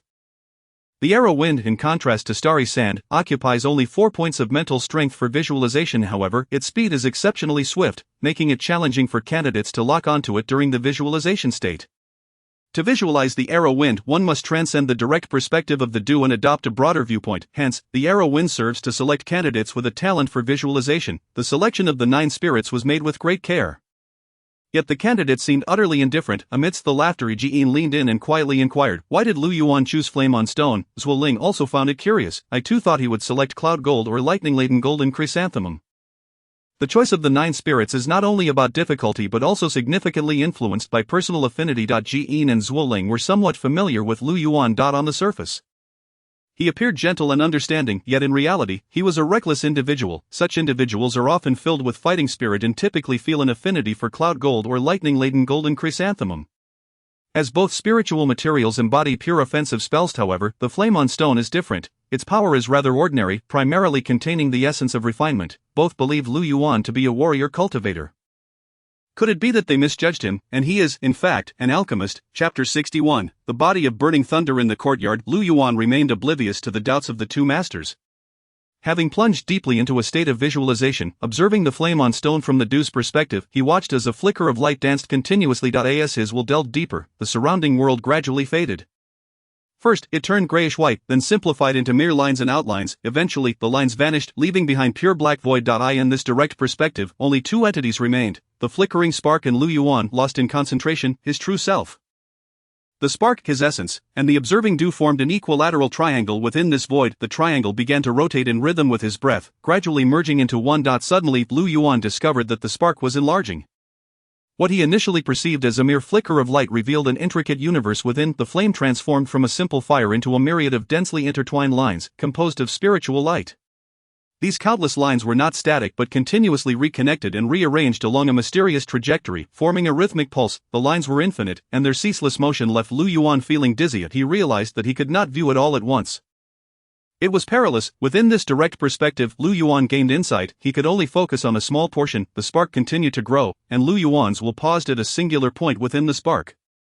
Here, he found 6 segments of lines, which appeared much easier to comprehend. These 6 lines also exhibited rhythmic fluctuations, yet compared to the overall changes, they were significantly less complex. Yuan observed that with each breath, the 6 lines would shift into new combinations. After several breaths, he discerned that there were a total of 4 types of rhythmic variations. Unbeknownst to him, not only the spark was changing rhythmically, but so was he within his body. His true essence began to vaguely divide into 6 streams, continuously mimicking the 4 rhythmic variations of the lines. Initially, it was challenging, but gradually it became smoother, and the changes in his essence grew increasingly aligned with the rhythmic movements of the lines in the spark. Lu Yuan was not alone in this experience. In the midst of silent visualization, Zhuo Wenchuan suddenly spoke, his eyes wide with surprise as he gazed at his arms. His arms shimmered with a thin layer of brown spiritual light. "Ha, my first spellcasting," Zhuo Wenchuan exclaimed, brimming with excitement as he forcefully swung his arm against a stone pillar. The two collided with a sound akin to metal striking stone, yet Zhuo Wenchuan's arm suffered no harm. Although the brown light diminished significantly. "I have become a cultivator," Zhuo Wenchuan could hardly contain his exhilaration. After years of diligent study and practice, was this not the moment he had been striving for? "Zhuo Wenchuan, pass," came Zhuo Ling's voice from outside. "Come out. Do not disturb the others." "Yes," Zhuo Wenchuan beamed, rising to leave the courtyard. As he passed by the still visualizing Li Tao, he thought, I am the first in the entire venue. After being overshadowed by that madwoman for 3 years, I have finally reclaimed a portion of my pride." Upon exiting the courtyard, Zhuo Wenchuan noticed a circle of cultivators observing the commotion from a height. Zhuo Ling acknowledged him with a nod, saying, "Earth shield technique, not bad." Then, she fell silent, her demeanor quite indifferent as Zhuo Wenchuan's triumphant smile froze on his face. He had assumed he would receive congratulations for being the first to succeed. Yet, the reaction of the surrounding cultivators was evidently not as he expected. Their attention was hardly directed towards him. Have I misjudged? Zhuo Wenchuan felt a pang of sorrow, uncertain of where he had gone awry. A young female cultivator, unable to bear his disappointment, offered a comforting word. "It's all right, this won't have much impact, you will learn many formidable spells later." The phrase "won't have much impact" still implied some level of consequence, causing Zhuo Wenchuan to lower his head. This was the first spell cast by a cultivator in their lifetime. The actual power was secondary, with the focus predominantly on one's character, while the earth shield technique was decent. It was somewhat simplistic as Zhuo Wenchuan had chosen the easier path, and it would likely hinder his progress in the future. Following Zhuo Wenchuan, several others also succeeded in casting spells. His friend Zhang Huqing had likewise chosen to visualize refining yellow. Yet his outcome differed entirely from Zhuo Wenchuan's. Zhang Huqing suddenly opened his eyes and slapped his palms against the ground. The earth within a 3-meter radius around him became soft and undulating, causing his feet to sink into the ground. As Zhang Huqing passed, he proclaimed, leaving the courtyard, casting a glare at Li Tao as per usual. However, his reception was far more favorable than Zhuo Wenchuan's. The assembled cultivators nodded in acknowledgement. "Quicksand technique, quite impressive," Zhuo Ling remarked. Following these two, the number of successful candidates gradually increased. Some visualized cloud gold shooting forth a sharp aura from their fingertips, others visualized the spiritual spring milk, coalescing a blue water ore between their palms. There were those who visualized the Fushin, represented by a wooden branch from the grass, radiating a verdant aura. Approximately 30 individuals succeeded in this batch, displaying an array of elementary spell techniques.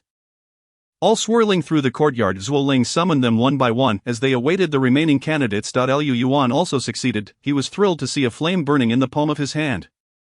The flame not only caused no harm to his hand but seemed to resonate with his intentions. As Lu Yuan's thoughts shifted, the flame fluctuated in size, at times fierce and at others gentle. Zhuo Ling, who had been closely observing Lu Yuan, bit her lip, displaying a hint of confusion. "Fire control technique," she murmured. "Is it really so ordinary?" The fire control technique allows one to manipulate the size and temperature of flames, qualifying as a spell, yet, this technique lacks explosive power and is not capable of refining spiritual materials like the leaving fire. Given the attention of that prominent figure, Zhuo Ling had high hopes for Lu Yuan. Believing the starry sand was tailored for him, the outcome of the fire control technique felt like a waste of her earnest efforts. "I don't think it's entirely without merit," Ji-in interjected. Suddenly grasping the significance, the fire control technique could be incredibly useful. Zhuo Ling, puzzled, inquired, "What do you mean?" Ji-in pointed at the flame in Lu Yuan's hand, saying, "Look, wouldn't it be convenient for cooking?" Zhuo Ling pondered, "So Lu Yuan's true aspiration is to be a chef? Is there anything wrong with that? Is it his skills that are lacking, or is it that your tastes are too refined?" Zhuo Ling considered this anew. If Lu Yuan's culinary skills improved, she would also benefit. In that light, the fire control technique seemed quite excellent. At that moment, Li Tao finally succeeded as well. She had been standing atop the water pavilion, and now a dark cloud suddenly appeared above her head. With a crack of thunder, a bolt of lightning descended upon Li Tao with immense force. "Danger! Dodge!" The candidates witnessing this scene screamed in fright. However, Li Tao did not flinch. As the lightning struck her body, it transformed into countless tiny electric sparks that swirled around her, her magnificent hair danced without wind, and shattered glass tiles floated in the air. Even her eyes were alight with electricity. Li Tao's already formidable aura intensified with the addition of the lightning, rendering her an imposing figure that few dared to gaze upon directly. The candidates who had just cried out in surprise quickly retreated, while the onlookers among the cultivators erupted in applause, exclaiming that it was indeed the rare and extraordinary Thunderfire body, truly a shining morning star. New City has stumbled upon yet another treasure. Congratulations echoed everywhere, yet only Zhuo Ling and Ji Yin exchanged glances, unable to conceal their inner anxiety. The Thunderfire body was nearly the most formidable spiritual technique of the initial stage, but it was also prone to breakage due to its excessive rigidity. Those destined to comprehend the Thunderfire often did not travel far along their path. Chapter 62. Stirring the pot. Li Tao was always arrogant when she felt accomplished, intentionally striding in front of Lu Yuan. She boasted ostentatiously for quite some time, fearing that Lu Yuan might not see clearly. She even turned around to display the lightning on her back. Lu Yuan rolled his eyes, discreetly extinguishing the flames in his hand. Li Tao made a fist gesture towards Lu Yuan, indicating her willingness to engage in a duel at any moment. Lu Yuan ignored her. The reason he had not yet departed was due to the dire state of Jia Shenxian. Jia Shenxian was envisioning the spirit spring milk, and although she was immersed in her visualization, beads of sweat trickled down her forehead, her body trembling slightly. Not only Jia Shenxian, but the remaining 20 or so candidates exhibited a similar response. Outside the arena, the chief examiner Zhuo Ling glanced at the time. 3 hours had elapsed, and they were only halfway through. The remaining candidates were in peril, some murmured softly, while the visualization technique was straightforward. It consumed a significant amount of true essence. Most candidates participating in the supplementary test had their true essence within the range of 140-150. After 3 hours of the due visualization technique, most of their true essence was nearly depleted. The true essence of 150 was not to say that one could genuinely exhaust 150. A normal adult possessed about 100 true essence. Falling below this number would lead to discomfort, and if it dipped too low, one might face lethal risks due to an inability to sustain life. Lu Yuan was concerned that Jia Shenxian might not hold on if he left. Initially, Jia Shenxian had expressed that she was accustomed to having company. They had always sat together during their visualizations. Now, with Jia Shenxian struggling, if Lu Yuan were to depart, she might fail. Immediately noticing Jia Xuanxuan's flushed face, Lu Yuan drew a bit closer. Li Tao remained nearby, anxious that Lu Yuan might enter another visualization. If he visualized a technique even more dazzling than hers, she would be at a disadvantage. Zhuo Ling had not announced for them to leave, seemingly having her own plans, and thus they remained in the examination arena. With Lu Yuan's concern, Jia Shenxian could persist a little longer, but the other candidates were not as fortunate. Suddenly, 4 candidates opened their eyes. They did not cast any spiritual techniques but appeared listless, akin to recovering from a severe illness. Unwilling to accept defeat, they attempted to straighten their posture and re-enter the visualization. At which point Zhuo Ling's voice rang out, "When true essence is too low, one cannot enter visualization. You must first recover." Upon hearing this, despair washed over the candidates. They were all individuals who had undergone numerous rounds of testing. Well aware of their true essence recovery rates, generally, a complete recovery would require several days of quiet cultivation. However, the examination lasted only 6 hours, and time was already past the halfway mark. This implied they had no chance of passing the supplementary test. Just then, 2 more candidates were expelled from the visualization. A few were disheartened yet refused to concede. They gathered together, leaning on their chairs to rest, hoping to seize the last moments to recover some essence, perhaps allowing them to enter a visualization once more before the exam concluded. Lu Yuan was exceedingly worried about Jia Shenxian. He could feel her trembling, clearly at her limit, compared to the top students of Guanghua Academy. Jia Shenxian was not exceptionally outstanding. Her true essence stood at only 141. That she had managed to maintain her visualization until now spoke volumes of her tenacity, setting aside her partnership with Jia Shengnan. One should help a fellow classmate when possible. Lu Yuan was contemplating a solution. Zhuo Ling's earlier words had provided him with some clues. Jia Shenxian was currently unable to replenish her true essence due to excessive consumption. However, Lu Yuan had a method to replenish it. He thought of his system, which possessed a miraculous function to restore his true essence, yet, the system could not replenish the essence of others, thus unable to assist Jia Shenxian at present. Nevertheless, Lu Yuan knew of a method that might allow him to learn how to replenish true essence through the system visualization technique. If Lu Yuan could learn fire control from the stone and Li Tao could learn the thunderfire body from the lightning flower, then perhaps by employing the visualization technique, he could learn how to replenish true essence from the system. This was entirely plausible. Before attempting, Lu Yuan reconfirmed the status of his system. Merit points: 90-79 true essence, 107-140 spirit pressure, 14 seals mind power, 25 thoughts martial arts, body shield, beginner, spiritual techniques, fire control, beginner, return progress, 11. 18 Lu Yuan had expended a total of 33 true essence points to learn fire control, likely due to his affinity with the technique, which was already marked as beginner in the system.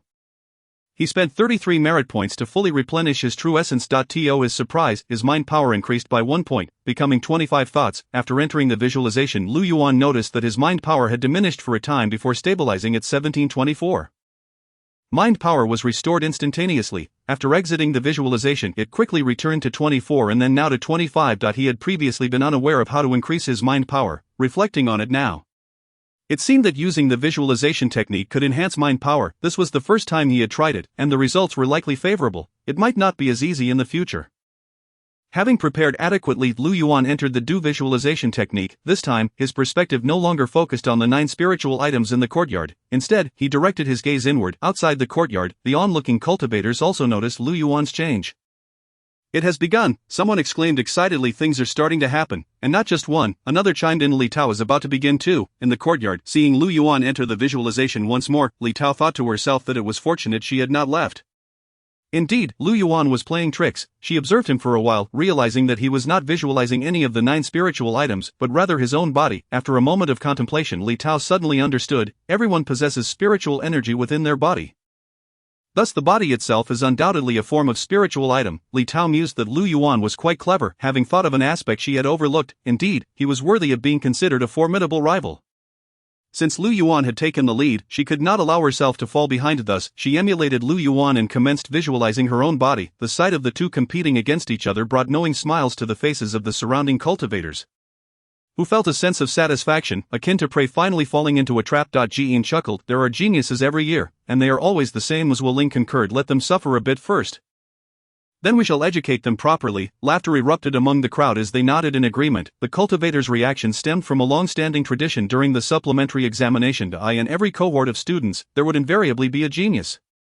With their comprehension levels being exceptionally high, moreover, geniuses typically resisted discipline. Ordinary students, once they learned the visualization technique, would diligently visualize the spiritual items designated by the examiners, but geniuses were different. They would realize that their bodies were also spiritual items. Equally worthy of visualization, geniuses would inevitably attempt to visualize their own bodies. This was referred to as stirring the pot. Consequently, their consciousness would become trapped within their bodies, unable to escape, which is why it was essential for high-ranking examiners to be present during the supplementary tests. The examiners would enjoy the sight of geniuses in a flustered state, waiting for the opportune moment to pull their consciousness back, then mockingly proclaim, "Hey, little genius, still think you're impressive? Remember this lesson well. Once in university, listen to the professors, don't recklessly stir the pot." Once they truly entered the realm of cultivation, everyone would learn the correct method of visualizing the body, that was known as inner vision. A more specialized form of visualization, however, that was a matter for after reaching the second tier. The cultivators, including examiners Wu Ling, were merely spectators, anticipating the unfolding drama. Recklessly visualizing one's body posed no real danger. Merely a fright, yet, no one realized that Lu Yuan was not visualizing his own body. Chapter 63. The Black Vortex. Meanwhile, over 100 kilometers away at Ningqing No. 1 High School, Xiao Bing, dressed in a checkered skirt and a pristine white blouse, looked fresh and lovely. Facing the camera, she beamed. "This is my school, Ningqing No. 1 High School, with a history of over 100 years. Welcome, everyone." Click. The middle-aged photographer called for a stop after reviewing the footage.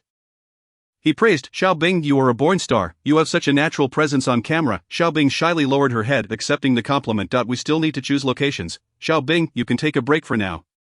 Okay, the production crew busied themselves, leaving Xiao Bing with little to do. It was the weekend, and the school was nearly empty. At that moment, someone called her name. Xiao Bing, turning around, she saw Chen Shurha, Zhou Xiyun, and Ma Jing. These were her brother's close friends, and she was familiar with their names. Only Ma Jing was slightly less familiar, but after their previous encounter, she felt acquainted. The three had completed their exams and returned to visit their alma mater. Coincidentally encountering Xiao Bing, after greeting each other, Zhou Xiyun asked, "Xiao Bing, are you filming a movie?" "No, this is a promotional video for the Cultural Bureau. Oh, I remember now," Chen Shurha teased. "Xiao Bing is now our Ningqing's ambassador." Zhou Xiyan flattered, still the beloved beauty, charming everyone she meets. Ma Jing joined in. "Xiao Bing, could you give us your autograph?" Little Bing shyly remarked, "My brother isn't here, please do not conspire to bully me." To which they replied, "Who would dare to bully you? Your brother would surely kill us if he knew." Chen Shur and others laughed heartily. However, Zhou Xiyan inquired, "Little Bing, is your brother really absent? We haven't seen him these past few days.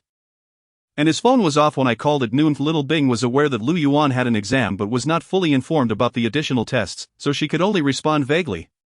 He has another exam in Zhengzhou today. Perhaps he is still taking it. Jean curiously asked, are there more exams? Didn't they all finish already? It seems there are additional tests for the 4 greats. Don't ask me, I don't know either. Oh, the 4 greats might be different. Zhou exchanged a resigned smile with Chen. Both were barely scraping by, and the 4 greats felt like a distant dream. Far removed from their reality, let us not disturb Sister Duanwu at work. Let us go visit our alma mater. Alright, goodbye. After parting ways as they walked a distance, Chen chuckled. Lu Yuan's sister is so adorable. It would be wonderful if she could be my girlfriend. Zhou cautioned. You ought to reconsider. Lu Yuan is overly protective of his sister and watches over her closely, but Lu Yuan isn't here now. Perhaps I might have a chance. Oh, Lao Chen, you must understand the situation. Lu Yuan is destined for the 4 greats, and little Bing is on the verge of becoming a top idol. It's hard to say whether Lu Yuan will still acknowledge us as friends in the future. If you encounter him again, do restrain your playful demeanor, otherwise, he may put you in an awkward position. Chen Shi's expression darkened, rendering him silent. Jean interjected, come on, you esteemed aspirants, why do you still feel inferior? Here I am, someone who didn't even pass the entrance exam for Pu University, destined for doom. You are different, you're a prodigy, so why would you share our mundane worries? They all laughed heartily as they walked away. Meanwhile, little Bing returned to the camera, preparing to film a segment, yet, her thoughts lingered on her brother's exam situation. Nevertheless, her elder brother was adept at everything, he could surely handle any situation, right, or so she hoped. Just then, a sudden wave of dizziness overtook her, she collapsed to the ground, clutching her chest, feeling as though a part of her had been violently wrenched away. Oh brother, little Bing cried out in despair. At that very moment, in Zhengzhou, at the examination venue for the additional tests, Lu Yuan was lost in contemplation. Upon entering his meditative state, he quickly pinpointed the location of the system in his direct perspective. He observed countless intricate lines of energy pulsating within his body. However, these lines were not evenly distributed throughout his limbs, but rather concentrated in 3 areas, the abdomen, chest, and head, forming a luminous white mass. The rest of his body exhibited only sparse lines, seemingly serving to connect these 3 luminous clusters. In this context, the pure black void in the center of the light mass in his head became strikingly conspicuous. As he gazed into the black hole, it appeared to expand continuously before his eyes, with numbers flickering on its surface, 139.138.137. Lu Yuan realized that this represented his true essence value. Indeed, this was the location of the system. For a fleeting moment, he hesitated, unsure whether he should enter, yet, driven by curiosity, he soon crossed the threshold. After a brief moment of darkness, he found himself confronted with the vastness of the universe. The celestial rivers of stars were within reach. Magnificent nebulae flickered in and out of sight, enigmatic dark matter tides surged, and the breathtaking cliffs of gravitational forces loomed before him, revealing the astonishing allure of the infinite cosmic wilderness. Lu Yuan was entranced. Losing track of time and space, even forgetting his own existence, in the grand expanse of the universe, all earthly matters seemed but a speck of dust. He could not discern how long he had been lost among the stars when he suddenly heard a distant, ethereal calling, as if echoing from an unfathomable distance. Brother, Lu Yuan pondered, what does brother mean? In the next instant, he snapped back to reality. Little Bing, he frantically looked up, only to find himself caught in a colossal black vortex. His body being crushed as he spiraled toward its center. The vortex's core lay in immense dread, one he did not dare to confront. Above the vortex, a relentless countdown displayed, consciousness, 3. 2.1. Lu Yuan struggled desperately, instinctively aware that when his consciousness reached 0, his will would be utterly shattered, he would meet his demise, losing all chances of rebirth. Yet, trapped in this realm, there was no escape. He sought to withdraw from this meditative state, but this was no longer mere contemplation, it was the depths of a nightmarish abyss. In the boundless darkness, Lu Yuan felt an overwhelming despair wash over him. But in that moment, a petite figure burst through the darkness, recklessly grasping his hand. Brother, the countdown of consciousness paused at 1, trembling slightly before finally ceasing its motion. Chapter 64, The Annihilation of Hongsheng in the Courtyard. None were aware of the harrowing ordeal Lu Yuan was enduring, everyone was intently focused on Li Tao. At this moment, she remained entrenched in her meditative state, yet beads of sweat poured down her face, indicating her inner turmoil. Jean observed the situation and remarked, that should suffice, this girl holds grudges, if she goes too far, she might face retribution. Zhuoling scoffed, am I to fear her? Nevertheless, she leapt into the courtyard. Landing before Li Tao, the first spiritual law she encountered was the one wielded by the person with the burning thunder body, and Zhuoling knew she could never match that girl. Without making significant movements, she concentrated spiritual light at her fingertips, snapping her fingers before Li Tao's face. Come back. The light shattered, and Li Tao's consciousness was instantly yanked back to reality, her eyes widened in shock. Her face pale as she knelt on the ground, gasping for air, entirely devoid of her usual arrogant demeanor. Moments ago, she had been observing her own body through meditation, however, she soon realized she was unable to withdraw from the state. Trapped in darkness, she had initially maintained her composure but eventually began to panic, thrashing about in desperation. The sensation of losing her corporeal form nearly drove her mad. Fortunately, Zhuoling pulled her back just in time.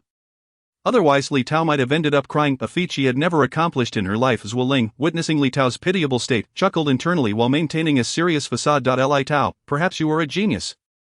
But that does not imply your predecessors were fools. The path we tread today has been paved by the corpses of those who came before you. I in your future cultivation, should you believe you have discovered a new path and wish to venture forth as recklessly as you did today?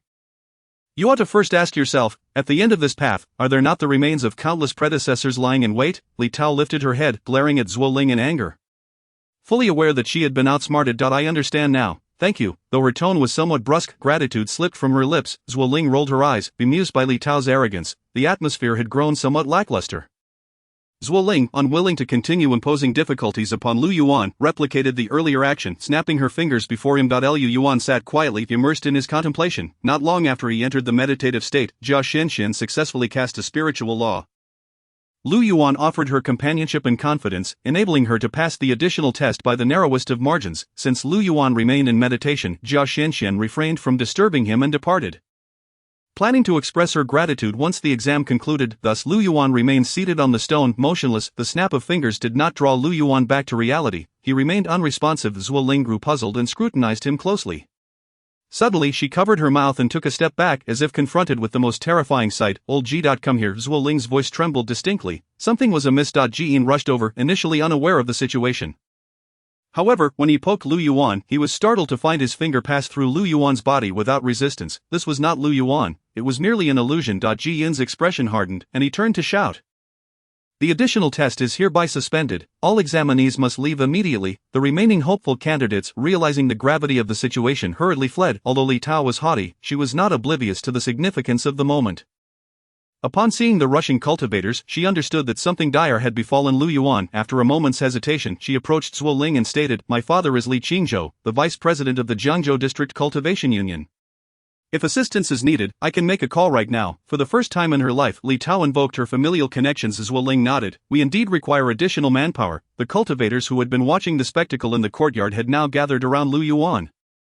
Soon after, several prominent cultivators, including Li Qingzhou, soared into the observation platform. The more formidable cultivators of Jiangzhou had all convened. Their expressions were grave, completely befuddled as to how a seemingly simple additional test could result in such a grave incident. Lu Yuan's current state was exceedingly rare, yet every formal cultivator understood what had transpired: the annihilation of Hong Shang. One cultivator murmured, identifying Lu Yuan's condition, "But how could this be? What on earth did this young man witness?" The annihilation of Hong Shang, a concept that would be repeatedly warned against in the lectures at the Cultivation Academy. It was akin to a physics teacher repeatedly emphasizing the danger of directly connecting positive and negative terminals. Hong Shang was a formidable cultivator from over 2 centuries ago, renowned as a living legend. The entire Cultivation Union looked to him as their leader. However, Hong Shang was not content. One day he was struck by a sudden inspiration. Why could he not envision the world? The entire realm of Shenzhou. He was audacious enough and powerful enough, and under the witness of countless cultivators, he unleashed his astonishing visualization technique to contemplate the entirety of the Shenzhou world. After 3 days and nights, Hong Shang abruptly opened his eyes. Everyone believed he had succeeded, yet he left behind a haunting admonition: one must not envision excessively grand concepts, lest they be obliterated into nothingness. Upon uttering these words, Hong Shang's form gradually faded into transparency, ultimately vanishing into the wind. In the wake of Hong Shang, 4 other formidable cultivators similarly perished as a result of envisioning monumental entities. Thus the phenomenon was dubbed Hong Shang's obliteration among the cultivators. Yet, why was Lu Yuan ensnared in Hong Shang's obliteration? He had not envisioned the entire world, nor did he possess such a lofty perspective. When Hong Shang contemplated the Shenzhou world, his vantage point was over 40,000 meters in the air. This was merely a supplementary examination, for heaven's sake, merely within the confines of a courtyard. How could such an absurd calamity occur? Moreover, many observed that Lu Yuan was indeed envisioning his own body, which, while profoundly intricate, could hardly be considered grand. Could it be that within Lu Yuan's physique lay an entire continent? Despite the perplexity, reality loomed before them. Lu Yuan was losing his corporeal form within the visualization technique, precisely as recorded in the accounts of Hong Shang's obliteration. This was an inescapable demise, with no means of salvation. And the expressions of all present were grave. Just moments ago, they had been observing Lu Yuan's predicament from the perspective of their seniors. Now they could only witness his demise, an overwhelming sense of helplessness that was utterly unbearable. especially for Zhuo Ling, who had received intelligence from Lu Yuan savored meals prepared by him and was aware that a certain esteemed individual had taken an interest in him. Lu Yuan possessed immense potential in spiritual consciousness, likely capable of significantly advancing the development of the Huazhu's arcane techniques. If he were to perish under her watch, she would find it impossible to forgive herself for among them. Only Jian refused to abandon hope. Though his countenance was ashen, he continued to devise solutions. No, he suddenly exclaimed, pulling everyone from their sorrow. This circumstance differed from the recorded accounts of Hong Sheng's obliteration. Lu Yuan had not yet begun to fade. According to the records, cultivators in the throes of obliteration would first transform into mere phantoms, which was precisely Lu Yuan's current state. Subsequently, the phantom would lose color, gradually becoming transparent and vanishing. Ji Yin's reminder prompted the onlookers to notice the oddity. Logically, after such a duration, this young man should have long since disappeared, yet he remained, seemingly stabilized. It appeared as though some force was preventing him from taking that final step. If only they could pull his consciousness back into his body. Perhaps there was still hope, but time was of the essence. Chapter 65, 10 Leaves Begonia, Happy New Year. An additional chapter. In their endeavor to rescue Lu Yuan, the cultivators sprang into action, each wielding their unique abilities. I shall provide protection, declared one cultivator, forming seals with his hands that pressed against the ground, unleashing a vibrant yellow spiritual light that spread across the courtyard. A semi-transparent barrier illuminated the surroundings. At this moment, unless the barrier was shattered, external attacks could not affect the courtyard. I shall stabilize the environment. Another cultivator clasped his hands together, the spiritual light swirling within, gradually harmonizing the energy of the entire courtyard. In no time, the courtyard fell silent, even the flora ceased to grow. I shall provide support. A female cultivator stepped forward, producing a vial from which azure spiritual light burst forth and droplets of the raindrops fell upon everyone. Invigorating their spirits, each cultivator was doing their utmost to assist. The Shenzhou world was not the Tianyu Empire. There, the cultivators were more traditional, often embroiled in bitter conflicts over trivial resources, with witnessing another's demise being the norm. Merely refraining from adding to someone's misfortune was considered an act of kindness. In that realm, if a cultivator intervened to save another, it was invariably for tremendous gain, or they were already kin. The cultivators of Shenzhou belonged to a new generation, interacting in a collegial manner, vying for cultivation resources based on work performance. Conflicts, when they arose, were resolved by the arbitration hall. The notion of witnessing death without intervention was non-existent. All present were exerting their abilities in a concerted effort to save Lu Yuan, the mere examinee, yet everyone was merely providing auxiliary support. They required someone capable of pulling Lu Yuan's consciousness back. This individual was the crux of the formation. All eyes turned to Zhuo Ling. Her complexion paled, and she instinctively took a step back. One cultivator remarked, Lady Zhuo Ling, in the entirety of Jiangzhou, you alone possess the authority of the ninth law. This matter must be spearheaded by you. Zhuo Ling struggled to respond. My ninth law authority is quite limited. I can only invoke a small number of calculations. Furthermore, Hong Sheng's obliteration is exceedingly rare. No high-ranking cultivator would undertake a specialized calculation for it. I suspect that the universal principles may not even contain the relevant calculations. Upon hearing this, the crowd felt a wave of despondency. Were they to watch Lu Yuan perish without intervention? Clearly he himself had not yet given up. At that moment, Jian stepped forward once more, placing his hands on Zhuo Ling's shoulders. Linger, even if there are no existing calculations? You can write them now. I cannot. In the realm of arcane cultivators, when addressing complex problems, one would typically invoke relevant calculations from the codex, akin to applying a formula. These formulas were penned by esteemed predecessors and preserved in the codex. However, when encountering exceptional circumstances where no formula existed, an arcane cultivator would need to compose one based on their own knowledge, a task that was incredibly time-consuming and intricate. Under normal circumstances, Zhuo Ling might have attempted this. Yet now, given Lu Yuan's predicament, time was of the essence. You can do it. Believe in yourself. Ji Yin's voice was steady. 10 Leaves Begonia, we believe in you. The 10 Leaves Begonia was Zhuo Ling's title. I in the culture of cultivators. Begonia symbolized quick wit, and 10 leaves represented Zhuo Ling's unique visualization technique. Indeed, 10 Leaves Begonia, we believe in you. Give it a try. We have no other options. The assisting cultivators echoed in agreement. Zhuo Ling's title still held some renown. Her only shortcoming was a lack of decisiveness, a trait that Jian perfectly complemented. This was the essence of partnership. Then I shall do my utmost. Please grant me time. The crowd resoundingly agreed. Zhuo Ling took a deep breath, suddenly closing her eyes to enter her visualization technique. Zhuo Ling had gained fame through her visualization technique. Her proprietary method was far from the rudimentary dewdrop visualization. In the instant she closed her eyes, 10 phantoms of Zhuo Ling materialized around Lu Yuan. They sat, stood, or hovered in mid-air, each offering a unique perspective on Lu Yuan. The 10-sided visualization technique, Zhuo Ling's true self floated in mid-air. Her codex suspended before her. Commence. The codex gleamed with dazzling spiritual light. Ninth law, Three Souls technique. As she intoned her incantation, the codex opened, flipping rapidly. 17th rule, Spiral light rule. The codex halted on a page, ceasing its motion. Calculation, Chapter 66, Reality and Illusion Reverse. 3 hours later, the other cultivators had already completed their tasks and retreated to the sidelines, leaving all the pressure upon Zhuo Ling. There she hovered in mid-air, motionless, with only the codex before her radiating brilliant light. When invoking calculations, arcane cultivators need not open the codex, only during particularly challenging spells is the codex required for assistance. Additionally, as Zhuo Ling was now composing entirely new calculations, the codex must indeed be opened. On the open pages, hundreds of lines of spiritual energy danced and arranged themselves. Occasionally, a page would slowly turn among the onlookers. Several recognized the significance of the moment.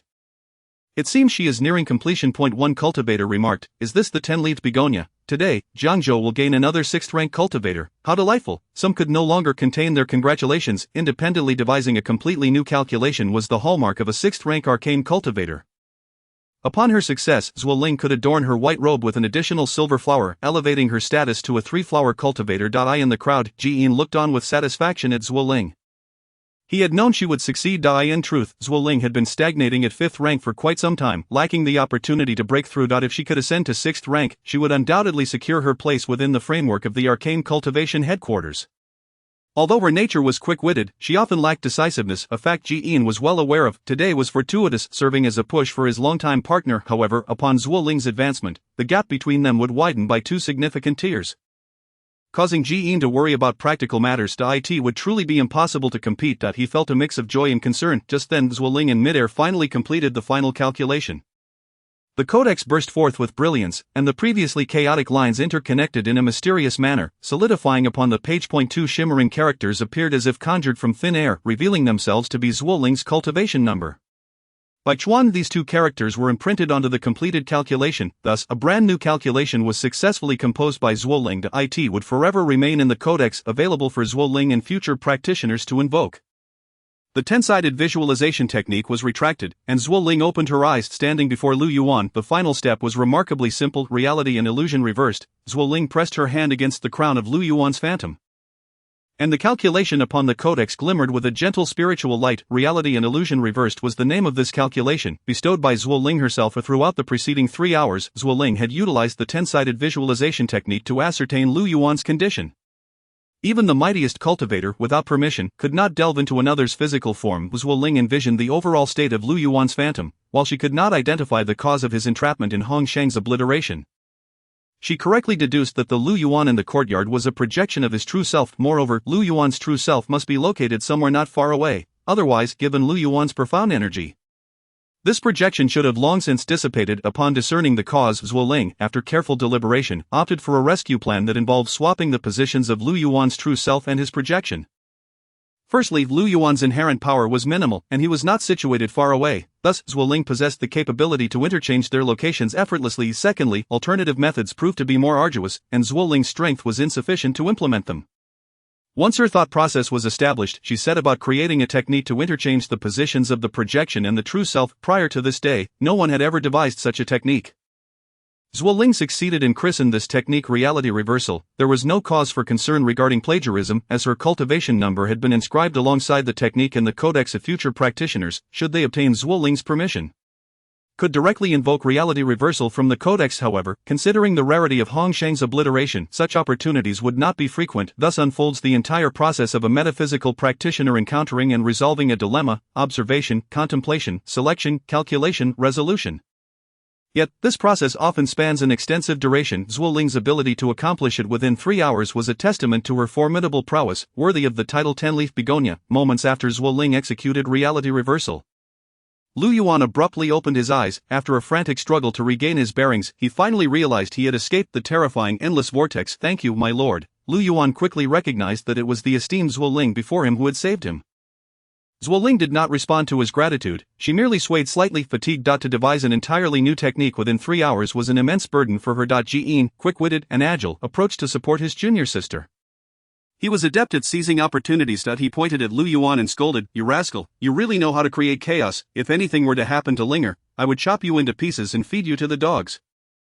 Lu Yuan rolled his eyes in response, yet he felt a pang of regret within. The path of cultivation is fraught with infinite mysteries and perilous threats. The system is extraordinarily miraculous. How could he dare to probe into its secrets? The Internal Affairs Bureau was indeed correct. He was acting recklessly. He vowed not to act so rashly in the future. Meanwhile, at Ningqing Hospital, Xiaobing opened her eyes to find a burly man with a face full of flesh descending upon her. Wielding two large food containers, quick as a flash, she leapt off the bed and hid beneath it, calling for help. She's alive. The man looked utterly bewildered. This man was a doctor from the emergency department of Ningqing Hospital. Holding a defibrillator, the device capable of reviving a heart's rhythm. Over 2 hours prior, a group from the Cultural Bureau had hurriedly brought Xiaobing to the hospital after she fainted on set. Alarming everyone present, after extensive examinations, not only did she fail to regain consciousness, but her vital signs also continued to weaken, ultimately leading to cardiac arrest. The doctors, left with no choice, prepared for resuscitation. Unexpectedly, Xiaobing awakened at that moment. Not only regaining consciousness but also bouncing around energetically, crying for help. If this was a near-death experience, it must have felt like a return to the vibrant sun of early morning. With the misunderstanding cleared, Xiaobing politely apologized to the portly doctor and to the concerned crew members who had been anxiously waiting at the hospital, feeling she had caused them unnecessary trouble. After the doctor reassured them that Xiaobing's health was perfectly fine. The crew finally departed. However, by then, dusk had fallen, and they could not continue, so they disbanded to return home. The vehicle dropped Xiaobing off downstairs before leaving. Once back home, as Xiaobing reflected on the events preceding her fainting spell, she felt uneasy about Lu Yuan and decided to call him. She had no recollection of what transpired after she fainted. The call connected, indicating that her older brother had completed his examination. "Brother, have you finished? How did it go?" "Not bad. I passed the retest." Lu Yuan's voice sounded somewhat subdued. "You're amazing, brother." Xiaobing showered him with praise, as in her eyes, he was undoubtedly capable, and passing a mere retest was nothing to him. Then, with a hint of hesitation, she asked, "Brother, did anything happen to you today?" Lu Yuan paused before replying, "Why do you ask?" "I felt a bit anxious while shooting the promotional video today." Xiaobing refrained from mentioning her fainting incident. Nor would she tell her parents. She did not wish to worry them. Her mother had just recovered, and besides, the doctor had assured her that she was in perfect health. "I'm fine." The retest went smoothly. Lu Yuan also preferred not to discuss anything that might cause his family concern. In that infinite black vortex, a figure had selflessly grasped him, ultimately leading him to Zuoling's rescue. Lu Yuan's memories were somewhat hazy, and he believed that figure was Xiaobing, but he could not mention that over the phone. "That's good. When will you be back? It's getting late." "I'm afraid I might be a bit late returning to Ningqing.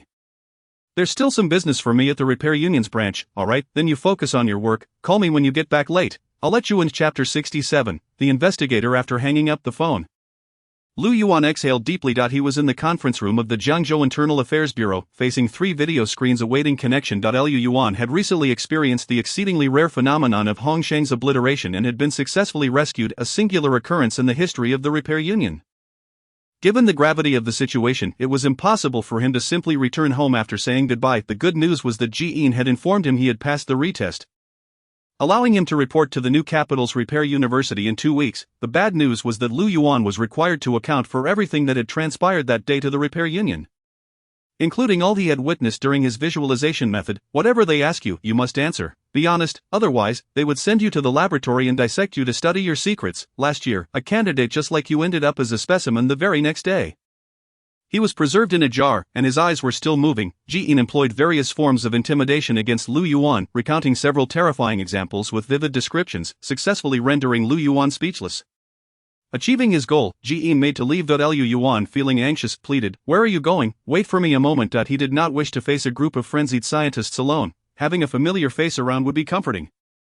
However, Jian disregarded him entirely. My junior sister has just reached a new level and needs to stabilize her realm. I have no time to entertain you. With that, Jian departed. Lu Yuan sat in the conference room, awaiting his judgment in despair. After a while, the 3 screens sequentially illuminated with white light, the signals connecting, revealing 2 men and 1 woman on the other side. They were dressed in casual attire, making it impossible to discern their ranks. "Hello, Lu Yuan. We are investigators from the Arctic Mirror, and we are quite curious about the events that transpired today." A young investigator with a gentle demeanor introduced himself directly, seemingly forgetting that Lu Yuan was merely a newcomer. "Apologies, you are still a newcomer and may not understand," the gentle investigator explained. "The Arctic Mirror is the headquarters for metaphysical practitioners, akin to how the Empire's fallen sect is the headquarters for war practitioners, and the bottomless abyss is the headquarters for divine alchemists. We all have a headquarters, but they are not located in the same place. You have already sworn the Broken Blade Oath, so it is permissible to inform you in advance."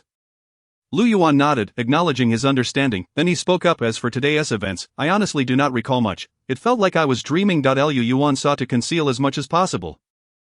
He certainly did not want to divulge the system, as that would undoubtedly lead to dissection. The three practitioners chuckled upon hearing this point. One of the female practitioners said, Lu Yuan, we are here to inquire. Not interrogate. You need not put yourself in such a difficult position. Share what you feel comfortable revealing and withhold what you do not wish to disclose. Somewhat unexpectedly, Lu Yuan asked in confusion, the repair union permits the retention of secrets? Of course it does, the female practitioner replied with a smile. The essence of metaphysics is secrecy. Without secrets, there would be no metaphysics. You will understand this statement in time. This sentiment had been expressed by both Zuoling and Jiyin, indicating its significance. At this juncture, the middle-aged practitioner, who had remained silent until now, interjected, however, this only pertains to secrets related to cultivation. If you are concealing collusion with the repair union or external enemies, it would be best to be honest and seek leniency. The group burst into laughter, including Lu Yuan. After the laughter subsided, Lu Yuan felt a sense of relief. The female practitioner noticed this and remarked, it seems you are willing to share some information with us. However, let me clarify, you may retain secrets, but you must not mislead us. Your words may significantly impact several research topics, and I believe you would not want to see anyone suffer due to your misguidance. Lu Yuan nodded, indicating his comprehension. The repair union's approach was quite comforting to him. It became evident that Ji Yin's earlier intimidation tactics had been entirely fabricated to frighten him. He would settle the score later. Lu Yuan organized his thoughts and recounted the events that transpired after he entered the visualization method. He described witnessing the boundless expanse of the universe, and when he regained his senses, he found himself ensnared within a vast black vortex. In the vortex's center lurked great terror, and once ensnared, one would face utter annihilation of body and spirit. Lu Yuan refrained from mentioning the system, simply stating that he had visualized his head and subsequently entered the cosmic realm. The inquirers exchanged glances, clearly aware that he was withholding information. However, the three adhered to their prior agreement and refrained from pressing further. When Lu Yuan mentioned someone had grasped him, the middle-aged practitioner inquired, can you disclose who that person was? Lu Yuan replied, I couldn't see clearly, the illusion obscured everything. That person held on to you until Zuoling rescued you? Precisely, the middle-aged cultivator pressed his lips together, refraining from further inquiries. The other two posed several questions regarding Lu Yuan's experiences in the vast cosmos, as well as the specifics of the black vortex. Lu Yuan spoke candidly. By the time the discussion concluded, the three cultivators appeared somewhat disappointed, as if they had not gleaned the desired information. The female cultivator cast a glance at the amiable young cultivator, who nodded in response. The other two abruptly severed the video connection, leaving only the genial young cultivator to converse with Lu Yuan. He remarked, Lu Yuan, I hear you have enrolled at Shenzhou Cultivation University? Indeed, Lu Yuan replied. The young cultivator smiled. Then I shall address you as junior. I am Xin Qian, a 325-level student from the Shenzhou Cultivation University's Mystic Court. Lu Yuan raised an eyebrow in surprise.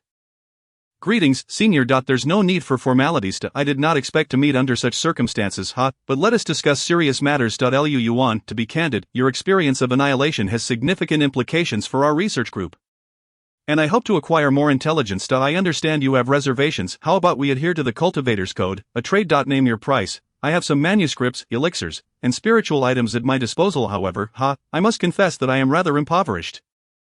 Given our shared alma mater, I would appreciate a discount. Xin Qian's disposition was gentle and forthright, entirely devoid of the convoluted demeanor characteristic of merchants like Jia Shengnan. His straightforwardness endeared Lu Yuan to him. Yet, concerning the system, Lu Yuan felt unable to assist. After careful consideration, he addressed Xin Qian as senior. You flatter me. I am more than willing to assist without expecting a trade. Exchanges among cultivators often occur to facilitate mutual benefit. It is not considered impolite. However, today, Lord Zuoling saved me, and the cultivators present offered their help without demanding recompense. I cannot, in good conscience, profit from their selfless aid. That would be rather petty. Xin Qian remained silent, merely gazing at Lu Yuan with a smile. After a moment of contemplation, Lu Yuan added, I possess certain secrets, though they may not pertain to your advancement. Lu Yuan surmised that Xin Qian's research topic was unlikely to involve the system. He recalled the consciousness displayed above the vortex and continued, I neglected to mention something earlier that may be of use. While within the vortex, I sensed a gradual diminishment of my spiritual power. Xin Qian's interest was piqued, and he straightened his posture. That is not referred to as spiritual power. It is known as divine consciousness. What transpired next? Very well, divine consciousness, Lu Yuan continued, when I was down to my last shred of consciousness, someone grasped me. I instinctively knew that upon reaching zero, I would face annihilation of both body and spirit. On the other end of the screen, Xin Qian closed his eyes, murmuring, divine consciousness reaching zero. So it is. He remained in that state, lost in thought. After a lengthy pause, Lu Yuan tentatively inquired, Senior. My apologies. Shen returned to himself, offering an awkward smile. I was momentarily distracted. Junior, this information you provided is exceedingly valuable and warrants thorough examination.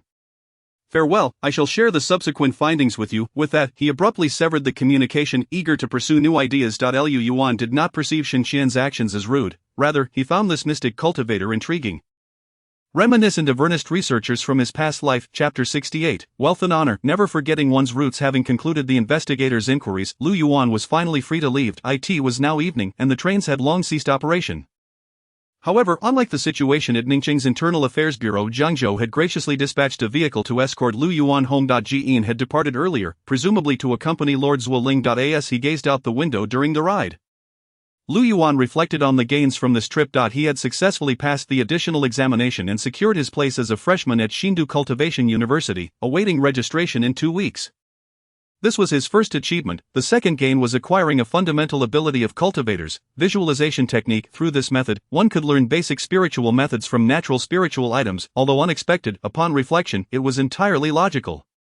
He recalled numerous television plots where characters were inspired by the scenery, leading to the understanding of powerful techniques, such as Yang was heartbroken palm. The visualization technique was omnipresent, but the cultivators of the divine continent had systematized and professionalized it. Imparting this knowledge to all aspiring cultivators, the third gain stemmed from the system. Lu Yuan had recklessly attempted to visualize the system, nearly causing a calamity, while he did not learn the method for replenishing true essence. He did not leave empty-handed. After being rescued by Zuoling, Lu Yuan discovered that he could now perceive the true essence of others. By focusing entirely on an individual, he could see a line of numbers hovering above their heads. Zuoling had 6,636 essence, which was steadily increasing, likely due to the consumption during calculations. In contrast, Jian's essence was at 4886, changing slowly. The disparity between them was evident. Other cultivators also bore their respective numbers, most ranging from 4 to 5,000, with Zuoling being the highest among them. However, this ability had certain limitations. First, Lu Yuan found that viewing these numbers required the expenditure of merit points. And the stronger the individual, the greater the cost. Observing Zuoling's value cost him 66 merit points, while Jian's cost 49. Due to the substantial expenditure, Lu Yuan refrained from further observations after 2. Having consumed a total of 166 merit points, leaving him with 8,880 points. This figure was quite satisfactory, conveniently eliminating an irritating tail digit, much to his obsessive-compulsive delight. Moreover, it was impossible to view another's true essence through the video. Later, Lu Yuan tried with Shen, but to no avail. Perhaps he could indeed learn the method for replenishing true essence through the system. However, his current cultivation level was too low, and he had only grasped a portion of the knowledge. Observing true essence likely served as a prerequisite for replenishing it. Thus, Lu Yuan reasoned to himself, these 3 items constituted the primary gains from his trip to Jiangzhou. In addition, he had mastered the fire control technique, alleviating his concerns about running out of liquefied gas. A cause for celebration. Upon returning home, it was already midnight. Lu Yuan did not wish to disturb his parents' rest, so he called Xiaobing. She had been waiting. Caught in a state between dreams and wakefulness, yawning, she sleepily approached him. Upon opening the door, she leaned heavily against Lu Yuan. Brother, I'm so tired from waiting for you, you owe me a thank you. And I want delicious food in the morning, she mumbled while nibbling on Lu Yuan's clothing. Lu Yuan lifted her up, returned her to her room, removed her slippers, tucked her in, and then proceeded to wash up and rest. The following 2 days passed without incident, with Lu Yuan immersed in fervent research of the fire control technique at home. He cooked an abundance of dishes to the point that Xiaobing was stuffed to the brim. The family could not consume all the food, so they had to share with the neighbors. In just 2 days, Lu Yuan had refined this spiritual method to an advanced level. The advanced effect was astonishing. Cooking 10 dishes now only required the expenditure of 1 essence. All cultivators who played with fire would surely weep upon hearing this revelation. His family praised Lu Yuan's newfound skill, as it would save a significant amount on gas expenses.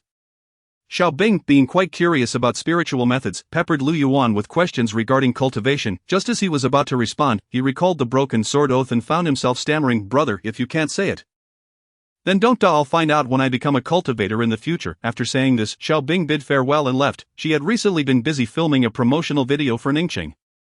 Rushing about with various tasks, after preparing dinner for his parents, Lu Yuan also stepped out. His 3 close friends invited him to join them for a farewell dinner. To his surprise, Jia Xianxian was also among them. The venue was a large eatery near Ningxing's food street, arranged by Chen Shihua. Originally, Chen Shihua had intended to go to Shiwei Shen, but there were no available seats. Recently, Shiwei Shen had introduced several dishes that received widespread acclaim. resulting in an influx of food enthusiasts from outside the area. As they sat at a roadside table, enjoying barbecued food and beer, the atmosphere was relaxed and pleasant. Jia Xian, the daughter of Shui Xian's owner, displayed no airs about her status. The group reminisced about their 3 years of high school together, discussing their homeroom teacher, Mr. Wu, before ultimately shifting the conversation to their future prospects. Chen Shihua had been admitted to Dongping Cultivation University, which, among the myriad of cultivation universities, was considered to be at the bottom tier. Nevertheless, everyone offered him their congratulations, acknowledging that gaining admission was an accomplishment in itself, much to Chen Shihua's family's satisfaction. Zhou Xiyun had been particularly fortunate, having been accepted into Yunmeng Cultivation University. This institution held a middle-tier ranking and had gained momentum in recent years, producing several renowned cultivators, though his combined scores were not high. During the adjustment phase of admissions, he fortuitously secured a coveted spot when someone else withdrew. Luck often surpasses hard work. Chen Shihua felt a pang of envy. It seems the heavens favor those of kind disposition.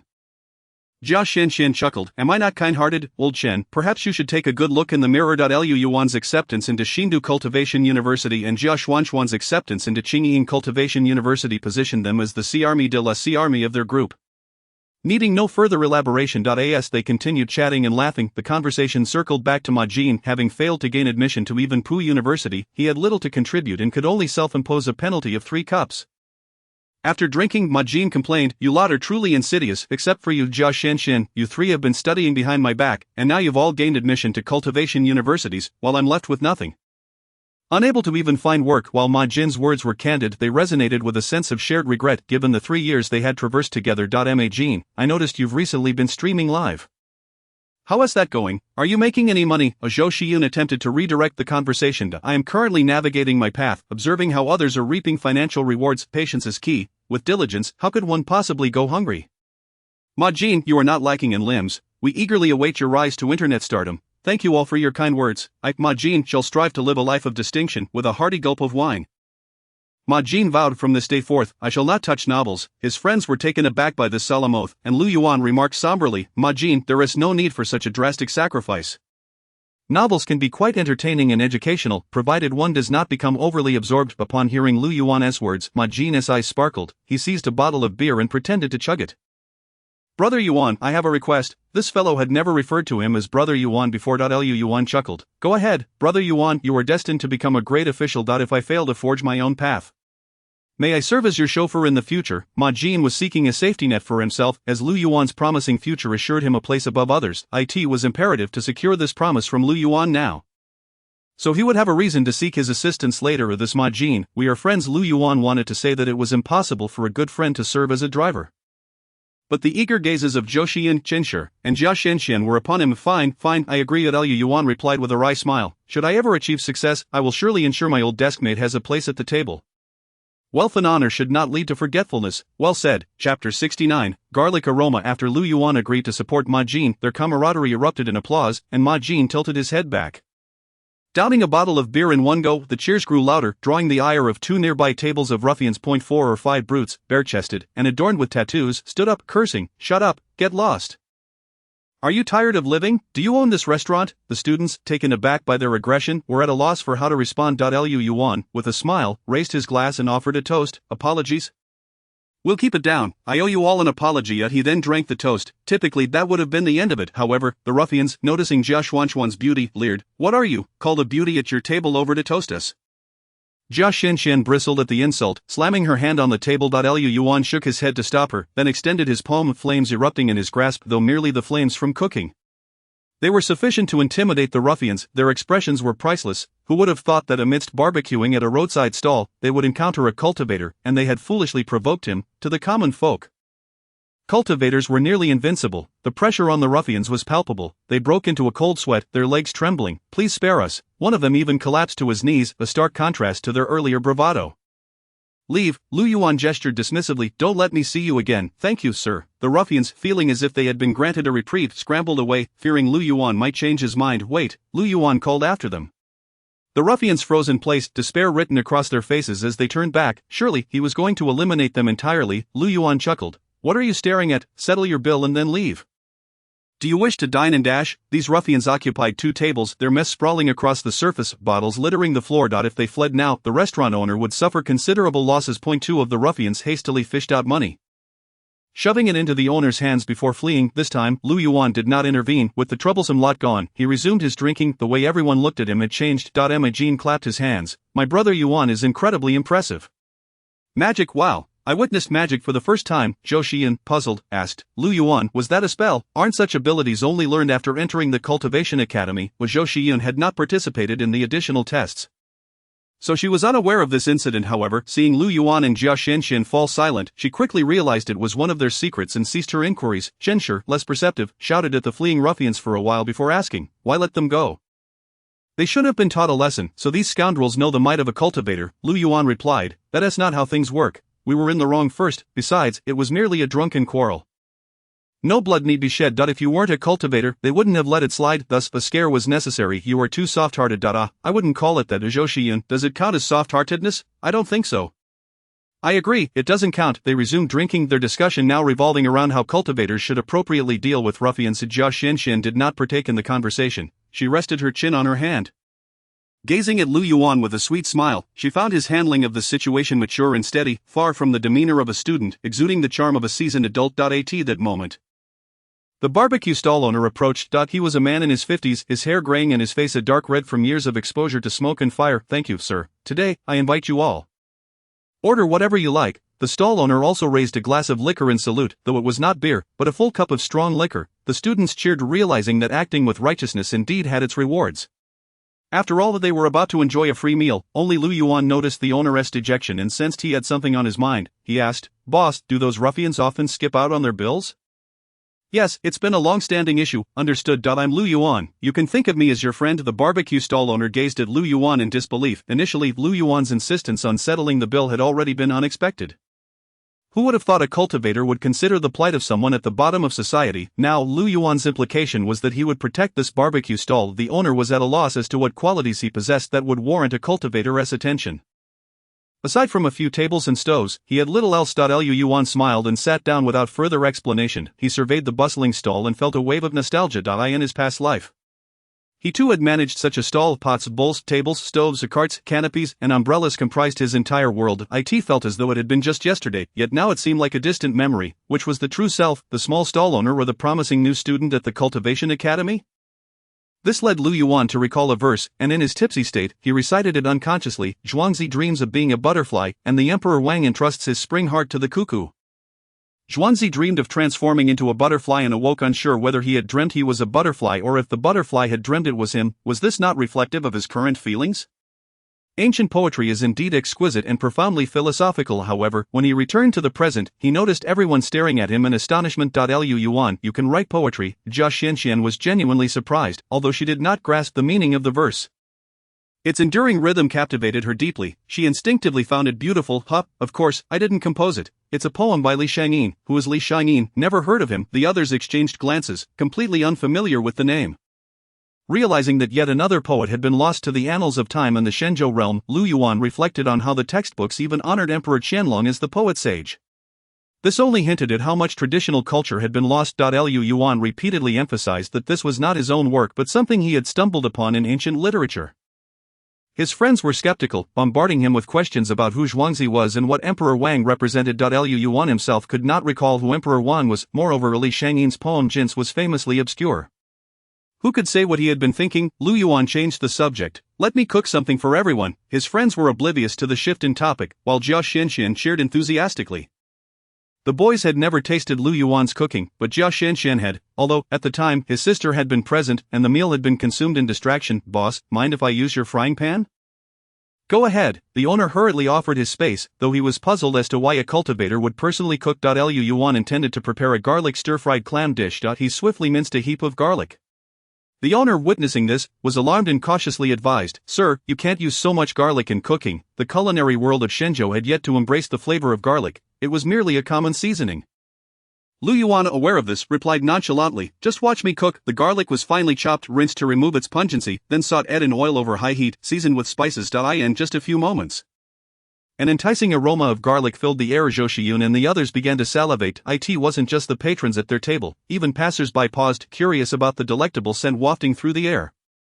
Before long, a pot of beautifully fragrant garlic stir-fried clams was served. Lu Yuan prepared an enormous portion that could not fit on any plate. Fortunately, the owner quickly provided a stainless steel basin. After waiting eagerly, no one was concerned about etiquette anymore. They dug in with gusto. So spicy, so fragrant, so delicious. Their brief comments were soon swallowed up in the frenzy of eating. Yuan watched his close friends feast heartily, feeling immensely satisfied. He is a person who does not take pleasure in consuming his own culinary creations, yet he derives great delight from observing others indulge. The diners, drawn in by the enticing aroma, are left salivating, exclaiming, "Boss, we too wish to partake in this, hurry." The boss, flustered and in a tizzy, realizes that these dishes are not his own handiwork, but rather the creations of the esteemed Master Xiao. What if he were to incur the ire of such a powerful figure? Upon witnessing this, Lu Yuan chuckled and suggested, "Boss, you just witnessed my method, why not prepare it for them? Would that be acceptable?"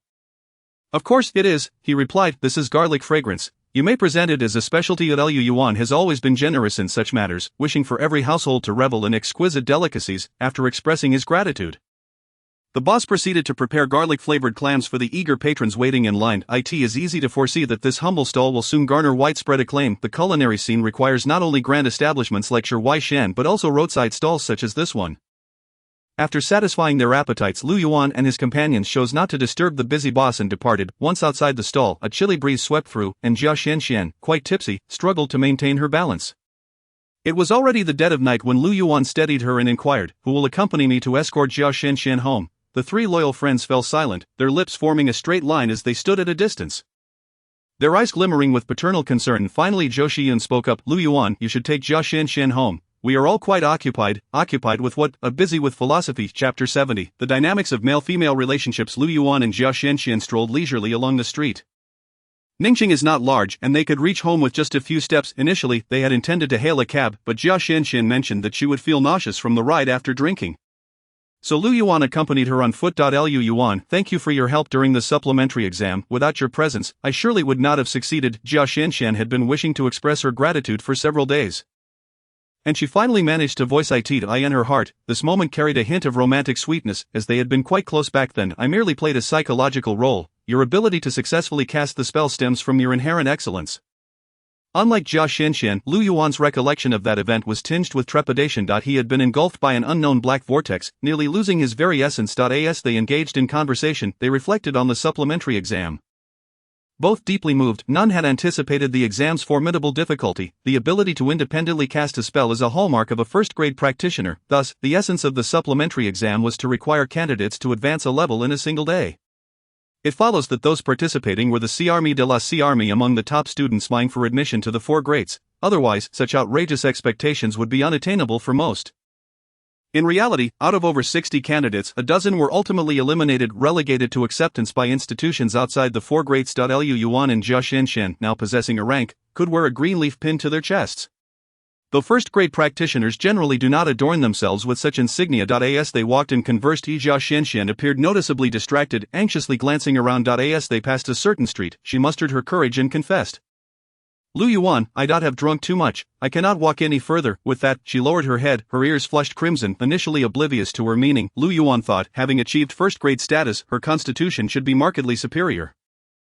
Could it be that the beer's potency was too high? Then he noticed the street lined with small inns and daily rental signs, and observing Jia Xuanxuan's blushing countenance, he suddenly comprehended her implication. Should Lu Yuan suggest they find a place to sit for a while, Jia Xianxian would undoubtedly accompany him to the hotel, and what followed would be a natural progression. Jia Xianxian was taking a gamble, determined to establish their relationship before heading to university. To suggest she was unaffected would be disingenuous, for she had once harbored feelings for him. However, the girl remained the same as ever, while the boy had long since transformed. "Then allow me to carry you home." Lu Yuan feigned ignorance. After a brief silence, Jia Xianxian replied, "Forget it. I will walk myself." The two continued in silence until they reached Jia Xianxian's home, at which point they finally exchanged farewells. She is a girl who craves companionship. The outcome of a long-distance relationship is merely a heap of troubles. Moreover, Lu Yuan had never harbored such intentions from the outset. In the following days, Lu Yuan continued to lead a tranquil life, preparing meals for his family and occasionally answering Jia Xuanxuan's calls. She seemed to have plunged into a fervor, often talking for hours on end, casually mentioning Xiaobing. Yet, whenever Lu Yuan mentioned his sister's return, Jia Xianxian would abruptly end the call, which was rather amusing. Additionally, something transpired that shattered Lu Yuan's worldview. This occurred 4 days after Jia Xuanxuan's bold move. Rising early, Lu Yuan set out to explore a breakfast shop nestled within a culinary street. A few days prior, while purchasing groceries, he had detected a peculiar seasoning being used by this establishment. Although the Shenzhou world has lost a wealth of culinary techniques, it still boasts some unique dishes that Lu Yuan had never encountered. Arriving at the shop early for breakfast, he found it bustling with patrons. Sipping the shop's signature noodle soup, he discerned that it included a seasoning he had never before encountered. Just then, someone emerged from the opposite side of the breakfast shop. Directly across was the back entrance of a luxurious hotel. Lord Zuoling stealthily slipped out through the back door, glancing around to ensure no one was watching before hastily departing. She appeared to be in poor condition, her hair disheveled, eyes bloodshot, and her steps unsteady, necessitating her to lean against the wall for support. As Lu Yuan sipped his noodle soup, he wondered how Lord Zuoling, who was supposed to be stabilizing her realm, found herself in such a predicament. Just as he was pondering this, Jian stepped out through the back door. Jian wore a triumphant expression, as if he had achieved his desires, and he stretched languidly, appearing quite relaxed. Lu Yuan instantly grasped what had transpired. He quickly averted his gaze, but Jian still spotted him. Jian's piercing glare swept over, and in that moment, Lu Yuan was struck with inspiration. My eyes, why have I gone blind? Lu Yuan exaggeratedly exclaimed. Seizing a middle-aged man at the adjacent table who was dining, "Uncle, why can I no longer see? Please tell me why." The middle-aged man swiftly withdrew his arm, muttering a curse about the lunatic. Ignoring him, Lu Yuan continued his performance. "I see now. It is hereditary. I am blind and shall never see again. Heaven, why do you torment me so?" The entire shop's patrons were taken aback by Lu Yuan's antics. While the owner stammered in defense, everyone saw, "I did nothing. Don't attempt to extort money from me." Jian, who had just entered the shop, twitched at the corner of his eye and seized Lu Yuan by the collar. Cursing, "I want to kill you to silence you. Who are you putting on a show for? Not to silence me. Oh, that's a relief." Lu Yuan swiftly returned to normalcy, and the two shared breakfast together. It had been quite some time since they last connected after the supplementary exam, and they had not anticipated their reunion would be such an awkward scene. However, the awkwardness was solely Lu Yuan's. For Jian seemed unfazed, relishing in his own self-satisfaction. "You must retract your words, student." "What did I say? You mentioned that a sycophant ultimately ends up with nothing." Jian smirked. "But I have everything now." Lu Yuan was rendered speechless. He had always believed that Zuoling looked down on Jian, yet he had witnessed them exiting the hotel together with his own eyes. Jian continued to boast. "We spent 5 days and 5 nights in the hotel, and my junior sister is quite the figure. Hey, I'm still a student. Discussing this with me is inappropriate. I see no resemblance of a student in you." "I am one indeed." After a brief debate on this matter, Lu Yuan hesitated. "Even if she is truly remarkable. No, I mean, you should take it easy." When Zuoling left moments ago, Lu Yuan had observed her as though she had been ravaged by a band of brigands.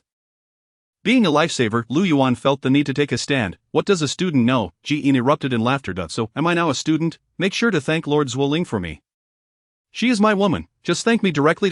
Perhaps she merely regards you as a plaything." After their boisterous breakfast, the two parted ways at the street corner. As they bid farewell, Jian reflected. "Lu Yuan, when I first met you, I never expected you would come this far. You are a pride of Yizhong, and also a pride of Ningcheng." Lu Yuan reminisced about the journey from his rebirth to the present. His thoughts equally profound. "Lord Jian, I am grateful for your unwavering support." Lu Yuan bowed slightly to Jian. Joking aside, he genuinely owed Jian a debt of gratitude, although Jian had never explicitly stated it. Lu Yuan understood that it was because he was a student of Yizhong that Jian had been so attentive in offering assistance. It was the care of a senior for a junior. "You will set off for Chengdu the day after tomorrow, correct?" "Indeed. Just a reminder, if you wish to meet Professor Yu Zheng soon, you must find a way to enter the Chengdu War Academy. Students of the Mystical Law Academy must wait until their second year to intern at the Arctic Mirror, but War Academy students must undergo northern training upon enrollment, where Professor Yu Zheng personally instructs the pillars of the Huazhu." "How can I join the War Academy?" Lu Yuan inquired eagerly. Whenever the topic related to his mother's illness, he became fervent. In response to this query, Jian chuckled mischievously for a moment. He did not answer directly, merely stating, "This depends on fate. If you are a war practitioner, you will undoubtedly reach the war hall. It seems another exam awaits." Lu Yuan felt overwhelmed. Did practitioners truly have such a penchant for examinations? As they prepared to part ways, Jian remarked, "I shall be heading to the headquarters tomorrow, so I won't be at the train station to see you off. Let us bid adieu here. I wish you joy in your university life." As the conversation reached this point, Jian clasped his right fist to his chest and declared, "Glory will forever accompany our path." Lu Yuan reciprocated, saying, "Returning is akin to setting forth." Chapter 71. The little ice knot. On the final night in Ning City, Lu Yuan spent time with his family. His mother had been diligently knitting a sweater over the past few days.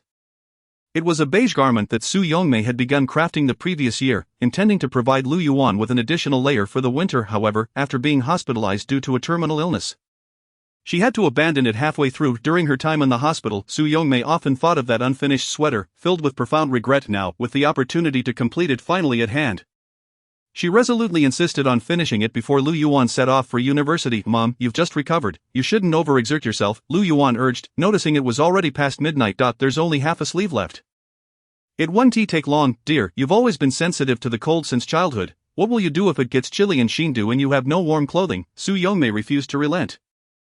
Lu Yuan initially wished to argue that cultivators are not afraid of the cold, and that he could easily purchase a sweater if necessary, yet seeing the earnestness with which his mother was knitting, he found the words stuck in his throat. Perhaps in her eyes, he would always be that little boy who dreaded the winter chill. Stop persuading your mother, his father, Lu Wenkai, interjected. Come here, to Bao. Yuan promptly moved to his father's side. Lu Wenkai, typically a man of few words, had much on his mind now that his son was about to leave home. To Bao, you are about to make a name for yourself, and your mother and I are immensely proud. This family would be in disarray without you. You have become its pillar. At this point, Lu Wenkai's gaze dimmed slightly. I have achieved little in my life. Soon, you will be a master in your own right.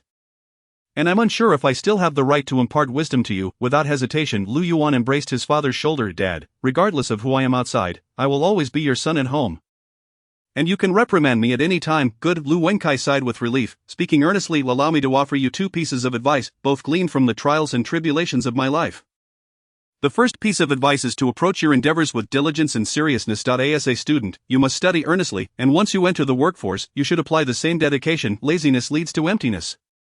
The second piece of advice is to maintain integrity, strive for what is rightfully yours and do not covet what does not belong to you. Lu Yuan, the world is indeed complex, filled with nefarious individuals.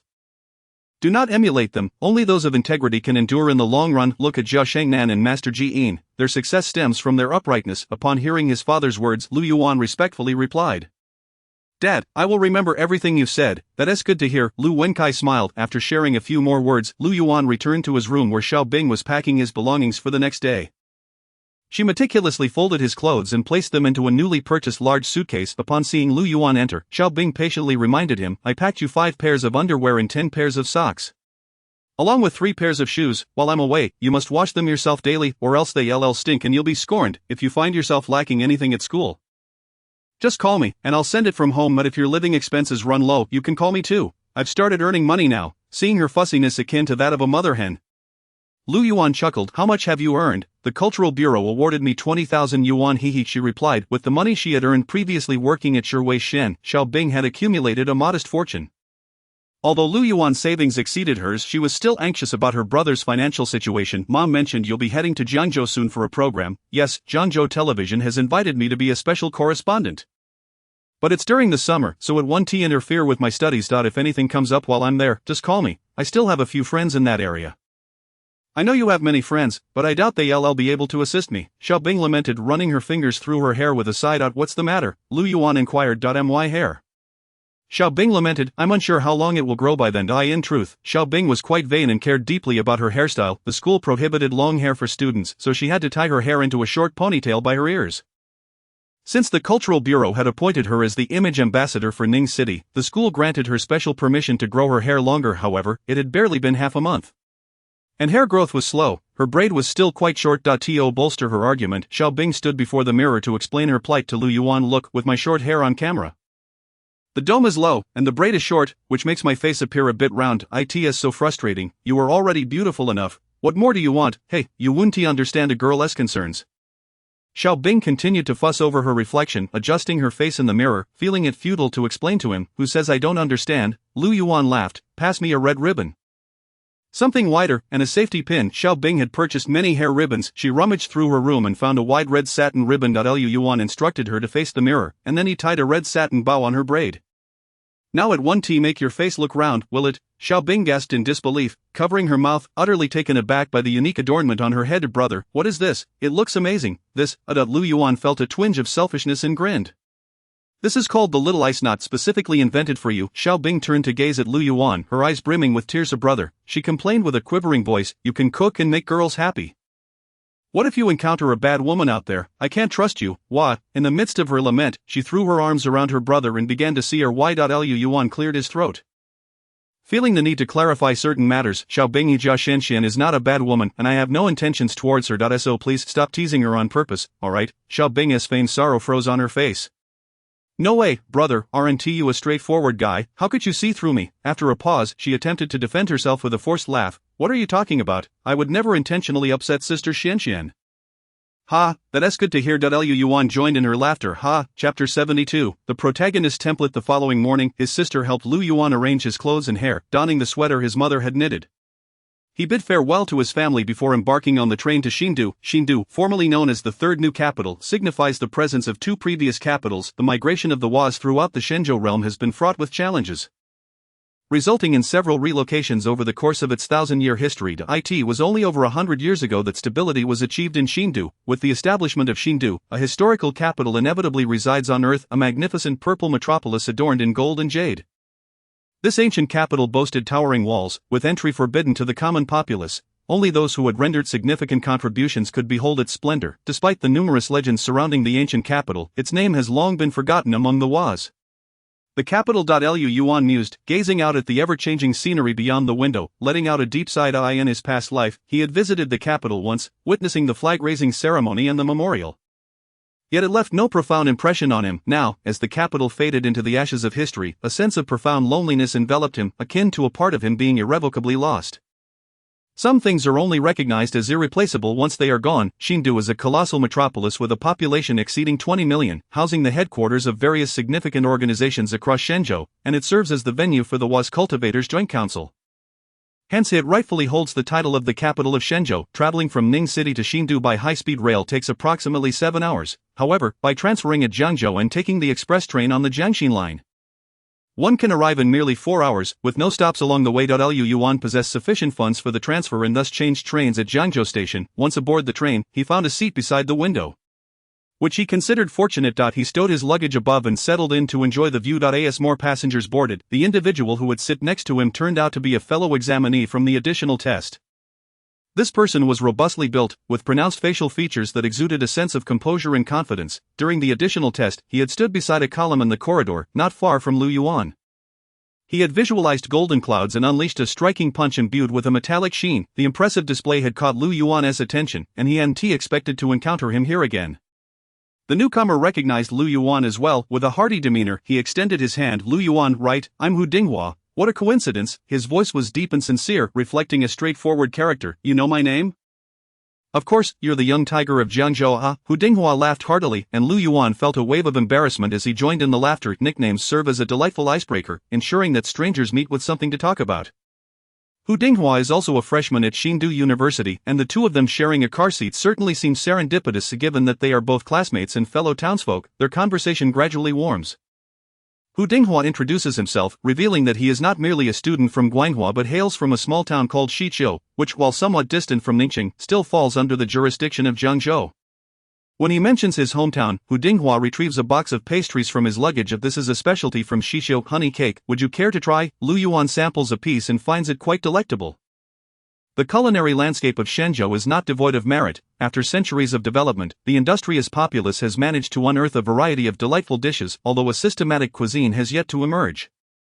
Hu Dinghua chose to attend Chengdu University because his father is an alumnus. However, his father sustained severe injuries on the battlefield during his youth and was compelled to retire from the blood tax army with honor. Hu Dinghua has inherited his father's dreams and weaponry, embarking on the same path his father once tread. My father's weapon is this pair of boxing gloves. At this juncture, Hu Dinghua showcases the gray gloves adorning his hands. These are fingerless gloves that do not impede daily life. The muted color appears to be crafted from some animal hide, and metallic studs are embedded at the joints, with fine cords for tightening around the wrists. Lu Yuan cannot help but feel a twinge of envy. A youth like Hu Dinghua, emerging from a small town and carrying the unfulfilled dreams of his father, armed with ancestral weaponry, certainly fits the mold of a protagonist. In contrast, he himself has only brought along a large soup ladle. It is indeed a fine ladle, sizable enough to scoop an entire bowl of soup, with a beautifully colored walnut handle and a hole at the bottom for easy hanging on an knife rack. Lu Yuan feels reluctant to showcase his family heirloom to Hu Dinghua. However, upon hearing that Hu Dinghua's father was injured in battle, curiosity piqued, Lu Yuan inquires, it seems that there isn't much conflict in the Shenzhou world. Where did your father sustain his injuries? From the news he usually consumes, Shenzhou appears to be a land of peace and prosperity, with only the occasional cult causing disturbances, but battling cults hardly qualifies as a battlefield. Upon hearing this question, Hu Dinghua hesitates, glancing around before suggesting, "Let us speak by the entrance." The entrance, situated between two connected train cars, serves as a smoking area, currently devoid of people once they establish themselves in the smoking zone. Hu Dinghua miraculously produces a pack of cigarettes, deftly lighting one for himself. Noticing a hint of surprise in Lu Yuan's eyes, Hu Dinghua boldly states, "My entire family smokes." "I do too, and my father doesn't admonish me." "Lu Yuan, would you like one?" he offers, extending a cigarette toward him. "Well, I suppose I could indulge in one," Lu Yuan replies, accepting the cigarette and lighting it up. Having struggled at the bottom of society in his previous life, he rarely smoked. However, he wouldn't reject an offer, as it is a matter of social decorum. But he finds the familiar red packaging of the cigarette quite nostalgic. After a couple of puffs, Hu Dinghua begins to explain the circumstances of the battlefield. "Lu Yuan, coming from a civilian background, it is understandable that you are unaware of this matter. I only learned of it after the additional examination. In the past, whenever I posed the question to my father, he would remain tight-lipped, yet after the exam, he stated that I had sworn the broken sword oath and could share the truth with me. It is permissible to divulge this, as we have both taken the broken sword oath together. But we cannot discuss it in the carriage, lest the civilians overhear. The battlefield is not within the realm of Shenzhou," Hu Dinghua continues, taking another puff, "but rather in the Tanyu Empire." According to Hu Dinghua, the Hua clan has a significant number of cultivators at the disposal of the Tanyu Empire, engaged in combat against the demonic forces at the empire's borders. The cultivators of the Hua clan form an independent military unit known as the Blood Tax Army. The war against the demons is brutal and protracted, with the Blood Tax Army suffering heavy casualties. The multitude of university students from Shenzhou, in reality, are all reserves for the Blood Tax Army, prepared to be summoned to the front lines at any moment. Lu Yuan is taken aback by this revelation and asks, "Why must our Hua clan serve the empire? It is widely recognized that the Hua clan is a peace-loving people. While they do not fear war, it is inconceivable for them to engage in conflicts that do not concern them." Hu Dinghua responds, "Do you know what the Blood Tax Army signifies? It is a tax paid in blood. The Hua clan receives the protection of the empire, but the condition is that the warriors must serve the empire with their lives." Lu Yuan scratches his head, realizing he is aware of the Tanyu Empire but had always considered it mere background lore. He had not anticipated that the Hua clan would have to pay in lives for the empire, with so many cultivators staining the battlefield with their blood. Can't we pay with something else? Perhaps stainless steel basins, soap, or shampoo, he muses, knowing the Hua clan excels in producing such items. That is not an option. It is said that when the rules were established, the entire Shenzhou world had nothing, and thus could only offer their lives. Lu Yuan raises an eyebrow at this. He has long suspected that a significant upheaval must have transpired within the Hua clan. How could such a once prosperous nation have fallen to a state of utter destitution? There may be clues here, compelling him to press further, yet Hu Dinghua admits he is also unsure, having only heard his father mention it in passing. So you are continuing your father's legacy, serving the empire in his stead. Lu Yuan now harbors a complete lack of fondness for the empire. However, Hu Dinghua hastily counters, "Lu Yuan, you cannot speak in such a manner. My father holds great respect for the emperor, and the cultivators also respect him. Fighting against the demons is not only about protecting the empire but also safeguarding Shenzhou. Moreover, it is not solely the Hua clan. Warriors from all ethnicities within the empire participate in this struggle, and we share a bond as comrades. It is a noble endeavor." Lu Yuan nods in acknowledgement, apologizing, "I spoke in haste," initially incensed upon learning that his compatriots sustained heavy casualties for the empire. He now contemplates the notion that if all ethnicities unite against a common foe, there is little to contest. The conversation then shifts to the entrance examination. According to Yin's intelligence, if Lu Yuan wishes to swiftly resolve his mother's ailment, he must achieve excellent results in the entrance examination at Shenzhou University. Only by gaining admission to the War Academy will he have the opportunity to consult with Professor Yu Zhang, an expert on dusk syndrome. During his first semester, Lu Yuan is keenly invested in this entrance examination, but regrettably, its contents are shrouded in secrecy, with Yin refusing to disclose any details. Hu Dinghua seems more informed about the entrance examination.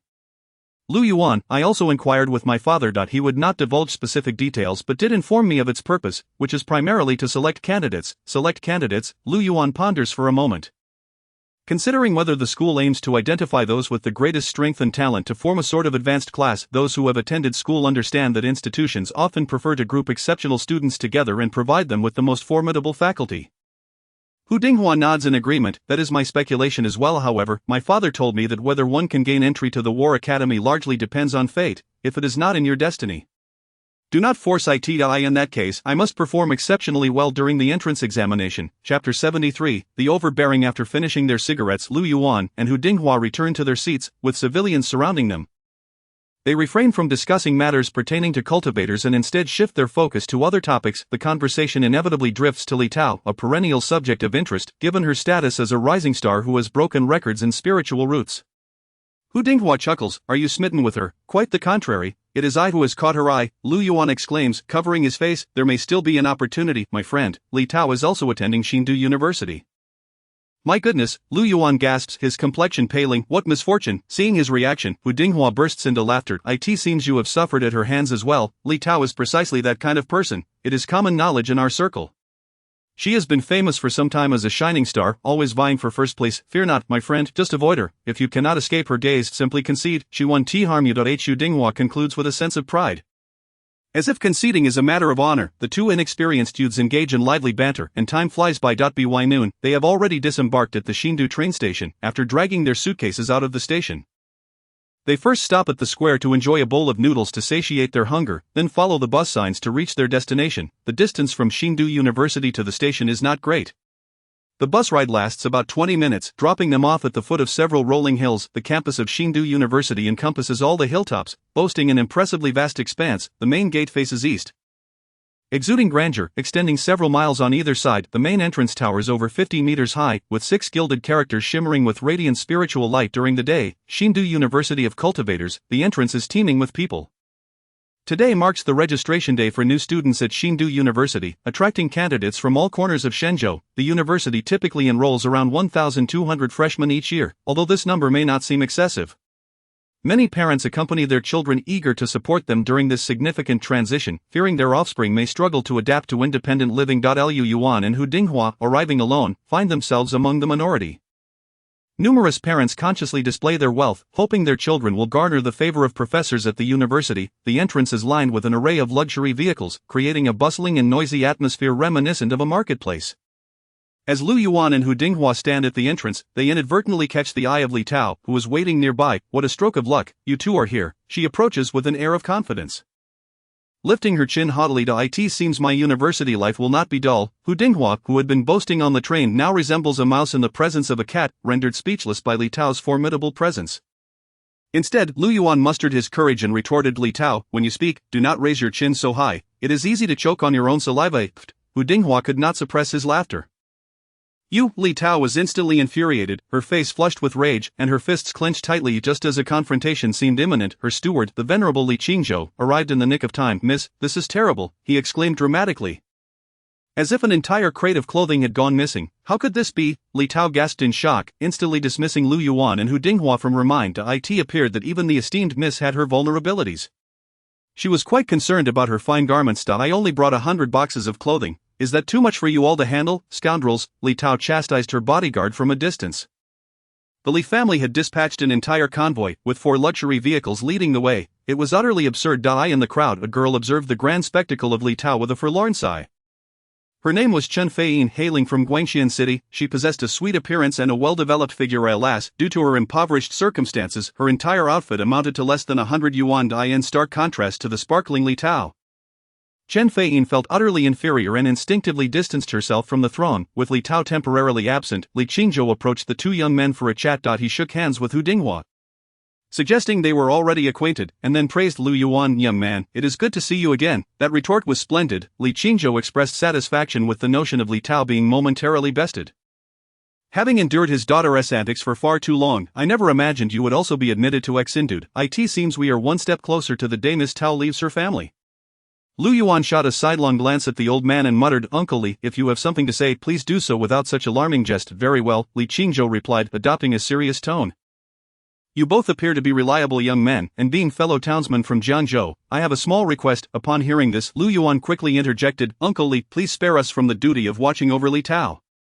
She could easily overpower both of us combined. After all, she was rumored to possess the formidable Burning Thunder body, a name that alone indicated no one could best her." "That is not what I meant," Li Qingzhou clarified. Li Tao has been excessively willful. She has never faced any challenges in her life, and I worry for her future. I kindly ask both of you to offer her a gentle nudge when the opportunity arises." This was indeed an unexpected request. The hearts of parents everywhere share a common sentiment, yet Li Qingzhou's expression was uniquely his own. After contemplating, Lu Yuan ultimately agreed. He was eager for the chance to put Li Tao in her place given her arrogant demeanor. But isn't she your daughter? Shouldn't you take responsibility? How could I dare? Li Qingzhou laughed heartily and swiftly departed. What a reckless old uncle. With the addition of Li Tao's convoy, the entrance became even more congested. If Shenzhou were willing to throw open its grand gates, then surely more vehicles could enter. Unfortunately, they had only opened a narrow side door for a single person to pass. A military stronghold. No idle persons allowed. In front of the small door stood a table, adorned with a sign indicating the registration area for new students, where two upperclassmen sat, bored out of their minds, using a loudspeaker to announce, due to recent cult disturbances, the school has implemented strict security measures. Only new students may enter. The recent cult attack incident in Shenzhou had spread through the media across the nation. While many condemned the cult, various regions had indeed heightened their defenses. Most parents expressed their understanding, however some were reluctant and began to negotiate. Excuse me, my child has too many belongings to carry alone. Could you possibly make an exception? The upperclassman replied lazily, then just bring what one person can handle. How old are you? Do you still need your parents to accompany you? The girl, who had been mocked, blushed deeply. Her name was Jing Xiu, a petite girl who had always been a model child in front of her parents. But now faced with ridicule, she stubbornly picked up a suitcase nearly her size and shoved her parents aside. I will go in alone, you need not follow. This was the perspective of the agreeable individuals. However, there were also those who were less accommodating. Among the least agreeable was none other than Li Tao. How can this be? She thundered, slamming her palm against the table. I absolutely require all these clothes. The upperclassman, looking distressed, was genuinely taken aback by Li Tao's audacity in bringing 100 boxes of clothing for registration. While most cultivators were indeed affluent, such extravagance was unprecedented. You do not need this many clothes. The upperclassman attempted to reason. You wouldn't change clothes every day, would you? Upon hearing this, Li Tao gasped in astonishment, covering her mouth in disbelief. You only change clothes once a day? Is the life of the impoverished so frightful? This question left the upperclassman momentarily speechless, yet Li Tao continued, do you not change clothes for breakfast? Do you not change for tea? Do you not change for a stroll? Surely you do not enter a room without changing clothes first? The upperclassman's expression grew cold. Chapter 74. Each has their own connections. Originally this beautiful freshman had garnered considerable goodwill from the upperclassmen, but now it had dissipated entirely. You may only enter alone. That is the rule, he stated coldly. How you change clothes is of no concern to me, and what if I refuse? Li Tao was enveloped in crackling energy, her beautiful hair rising without wind. She had summoned the burning thunder body. Whenever an opportunity for chaos arose, she never let it slip away. The fierce electrical crackling sent nearby parents reeling, causing them to hastily retreat, clearing a significant space at the school gate. While Li Tao was indeed powerful, she failed to recognize the gravity of the situation. The upperclassman was not intimidated in the slightest. Oh, a little sister who plays with electricity, the upperclassman scoffed. What a coincidence. I do as well. With that, a surge of lightning erupted from the upperclassman's palm, 5 bolts as thick as arms descending from above, swirling around him in a frenzy. The lightning scorched the ground, leaving behind web-like burn marks, and the air filled with the acrid scent of ionization, prompting parents to retreat in panic. Is it customary for students here to resort to violence so readily? They wondered, is it truly safe for our children to study here? Who will take responsibility if something occurs? How about a little duel, my dear junior? The upperclassman taunted, noticing Li Tao's silence. Li Tao, ever eager to stir trouble, was not lacking in intelligence. She recognized that the senior held a far superior rank. Continuing the altercation would only lead to needless conflict. She dissipated her aura and gritted her teeth. What is your name? I am Lu Kuan, vice president of the student council. Lu Kuan, I shall remember you. Li Tao pointed at Lu Kuan, picked up a suitcase, and with a huff turned to enter the school, her beautiful hair sweeping past Lu Kuan's nose. Lu Kuan rubbed his nose, dissipated his aura, and returned to his registration post, mopping the non-existent sweat from his brow. The upperclassman accompanying him chuckled. Brother Kuan, what happened? What a tempestuous little sister, Lu Kuan remarked. I must admit, I felt a hint of pressure. In the distance, Hu Dinghua laughed heartily. He and Lu Yuan stood in line, witnessing Li Tao's retreat, and were particularly pleased. Now we need not worry about anyone being able to rein in Li Tao. Truly, Shenzhou is remarkable. Even a random student can subdue her. Lu Yuan, she surely will not fixate on us any longer. However, there were others who admired Li Tao's actions. A girl hurriedly pursued her, dragging her belongings. Hello, I am Jiang Shuai. Upon seeing Li Tao glance her way with cold eyes, Jiang Shuai hurriedly clarified, Sisterly, I have heard of your legendary reputation. You are truly impressive. I admire you greatly. May I follow you? Li Tao's expression softened slightly. Very well, but you must understand, I move quickly. If you cannot keep up, I shall not wait for you. Jiang Shuai beamed, I will definitely keep up. The two departed together. Meanwhile, still queuing, Lu Yuan wore a grave expression as he scanned the surroundings. Just moments ago, he had noticed several figures in black clothing darting through the crowd, stirring unwelcome memories within him. What troubles you?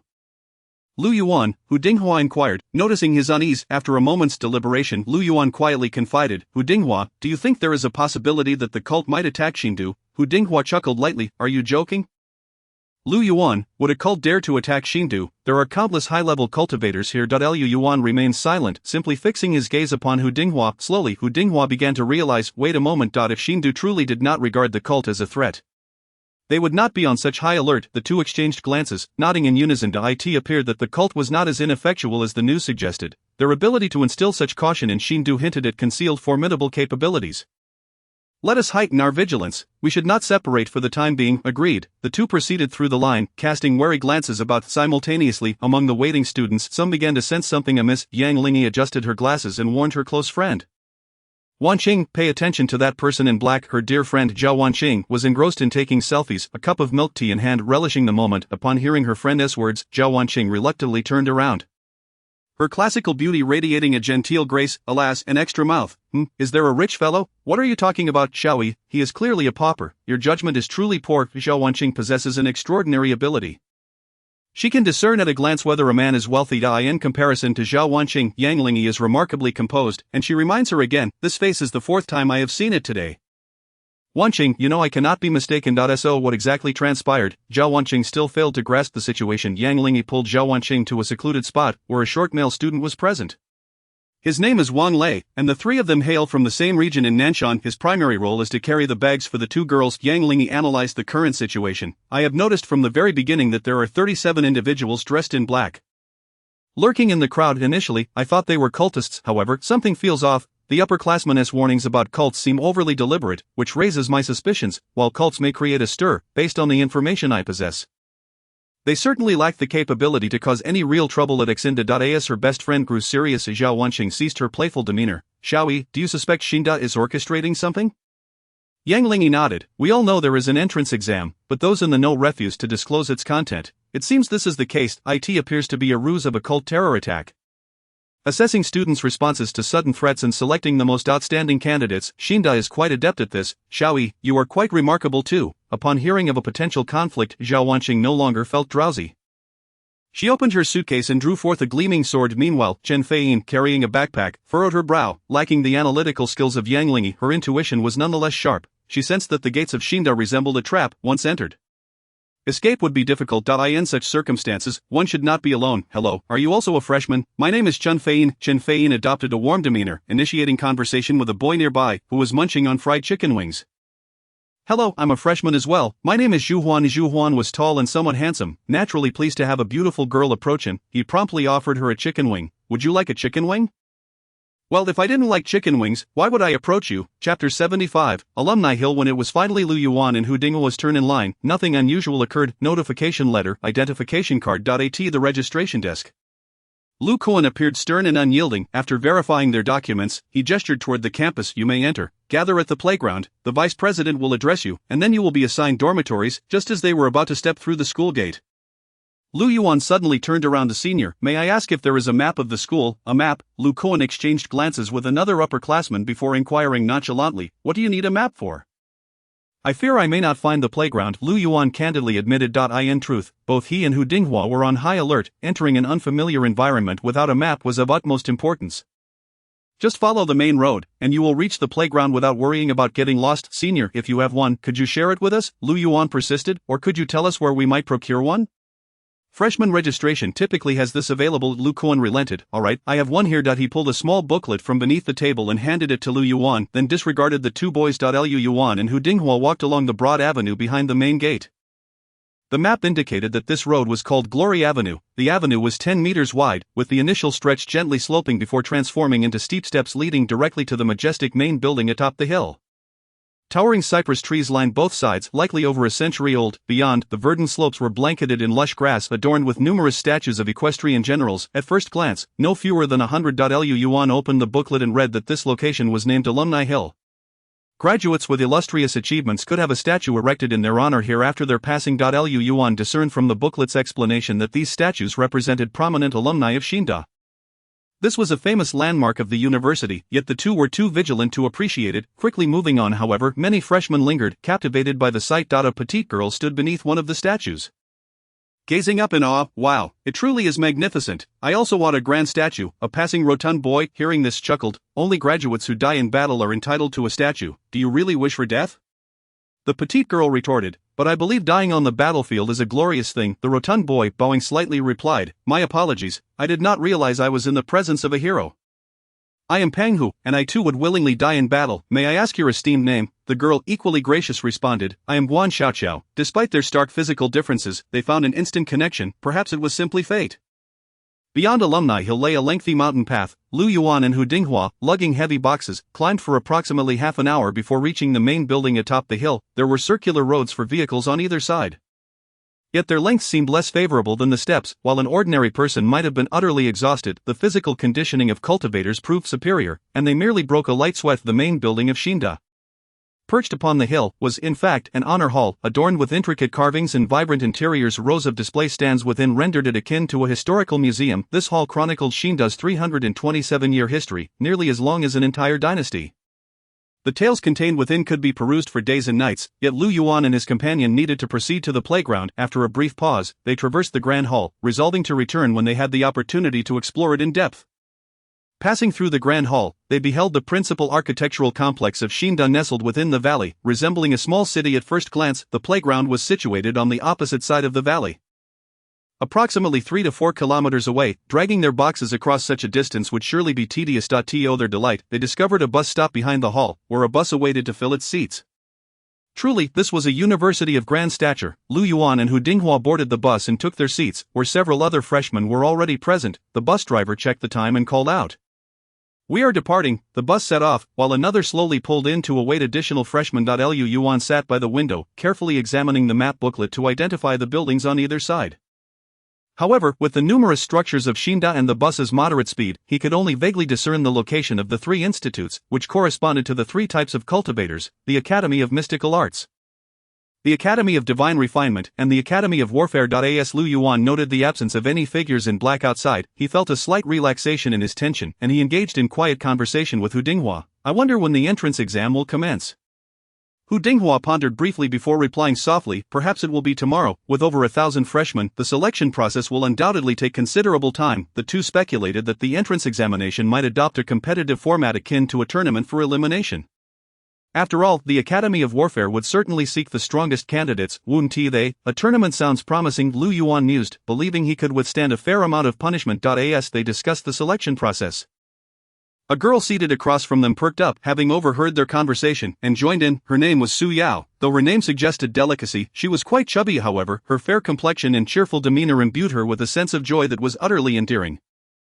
Coming from a family that operated a farm, she grew a variety of fruits and vegetables and raised chickens, ducks, and fish. Her plumpness was thus entirely understandable. She had been munching on peas throughout the ride, and upon noticing Lu Yuan's gaze fixed on her snack, she generously offered, these are peas from my family's farm. Would you like to try some? After sharing the peas, the 3 quickly became acquainted.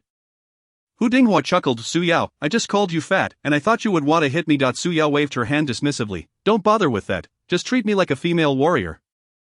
The prowess of her warrior-like spirit was equally formidable. During her attempted visualization, she had comprehended the technique of immense strength. With her left hand augmented by her magical abilities, she could exert tremendous force. I could even make a fortune by working at a construction site. Upon uttering this, Su Yao rolled up her sleeves, showcasing her muscles. You are just like my brother, Hu Dinghua praised. Yao Jia, I like that name. Call me that. After exchanging pleasantries, Su Yao provided some intriguing new information. The entrance exam would likely not focus on martial prowess, but rather on visualization techniques, despite everyone currently being first-tier cultivators. Significant differentiation would occur by graduation. Gaining admission to one of the 4 great institutes would guarantee at least a moderate rank. However, beyond that, while some would advance rapidly, most would stagnate at the moderate level for a long time. Lu Yuan inquired, what primarily influences the advancement in cultivation? Resources such as spiritual herbs and techniques. Su Yao shook her head. Those have some impact, but they are not decisive factors. It is said that the most significant influence comes from visualization techniques.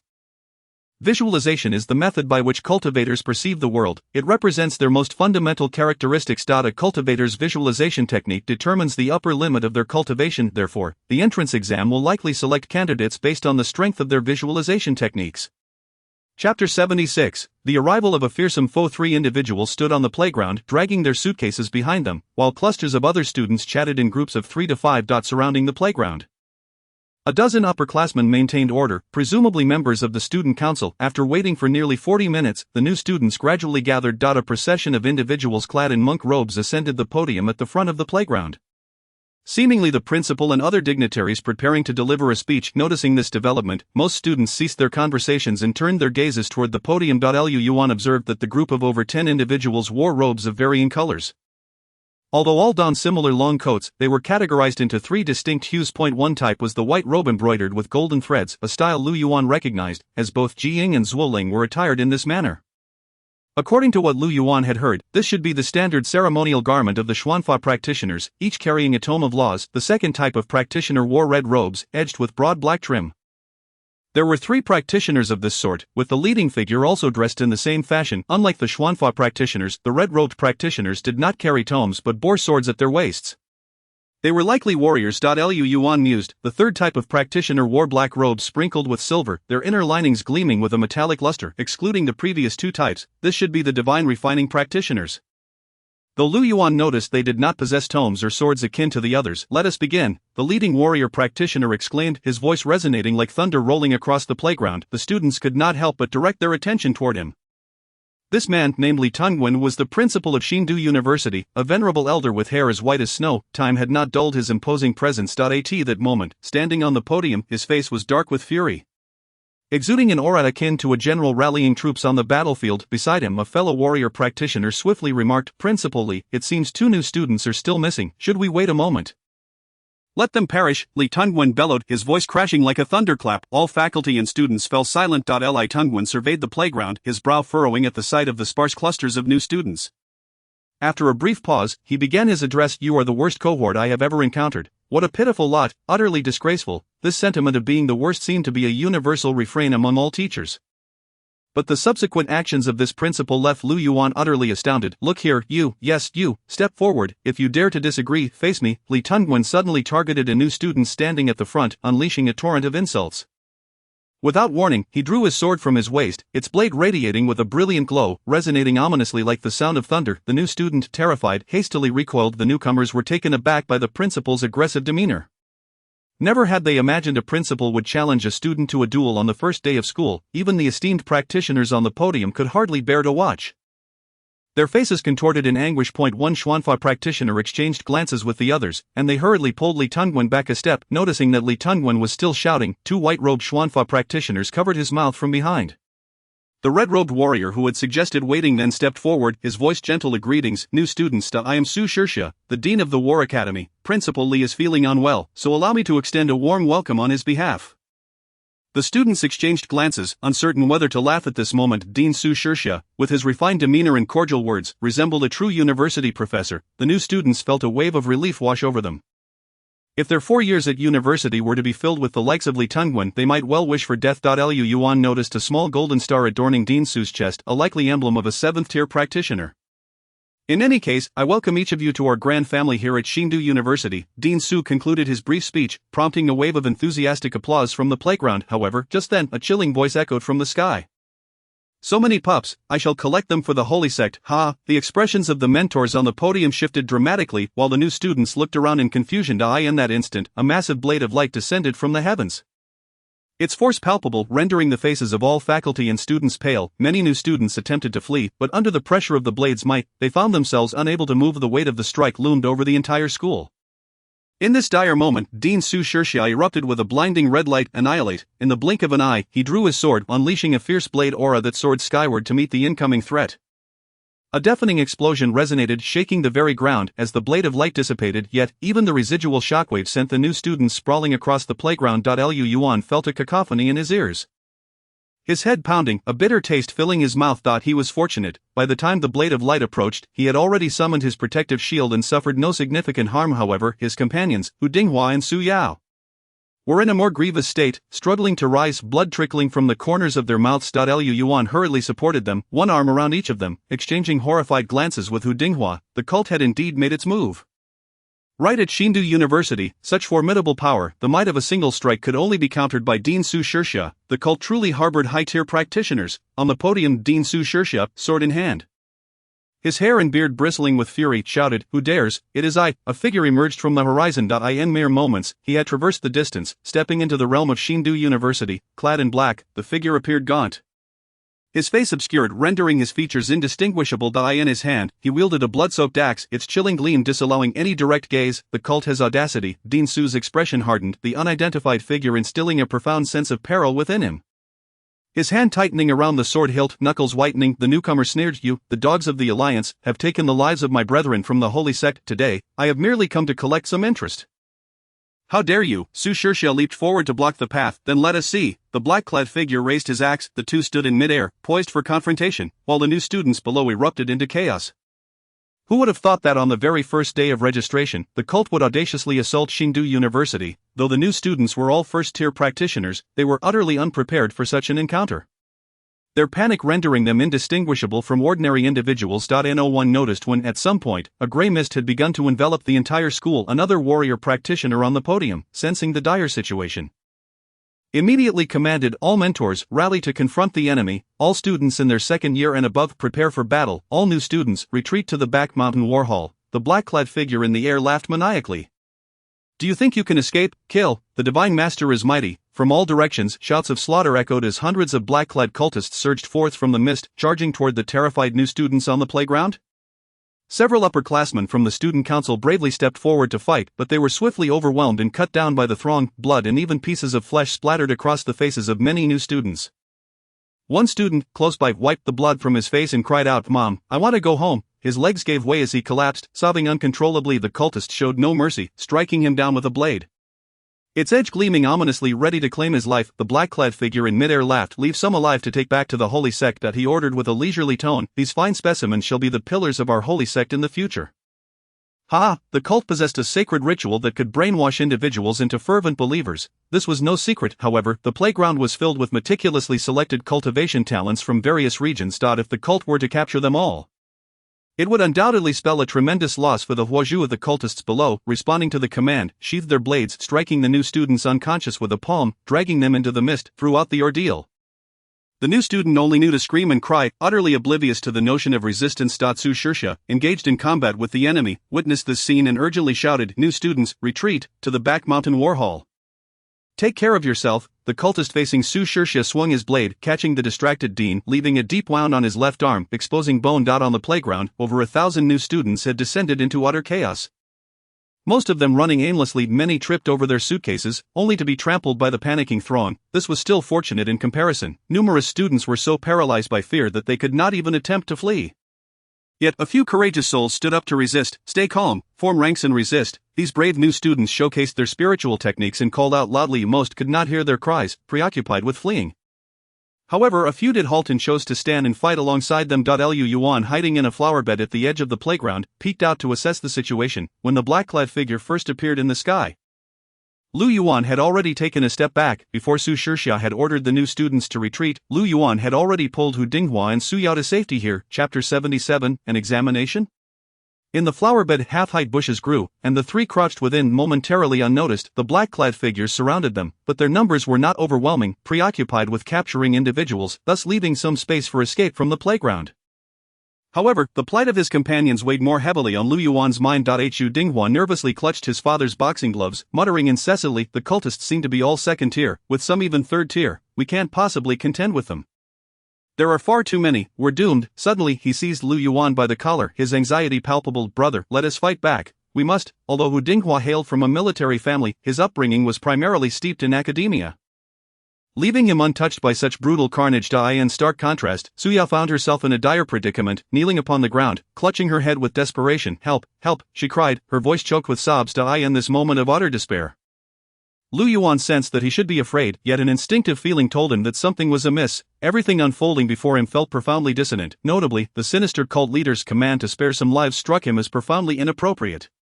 Contemplating this, he placed his fingers gently on Hu Dinghua's face and spoke in a calm tone. "Huazi, remain composed." However, Hu Dinghua could hardly absorb his words, his entire body trembling with a mix of fear and excitement. "Brother, let's fight to the end. We shall perish together as fellow townsmen." Yuan pressed his fingers against Hu Dinghua's nose, maintaining his tranquil demeanor. Hu Dinghua, I am addressing you, stay calm, I'm not agitated. If we charge in now, we'll fight for whoever falls. Stay calm. Lu Yuan remained steadfast, locking his gaze onto Hu Dinghua's eyes. Perhaps influenced by Lu Yuan's steadiness, Hu Dinghua fell silent moments later.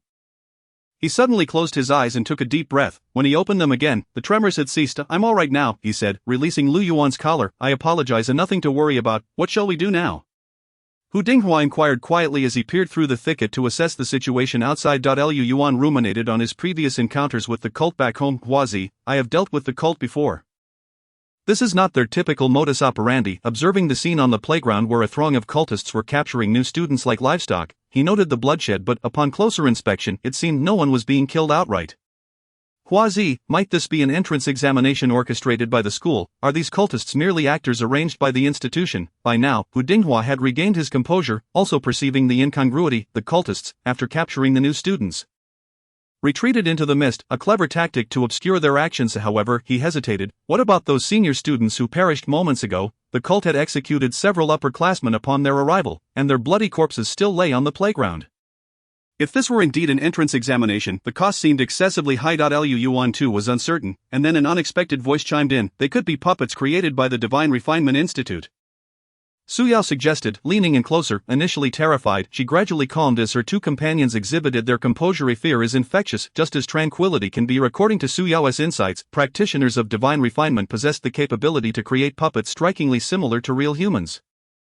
Amidst the chaos, the possibility of deception loomed large. Just moments prior, they had witnessed the cultists slaughtering individuals disguised as upperclassmen, yet in the blink of an eye, it was easy to overlook whether those were indeed human. This sudden cult assault was highly likely to be the entrance examination for New Capital University, and at that moment, the three of them felt an overwhelming sense of assurance. If the primary purpose of the entrance examination was to select candidates for the Battle Academy, then identifying the most exceptional performers amidst the turmoil would be both straightforward and effective. Yet, the dilemma lay in the fact that no one dared to gamble on that remaining uncertainty. What if this was genuinely a cult attack? Even if it were merely an examination, they needed to confront it seriously. Lu Yuan made a resolute decision. His desire to join the Battle Academy was fervent. Let us treat this as real combat. If we're captured, it's a dead end. Hu Dinghua and Su Yao nodded in agreement. Matters of life and death were not to be trifled with. First, we must identify our target. Lu Yuan opened the map, asking, where is the battle hall located? A moment ago, a martial practitioner had ordered all new students to retreat to the battle hall, and Dean Su Shixia had reiterated this, indicating the presence of defensive forces there. With the mentors engaged in combat against the cult's elite, the new students were left to fend for themselves for the time being. The two in the thicket leaned over the map, quickly locating the words battle hall marked on the map's rear mountain section. It doesn't seem too far, Lu Yuan remarked, tracing a line on the map with his finger. It should be a straight distance of 1.2 kilometers. Hu Dinghua interjected, explaining, I often study battle maps at home. I can estimate distances based on scale. Excellent. We cannot use the central road, as the cultists are coming along that route. What about the altar area? Lu Yuan craned his neck to look but shook his head in disappointment. The fighting over there is perilous. We risk being caught in the crossfire. Furrowing his brow, Hu Dinghua suggested quietly, let us take this route.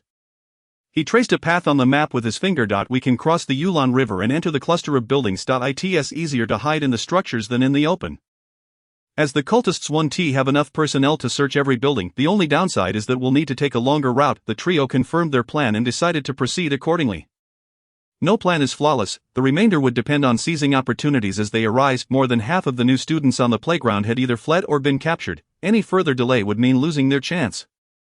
Near the flowerbed, 3 cultists were present, while 6 new students were being mercilessly beaten. These unfortunate newcomers, lacking in resolve, lay on the ground, battered and pleading for mercy. The black-clad cultists cackled ominously, delivering a brutal kick to one student's backside.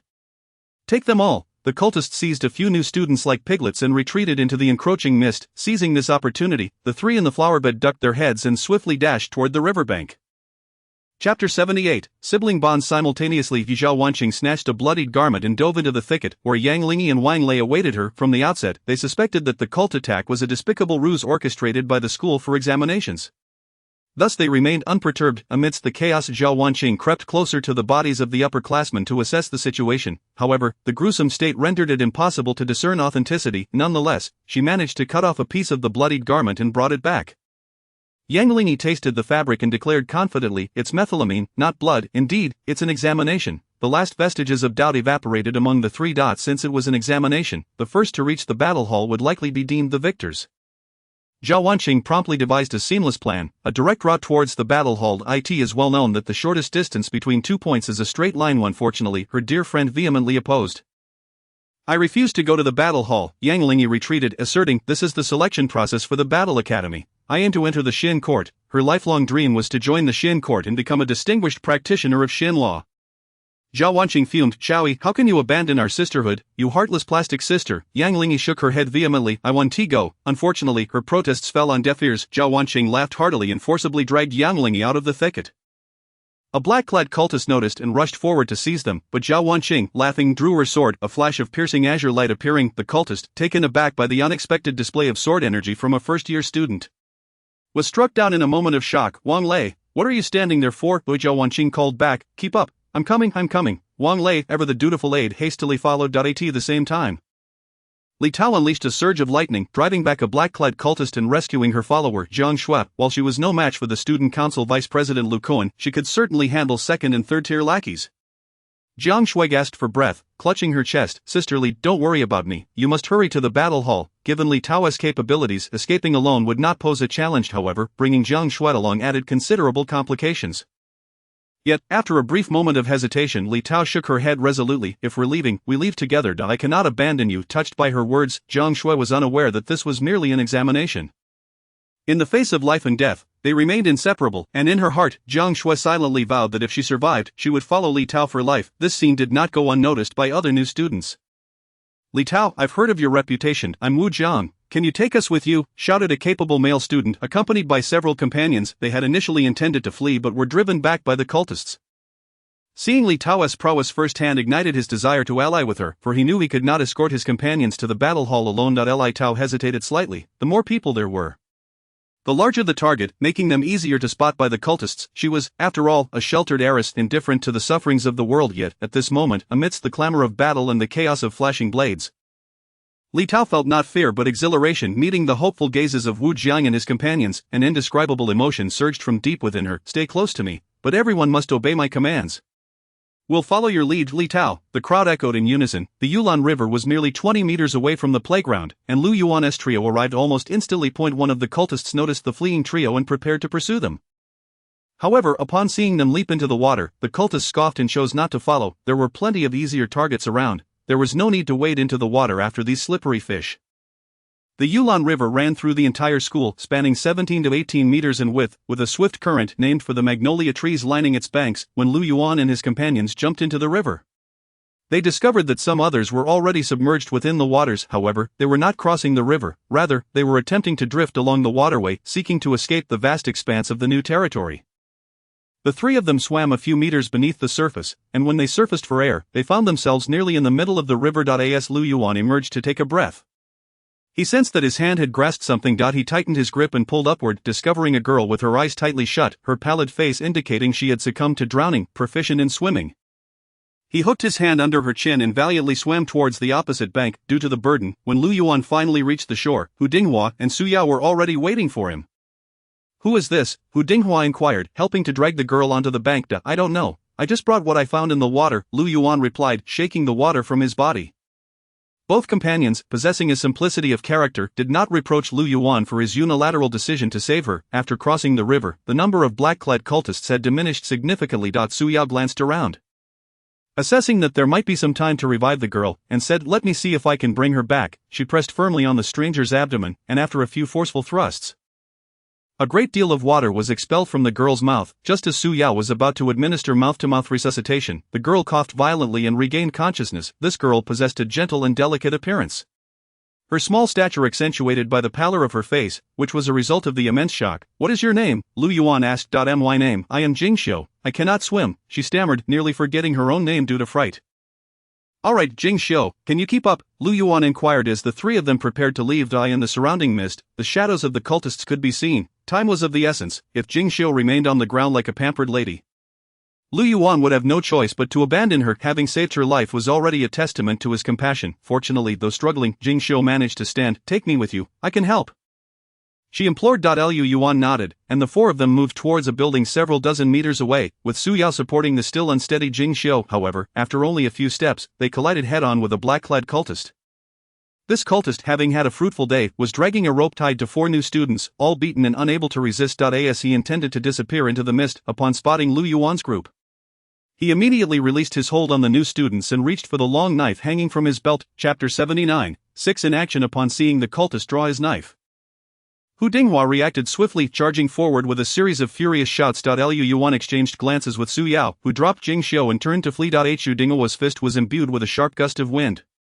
The cultist, caught off guard, attempted to block with his arm, resulting in several lacerations across his body. Seeking death, enraged, the cultist forsook his knife and raised his fist to counter Hu Dinghua's assault. A dull thud echoed as their fists collided. Although the cultist's punch left him with additional wounds, his true essence and physical strength far surpassed Hu Dinghua's. Hu Dinghua felt a deep, bone-crushing pain. Fortunately, he wore boxing gloves, or a single blow would have broken his bones. The disparity in strength was evident. The opponent possessed at least a second-tier prowess. The cultist, undeterred, pressed his advantage with another punch aimed directly at Hu Dinghua's chest. Hu Dinghua had no means to evade. However, Lu Yuan had already stepped forward, leaping in front of Hu Dinghua and crossing his arms to block the cultist's attack. Though Lu Yuan staggered back half a step, he shook his arms and resumed a defensive stance. The initial stage shield of protection proved effective, absorbing the force of the blow, though it consumed 22 spirit points of the cultist. Evidently familiar with this martial technique, sneered and remarked, "A shield of protection? I didn't expect a novice like you to cultivate it to the initial stage. I am curious to see how much essence you have left to withstand my strikes." Lu Yuan perked up at the mention of novice, realizing that such terminology was not typically used by cultists. Only seniors referred to juniors in such a manner. It seemed he was indeed dealing with an upperclassman. Nevertheless, regardless of identity, the battle at hand remained unchanged. The shield of protection was quite useful. But a first-tier cultivator could only utilize it a few times due to the immense energy cost. If each use drained 20 spirit points, it would only withstand 2 or 3 attacks at most. As an average new first-tier student possessed roughly 150 spirit points, too low an essence would result in a state of weakness. Lu Yuan, however, felt no concern, as he had the system to replenish his essence at any moment.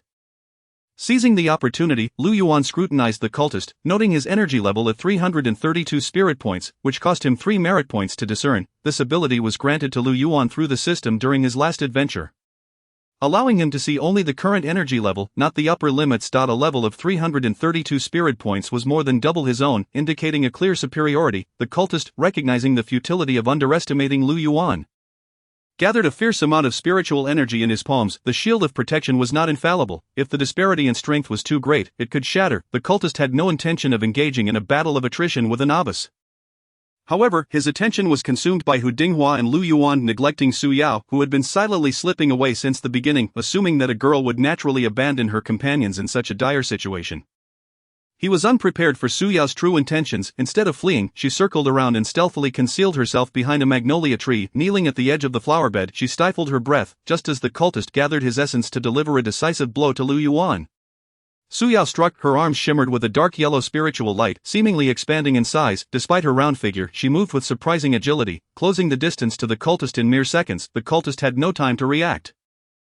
As he turned his head, Su Yao pushed both palms against his chest. With no choice, the cultist dissipated the spiritual light from his palms and braced himself against Su Yao's assault. He was not concerned. Believing that a first-tier new student would hardly pose a threat, merely wasting his opportunity to eliminate one. However, he underestimated Su Yao's true purpose. Su Yao's technique was the great strength technique, and she had put all her might into this strike. With a resounding crash, the black-clad cultist was propelled backward, flailing his limbs as he was sent flying over 30 meters, landing in the Magnolia River. Although he sustained no serious injuries, he was disoriented from the impact. The disorienting effect of Su Yao's great strength technique left the cultist struggling to regain his bearings in the water. Hu Dinghua untied the rope, and the 4 new students, who had been captured by the submerged cultist, staggered to their feet. The group of 4 exchanged little talk and continued their retreat. The 2 rescued girls expressed their gratitude towards Lu Yuan's group before hurriedly hiding in a nearby trash bin. However, the other pair, a boy and a girl, swiftly followed Lu Yuan's group. This boy and girl were none other than Zhu Huan and Chen Feiyin, who had shared fried chicken wings together just moments before at the school gate. Chen Feiyin had thought that being tied to Zhu Huan would provide some security, but she never anticipated the scale of the chaos. As soon as they crossed the river and had yet to steady themselves, they were both captured by the cultists. The group had now swelled to 6 members, making their presence somewhat conspicuous. Thankfully, the peculiar mist enveloped them, allowing them to remain undetected for the time being. They managed to slip into the vicinity of a large building, externally resembling a cafeteria. It appeared to be at a back entrance, with no windows on the first floor, only a small door. Lu Yuan pushed against it, discovering it was locked from within. I'll open the door, Su Yao volunteered, as forcefully opening doors was her specialty. Wait a moment, interjected the newly arrived Chen Feiyin, who then gracefully leapt against the outer wall several times. Landing effortlessly on the second-floor windowsill, the window isn't locked. Chen Feiyin opened a window and slipped inside. A few seconds later, with a click, she had unlocked the door from the inside. The group filed in. With Lu Yuan securing the door behind them, this was the best course of action. Had the door been broken, the cultists would undoubtedly realize there were people inside. Upon entering, they found themselves in a cafeteria. Not the dining area for students but rather the kitchen. The interior was devoid of mist, filled with various kitchenware and condiments, along with an array of ingredients, though it was unclear why the fires had not been lit today. Leaving the stoves cold, the cafeteria was eerily quiet, and for the time being, they were safe, allowing everyone to exhale in relief as they sat on the floor. Before today, they had all been model students. Who could have imagined encountering such peril on their first day? The six of them exchanged hushed conversations, gradually learning each other's names, regarding whether the cultist attack was part of an entrance examination. Chen Feiyin expressed her doubts, but the suddenness of the situation left her no time to verify, compelling her to flee for her life. After all, she could not afford to gamble her life on the correct answer. Among them, only the timid Jing Xiu was utterly bewildered, a true model student who had no inkling of the cruel realities of human nature. She had been stunned with fear from the very beginning. Why is the examination so dangerous? The Zhu complained. Those with poor psychological resilience might just perish from fright. Hu Dinghua pondered, since it's a war academy selecting candidates, simulating battlefield conditions seems reasonable, akin to a military exercise. Everyone nodded in agreement, finding Hu Dinghua's conjecture plausible. During this time, Lu Yuan scanned the spirit levels of his companions, preparing for any potential future confrontations. Hu Dinghua possessed 138 spirit points, and Su Yao had 136. Their lower levels were due to their recent exertions in battle, otherwise, they would not have fallen below the baseline for the top four. However, this would not impede their subsequent combat effectiveness. Jing Xiu had 149. Xu Huan 156, and Chen Feiyin 148. The differences among them were minimal, though it was surprising to see Zhu Huan surpassing 150 by such a margin. He appeared somewhat unsteady on his feet. Yet he was indeed a remarkable talent. Hu Dinghua frowned, massaging his right fist. After exchanging blows with the cultist, he sensed a fracture in his bones. Seeing the situation, Jing Xiu crawled over, her hands glowing with a cerulean light as they pressed against Hu Dinghua's fist. In just a moment, his pain subsided, and his brow unfurled. Thank you, he exclaimed. No, Jing Xiu shook her head repeatedly. I must thank you all. Without your assistance, I would have drowned. After a brief pause, she added, drowning is truly terrifying. I must learn how to swim. Zhu Huan reassured her. There should be seniors or even teachers monitoring. If you were truly in peril, you would likely be rescued. Zhu Huan, do not gamble with such matters. Lu Yuan interjected, rising to his feet. This place is not suitable for lingering. The group stood up, preparing to follow Lu Yuan as he departed, observing Lu Yuan discreetly take a boning knife from the rack. The others seemed to have just realized and quickly followed suit, except for Hu Dinghua, who lacked a weapon. The rest took up a kitchen knife, a gesture that was at least somewhat reassuring. Chapter 80, Tactical Discussion. Within the cafeteria, Lu Yuan held a map, occasionally pointing and discussing with Hu Dinghua. Under their guidance, the group traversed the student dining area and arrived at a side door of the cafeteria. This door was unlocked, draped with a curtain. Lu Yuan cautiously lifted the curtain slightly to peer outside. Not far off, two cultists clad in black were scanning the area with knives in hand. Further away, the mist obscured visibility. After observing for a moment, Lu Yuan quietly retreated. He signaled for everyone to step back slowly into a private booth. Once the door was closed, Lu Yuan explained, there are two cultists at the entrance. Hu Dinghua suggested, perhaps they will leave after a while. If they do not, we will be in trouble. Lu Yuan replied, according to the map, these two cultists occupy a critical position, effectively blocking our path. I believe they are specifically tasked with guarding this location, he concluded. Lu Yuan was pessimistic about this, having noticed their stance earlier. They were clearly on alert, preventing any new students from escaping. The attack appeared to have been meticulously planned. Chen Feiyin pondered for a moment before proposing, I could look for another exit. Lu Yuan expressed concern, it is too dangerous for one person. Not at all, I'm quite fast, ordinary cultists cannot catch me. Then how were you captured earlier? That person ambushed me just as I emerged from the river, Chen Feiyin replied indignantly. Lu Yuan glanced at her long legs and nodded, seemingly convinced. Chen Feiyin turned to leave the booth. Her soft-soled shoes allowing her to move with remarkable stealth, soon vanishing from earshot. The remaining five waited in silence until Jing Xiu quietly asked, can we remain hidden here? It seems no one will come. Xu Huan nodded in agreement, acknowledging the wisdom of the proposal, as it avoided unnecessary risk. He feigned nonchalance, saying, after all, this should merely be an examination. However, Su Yao and Hu Dinghua shook their heads. Su Yao objected. If this is indeed an exam, we should strive to fight. Hu Dinghua's stance was that if this were not an exam, being trapped here would lead to our total annihilation, with opinions divided yet valid on both sides. They turned to Lu Yuan for direction. Lu Yuan stated, Director Su has twice ordered us to retreat to the combat hall. There must be a reason for this, otherwise, he could have simply instructed us to hide. His declaration leaned towards supporting Hu Dinghua and Su Yao's views. Nonetheless, Zhu Huan and Jing Xiu remained silent, with information unclear. Everyone merely shared their thoughts, rendering the matter of right or wrong inconsequential. We cannot wait idly for Chen Feiyin. We must devise a plan. Lu Yuan swept the tablecloth from the booth's table, placing the map on the surface and sketching the exterior's terrain with the knife. The others gathered around. If we proceed left for about 15 meters and ascend half a flight of stairs, we will reach another building. The two cultists are positioned one behind the other there. Lu Yuan marked 2 circles on the table, representing the cultists. Hu Dinghua studied the rudimentary sketch intently, unconsciously reaching for his pocket. He felt a pressing need for a cigarette during tense moments. Especially in life and death situations, having just emerged from the water, he was completely soaked. Without my cigarettes, this is dire. Lu Yuan continued his analysis. These two cultists are not particularly formidable, they seem weaker than the one by the river. With their true essence likely around 270 or 80. We have 6 individuals. If we can separate them, we might attempt to take them down one at a time. Hu Dinghua glanced at Lu Yuan but remained silent. Zhu Huan inquired, how do you know their true essence? This was not a rebuttal. Typically one would not know their own true essence without a detection device. How could Lu Yuan be so certain about the cultist's true essence?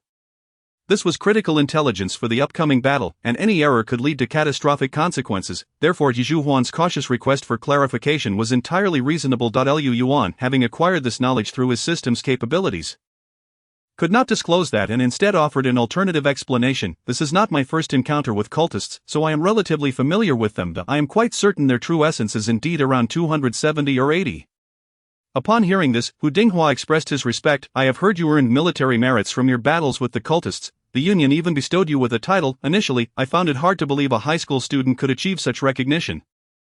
But now I do. His words served as validation for Lu Yuan. The revelation that Lu Yuan had fought cultists before and received accolades from the Union left the others in awe. Dispelling any doubts about his earlier assertions, with the enemy's numbers and strength confirmed, the 5 began strategizing their combat plan. Hu Dinghua spoke first. If they are indeed weaker than the cultist by the river, I believe I can hold my own for 3 to 5 exchanges. Though Hu Dinghua possessed decent skills, the gap in strength between him and the river cultist was vast. He had barely managed a single punch before nearly fracturing his bones. However, if the opponent was somewhat weaker, Hu Dinghua still felt confident. Lu Yuan nodded, adding, you will lead the attack. I will handle the direct confrontation as I possess a protective shield. He then continued, and just as before, Yao Go will launch a surprise attack from behind using the Great Force technique to push them against the wall. Su Yao nodded, indicating her agreement. Being struck by the Great Force technique would cause temporary disorientation, allowing Hu Dinghua to seize the opportunity to strike. After a few exchanges, they should be able to wear down a cultist. Su Yao's Great Force technique was highly effective, although its long preparation time made it easy to evade if unimpeded. Jing Xiu stepped forward, saying, if anyone gets injured, I can provide healing. After a moment's thought, she lowered her head, adding, but only for minor injuries, and I can heal at most 3 times. I feel so useless. The group smiled at her, offering no reproach, as she appeared too frail. The remaining issue was how to separate the two cultists. If both were present, Lu Yuan's team's strategy would falter. As they deliberated, Chen Feiyin slipped back in. There are 2 other exits, but both have cultists lurking nearby. Upon entering, she reported, I also took a look at the previous exit. Those 2 cultists are still wandering around, seemingly searching for something. Excellent, thank you for your hard work. Lu Yuan expressed his gratitude towards Chen Feiyin. Visibility outside is only about 10 meters. I believe I can draw one away, however, I cannot stray too far, lest I encounter other cultists. You must resolve one swiftly, Chen Feiyin stated. I can also buy some time, Zhu Huan added. My spirit technique is wind snare, which can significantly slow down their movements, then I shall be even safer. Chen Feiyin shot Zhu Huan a flirtatious glance. With the discussion concluded, the 6 did not linger any longer. Each member understood the need to act according to circumstances, and if things turned dire, they would draw the enemies towards Lu Yuan, who could withstand the onslaught. Lu Yuan concluded with instructions, but his companions did not respond. Quietly, they crept towards the exit, and Chen Feiyin flexed her long legs. Taking a deep breath, she declared, I'm off. Zhu Huan, remember to support me. Zhu Huan gave her an assuring gesture, and Chen Feiyin swiftly darted out. Her legs shimmered with a faint light, propelling her at incredible speed. And in the blink of an eye, she had passed the 2 cultists. Who goes there? One cultist shouted, drawing his knife and pursuing her, while the other remained behind, cursing under his breath. However, he did not have time to utter many words before Lu Yuan and the others charged towards him. Ah, just in time. The remaining cultist exuded confidence. As Lu Yuan and the other 4 rushed towards him, he did not call for his companion but instead stood boldly, waiting. Like the others, he had a long knife hanging from his waist. Yet he made no move to use it. Instead, he raised his arms, glowing with spirit light, demonstrating confidence in his martial prowess. Hu Dinghua was the first to engage. His fist sliced through the air towards the cultist's face. The cultist did not evade or block, rather he struck first with a palm aimed at Hu Dinghua's chest. This palm possessed tremendous force and speed. Hu Dinghua dared not take it head-on, gritting his teeth as he altered his fist's trajectory to block the blow. The collision produced a resounding thud. The cultist remained unscathed, while Hu Dinghua staggered backward, absorbing the impact. The disparity in strength was glaring, yet Hu Dinghua did not feel disheartened. Instead, he was elated, just as Lu Yuan had said. This cultist was indeed not as formidable as the one by the river. His fist only ached slightly, not having been completely overwhelmed. At that moment, Lu Yuan stepped in to take Hu Dinghua's place. Positioning himself in front of the cultist struck again, and Lu Yuan raised his arms to block. This time, it was far easier. The block cost him only 19 points of true essence. Lu Yuan promptly replenished his essence using the system. Noticing Lu Yuan retreating only half a step, completely unharmed, the cultist's lips moved as if he intended to speak. Hu Dinghua did not afford him an opportunity. Instead, preparing to deliver a powerful punch aimed at his chin, the cultist could only raise his hand to defend. The two displayed a remarkable synergy. Lu Yuan stood firm as an immovable mountain while Hu Dinghua seized the moment to strike from behind Lu Yuan. The cultist found it impossible to breach Lu Yuan's defense, yet could not completely disregard the fierce wind generated by Hu Dinghua's punches. As the exchanges continued, several wounds adorned the cultist's body. This opponent was proving troublesome. The cultist spat vehemently and resolved to deal with Hu Dinghua first. With his defenses wide open, he disregarded Lu Yuan and forcefully struck toward Hu Dinghua. Such an opportunity was not to be missed by Su Yao. She executed a powerful strike aimed at the cultist's abdomen from the side. Bang! The cultist was sent flying, crashing violently against the granite wall, which trembled upon impact. Dazed and disoriented, the cultist struggled to regain his senses. However, Lu Yuan and the others would not allow such a chance to slip away. Hu Dinghua unleashed 3 fervent punches, each aimed at critical points. The cultist, caught off guard and unable to summon his true essence in time, was soon spitting blood from the force of the blows. Lu Yuan and Su Yao, not remaining idle, wielded kitchen knives in a frenzied assault, slashing wildly at the cultist's face. Though the knives were forged from ordinary iron and lacked significant power, they were more than sufficient to draw blood. The cultist howled in agony as a surge of pale red spiritual light enveloped him. Sensing impending danger, Lu Yuan shouted, "Retreat!" Hu Dinghua and Su Yao, still reveling in their assault, immediately followed Lu Yuan's command and fled with a resounding roar. The cultist unleashed a cataclysmic explosion of true essence. This attack was formidable, as the essence transformed into pure force, sweeping away everything in the vicinity. The concrete floor beneath the cultist cracked with numerous fissures, and the granite wall bore several scars. Only due to Lu Yuan and his companions' timely retreat did they escape relatively unscathed. Merely tossed about by the residual shockwave. In stark contrast, the cultist was faring much worse. Several wounds bled profusely, and blood trickled from the corner of his mouth. "I will kill you," the cultist bellowed as he regained his composure. Launching a frenzied assault on Lu Yuan with his iron fists, fueled by rage, each punch radiated with spiritual light, delivering a tremendous amount of pressure upon Lu Yuan. Although the initial level protective shield mitigated some damage, it could not fully absorb it. A considerable portion of the force from the cultist's punches was endured by Lu Yuan, despite the true essence being replenishable. After enduring a barrage of blows, Lu Yuan felt as though his insides were in turmoil, blood spilling from his mouth. Lu Yuan stepped back. "Let me take over," Hu Dinghua exclaimed in alarm, but he continued to rain down punches on the cultist. Yet it seemed the cultist had fixated on Lu Yuan, determined to bring him down even if it meant enduring further strikes from Hu Dinghua. Wiping the blood from his lips, Lu Yuan replied, "I am fine, I can hold on a little longer." With that, he resumed his defensive stance. Yet, at that moment, the cultist halted his relentless pursuit. His true essence had been severely depleted. The earlier attack had taken a significant toll. Furthermore, Lu Yuan's endurance was causing him to feel uncertain. The protective shield Lu Yuan employed was familiar to the cultist. Logically, a novice should not be able to withstand so many of his punches. "How much true essence do you possess?" the cultist inquired. "Guess," Lu Yuan retorted with a cold smile. Su Yao. At that moment, Su Yao successfully summoned a tremendous force and aimed it toward the cultist's body. "That trick 1T worked twice," the cultist scoffed, preparing to evade with a swift movement. He had not noticed the initial attack and believed it impossible for Su Yao to catch him off guard a second time. However, at that very instant, Lu Yuan suddenly lunged forward, embracing the cultist tightly. The cultist was taken aback, repeatedly slamming his palms against Lu Yuan's back. Lu Yuan, though battered, refused to release his grip, seeing Su Yao closing in. The cultist, in a desperate bid, twisted his body, using Lu Yuan as a shield against Su Yao's approach. Su Yao, unable to halt her momentum, struck Lu Yuan instead. Bang! Both Lu Yuan and the cultist were thrown into the air. Crashing violently against the wall, the cultist's decision to use Lu Yuan as a shield proved to be a grave error, for the tremendous force technique lacked any true damaging ability. Instead, they were both slammed against the wall. And the cultist became nothing more than a cushion for Lu Yuan. With a thunderous crash, the cultist's vision blurred with stars, yet Lu Yuan did not release his hold. He tightly grasped the cultist's arms. Roaring, "Hurry, finish him off!" Chapter 81. Hiding as Lu Yuan entangled the enemy, Hu Dinghua rushed in, delivering a flurry of punches. Su Yao, not to be outdone, swung her kitchen knife wildly, blood splattering onto her face, giving her the appearance of a deranged killer mid-attack. Lu Yuan controlled the situation, while Hu Dinghua and Su Yao unleashed their maximum potential upon the cultist, despite being a second-tier cultivator with more than double the true essence of Lu Yuan and his companions.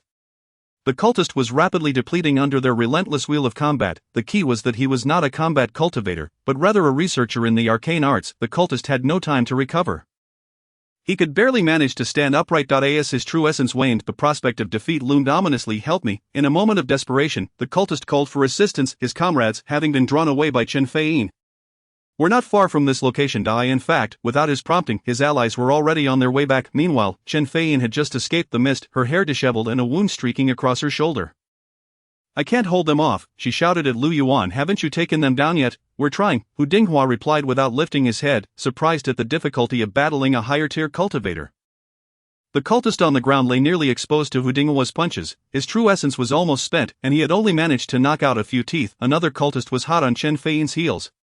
Wielding a large knife, Chen Feiyin had led him around the canteen, and his frustration was palpable. Although Chen Feiyin was swift, she was still a tier lower, and as the chase dragged on, she began to slow down. Suffering injuries in the process, nowhere to run, in a mere half-second, he burst from the mist, aiming a lethal strike at Chen Feiyin's back. Hearing the rush of wind behind her, Chen Feiyin instinctively turned. Her heart racing, spotting the unavoidable blade, she screamed in terror. "Zhu Huan, save me!" Whoosh! A rope of condensed wind streaked through the air, swiftly entangling the cultist's legs, causing him to stumble and nearly fall. It was unclear where Zhu Huan had concealed himself to launch such a timely attack. Though his wind trap was quick, its strength was minimal, allowing the cultist to break free after a couple of attempts. However, Chen Feiyin seized this opportunity to escape to the rear of Lu Yuan and Hu Dinghua. Sensing the arrival of the cultist's reinforcements, Lu Yuan and his companions cautiously retreated, leaving behind the nearly defeated cultist. In truth, retreating was inevitable. Hu Dinghua's hands were bloodied yet still could not bring down the opponent. Nevertheless, the returning cultist had not anticipated that his comrade would nearly be defeated in his brief absence. He did not immediately attack Lu Yuan and the others. Instead, he helped his fallen partner to his feet. Lu Yuan and his companions made no effort to intervene. They too needed to regain their strength. Among them, Lu Yuan bore the brunt of the damage, feeling as though his chest bones were shattered. Jing Xiu placed her hands on Lu Yuan's back, her azure spiritual light flickering, providing him with much-needed relief. Meanwhile, the returning cultist retrieved a pill and pressed it against his fallen ally's abdomen, visibly halting the bleeding from his wounds. Lu Yuan had seen similar pills before. Back during the college entrance examination, Jiying had used one to treat him. After the treatment, the fallen cultist struggled to rise. Standing shoulder to shoulder with his companion, immediately, Lu Yuan and the others went on high alert, yet bitterness lingered in their mouths. Following the fierce battle, their true essence was nearly depleted. Another round would likely leave half of them incapacitated. Nevertheless, they stood resolutely together, unwilling to retreat. Even Zhu Huan, who had been hidden, stepped forth from the shadows. To everyone's surprise, the cultists did not press their attack further. The two cultists exchanged glances, then slowly retreated, ultimately vanishing into the mist. Lu Yuan and Hu Dinghua exchanged a glance. Was this a chance for mercy? They certainly had no intention of pursuing. They immediately darted into the adjacent building. The structure bore a sign reading Student Activity Center. Its purpose unclear. The entrance was adorned with several glass doors, and this time, there was no need for Chen Feiyin to unlock them. The doors were unlatched. One by one, they entered, traversing the front hall before arriving in a spacious conference room, complete with a stage adorned with various musical instruments. As they hurried along, they exchanged thoughts. Those two must have been seniors. They probably backed off due to their comrades' severe injuries. One mused, will we be resented by the seniors in the future? Hu Dinghua contemplated. By the way, you performed exceptionally well. The opponent was a second-tier cultivator, and you nearly took him down. Zhu Huan remarked. He had been busy supporting Chen Feiyin and had not witnessed the arduous battle firsthand. Hu Dinghua chuckled, then sighed. It was mainly Lu Yuan's strength that allowed him to withstand so many blows. Otherwise, I would have been down for the count long ago, having recovered significantly from Jing Xiu's healing. Lu Yuan interjected, everyone was remarkable. Our teamwork enabled us to triumph over two second-tier cultivators. Unconsciously, everyone straightened their chests with a sense of pride. 6 first-tier cultivators had successfully fended off two second-tier ones. They felt a small measure of triumph. As Lu Yuan had pointed out, each person had played an irreplaceable role in the battle. This was a victory for the team. They surveyed their surroundings, searching for potential surveillance cameras. Since this entrance examination aimed to select candidates, surely their exceptional performance had caught the organizers' attention. Students, after all, cared about their results. As they traversed the conference room and entered a corridor through a side door, the signs on either side proclaimed the names of various offices, a printing room, a supply room, and a lending room, suggesting that the lives of the monk students were not merely a monotonous pursuit of cultivation. It appeared they engaged in a diverse array of activities. As they passed the storage room, Yuan suddenly leapt a few steps ahead and gestured for silence to everyone. There were individuals inside. He silently indicated to the group. Yuan nodded and led everyone to circumvent the door. Inside, there might be cultists or perhaps newly admitted students hiding away. At such a moment, Lu Yuan preferred to avoid unnecessary complications. There was no need to mention the cultists, and if it were indeed new students, they might be well hidden and not require any assistance. They softened their footsteps and bypassed the storage room's entrance, preparing to exit through a small door at the end of the corridor. According to the general layout in the map booklet, once they exited this building, they would find themselves on the mountain path at the back, with less than 300 meters remaining to their destination, the battle hall. To their surprise, just as they passed, the door of the storage room swung open of its own accord. The group turned back, on guard. A short but sturdy new student emerged, brandishing a long spear in his hand. Upon seeing Lu Yuan and the others appeared to be new students, he breathed a sigh of relief. "I heard you talking. Take me with you." This individual was named Huang Benqi, sporting a buzz cut that lent him a robust appearance, and the long spear he held was a relic from his injured veteran father. This detail mirrored Hu Dinghua perfectly. After the chaos on the playground, Huang Benqi had fled with the crowd. Coming from a military family, he had undergone rigorous training from a young age, allowing him to maintain his composure amidst the turmoil and quickly find a safe hiding place. He was certainly aware of the necessity to seek out companions, as one's abilities were ultimately limited when alone. In the battlefield, lacking allies would lead to certain doom. He had quietly observed the outside from his concealed position, and although several groups had passed, he had remained silent. Only when Lu Yuan's group came by did he perceive them as trustworthy enough to request inclusion, with a combat-ready individual joining, equipped with a legitimate weapon. There were no objections from the others. With Hu Dinghua as the sole primary output, an additional member would certainly alleviate their earlier fatigue. The group swelled to 7 members. Upon reaching the end of the corridor, they found a pair of double doors secured with a small lock. This time, Chen Feiyin did not need to open the door. The newly joined Huang Benqi, eager to prove his worth, kicked the door open with a resounding crash that echoed within. The others frowned, somewhat displeased with his impulsiveness, yet since it did not attract the attention of cultists, they decided to overlook it. Once outside the activity center, they walked a short distance and found their surroundings opening up.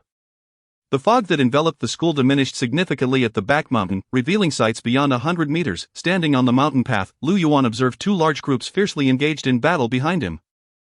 One party comprised new students, a throng of over 100, led by Li Tao. True to her reputation as the top student at Guanghua, she had managed to assemble such a formidable force.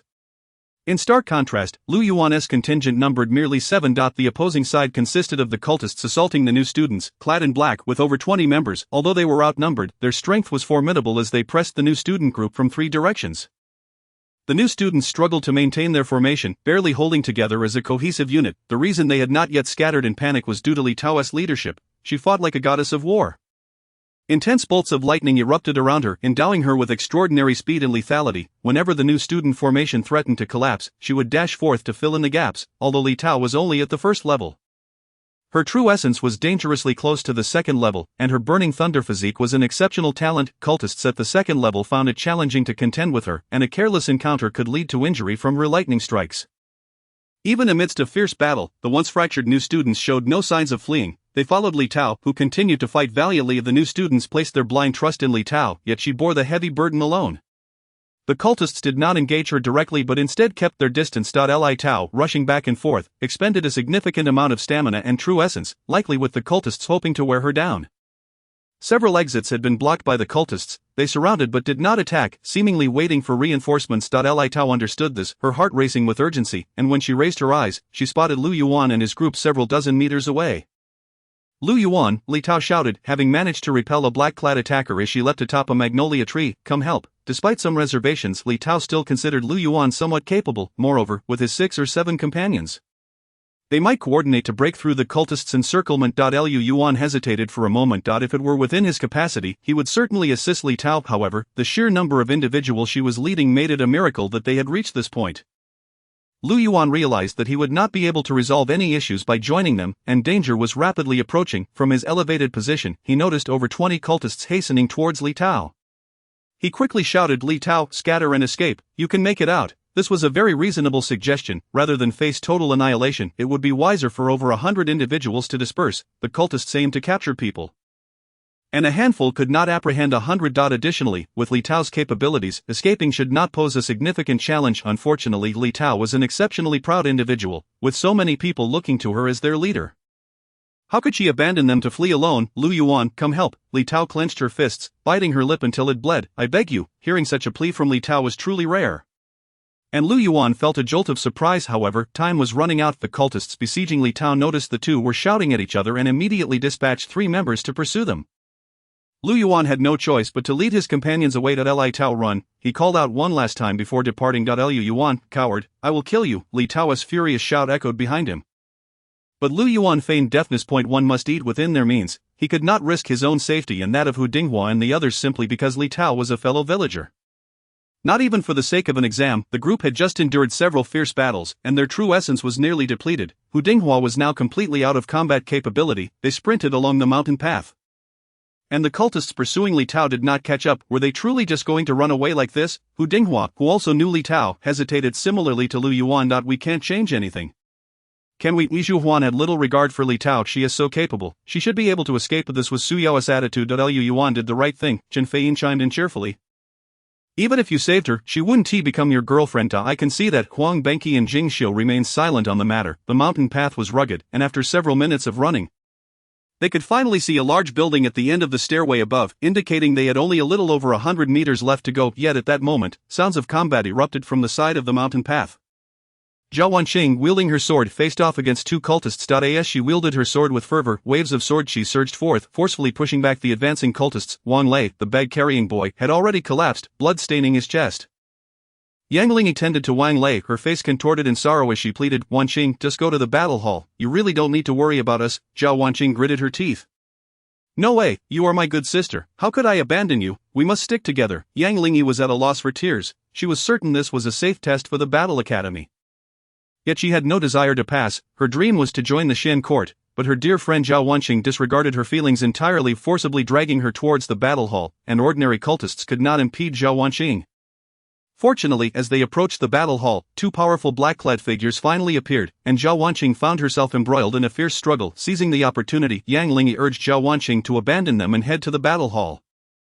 To Yang Ling, these 2 black-clad figures felt like family. Zhao Wanqing, however, refused to allow anyone to take her dear friend away, yet she knew it would be difficult to overcome the 2 black-clad figures. Just then, Lu Yuan and his group passed by, and Zhao Wanqing brightly waved, "Hey there, handsome, could you come lend a hand?" The 2 cultists also noticed Lu Yuan and the others approaching and shook their heads in resignation. Stepping aside, they lacked confidence in defeating Zhao Wanqing alone. "Impressive," Lu Yuan and the others exclaimed, momentarily halting their steps. This woman's prowess was likely on par with Li Tao's. However, it seemed her true essence was running low. Huang Benqi spoke up, and everyone noticed Zhao Wanqing's sword chi weakening and her complexion growing increasingly pale. She had been enduring for the sake of Yang Ling. "Should we help?" Hu Dinghua inquired, echoing the sentiments of the group. If they did not intervene, they were mere steps away from their destination, yet none among them were the type to stand idly by in the face of danger. The situation with Li Tao had been unavoidable, but now, with 2 cultists, they could make a stand. All eyes turned to Lu Yuan, awaiting his decision. Lu Yuan scrutinized the 2 black-clad figures, noting their true essence levels hovering around 350. Stronger than the one they had encountered by the riverside, and there were 2 of them. He glanced back at the battle hall, now within reach, and gritted his teeth, declaring, "Let us give it a shot. Listen to my commands, Chen Feiyin and Hu Dinghua, take the girl with glasses. Su Yao, carry the boy. Everyone retreat towards the battle hall immediately. I'll hold them off." Lu Yuan quickly orchestrated the plan. Hu Dinghua and Su Yao were already too drained to continue fighting. Although Zhu Huan and Huang Benqi still possessed some strength, the opponent's true essence was overwhelmingly high, making it certain that they could not prevail in combat and could only rely on their protective shields for defense. Their companions surged over the mountain path toward the fray, a move that took both sides by surprise. Lu Yuan and Huang Benqi positioned themselves on either side of Zhao Wanqing, while the remaining members hastily lifted 2 injured comrades and retreated towards the battle hall. "I am Zhao Wanqing," she exclaimed, her gaze unwavering as she fixed it upon the cultists, standing shoulder to shoulder with Lu Yuan. "Thank you for your assistance." The 2 men in black exchanged glances. Realizing it was impossible to capture everyone. At least leave one of the cultists shouted as he raised his fist, followed closely by another who fall back. Lu Yuan shouted, brandishing his protective shield to confront the two assailants. A punch and a kick struck him, causing him to spit blood, confirming that these adversaries were indeed far stronger than the one outside the cafeteria. Nevertheless, Lu Yuan was propelled upward by the force of the blows. Soaring over 10 meters, aligning with the advancing team, the cultists pressed forward. Zhao Wanqing executed a sweeping strike with her sword, unleashing a wave of sword energy. The black-clad men deftly evaded, but in doing so, they forfeited an opportunity to attack. One of them leaped into the air, attempting to deliver a downward kick aimed squarely at Lu Yuan's face. Zhu Huan, from behind, shot forth a gust of wind that entangled the assailant's legs. Thrown off balance, the black-clad man tumbled down the steps, rolling several times. The one who had narrowly avoided the sword energy charged forward again, just as Lu Yuan prepared to take the hit. Behind him, Huang Benqi launched his ancestral spear. The spear, imbued with tremendous force and radiant energy, made the black-clad man hesitate to confront it head-on, forcing him to dodge unexpectedly. The spear executed a peculiar twist in mid-air, striking the cultist and sending him tumbling off the mountain path. The remaining cultist broke free from the wind entanglement and, in a fit of rage, hurled a punch at Lu Yuan, with no time for others to intervene. Zhao Wanqing hastily released another wave of sword energy. However, her true essence was nearly depleted, and this feeble attack was effortlessly shattered by the cultist's punch. The punch continued unabated, crashing into Lu Yuan's chest before he could even raise a guard. Blood erupted from Lu Yuan's mouth once more. Humph, protective shield, let's see how many more punches you can take. The black-clad man unleashed a flurry of strikes, Lu Yuan's true essence dwindling rapidly, even more so than he could replenish. In this dire situation, Zhao Wanqing, unable to summon any more sword energy, resorted to hacking at the cultist with her sword, providing Lu Yuan a brief reprieve. A fallback. Lu Yuan's mind was consumed with a singular thought: retreat to the battle hall. As for whether they would be saved afterward or whether this was merely a test, he could no longer contemplate. He didn't even have a moment to glance back at the battle hall. Another kick came hurtling towards him, and despair filled Lu Yuan's heart. Although he could still augment his true essence, the injuries he had sustained were grave. If he absorbed this kick, it could spell the end for him. Zhao Wanqing, sensing the imminent danger, swung her sword for protection, only to be intercepted by another black-clad man. In a critical moment, Hu Dinghua charged from behind, landing a punch on the cultist's leg. A sickening crack echoed as the cultist's bone shattered. While Hu Dinghua's right fist twisted unnaturally, yet Lu Yuan managed to evade the strike. Hu Dinghua flashed a smile at Lu Yuan, a grimace more akin to a frown. Fallback. The three stumbled backward. But the black-clad man launched another punch, this time targeting Hu Dinghua. Lu Yuan, regaining a modicum of strength, intercepted the punch, only to be sent flying several meters. Dogskin plaster. The black-clad man roared in fury, pursuing Lu Yuan with another punch, yet was suddenly blocked by Zhu Huan and Huang Benqi, who had rushed in to defend. Both were immediately wounded and rolled away, while Zhao Wanqing hoisted one of them, and Lu Yuan lifted the other. As they continued to retreat, the black-clad man charged again, and with Zhu Huan in his grasp, Lu Yuan found himself with nowhere to evade. To compound his misfortune, his retreating foot caught on something, and he fell backward onto the ground, taking Zhao Wanqing and Zhu Huan down with him. As he stared at the ever-enlarging fist before him, Lu Yuan thought, "This is the end." His eyes fixated on the fist, yet it remained suspended in the air, not descending. The pursuing cultist withdrew his fist, offered a slight bow, and turned away in silence. The other followed suit. Lu Yuan and his companions lay on the ground, momentarily stunned, and once they regained their senses, they found themselves in a brightly lit hall. The obstacle that had caused their fall was the threshold of the hall. They had finally reached the battle hall. The hall was an imposing edifice with a vaulted ceiling soaring over 10 meters high. Sturdy, unadorned stone pillars supported the roof, giving the space the aura of a temple.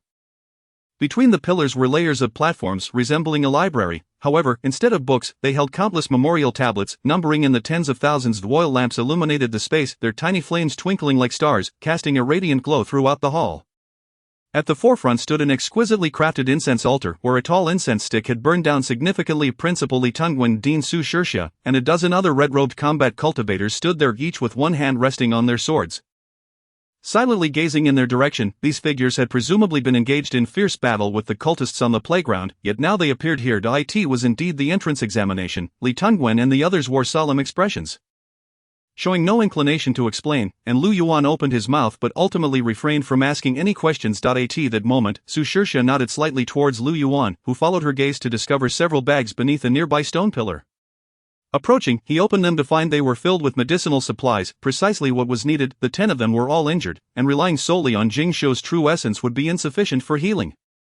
However, with the ready-made medicines, Jing Xiu instantly perked up. These were all medicinal powders that inherently had healing properties, and with Jing Xiu's assistance using a small amount of spiritual power, they could provide immediate relief.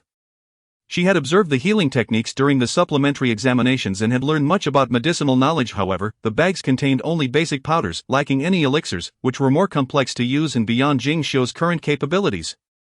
After her treatment, the companions finally escaped the clutches of death, and Lu Yuan coughed up several mouthfuls of foul blood, finally regaining his breath. In the midst of the healing process, the sounds of a chaotic battle erupted from outside the hall.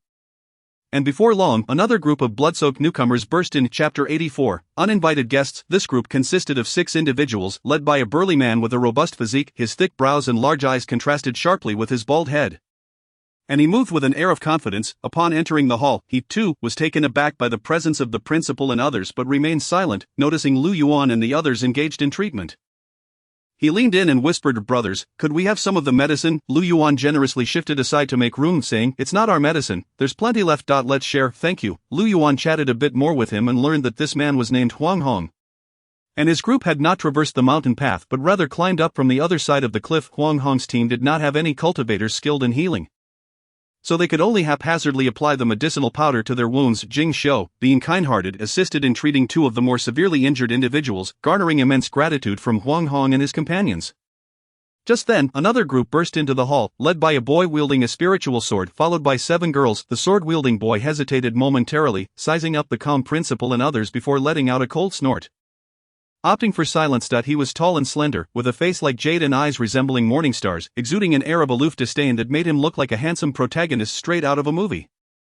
Jing Xiu, Su Yao, and Chen Fei gazed at him with starry eyes, noticing the numerous deep wounds on his body. Lu Yuan kindly advised, "Brother, there's medicine here." The boy cast a sidelong glance at Lu Yuan, huffed dismissively, and stepped aside, declining to approach for the medicine. Lu Yuan was bewildered. What was with the attitude when he was merely offering help? Reactions from the others were polarized. The girls were starry-eyed, exclaiming, "Wow, he's so handsome." Huang Hong spat in disdain, retorting, "Pretty boy, what are you posing for?" His response echoed the sentiments of the other boys, but Huang Hong's insult incited the anger of the 7 girls accompanying the handsome youth.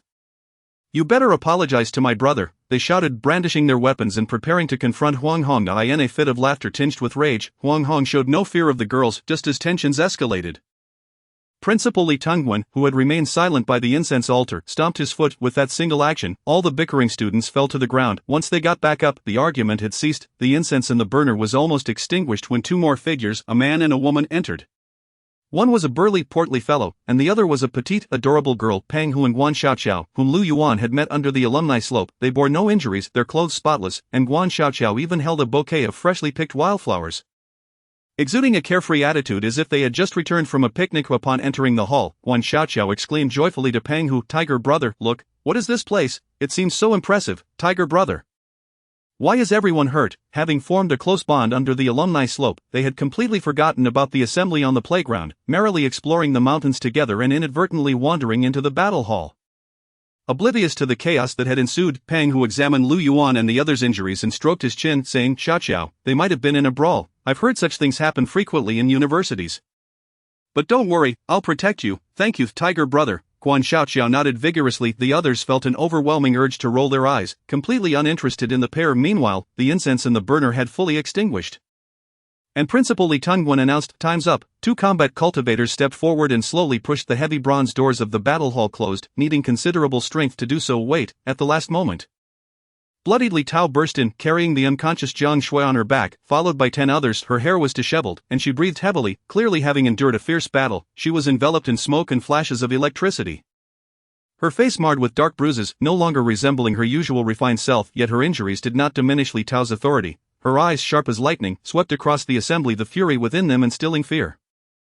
Upon sighting Lu Yuan, Li Tao set aside Jiang Shui and rose to her feet, striding purposefully towards him. Lu Yuan sensed the impending confrontation with a heavy heart. He silently activated his protective shield, maximizing its strength.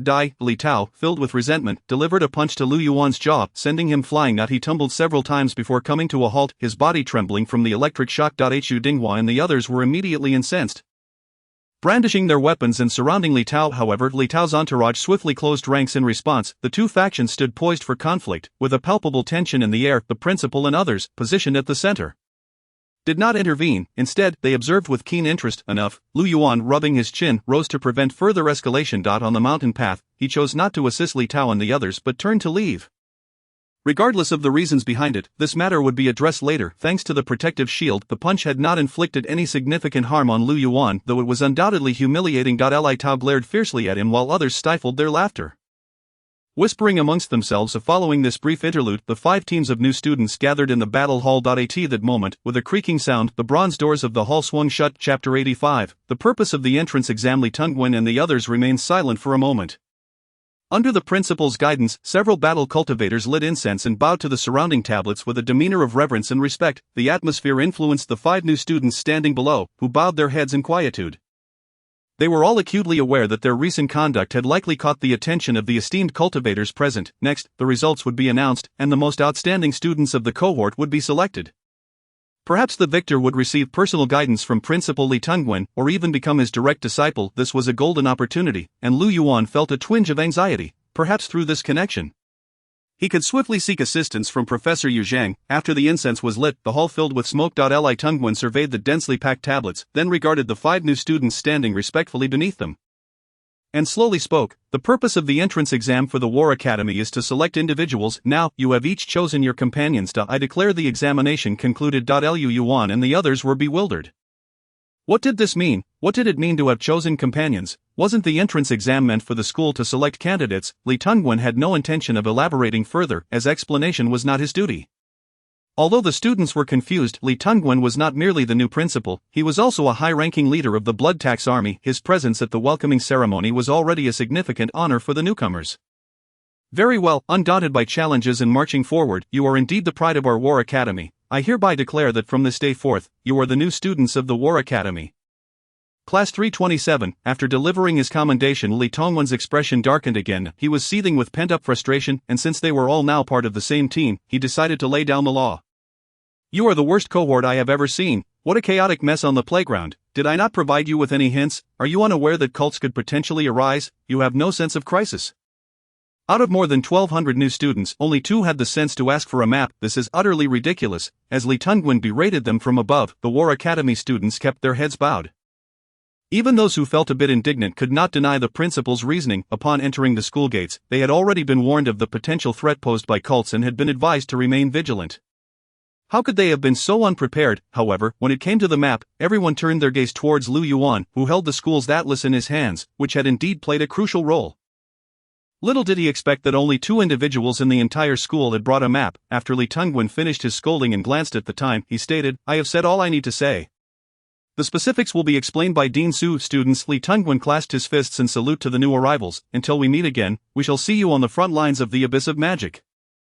With that, he departed without waiting for a response, his robes billowing behind him, leaving no room for further discussion. The 2 battle cultivators at the entrance opened the doors for him, accompanying him as he exited. What a busy man he was. Once the disturbances ceased, Dean Su Shirsha began to elucidate the details of the situation to the new students. His demeanor was composed and gentle, making him more suited for this role compared to the irascible Li Tengwen.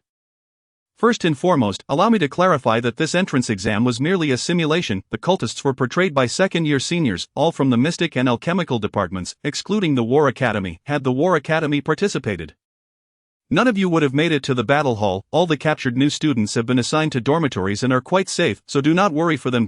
And the seniors who were cut down on the playground were mere puppets provided by the alchemical department. The entrance exam is essentially a drill, albeit with a rather realistic faade. Asc spoke. Su Shirsha and several battle cultivator teachers erupted into laughter. The new students joined in, though internally they were filled with exasperation. Is this what you call realistic? Many were scared to the point of wetting themselves, although Lu Yuan and Hu Dinghua had suspected it was an exam from the very beginning. They were still on edge throughout the ordeal. Lu Yuan couldn't fathom why the entrance exam had to be so elaborate. No wonder Ji Ying had been grinning mischievously when discussing it. Clearly, there was no good news. Lu Yuan was not alone in his confusion. Everyone shared similar sentiments. What was the purpose of staging such a grand spectacle? Surely it was not merely for the amusement of witnessing the new students' misfortunes. Su Shirsha noticed the puzzled expressions on their faces, which was precisely why he remained there. You may not fully grasp the significance of the entrance exam, so let me enlighten you. This exam serves 3 purposes: division into departments, Classification into classes and designation of class leaders. Chapter 86. We have many teachers' division into departments of this entrance exam will identify those among the more than 1,200 newcomers who can reach the battle hall within the allotted time. They will be classified as members of the War Academy. Classification into classes. Su Shirsha smiled as he surveyed the new students. You must have already familiarized yourselves with your classmates. Yes, this statement was rather perplexing. When had any class divisions occurred, Lu Yuan glanced around at his companions, and they exchanged looks of confusion. However, as they continued to observe, realization dawned upon them. Jing Xiu clasped her mouth in astonishment.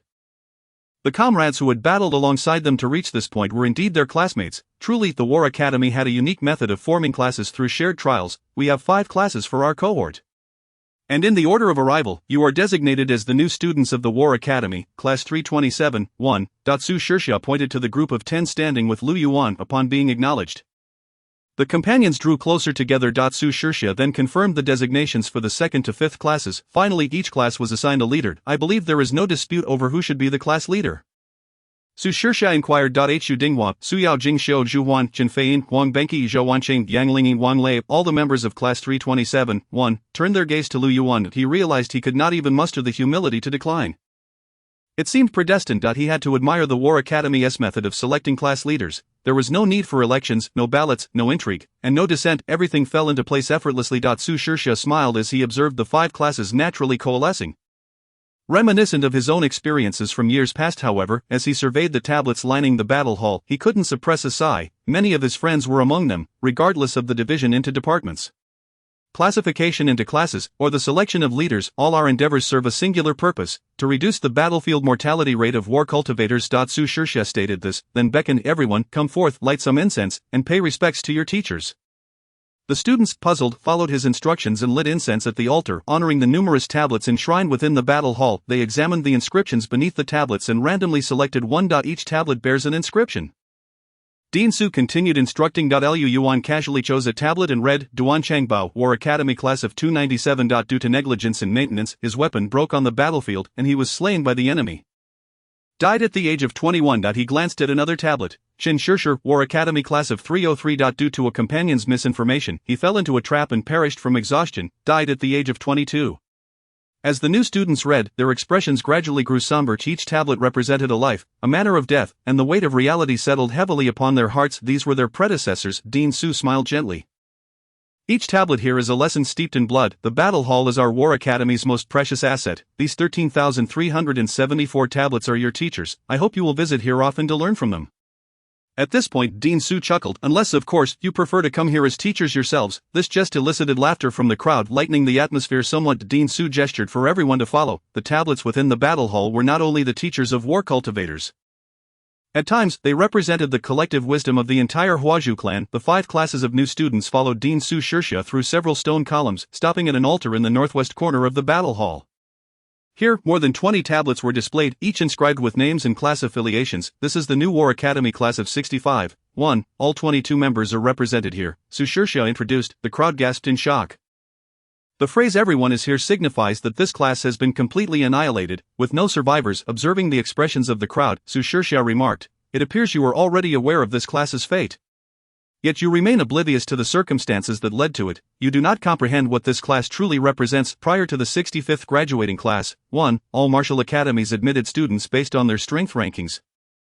The entrance examination was essentially a contest of prowess, where the most formidable individuals were selected to join the academy. Simple and straightforward. However, during the 65th year, due to extraordinary circumstances, several top-tier martial universities suspended their admissions, resulting in the 22 students of the 65th class, 1, being the most powerful and talented young individuals of an entire generation within the Huazhu community. Not only did the new academy, but the entire martial alliance also harbored high hopes for these young scholars. The finest mentors took turns guiding them, and they were provided with an abundance of resources. The martial alliance aspired to mold this class into the spearhead of the Huazhu.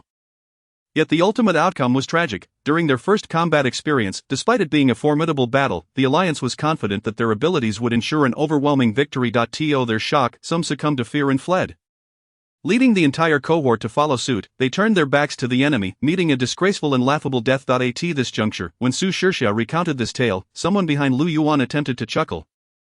But the absurdity of the situation rendered them unable to do so. The humor was far too grim. Many recalled the scene on the playground today, where numerous individuals were so frightened that they wet their pants and cried for their mothers.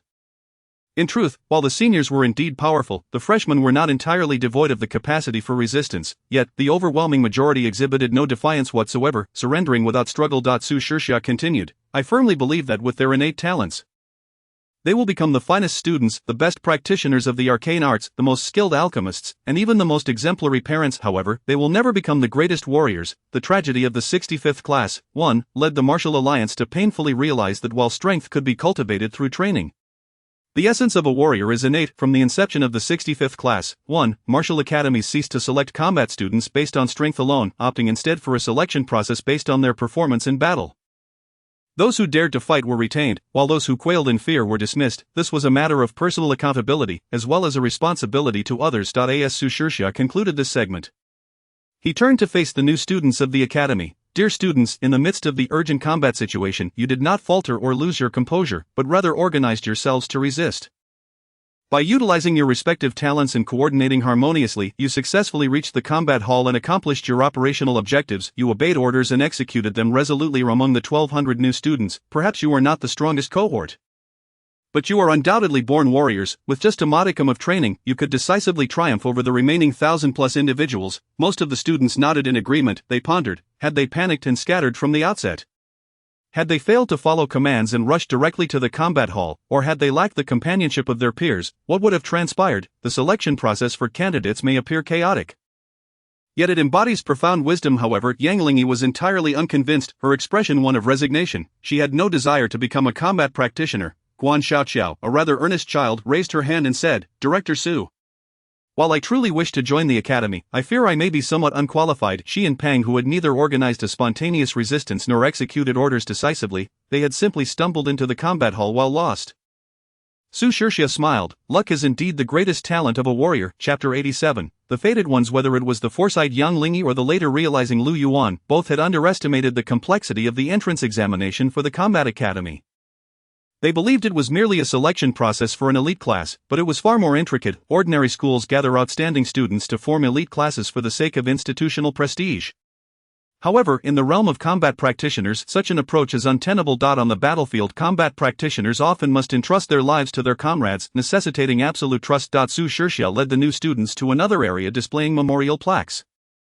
This time, the students, having gained experience, noted that the inscription read 132nd class, 1. Predictably, this too was a class that had been completely wiped out. Old Su recounted the story of this class, even among those who were natural-born warriors. Isolation on the battlefield could lead to dire consequences. On the battlefield, the importance of comrades who share life and death is paramount. The new Combat Academy's 132nd class, 1, stands as the first counterexample. Comprising 15 members, this class was selected from among the strongest 15 students of the academy, all of whom were born warriors. At that time, they were referred to as the All-God class, prior to the 132nd class, 1. Each cohort would assemble a class of the strongest individuals under the same designation. The martial alliance's rationale was straightforward: to gather the most powerful practitioners from the combat ranks to form a synergistic unit capable of accomplishing seemingly impossible tasks. Yet, in reality, the efficacy of the All-God class was lamentably poor, culminating in the tragic annihilation of the 132nd class, 1. Su Shixia posed a question: can anyone guess how this class met its demise? Li Tao tentatively ventured an answer. Her injuries had healed considerably, yet her voice remained subdued. Was it because the enemy was stronger? Su Shixia chuckled softly. The enemy did not even engage. The crowd, puzzled, awaited the revelation. Su Shixia uncovered the truth. They fell into infighting on the battlefield, mutually annihilating one another while the enemy merely observed. The new students gasped in disbelief. How could infighting occur in the face of a formidable adversary? Were these individuals truly so lacking in sense? It was inconceivable, wasn't it? Yet, let us not forget that each of them bore the title of the strongest. Who among them would yield to the others? Their animosity towards their comrades even eclipsed their hatred for the enemy, such as human nature. As he spoke, he glanced at Li Tao. Su Shixia then continued onward, leading everyone to the plaques of several subsequent classes. On the battlefield, the only truly important and trustworthy entities are one's comrades. However, it must be candidly acknowledged that determining how to allocate companions and teams for combat practitioners has perplexed the martial alliance for generations. Following the 132nd class, 1, the Alliance made numerous attempts to refine their selection methods for combat teams. For instance, they began to configure teams based not on strength but on function. Some members would be tasked with offense, others with reconnaissance, and still others with healing. Psychological assessments were also employed to group individuals with compatible temperaments, yet the outcomes were consistently unsatisfactory, with various conflicts erupting within teams. The classes you have observed are prime examples of the failure of these schemes. It was not until the 289th class that the Alliance proposed a nearly resigned solution. If every selection method seemed flawed, it would be better to return the power of choosing companions to the students themselves. This strategy ultimately succeeded. From the 289th class onward, the survival rate of combat practitioners on the battlefield significantly improved. This encapsulates the core objective of the entrance examination. Su Shirsha turned to the new students. You will select your companions and establish a battle team based on trust. Lu Yuan and his companions exchanged incredulous glances. They hardly knew each other's names yet. Could this truly work? Su Shirsha continued. Dear students, now take a moment to observe your classmates. Remember what I am about to say. Your coming together today is no mere coincidence of fate. You have chosen one another. You are drawn together by some shared quality. Do not doubt it. The individuals standing beside you are indeed the right ones. From this day forth, they will not only be your classmates and companions but also your family.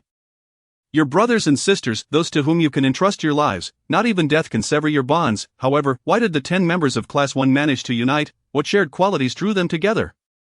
Lu Yuan had always been skeptical of such fatalistic assertions. Therefore, after leaving the combat hall, he took it upon himself to inquire about his companions' interests. Naturally, their preferences varied widely, yet a singular theme emerged: an insatiable love for food. How splendid! Lu Yuan covered his face, finally convinced that fate had destined him to be the class leader of this group of gluttons. Zhao Wanqing, noticing his reaction, asked with curiosity, Class leader, what's wrong? Why are you covering your face? What do you like to eat? Lu Yuan replied, Congratulations, everyone, you love to eat, and I happen to be a chef. What could be more fitting than 9 food lovers electing a chef as their class leader? Chapter 88, Dormitory Assignments. In the combat hall, Director Su Shirsha addressed a few other matters and announced that all new students in the academy would have a week to rest. After this period, they would embark on a 2-week military training exercise in the Northern Territories. This entrance examination was akin to a high-intensity combat operation. According to military protocol, a recovery period must follow any operation to restore combat readiness. The students from the other 2 academies, however, were not afforded such luxury. Not being military personnel, they were required to prepare for classes starting the very next day. After Director Su departed, the senior students from the student council guided each class to their respective dormitories. The one leading Lu Yuan's class was a semi-familiar face, Lu Koan, the vice president of the student council. He had been stationed at the entrance to assist new students with check-ins. So they had exchanged a few impressions throughout the journey to the dormitories. This vice president chuckled to himself, offering no commentary. The entrance examination's great escape was a hallmark of the martial academy. With upperclassmen who had not participated lurking in the shadows to witness the new students' misfortunes, the sight of their disarray naturally left the newcomers feeling discontent. Lu Yuan stepped forward and said, Senior, why not just tell us where the dormitory is? We can find our way there ourselves. I believe classmate 5th require your assistance more urgently. Class 5 is the class of Li Tao. Lu Koan, recalling the irritable demeanor of his junior, slightly restrained his smile. He patted Lu Yuan on the shoulder and offered words of comfort. Junior, take it easy. We all went through this. Next year, you too will find amusement in the misfortunes of the new students. Upon hearing this, the entire Class 1 expressed their agreement. After enduring so much hardship and embarrassment today, it was indeed quite unsatisfactory. Yet, contemplating that next year it would be others' turn to suffer, they found the situation rather delightful. Truly, humanity possesses a penchant for mutual suffering. Where is the dormitory? Zhu Huan inquired. Lu Kuan led Class 1 through the back mountain for quite some time, completely veering away from the direction of the new university buildings. We're almost there. You will definitely not be disappointed. Although entry into the Battle Academy is quite challenging, there are indeed some perks. The group soon discovered what Lu Koan meant by the so-called benefits of the Battle Academy. After traversing the mountain path for 10 minutes and rounding a hill, they entered a picturesque valley. Scattered throughout the valley were traditional residences, each steeped in antiquity, hidden amidst lush and varied flora. At first glance, there appeared to be no fewer than dozens of these dwellings. Each residence bore a different exterior. Some were evidently inhabited, while others had long been abandoned, their roofs caved in. Lu Koan guided Class 1 to a residence halfway up the mountain. This estate spanned several acres, consisting of 3 courtyards with front and back yards. The grand door, once adorned with copper nails, was now entirely covered in verdigris. Several creeping vines had entwined themselves around the door panel. Lu Koan exerted some effort to push the door open, and with a creak, dust cascaded down from the doorframe. Though a bit dilapidated, it retained a certain charm. After a bit of tidying up, Lu Koan introduced, "This estate will be yours from now on. Initially, Lu Yuan felt rather discontented with this long-neglected residence. He certainly did not want his classmates to reside in such a decrepit place. However, Lu Kuan's subsequent words ignited a spark of hope within him. "Wait a moment, Lu Gu, when you say it will be ours, what do you mean?" "It means literally what it says," Lu Kuan replied, perplexed. "Are we allowed to live here until graduation?" Lu Yuan pressed on. "No, you can stay as long as you wish." Seeing the enthusiasm in Lu Yuan's eyes, Lu Kuan sighed and continued, "Let me clarify. The ownership of the estate will always belong to the school. But Class 1 has an indefinite right to use it. The school will reclaim it only when every member of Class 1 relinquishes it. Is that clear?" "Understood." Lu Yuan felt an exhilarating rush. In his previous life, owning a home was the ultimate dream for many, himself included. Now, the school had directly bestowed upon them a residence for permanent occupancy, a 3-courtyard estate complete with front and backyards. Such a place could only be afforded by the wealthiest landowners. No mere detached villa could compare. The new university truly was magnificent. Oh, by the way, here, Lu Kuan handed a bank card to Lu Yuan. "This is your class's public account. Each month, the school will deposit 100,000 for your activities. If you desire more, you will need to earn it yourselves. Individual salaries will be deposited into each student's card separately from the collective funds." "We have salaries," Su Yao inquired. "Upon entering the battle academy, you assume the identity of a soldier, hence you will undoubtedly receive a salary. However, as you are still trainees, your monthly base salary will be approximately 5,000. Having brought everyone to their destination, Lu Kuan felt his task was nearly complete. He reminded Lu Yuan to collect supplies from the school the following day and prepared to leave. Before departing, Lu Kuan noticed that Class 1 was eagerly surveying the estate and suddenly smirked. "I think you seem to have forgotten something." "What? Where are your belongings?" Although Su Shixia and other school leaders conjured countless reasonable justifications for the entrance examination debacle, the undeniable truth remained: they had devised a means to torment the new students. All of their luggage had been discarded amidst the chaos on the playground. In their frantic escape, who had the presence of mind to carry heavy suitcases? Amidst the chaos of blades and trampling, suitcases were strewn everywhere. The new students who were not selected for the battle academy were fortunate. After being captured by upperclassmen, they were quickly returned to the playground to retrieve their belongings. However, those who reached the battle hall were met with a grim fate. They had lost far too much time. By the time Lu Yuan and his companions hastily arrived at the playground, it was too late. Across the playground lay more than 20 unclaimed suitcases, with Huang Huakai from Class 2 rummaging through them. Spotting Lu Yuan, Huang Huakai complained, "These aren't our suitcases. The people ahead must have taken the wrong ones." The members of Class 1 rushed over, clinging to their last shred of hope in search of their luggage, yet only Jing Xiu and Huang Benqi managed to locate their suitcases. Lu Yuan cursed under his breath. Not only did his suitcase contain his ancestral soup spoon, but it also held the sweater his mother had painstakingly knitted. The thought of losing it left him restless. If someone took the wrong suitcase, I'll post a notice tomorrow. I should be able to retrieve it. Su Yao consoled him. Many suitcases looked alike, so it was not uncommon to mix them up. Lu Yuan nodded, realizing it was the only option for now. He couldn't very well search through each dormitory one by one. Such behavior would be rather impolite. Zhao Wanqing shouted angrily on the playground, lamenting that her suitcase contained her favorite clothes. A senior onlooker chuckled. "Junior, you discarded your luggage yourself. No one forced you to do it, right? Remember, once you enter the battlefield, don't casually abandon your logistical supplies. This is the first lesson of the Battle Academy." Class 1 was left speechless by the retort. "And what are we having for dinner?" Zhu Huan posed a crucial question. The residence assigned to them was clearly in disrepair, and while they had yet to explore, it was evident that there would be no food inside. The school's canteen had completely shut down, and there were no convenience stores nearby. Were they to spend the night hungry? "Let us inquire," Chen Feiyin suggested, approaching the students who were casually strolling nearby. She tidied her hair, showcasing her feminine charm. Alas, her usual charm seemed to have faltered today. The onlookers laughed, stating that the school had already distributed boxed meals, and they had arrived too late. There was nothing left to eat. Among the crowd were both upperclassmen and new students, all watching the commotion surrounding the new students of the Battle Academy with folded arms. It was no wonder they harbored animosity. After all, they were all the ones who had been rejected. While entering the Battle Academy may be perilous, it afforded the privilege of residing in grand estates, luxurious homes that were the envy of many. The other two Academy students were relegated to ordinary 4-person dormitories. Moreover, Battle Academy students received salaries in the same school. The disparity in treatment was stark. It was impossible not to feel envious. "Why don't we check outside the school? There might be a restaurant," Hu Dinghua proposed. However, this suggestion was not particularly feasible. New University was quite distant from the commercial district, and the group had not noticed any shops along the way. Furthermore, with nightfall approaching, they had no way of knowing how long their journey would take. As they deliberated on the matter, all eyes gradually turned to Lu Yuan. The first test of his leadership as class president had arrived. Let us see how the resourceful Lu Yuan would manage in this predicament. Chapter 89. foraging for food. The kitchen of Class 1's grand estate was utterly bare, save for a solitary frying pan. With a frying pan, Lu Yuan knew he could devise a plan. "Don't worry, I'll figure out dinner," Lu Yuan instructed everyone, "and for now gather your belongings and head back." At that moment, the other classes from the Battle Academy were also belatedly searching for their luggage. And Lu Yuan wished to avoid any encounter with Li Tao. He commanded everyone to depart, but just before leaving, Zhu Huan suddenly dashed to the other side of the playground and picked up a suitcase. Lu Yuan scolded Zhu Huan, "Do not take someone else's belongings." The suitcase that Zhu Huan had picked up strangely seemed familiar to Lu Yuan. "This is my suitcase," Zhu Huan defended, noting the identical color. All right, let us go." The group made their way back along the mountain path to their residence, taking over half an hour to arrive. Even at a brisk pace, New University was indeed vast in the main hall of the estate. The companions set down their luggage and immediately felt utterly exhausted. The main hall featured beautifully carved wooden doors, yet the glass panes were shattered and peeling, replaced by cobwebs. A few wooden sofas and armchairs were present, along with a bamboo coffee table, all coated in dust. Weeds stubbornly sprouted in the cracks of the blue brick floor. "We can't rest just yet. We haven't eaten." Lu Yuan clapped his hands to rally everyone. "Class president, there is nothing to eat here," the diminutive Wang Lei remarked. He had just checked the back courtyard. One side of the rear hall contained a kitchen, which did have a stove, but the pot had a large hole in it. "Heaven knows how long it has been since anyone lived here. Perhaps we should wait until tomorrow morning to head into town for supplies. It's just one night, we can endure," Zhao Wanqing suggested.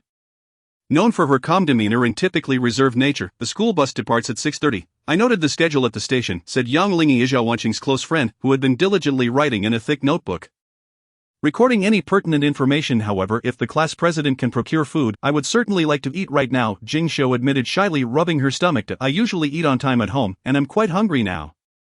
"We must eat." Failing to secure a meal would be the greatest insult to Lu Yuan. At that moment, two individuals returned from outside, Wu Dinghua and Huang Benqi, each cradling a large handful of unripe, dark green peaches in their clothing. "There is a peach orchard outside. We picked some, although they aren't tea ripe, they should be edible." The group glanced at the color of the peaches, suddenly feeling an uncomfortable pang in their mouths. Unless one is utterly famished, few would be inclined to try. "Good things should be preserved." Lu Yuan's eyes sparkled with excitement. Noticing that everyone had gathered, he led them to the courtyard. This area once boasted a rockery and a pond, but now the pond lay parched, overrun with weeds. Lu Yuan plucked two wild grasses from the ground and presented them to the group. "Are you familiar with these two types of grass?" he inquired. The others exchanged glances, for they were all the elite, seldom paying heed to the weeds beneath their feet. Only Yang Lingyi adjusted her glasses to examine them closely. "This is Schizonepida, and this should be alfalfa."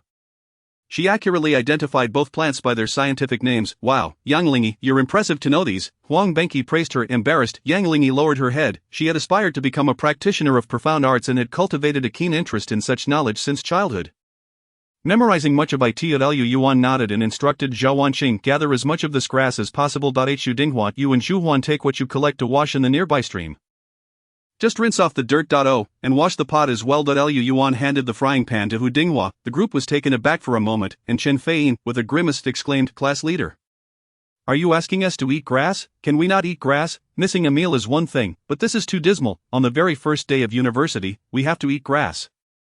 A chorus of complaints erupted. Who could have anticipated that the newly appointed class leader's solution for sustenance involved foraging for grass? What was the difference between eating grass and eating dirt? Hu Dinghua offered a conciliatory suggestion. "How about Zhu Huan and I see if we can catch some fish in the river? Grilled fish can be quite delicious." "Humph." Lu Yuan remained silent, disdainfully glaring at them.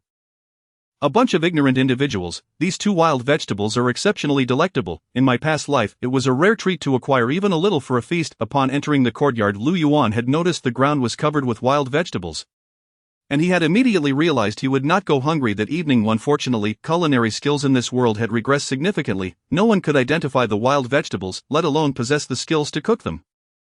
"Hurry, do you still wish to eat?" Lu Yuan asserted his authority as class leader, and the group had no choice but to comply. Generally, Lu Yuan was a gentle person, but when it came to food, his authority was particularly commanding, and none dared to oppose him. As dusk fell, the students squatted in the courtyard, foraging. Lacking baskets, they placed the collected wild vegetables on nearby clothing. Once they had filled a bundle, they passed it to Hu Dinghua to wash in the stream. Lu Yuan joined in the foraging. At this moment, the sun hung low, casting a warm glow over the verdant woods and distant mountains. After a day of fierce struggles, the atmosphere was now so serene. Lu Yuan couldn't help but recall the exquisite verses from the Book of Songs about foraging for wild vegetables. "Where can one find the fragrant grass? Behind the trees, I wish to seek my dear, to ease my heart's pain. What did you say, class leader? Jin Feiyin inquired with a smile. Oh, nothing, merely a casual reflection, Lu Yuan replied. The others continued gathering vegetables. But Yang Lingyi, standing behind, set down the wild plants in her hands, gazing at Lu Yuan in surprise. She quickly grabbed her notebook to jot down his earlier words, after a flurry of activity for half an hour. When the sun had fully set, Class 1 had amassed over 20 pounds of wild vegetables. These naturally grown plants from the mountains were extraordinarily lush, and even Lu Yuan, an exceptionally discerning cook, was satisfied with their appearance. In the back kitchen of the courtyard, Lu Yuan began the cooking process. The dilapidated residence had no electricity, enveloped in darkness, while Hu Dinghua used a lighter to ignite some dry grass for illumination. However, Lu Yuan swiftly conjured a ball of spiritual fire, providing just enough light for the kitchen to be manageable. All of Class 1 crowded into the kitchen, watching their class leader at work. With nothing else to do, they were curious about how Lu Yuan would handle the freshly foraged wild vegetables. Lu Yuan set the frying pan over the spiritual fire, holding a freshly carved wooden spatula. Pondering for a moment, although wild vegetables are delightful, they typically require copious amounts of oil and salt for proper preparation. Otherwise, they remain bitter and their flavor is greatly diminished. However, Lu Yuan had neither salt nor oil at his disposal. In such a situation, preparing wild vegetables demands exceptional culinary skills, something an ordinary cook would struggle to achieve. Yet this was Lu Yuan, and the more challenging the task, the more it ignited his sense of adventure. Chapter 90, Stir-fried wild vegetables. Among the 8 major culinary traditions, only one technique suited the current predicament: Hui cuisine. Hui cuisine has a particular principle: vegetables do not require oil, not because Hui chefs refuse to use it, but because they take full advantage of the inherent oils within the vegetables themselves. This necessitates the incorporation of one or more high-fat vegetables when stir-frying. Lu Yuan lacked such vegetables, yet he had a bag of peaches.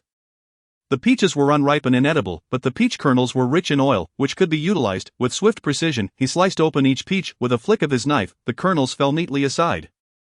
The knife had been borrowed from the school kitchen, but unfortunately, in the heat of the moment, he had not thought to grab any seasonings, a miscalculation. Lu Yuan's knife skills drew exclamations of awe from the onlooking classmates. Zhu Huan, leaning casually against the wall, commented, "Class leader, did you practice knife skills before?" 3 students in Class 1 had trained in weaponry: Hu Dinghua with his boxing gloves, Huang Benqi with his spear, and Zhao Wanqing with her sword. All 3 hailed from military families, so it was not surprising they possessed some inherited skills, leading everyone to assume Lu Yuan was the same. Surely he had practiced. Lu Yuan smiled as he crushed the peach kernels with pride, declaring, "At my peak, I could julienne 5 pounds of potatoes in a minute, each piece perfectly uniform in length and thickness." The group exchanged glances.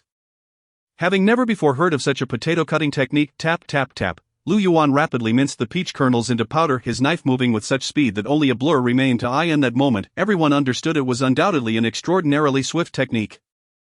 The spiritual fire blazed fiercely for a few seconds in the pan, and once it was sufficiently heated, Lu Yuan deftly poured in a generous handful of the crushed powder, stir-frying it over high heat.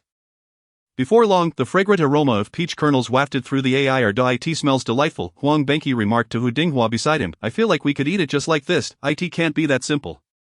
Otherwise, the class leader wouldn't have us gather so much grass," Hu Dinghua replied. Lu Yuan continued to stir-fry over high heat, steam rising from the pan as moisture evaporated from the peach kernels.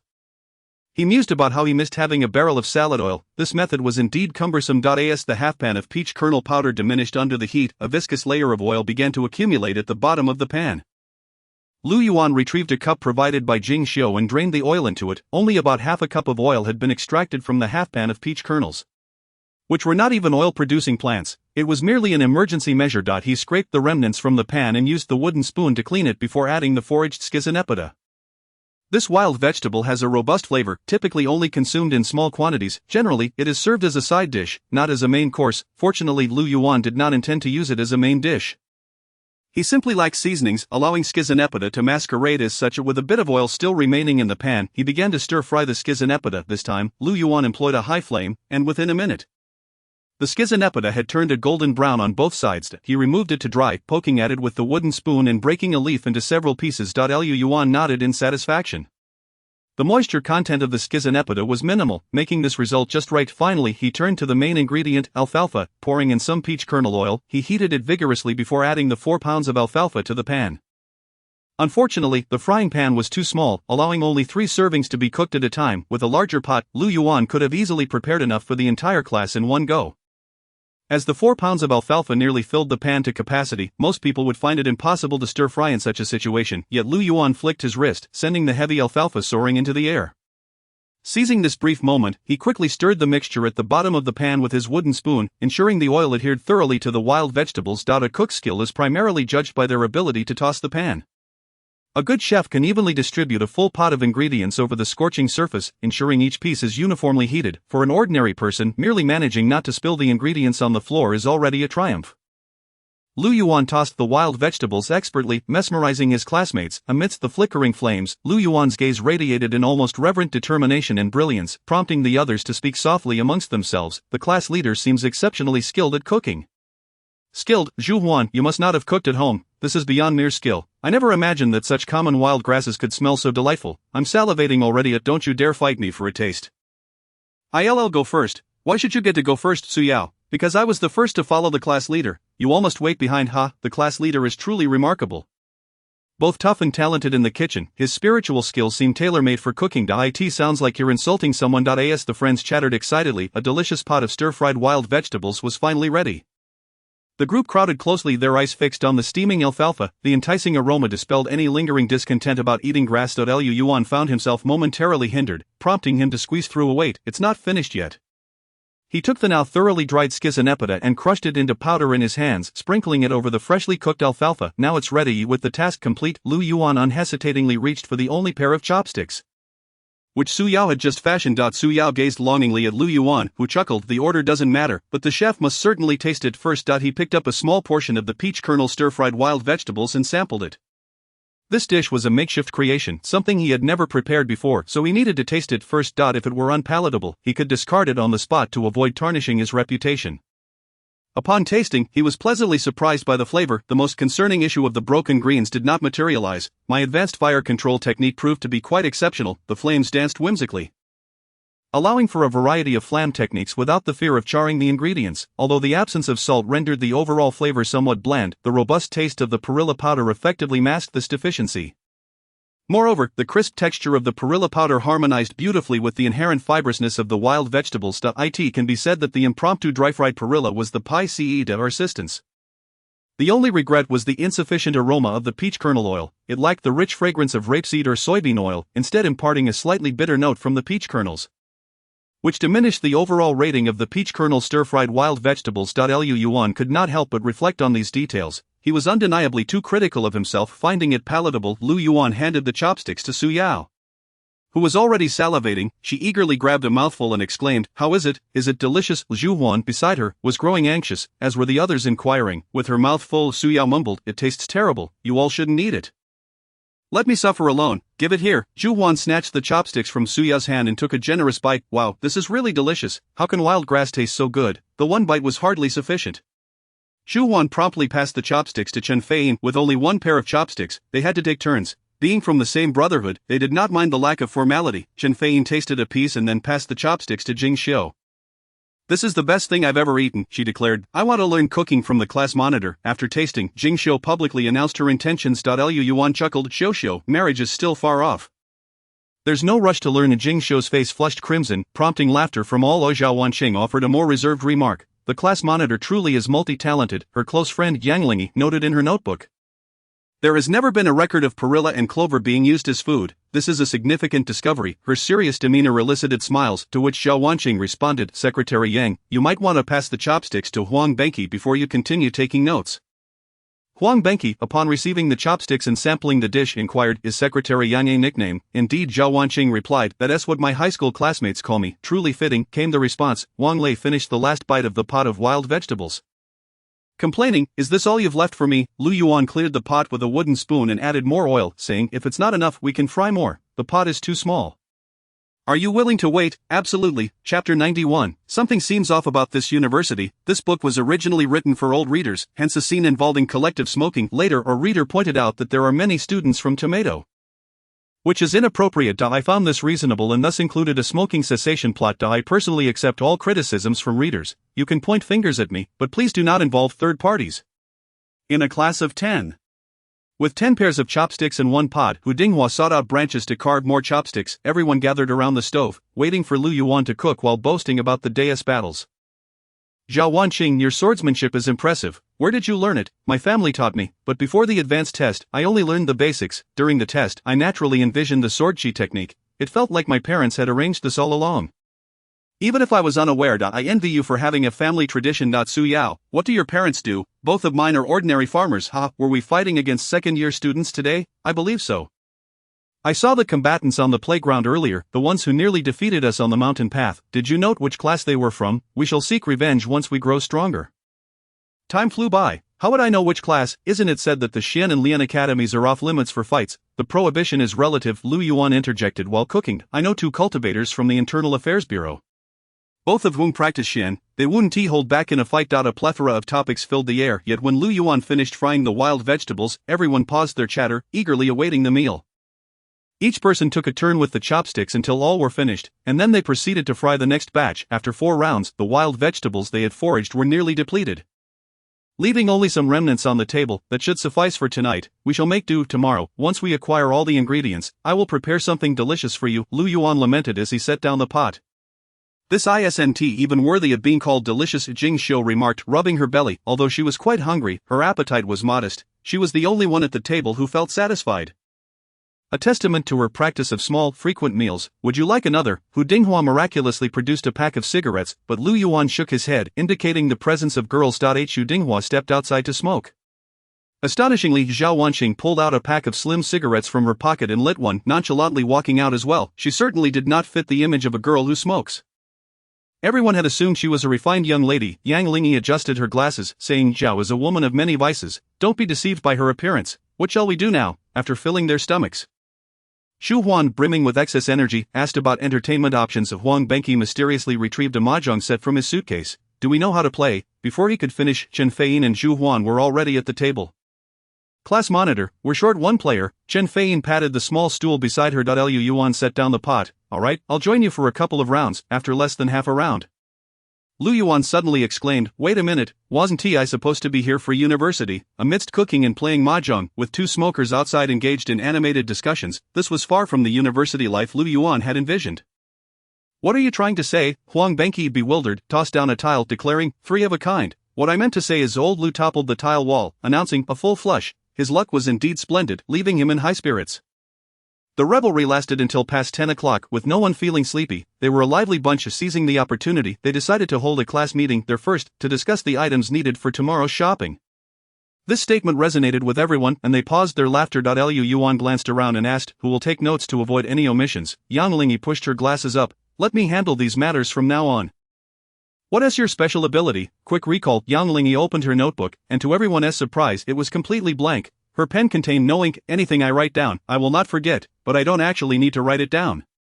Just the act of taking notes suffices. Such a remarkable ability, Lu Yuan praised. The secretary certainly lives up to her title. Recording was indeed necessary, as the list of items to purchase was quite extensive. First and foremost, a complete set of cooking utensils was essential. Lu Yuan had had enough of the shabby pot at hand. This pot was inadequate, with a small capacity and a thin base, severely limiting his culinary prowess. He meticulously detailed the shapes, sizes, and specifics of various pots, bowls, and utensils. Although it was tedious, everyone listened attentively, for Lu Yuan promised to prepare delicious meals for them. Even the peach kernel stir-fried wild vegetables were not regarded as particularly delicious.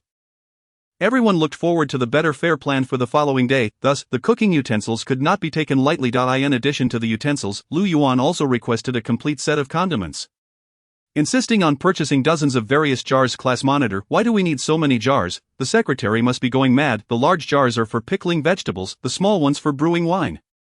Any problems with that? We can brew wine too. The group was taken aback, and Huang Benqi exclaimed, adoptive father. Then he added, we need a freezer and 2 large refrigerators. We must prepare ample supplies for 10 people. Class monitor Zhu Huan hesitated. We really don't need to go through all this trouble. We can eat at the school cafeteria tomorrow. Cafeteria.heh. Lu Yuan chuckled. You know what, maybe I should just stop cooking altogether.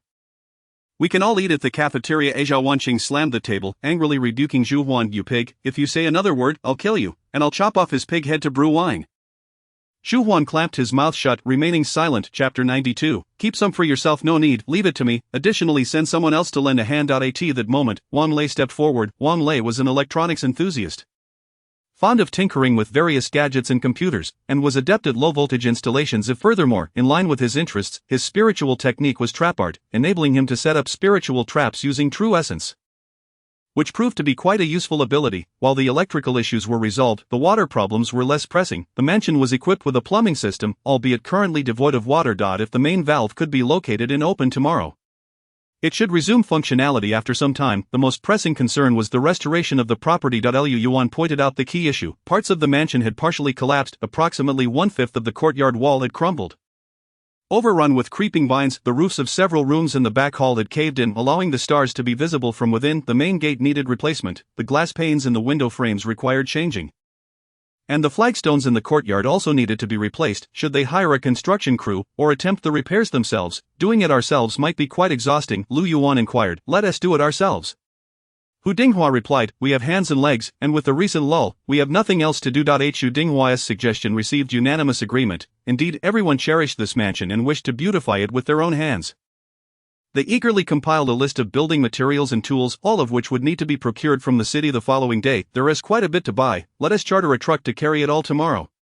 It won't cost much, someone suggested. That is a good proposal, otherwise, even with many hands, we wouldn't be able to transport everything back. It seemed there was a path leading from the back gate of the school to this place.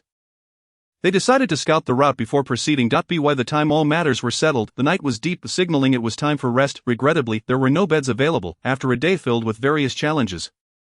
Doubts lingered regarding the integrity of the new management at the academy. Who could say if they would face a nocturnal raid to assess the nighttime defenses of the new students? Such a scenario seemed highly plausible. To be on the safe side, they decided to huddle together for the night. The group of 10 returned to the front hall, where there was ample space. A few of them collaborated to gather the remaining tables in the mansion, managing to create a makeshift sleeping area about 7 to 8 meters long. The table surface was uneven, with varying heights. Certainly not an ideal sleeping arrangement without some cushioning beneath. Jing Xiu and Huang Benqi contributed their blankets, as they were the only two to have retrieved their luggage. Unfortunately, they only had 2 blankets, barely covering half of the makeshift area. Zhu Huan, could you bring out your luggage? Didn't you find yours too? Amidst the chatter, Zhu Huan anxiously fiddled with the numerical lock on his suitcase, complaining, it seems the lock is broken. I can't open it for heaven's sake. What a nuisance, Zhao Wanqing exclaimed, slicing through the lock with a sword, nearly severing Zhu Huan's hand in the process. Hey, be careful, you almost hit me, I aimed for you. In the midst of their bickering, Zhu Huan managed to open the suitcase, and everyone eagerly crowded around to see what treasures he had brought. Inside was a box brimming with creamer. Lu Yuan covered his mouth, as he seemed to have deduced whose suitcase it was. Who else would bring an entire box of creamer to college? Just then, the distant scream echoed through the air. Who stole my creamer? I will kill you. The house belonging to Class 5 was not far from here, but when Li Tao screamed, her voice was piercingly sharp. Earlier in the day at the battle hall, Li Tao left a lasting impression on everyone. The members of Class 1 felt a chill run down their spines. Zhu Huan abruptly stood up, awkwardly admitting, it seems I took the wrong suitcase. Class leader, could you please return the box to her? You're familiar with Li Tao, aren't you? Lu Yuan took a step back, saying, you return it yourself? I don't want to die. Seeing that Lu Yuan was not going to assist, Zhu Huan turned to Jing Xiu for help. Xiu, could you return it? You're both girls. Li Tao won't make things difficult for you. Jing Xiu shook her head vigorously. You might as well keep it and drink it yourself. Who can drink that much creamer? Li Tao can. Lu Yuan confirmed. Exhausted from the day's events, everyone lay down on the makeshift sleeping area constructed from tables. The boys took one side, while the girls occupied the other. Hu Dinghua positioned himself near the girls, attempting to create a barrier with a few garments. That's sufficient, you're just being overly sensitive, Su Yao remarked, lying beside him. Due to the mild climate, they felt no chill without covers. With so many people huddled together, the room was pleasantly warm. However, before long some began to doze off, though they still assigned someone to keep watch. As previously mentioned, there were suspicions of a possible night raid organized by the school, so it was crucial to have someone on guard just in case. Lu Yuan took the first watch, patrolling the front and backyards without noticing anything unusual. Finally, with some time to spare, Lu Yuan checked the system. After a day of intense battles, it was a mixed bag of gains and losses. Merit points, 6,724 points. True essence, 138. 140 spirit pressure, 16 sealing. Spiritual thought, 25 thought. Martial art, protective shield, intermediate, spiritual technique, fire control technique, advanced, progress rate, 11. 18 in the system updates, the merit points had decreased by over 2,000. This was primarily due to Lu Yuan continually using the protective shield to fend off attacks from the senior students. At that time, in a bid for survival, he had pushed his limits, utilizing every bit of essence he had. Any depletion was immediately compensated, leading to a rapid expenditure of merit points. Additionally, the essence values of his teammates and enemies had also consumed some merit points. The spirit pressure had increased by 2 points. Based on prior experience, Lu Yuan spent 200 merit points to raise his true essence to the 160 spirit limit. With 160 spirit essence, he would be among the elite. Albeit still not as remarkable as Li Tao. Moreover, he was also outclassed by one individual, his classmate Zhao Wanqing. During the skirmish on the mountain path, Lu Yuan had observed Zhao Wanqing's true essence to be merely 115. Which he had not thought much of. After arriving at the mansion, he inquired, and Zhao Wanqing's recorded assessment had revealed her true essence to be an astonishing 178. Unlike Li Tao, Zhao Wanqing was amiable and didn't mind Lu Yuan taking on the role of class leader. She simply had a rather bold demeanor. It was clear that not all prodigies shared Li Tao's arrogance. Another noteworthy change was the protective shield, which had advanced from the beginner to the intermediate level after practical combat experience. By the end of the last battle on the mountain path, the protective shield had already upgraded to the intermediate level, enabling Lu Yuan to withstand a considerable amount of damage. In terms of effectiveness, the beginner level could approximately reduce damage by 30, while the intermediate level could achieve up to 50. This was Lu Yuan's impression, as the system did not provide specific numerical displays. So it may not be entirely precise. Furthermore, while damage reduction had increased, so too had the consumption rate. Previously, blocking a strike from a second-year student would deplete about 10 to 20 points of true essence. But now it could consume around 30 points, necessitating continuous replenishment of true essence. As combat intensity escalated, such a consumption rate raised concerns for Lu Yuan that he had yet to establish a stable source for merit points. Although 6,000 points seemed substantial, they would diminish quickly. Fortunately, now that he had entered the War Academy, he was officially part of a military system, and opportunities to earn merit should be plentiful moving forward. The protective shield was initially imparted to him by Ji Ying in violation of regulations, intended solely to ensure Lu Yuan's safety during critical moments. Little did he expect it to remain with him for such an extended period. Nevertheless, it was merely a rudimentary martial art. At an opportune moment, he should consider replacing it. After reviewing the system, Lu Yuan sent a message to Xiao Bing to assure her of his safety. It was getting late, and he worried his parents might already be asleep. However, Xiao Bing was likely still awake, as she often studied late into the night. Xiao Bing quickly returned his call. Lu Yuan refrained from mentioning the entrance exam, simply stating that everything was going smoothly. Upon hearing that the new academy had allocated a classical villa for Lu Yuan's class as their dormitory, Xiao Bing was nearly envious to the point of frenzy. Immediately expressing her aspirations to attend New Dushou University, that if she had known there were no beds available, perhaps her excitement would have been tempered. As he hung up, Zhao Wanqing happened to emerge to relieve Lu Yuan of his watch. "Calling your girlfriend?" she inquired with a smile. "It's my sister," Lu Yuan corrected, "just letting my family know I'm safe." As Zhao Wanqing hesitated for a moment before earnestly saying, Lu Yuan, I haven't properly thanked you yet. If it weren't for your help today, Yang Lingi, Wang Lei, and I would certainly have been eliminated. We are already in the same class, so there's no need to mention thanks again. Didn't Dean Su say it earlier? We chose each other. Wanqing, your strength is exceptional. I hope you'll continue to support us. Had it not been for the last-minute intervention, Zhao Wanqing would likely have been the first to arrive at the battle hall. Among the current combatants of Class 1, Zhao Wanqing was undoubtedly the strongest. Class leader, you're too polite, you come across as far too mature for someone your age. Doi, Lu Yuan chuckled. The two exchanged a few more words before Lu Yuan returned to the front hall to rest, while Zhao Wanqing continued her watch. The following morning, Class 1 was up and about early. There were several who tried to sleep in as they were utterly fatigued from the previous day's battles, yet they could not resist the energy brought by Huang Benqi and Zhu Huan. A pair of lively characters who, having hardly slept the previous night, began banging on tables and chairs at 5:30 a.m., rousing everyone with their exuberance. Jing Xiu, pointing an accusatory finger at them, unleashed a torrent of curses. No one expected the usually adorable Jing Xiu to display such fiery temperament. She must have gotten up on the wrong side of the bed throughout the day. Everyone had tasks to attend to. Many tasks. Wang Lei and Jing Xiu were responsible for the water and electrical repairs of the mansion. Replacing light bulbs and appliances would require supplies to be procured later. But the electrical system needed immediate inspection. The water supply also had to be restored today. The rest of the group scattered to the streets for shopping, as the list of items to purchase was extensive. Necessitating the division into 3 small teams, Yang Lingi was responsible for recording the minutes of yesterday's class meeting. She meticulously organized the entries on small slips of paper and distributed them to each group to ensure nothing was overlooked. As for Lu Yuan, he needed to go to the school in the morning to collect supplies for the class. Additionally, there was a meeting organized by the Student Council for the new students of the War Institute, which all class leaders were required to attend. Lu Yuan handed the class bank card to Zhao Wanqing, as she was the one in charge of the entire procurement operation. The card contained a budget of 100,000 yuan for the month. If that proved insufficient, they could temporarily postpone the purchase of furniture. Before leaving, Lu Yuan expressed his concerns. Rest assured, it will be more than enough. The group parted ways at the entrance of the courtyard, with Zhao Wanqing and her companions opting to leave the school via the back mountain trail, where there was a bus stop but they could have breakfast in the city. Lu Yuan, on the other hand, retraced his steps back to the school, where he had breakfast in the cafeteria. Wang Lei and Jing Xiu had a more unfortunate fate as they remained behind without any breakfast in the school cafeteria. Lu Yuan had a meal consisting of buns, steamed bread, and porridge, the taste of which was rather mediocre, suggesting the yeast used for the dough was not of good quality. He spent 5 yuan on the meal.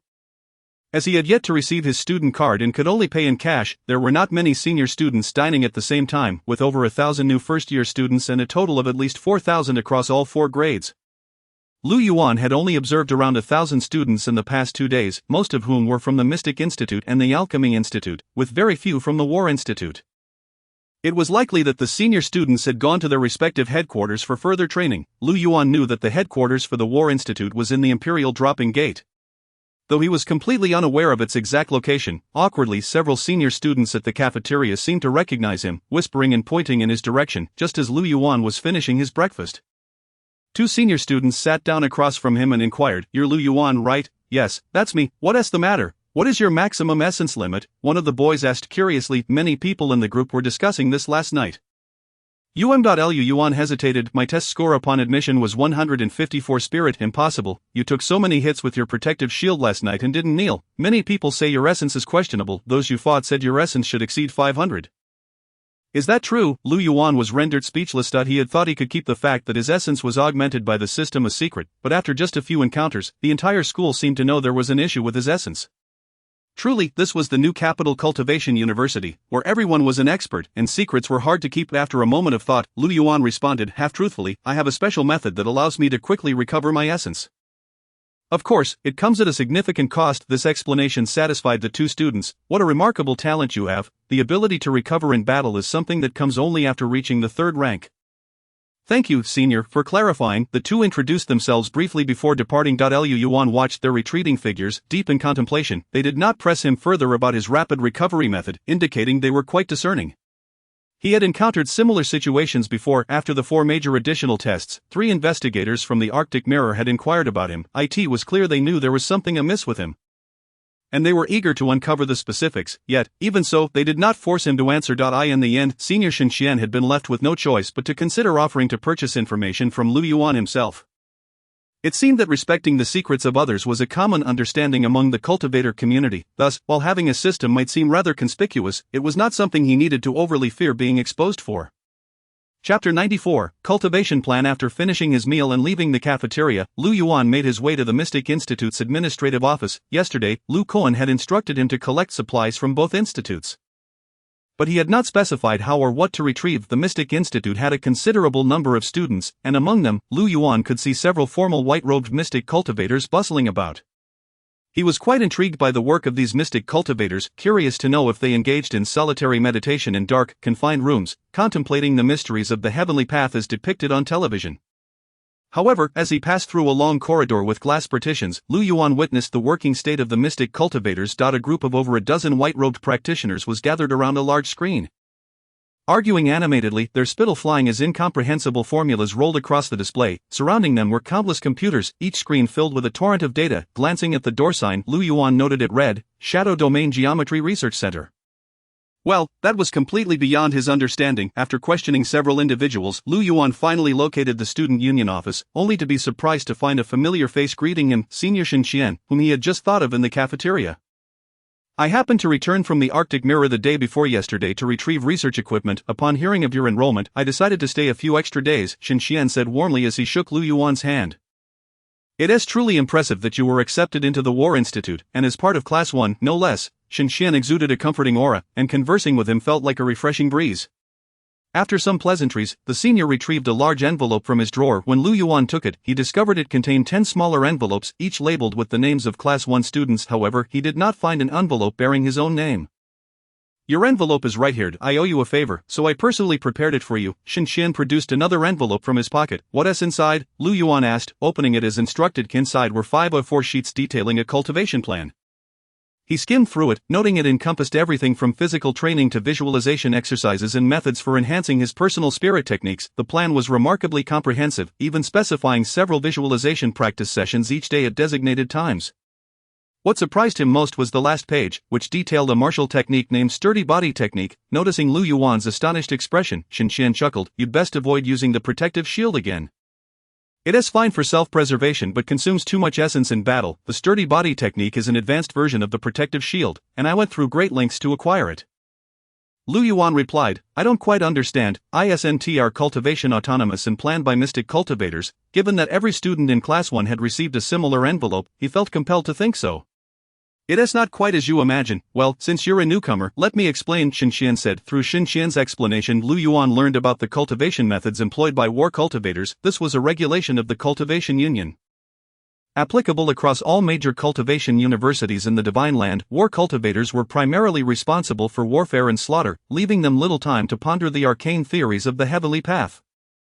Consequently, this responsibility largely fell to the mystic cultivators. One of the vital roles of the mystic cultivators was to devise cultivation plans for the war cultivators, including subsequent techniques and mental methods tailored to the specific circumstances of the war cultivators. If suitable options were not available, bespoke solutions would be developed. Not only the mystic cultivators but also the alchemy cultivators were required to serve the war cultivators. The weaponry and various useful artifacts utilized by the war cultivators were all custom made by the alchemy cultivators.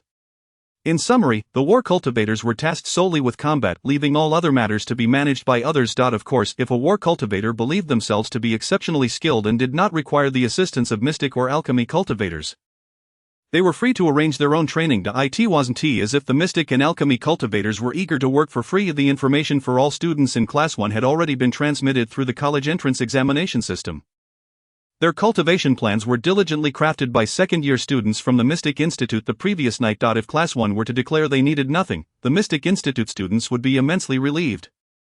Moreover, such complementary customizations were limited to lower-year war cultivators. Once they reached the third rank and required new cultivation plans and techniques, they would have to enlist the services of well-known mystic cultivators, which would necessitate substantial resource or personal favors in exchange. In essence, cultivating a positive relationship with a promising mystic cultivator could yield significant benefits. For example, someone like Shen, who was already managing projects by the third year in the Arctic Mirror, would not be inexpensive to engage for crafting a cultivation plan. Yet, Lu Yuan remained entirely oblivious to this. After hearing Shen's explanation, Lu Yuan finally grasped the situation. It seemed that war cultivators truly occupied a privileged status, while the other two types of cultivators essentially served them. However, considering that war cultivators were on the front lines, risking their lives, this arrangement appeared somewhat justifiable. Drawing an analogy to modern warfare, soldiers primarily focused on eliminating the enemy, while intelligence support and weaponry were entrusted to specialized personnel. It would be unreasonable to expect soldiers to manufacture their own weapons before heading into battle. The same principle applied to war cultivators. They could not be expected to gather various powerful artifacts while simultaneously leading troops into combat. Delegating professional responsibilities to specialists allowed each type of cultivator within the Cultivation Union to fulfill their roles, which was indeed quite reasonable. "Are there any offensive spirit techniques?" Lu Yuan inquired of Shen, expressing his concern. "I can only passively endure attacks and lack any offensive means." This was a matter of particular importance to him. Hu Dinghua, Huang Benqi, and Zhao Wanqing all possessed formidable offensive spirit techniques. Lu Yuan's protective shield and the recently acquired sturdy body technique were both defensive, making him feel like a mere meat shield. If he could balance both offense and defense, that would be ideal. Shen smiled. "The spirit technique a cultivator first visualizes is the one that resonates most with them. Since you have acquired the fire control technique, you should focus on that for now. Learning offensive spirit techniques requires reaching the second rank. Even if I were to give you one now, you wouldn't know how to channel your essence within your body." "How do you channel it?" Lu Yuan asked, a hint of frustration in his voice. Shen replied, "The prerequisite for channeling essence is mastering internal vision, which is a unique form of visualization. You must first enhance your level of visualization before you can begin. I present to you the cultivation plan I have devised, which primarily focuses on the enhancement of visualization techniques. Do not rush, rather, proceed methodically with your abundant true essence. Your improvement in visualization will be swift." "Oh, thank you." Since Shen has clarified everything, Lu Yuan reluctantly relinquished his lofty aspirations. Do not fret about lacking offensive means. As he was departing, Shen reassured him, "Are you not soon to head to the Divine Refinement Institute?" They will prepare excellent equipment for you. Filled with profound curiosity, Lu Yuan proceeded to the main office of the Divine Refinement Academy. Chapter 95, The 7 Types of Divine Light Modification. If the Xian Academy resembles a research center, then the Divine Refinement Institute is undeniably a vast workshop. The entire facility resembles a grand factory, where cultivators huddle in small groups, wielding hefty hammers, oblivious to the unfamiliar large components they are hammering away at. Creating a cacophony of noise. In a corner, Lu Yuan spotted a familiar sight. To his delight, there stood an alchemical furnace. It was indeed not merely a stamping workshop for stainless steel basins. Multiple flanged pipes connected to the furnace emitted swirling steam, while a cooling grill opened to release scorching spiritual light. Heaven knows what sort of elixirs they were concocting. The liaison from the Refinement Institute whom Lu Yuan sought was standing beside the furnace. She was a strikingly attractive senior, clad in overalls and a fitted tank top that exposed her back, her hands casually tucked into her pockets. Perhaps due to the furnace's glow, her skin radiated a healthy, sun-kissed hue. Yuan noticed that a black steel wire was wrapped around her left arm. Many other cultivators bore the same device, suggesting it was a mark of their craft. I am Lin Chang, your class's liaison at the Refinement Institute. You must be Lu Yuan. She assessed him with a nod. Indeed, the fine young man. Her tone carried a certain maturity, indicating she had finally attained the status of a senior, which evidently pleased Lin Chang. Under her guidance, the two made their way to the warehouse of the institute, where it was blissfully quieter. Thank heavens, just moments ago, in the workshop, their conversation had necessitated face-to-face shouting. At the end of the warehouse stood a secure vault, its heavy metal door guarded by a staff member. Lin Chang approached to facilitate the handover, and after signing several forms, the staff member called Lu Yuan over to sign as well. This is the receipt for your equipment. Only after your signature can I assist you, Lin Chang explained. Lu Yuan complied, pondering what valuable items awaited him. Just prior, he had received the cultivation arrangements for his entire class from the Xian Academy without such formalities. As Lu Yuan signed, the staff member opened the vault door. Inside was a slightly smaller storage room, and Lu Yuan could discern little from the entrance. Not long after, Lin Chang emerged, carrying a box. She exhibited a bit of muscle. The staff member opened the box, revealing 10 brand new short swords, accompanied by plain sword sheets. 7 types of divine light modification, 10 units, confirmed. The staff member verified the quantity and handed Lin Chang a small black box. After Lin Chang took the black box, the two left the warehouse, but now it was Lu Yuan's turn to carry the box, which contained the 10 metallic short swords, certainly a weighty load. Senior Lin, is this the equipment for our class? He inquired. Yes, but it cannot be used just yet. It hasn't been unlocked. Let's proceed to the testing area. The pair departed the warehouse and arrived at the testing facility located behind the Refinement Institute. This appeared to be a venue designated for assessing weapon efficacy. The vast hall was largely empty, with a sandy floor and several thick steel plates standing at the front, marred by various scars. Currently, there were few people present. Lin Chang instructed Lu Yuan to set down the box and display the 10 short swords. I will now help you unlock them. Is it that advanced? Lu Yuan asked. Isn't it true that these weapons are bound to their owners, and cannot be wielded by others? Lin Chang chuckled and explained, not quite. Once unlocked, anyone can use them. This measure is simply to maintain secrecy during production. These swords are known as the Divine Light Swords, 7th modification, a battle-standard version of the refinement system. Their core techniques are one of the highest secrets of the Hua clan. To prevent theft during the production process. The design of the 7 types of divine light modification has undergone stringent encryption via the Chime method. To explain it in detail would be overly complex, and as a battle cultivator, you need not concern yourself with such intricacies. You only need to understand that encrypted weapons require unlocking before they can be utilized. Can you comprehend that? Lu Yuan nodded in understanding. Lin Chang raised her left arm, showcasing the black wire-like device coiled around it. She affixed the small box she had received from the warehouse staff onto the device. A flash of spiritual light surged, causing the wire on her arm to rapidly extend, encircling the divine light swords that lay on the ground. A senior, what is this? Lu Yuan inquired with curiosity. This is called the 7 strings. In the realm of Xin cultivation, battle cultivators wield swords, while refinement cultivators bear strings. Have you not heard of it? The 7 strings are standard equipment for refinement cultivators. 7 strings, but I only see 2. As soon as Lu Yuan uttered this, he realized his mistake. Lin Chang's expression soured, and after biting her lip in silence for a moment, she retorted, I will have 7 strings in the future. The 7 strings ensnared the divine light swords, and Lu Yuan perceived rapid vibrations coursing through the strings. After a series of unsettling sounds, a faint spiritual light flickered across the surface of the divine light sword. This one is unlocked, Lin Chang declared, retracting the 7 strings and handing the sword to Lu Yuan. Give it a try.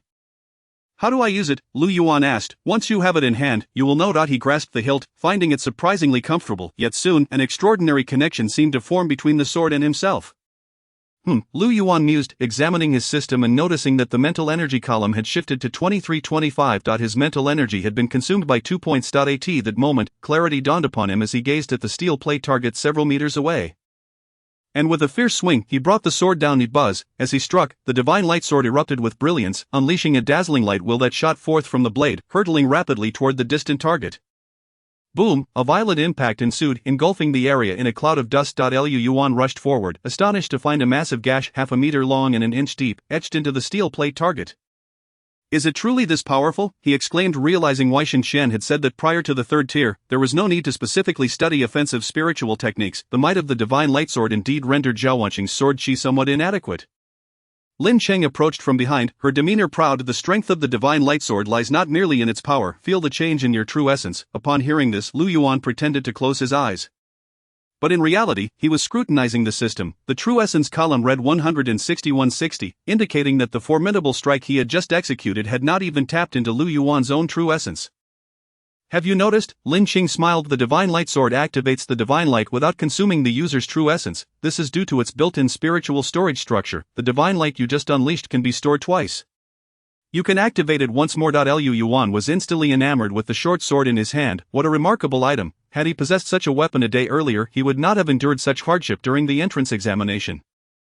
It would have been a simple matter of dispatching opponents with a single strike. Based on his experience from yesterday's encounters, a second-tier cultivator could not withstand a single divine light attack. How is the divine light replenished? Lu Yuan casually inquired, concerned that such a powerful spiritual technique would require substantial true essence to replenish. Lin Qing smirked. There is no need for replenishment. The divine light sword also features a self-generating spiritual structure. In a normal environment, it can fully recharge in 3 days. If you nourish it with your own true essence, of course, it will recharge even faster. Lu Yuan was genuinely taken aback, his mouth agape as he asked. Wait a moment, you said anyone can use this sword? Indeed, she confirmed, and it possesses immense power while being self-replenishing. Absolutely, moreover, it is a mass-produced item. The output is significant. Lu Yuan examined the unassuming metallic short sword in his grasp. This was no mere weapon, it was a divine artifact capable of transforming the very structure of power, much like how the advent of machine guns had swept away the cavalry of the grasslands, rendering them mere singers and dancers. The paradigm of power had shifted. Lin Qing reveled in Lu Yuan's astonishment. Refinement cultivators delighted in witnessing the awe of battle cultivators, though there existed some world-destroying divine weapons in the outer realms. None could compare to the allure of the Hua clan's 7 types of divine light modification. Otherwise, why would the core techniques of the 7 types of divine light modification remain a tightly guarded secret of the Hua clan? The divine light sword stands as one of the pinnacle achievements of Hua refinement cultivators. Lu Yuan comprehended the situation. It was no wonder such intricate procedures and encryption were necessary. The divine light sword in his hand was indeed extraordinary. As a standard issue weapon, it was nothing short of perfection. Lin Cheng proceeded to unlock the remaining divine light swords. Before departing, she instructed Lu Yuan, the maintenance is not complicated. The manual contains all the details. However, 2 points must be remembered. First, the divine light is exceedingly potent. It can kill first-tier cultivators and severely injure second-tier ones. Therefore, the Cultivation Union prohibits the use of divine light swords against fellow cultivators at any time. Remember this. Second, unless absolutely necessary, do not discard the divine light sword. Even if it is damaged, it must be returned for repair, or you will be required to compensate at full price according to regulations. The divine light sword is a hard currency in the outer realms, worth approximately 3.2 million yuan in Shenzhou per unit. You must not lose it. Wow, that's incredibly expensive. Battle cultivators each receive one. The treatment for battle cultivators is truly generous. Chapter 96. Are they all insane? Holding a package valued at a staggering 32.2 million yuan, Lu Yuan felt too apprehensive to linger around the academy. Hastily making his way back to his residence, along the way, he grew increasingly paranoid, suspecting that every passerby was suspicious. He was dreadfully afraid that a few senior students would suddenly leap out and snatch away the divine light sword he held in his hands. Had he known it was such a precious item, he would have rallied a few of the stronger classmates for courage. However, in reality, no formidable figures emerged to seize the treasure. For heaven's sake! This is a school. Even the cultists from yesterday were mere pretenders. Upon returning to the courtyard, Zhao Wanqing and the others had already procured a batch of supplies. To his surprise, in the open space in front of the courtyard, there were a large pickup truck and a 7-seater van. Both sparkling new Zhu Huan and Hu Dinghua were unloading items from the pickup, including a large refrigerator and some unopened kitchenware piled in the truck bed. Upon seeing Huang Benqi in the driver's seat, Lu Yuan inquired, "Did you rent these vehicles? Why did you need to rent a van?" In Lu Yuan's opinion, they should have rented a small dump truck for transporting goods. As the pickup could not hold much, moreover, the 7-seater van seemed utterly unnecessary, Huang Benqi informed him. Both vehicles were purchased by General Zhao. It isn't the class fund, only 100,000. General Zhao covered the extra expenses himself. Zhao Wanqing sat in the driver's seat of the van, gripping the steering wheel with one hand. It seemed they intended to head back into town for another round of shopping after unloading. Hence she was waiting in the vehicle. Yuan took the passenger seat and chuckled. How much did the two vehicles cost? Not too much really. Both came to 820,000 yuan, because we needed them immediately. They cost a few extra thousand. General Zhao is quite extravagant. It's a small matter, Zhao Wanqing remarked as she lit a cigarette. My father's business is doing well, and I've saved quite a bit of pocket money. Lu Yuan paused for a moment and said, this money will repay you once the class starts making a profit. For now, consider it a loan. This response displeased Zhao Wanqing. Lu Yuan, do you look down on me? Do you think I'm lacking in these tens of thousands? That is not the case at all, Lu Yuan replied with a smile. It's better to keep our public and private matters clear. We all part of the same collective, after all. I certainly don't want you to suffer a loss, but I do appreciate your significant help. It would have been quite inconvenient without vehicles. These two are perfect, capable of carrying goods and transporting people. Zhao Wanqing pondered for a moment, finding some merit in Lu Yuan's reasoning, and refrained from voicing further objections. Lu Yuan called for everyone to halt their tasks and gather at the courtyard entrance. Let us see what the school has prepared for us. With that, he opened the box containing the divine light sword. Wow, the divine light sword. Zhao Wanqing and Hu Dinghua, being discerning individuals, immediately picked up a sword each. Gazing at it with delight, unable to put it down even for mid-level cultivators, the divine light sword was an exceptionally handy weapon. It was unpretentious yet durable, reliable, and performed superbly. As a child of a cultivation family, one had longed to possess their own divine light sword. However, only battle cultivators were allocated such swords. The other two types of cultivators had to purchase them independently after some enthusiastic praise from the two.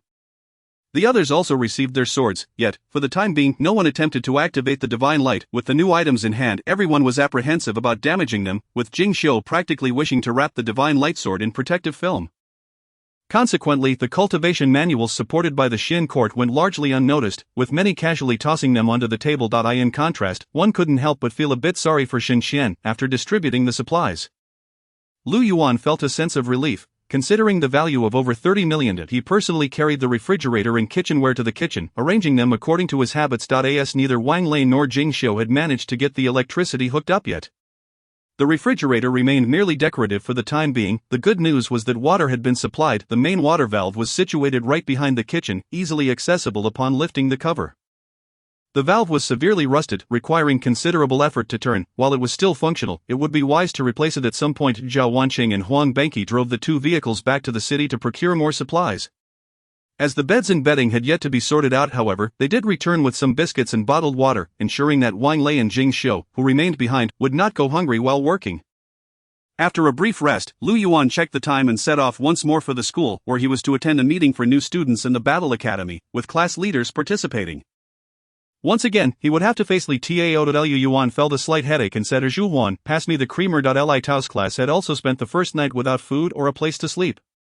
Yet, unlike Class 1, Li Tao had not prepared wild vegetables for her classmates, nor did she need to. That evening. With a simple phone call, she summoned 12 luxurious RVs, which grandly parked in the valley. One of which was even a dining car. The students of Class 5 enjoyed meals, beds to sleep in, and showers, reveling in their good fortune. Moreover, Li Tao did not intend to renovate the old house assigned to Class 5 but planned to demolish it and construct a castle manor from scratch. The construction team had already arrived and was in the process of measuring and designing. One must admit, having wealth is truly wonderful. Li Tao's lavishness became the talk of the town, with everyone at the school discussing her. Based on Lu Yuan's observations throughout the morning, there were currently 3 hot topics at the new academy. First, how much true essence does that brat Lu Yuan possess? Second, the exceptionally strong, beautiful, and wealthy tempestuous junior sister Li Tao. Third, the tale of Li Tao beating up the scoundrel Lu Yuan in the battle hall out of love turned to hate. Surely the people in this school are a bit unhinged. Chapter 97, Class Leaders Meeting. The meeting for the new class leaders of the Battle Academy was convened in the Student Union meeting room. The main building of the Student Union was located near the Student Activity Center. Lu Yuan and his companions had passed by it the previous day during the entrance examination but had not paid it any mind. Upon entering the Student Union, Lu Yuan found that the number of students inside was rather limited. Everyone appeared hurried, most holding various forms. Upon reaching the meeting room, a few individuals were already present. Among them was Huang Hong, the class leader of Class 2, a bald man with thick brows and big eyes, as well as Pang Hu, the class leader of Class 4. Additionally, there was a girl from Class 3 named Jiang Lingwei. who was quite attractive. Curiously, as this was a class leaders meeting, the class leader of class 3, Zhao Xian, the only male in that class, was absent and Jiang Lingyue had attended in his stead. As Lu Yuan walked in, Huang Hong quickly beckoned him to sit nearby. "Your brother, we've been busy cleaning the residence all day and haven't had the chance to pay a visit. I apologize for that. He was a remarkably generous person both inside and out."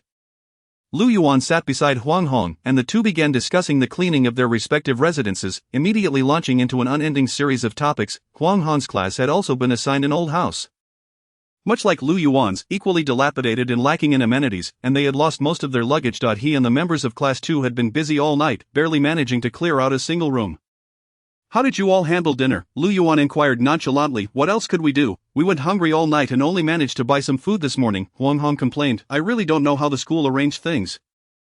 "What did you guys eat last night?" Lu Yuan felt a surge of pride internally, yet outwardly remained humble, stating, "Our class was so famished that we foraged some wild herbs to eat in the courtyard." "How tragic," Huang Hong empathized, clearly unaware of what wild herbs Lu Yuan had referred to. Pang Hu, the class leader of Class 4, sat opposite them, across the conference table. Upon hearing their discussion, he arrogantly interjected, "Haven't you figured out the school's intention behind these arrangements yet? We are students of the Battle Academy, part of the military system, and will eventually find ourselves on the battlefield. What is most crucial on the battlefield? Logistics, of course. The school allowed you to go hungry for a night so that you would remember the importance of logistics. Regardless of the time or place, logistics must always be prioritized when marching and fighting. One must consider every aspect of food, shelter, and supplies." Pang Hu's remarks were indeed quite reasonable, and Lu Yuan and Huang Hong nodded, expressing their enlightenment. "However, Pang Hu, how did you and Guan Xiaoxiao manage your meals yesterday? With your understanding of logistics, you must have made some clever arrangements, right?" Lu Yuan asked curiously. "Us, we were assigned a new residence. The previous class's seniors had just moved out, leaving behind plenty of food in the fridge. They also left a lot of cultivation supplies and even 2 million in cash, with a note saying it was a small gift for the juniors." "What, you didn't receive anything like that?" Lu Yuan and Huang Hong fell silent. Even Jiang Lingyue widened her eyes in disbelief at Class 4's extraordinary luck. The four of them animatedly discussed their new homes, each expressing satisfaction with such a large residence. Before enrollment, everyone had expected to be housed in dormitories. Just as they were speaking, Li Tao walked in from outside. She had changed into new clothes, her hair meticulously styled, and appeared quite radiant. Upon her entrance, all eyes turned to Lu Yuan smirking. Everyone had witnessed Li Tao publicly punch Lu Yuan and send him flying the previous day. The tale of love turning to hate had already circulated throughout the school. While the students of Class 1 would not discuss it openly, the story had become a hot topic among the other four classes. Everyone was speculating about the nature of Lu Yuan and Li Tao's relationship.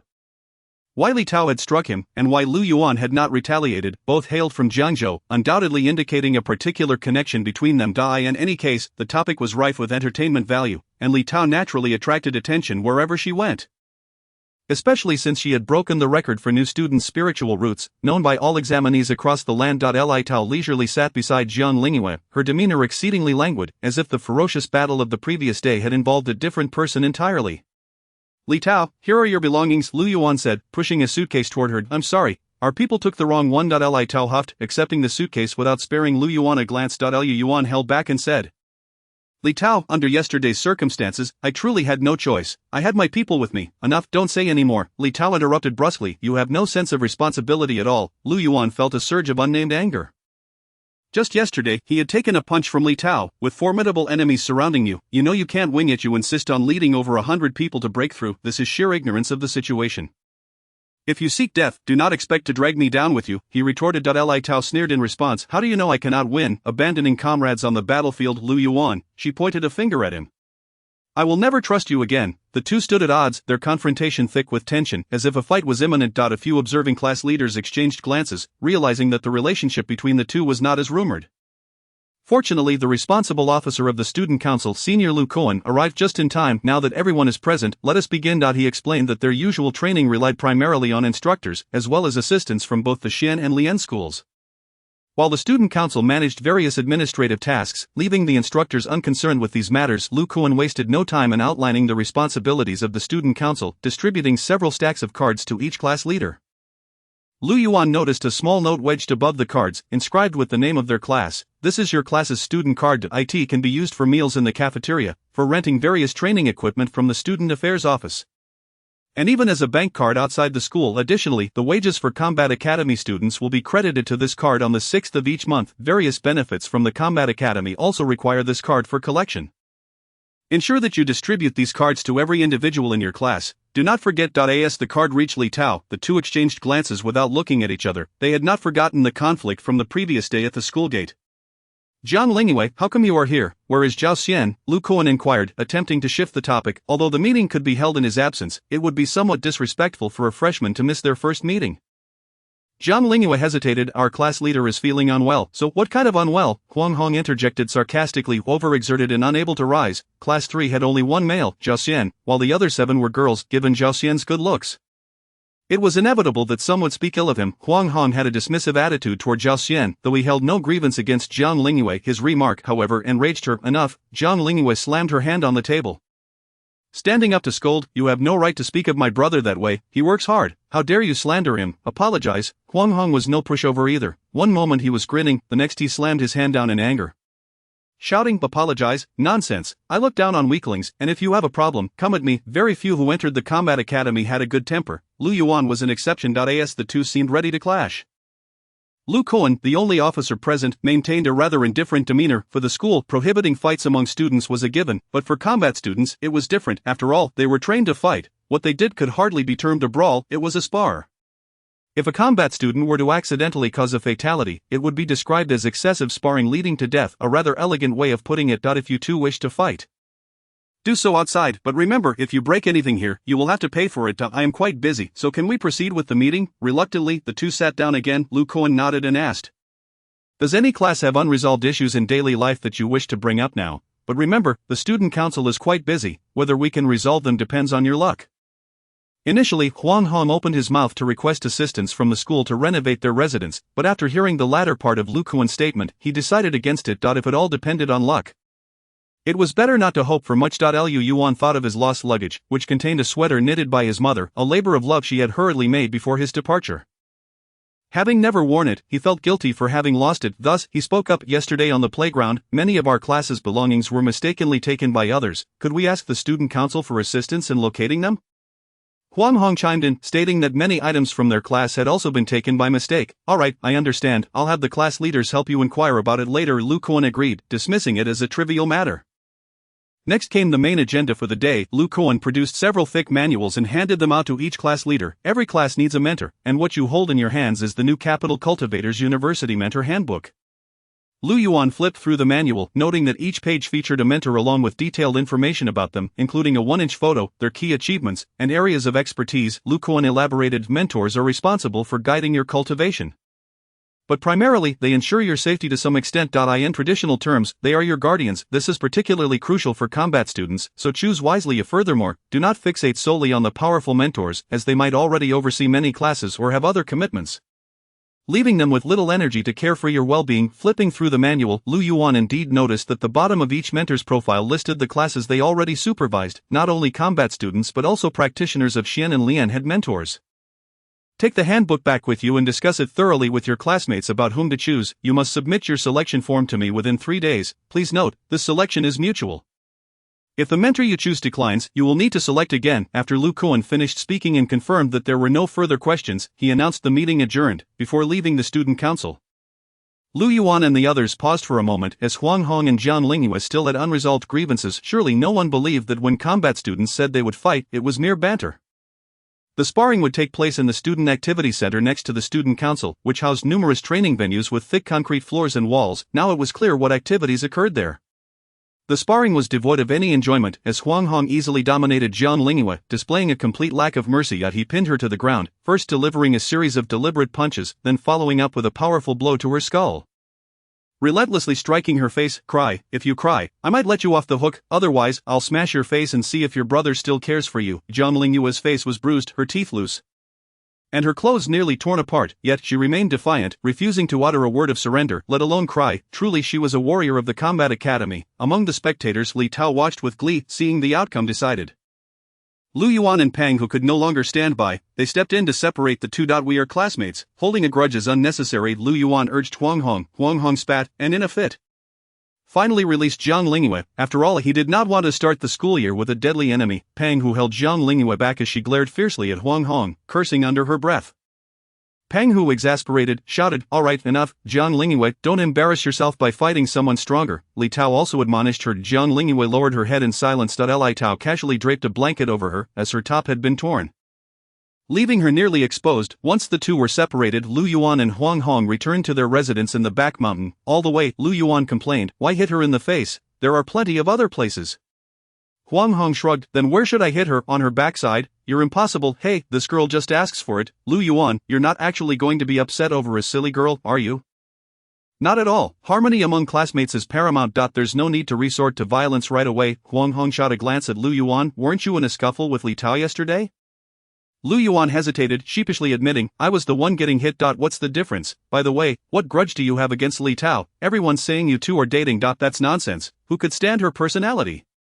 Lu Yuan recounted the incident on the hillside when Li Tao had called for help, but he had not intervened, seeking Huang Hong's perspective on it, as it had been bothering him. Huang Hong opined, "If you are good friends with Li Tao, then of course you should help her. One should be willing to go to great lengths for a friend, but if your relationship is merely average, then it's best not to get involved." This perspective resonated with Lu Yuan, who found it quite insightful. The two continued their banter, leaving Jiang Lingyue's misfortune behind. Perhaps she could return and lament to her class leader. Zhao Xian. Upon arriving at the residence, Lu Yuan found everyone busy, with only Chen Feiyin pausing her work to greet him. "Welcome back, class leader. Sit down and have some water." She then poured a glass for Lu Yuan. Chen Feiyin may possess a hint of a people-pleasing personality, being amiable to everyone. She has a sweet appearance, complemented by long legs, and there is not a single person in the class who dislikes her. Lu Yuan took a sip of hot water, somewhat surprised, and remarked, "The water and electricity are both functioning." "Yes, Wang Lei and Jing Xiu have been busy until now, but only part of it is operational."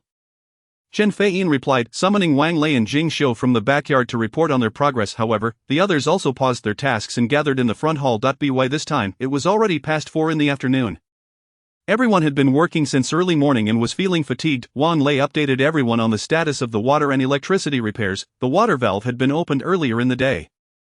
After letting the water run for half a day, the yellow rust in the pipes had vanished, and the water flowing out was now usable. After Lu Yuan left at noon, Wang Lei discovered the distribution box for the entire residence beside the courtyard wall. The transformers and circuit breakers inside were new, indicating that the school had conducted some maintenance. However, the electrical wiring throughout the house was largely unusable. These wires were over 40 years old, and the insulation had corroded, making it dangerously precarious to use them. Wang Lei held a section of wire pulled from the courtyard, its red and green insulation crumbling to dust. The group nodded in agreement with Wang Lei's assessment. "I have temporarily dragged out a few power strips from the distribution box for everyone to use. The kitchen, bathroom, and front hall are all connected now. I will begin rewiring tomorrow." After Wang Lei finished speaking, it was Zhao Wenqing's turn, who was primarily responsible for procurement today. She had returned with a substantial amount of supplies, and fortunately she had swiftly decided to rent 2 vehicles, otherwise everyone would have been running about tirelessly. The kitchen was fully equipped, with the refrigerator and freezer stuffed with ingredients. She also purchased 10 single beds from a furniture store, though they were just packaged components. Hu Dinghua and Huang Benqi had been busy assembling these beds just moments ago. The accompanying bedding and towels had also been purchased, which Su Yao was in charge of. She had kindly bought changes of clothes for everyone since most of their luggage had been lost. "The sizes should be fine, but I didn't have time to choose styles. For now, everyone must wear the same thing, which shouldn't be a problem, right?" Su Yao inquired, bringing over a box of clothes. The garments she bought were from supermarket shelves and not particularly stylish. Both boys and girls wore short sleeves with white shirts and a pair of plain pants. The underwear was all one size, bought in a large bag. This was an era that celebrated individuality, yet surprisingly, the entire class had no objection to such a collective lifestyle. They felt that dressing alike was a form of unity. Only Chen Feiyin appeared somewhat troubled, holding up the underwear against her body and saying, "Su Yao, I might not be able to wear this." Jing Xiu's gaze was fixed, nearly brought to tears by hunger. She had a petite frame. Su Yao felt a bit embarrassed, having overlooked this detail. Zhao Wenqing scolded, "Pa, who told you to have such a large chest, you scoundrel? How can that be my fault?" The girls argued in front of the boys, completely disregarding the presence of the 5 males. Lu Yuan, scratching his nose, shifted the topic and asked Hu Dinghua, "Huazi, how is the progress on the renovation of the house? Also, when you are fixing things, make sure to communicate with Wang Lei. The water and electricity need to be laid out first." Of course, Hu Dinghua replied. Today, Hu Dinghua and Zhu Huan had returned with a large quantity of building materials and tools. Some were brought back in a pickup truck, while larger items like bricks and cement were awaiting delivery from the boss. Today was primarily for planning, and they would also assist Zhao Wenqing in assembling the furniture. Actual construction would have to wait until tomorrow, and nonetheless, Hu Dinghua Zhu Huan and Huang Benqi, as 3 strong laborers, managed to erect a few simple fences using wooden stakes to temporarily block some of the collapsed courtyard walls. Good if everyone is quite motivated, Lu Yuan thought. However, one could not treat people like pack animals, and with this in mind, Lu Yuan said, let's call it a day for now. Everyone is tired. Let's all take a shower. Wang Lei, can the bathroom be used? The electric water heater is operational. Jing Shou plugged it in at noon to start heating water. She said everyone needs to shower. Wang Lei replied, no rush, I will go cook now. There is still some time before dinner, so everyone should be able to finish washing up, Lu Yuan said. Upon hearing this, everyone's eyes lit up after all the hard work of purchasing the refrigerator, ingredients, and cooking equipment. They were all eagerly awaiting the class leader's words. Chapter 99, each in their own role. In Class 1, 2 individuals went to shower while the others rested, although that was the arrangement. Those who had not yet showered soon crowded the kitchen to watch Lu Yuan cook. It could no longer be called merely a kitchen, it was a fully equipped standardized cooking space complete with a refrigerator, freezer, cabinets, and range hood. Lu Yuan was stir-frying cumin lamb, the meat sizzling and releasing fragrant smoke. He nodded in approval, appreciating the quality of the pan. Noticing his classmates crowding around, he chuckled, what are you all doing here? Once it's ready, I will call you. You can also take a look at the training plan given by the courtyard. A few boys rubbed their hands together, remaining silent. Jing Shou earnestly stated, class leader, I'm just afraid this dish won't make it out of the kitchen. Exactly, if someone blocks it, it won't reach the front hall, the main culprit being Huang Benqi. Yang Lingyi adjusted his glasses, revealing the truth.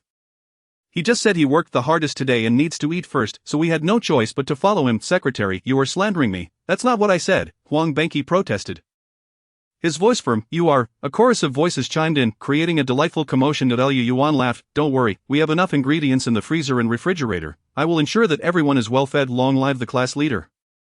Lu Yuan kept his promise, cooking dish after dish with fluid motions. To satiate 10 mouths, he even showcased his skills by using 2 woks simultaneously. The group no longer waited at the dining table in the front hall and began to feast in the kitchen.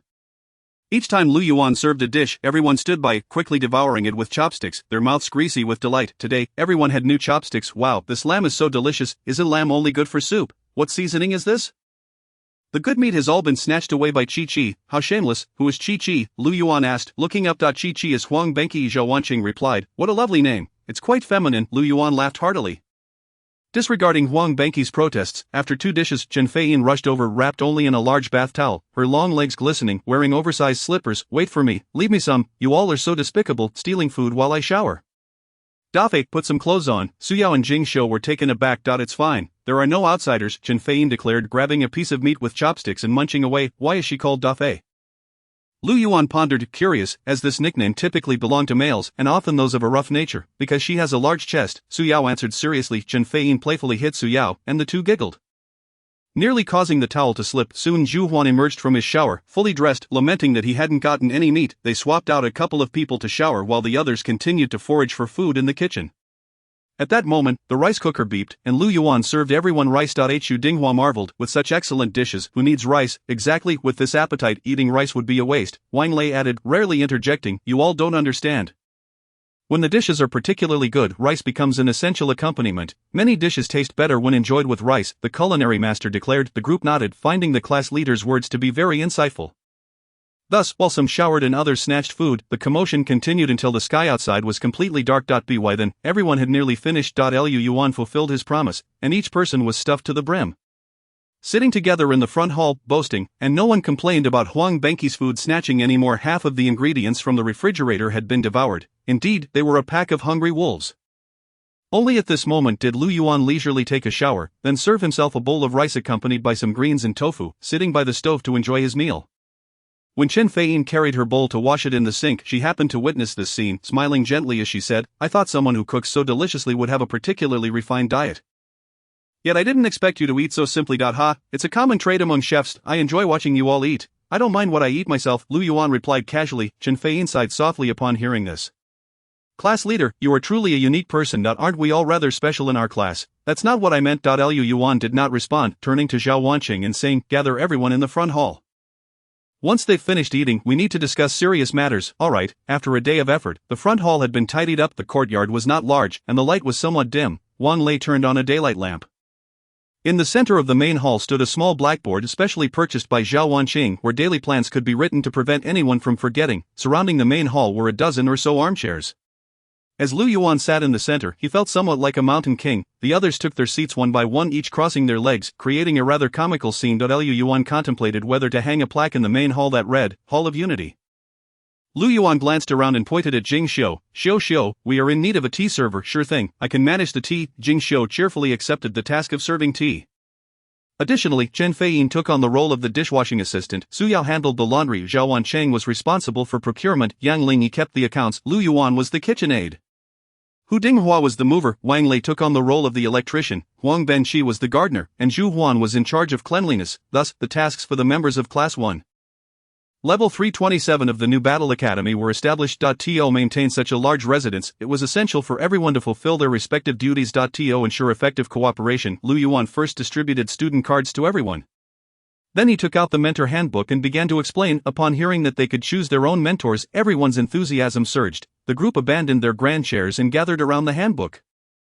Pointing and discussing, the new faculty was exceptionally robust, boasting over 100 mentors listed in the handbook, not counting the more than 10,000 teachers in the battle hall. Even the principal Li Tungwen was included. Principal Li was immensely powerful, and his prowess displayed on the playground was formidable. Everyone envied such strength. However, considering his notorious temper and penchant for challenging students to duels, selecting him as a mentor seemed unwise.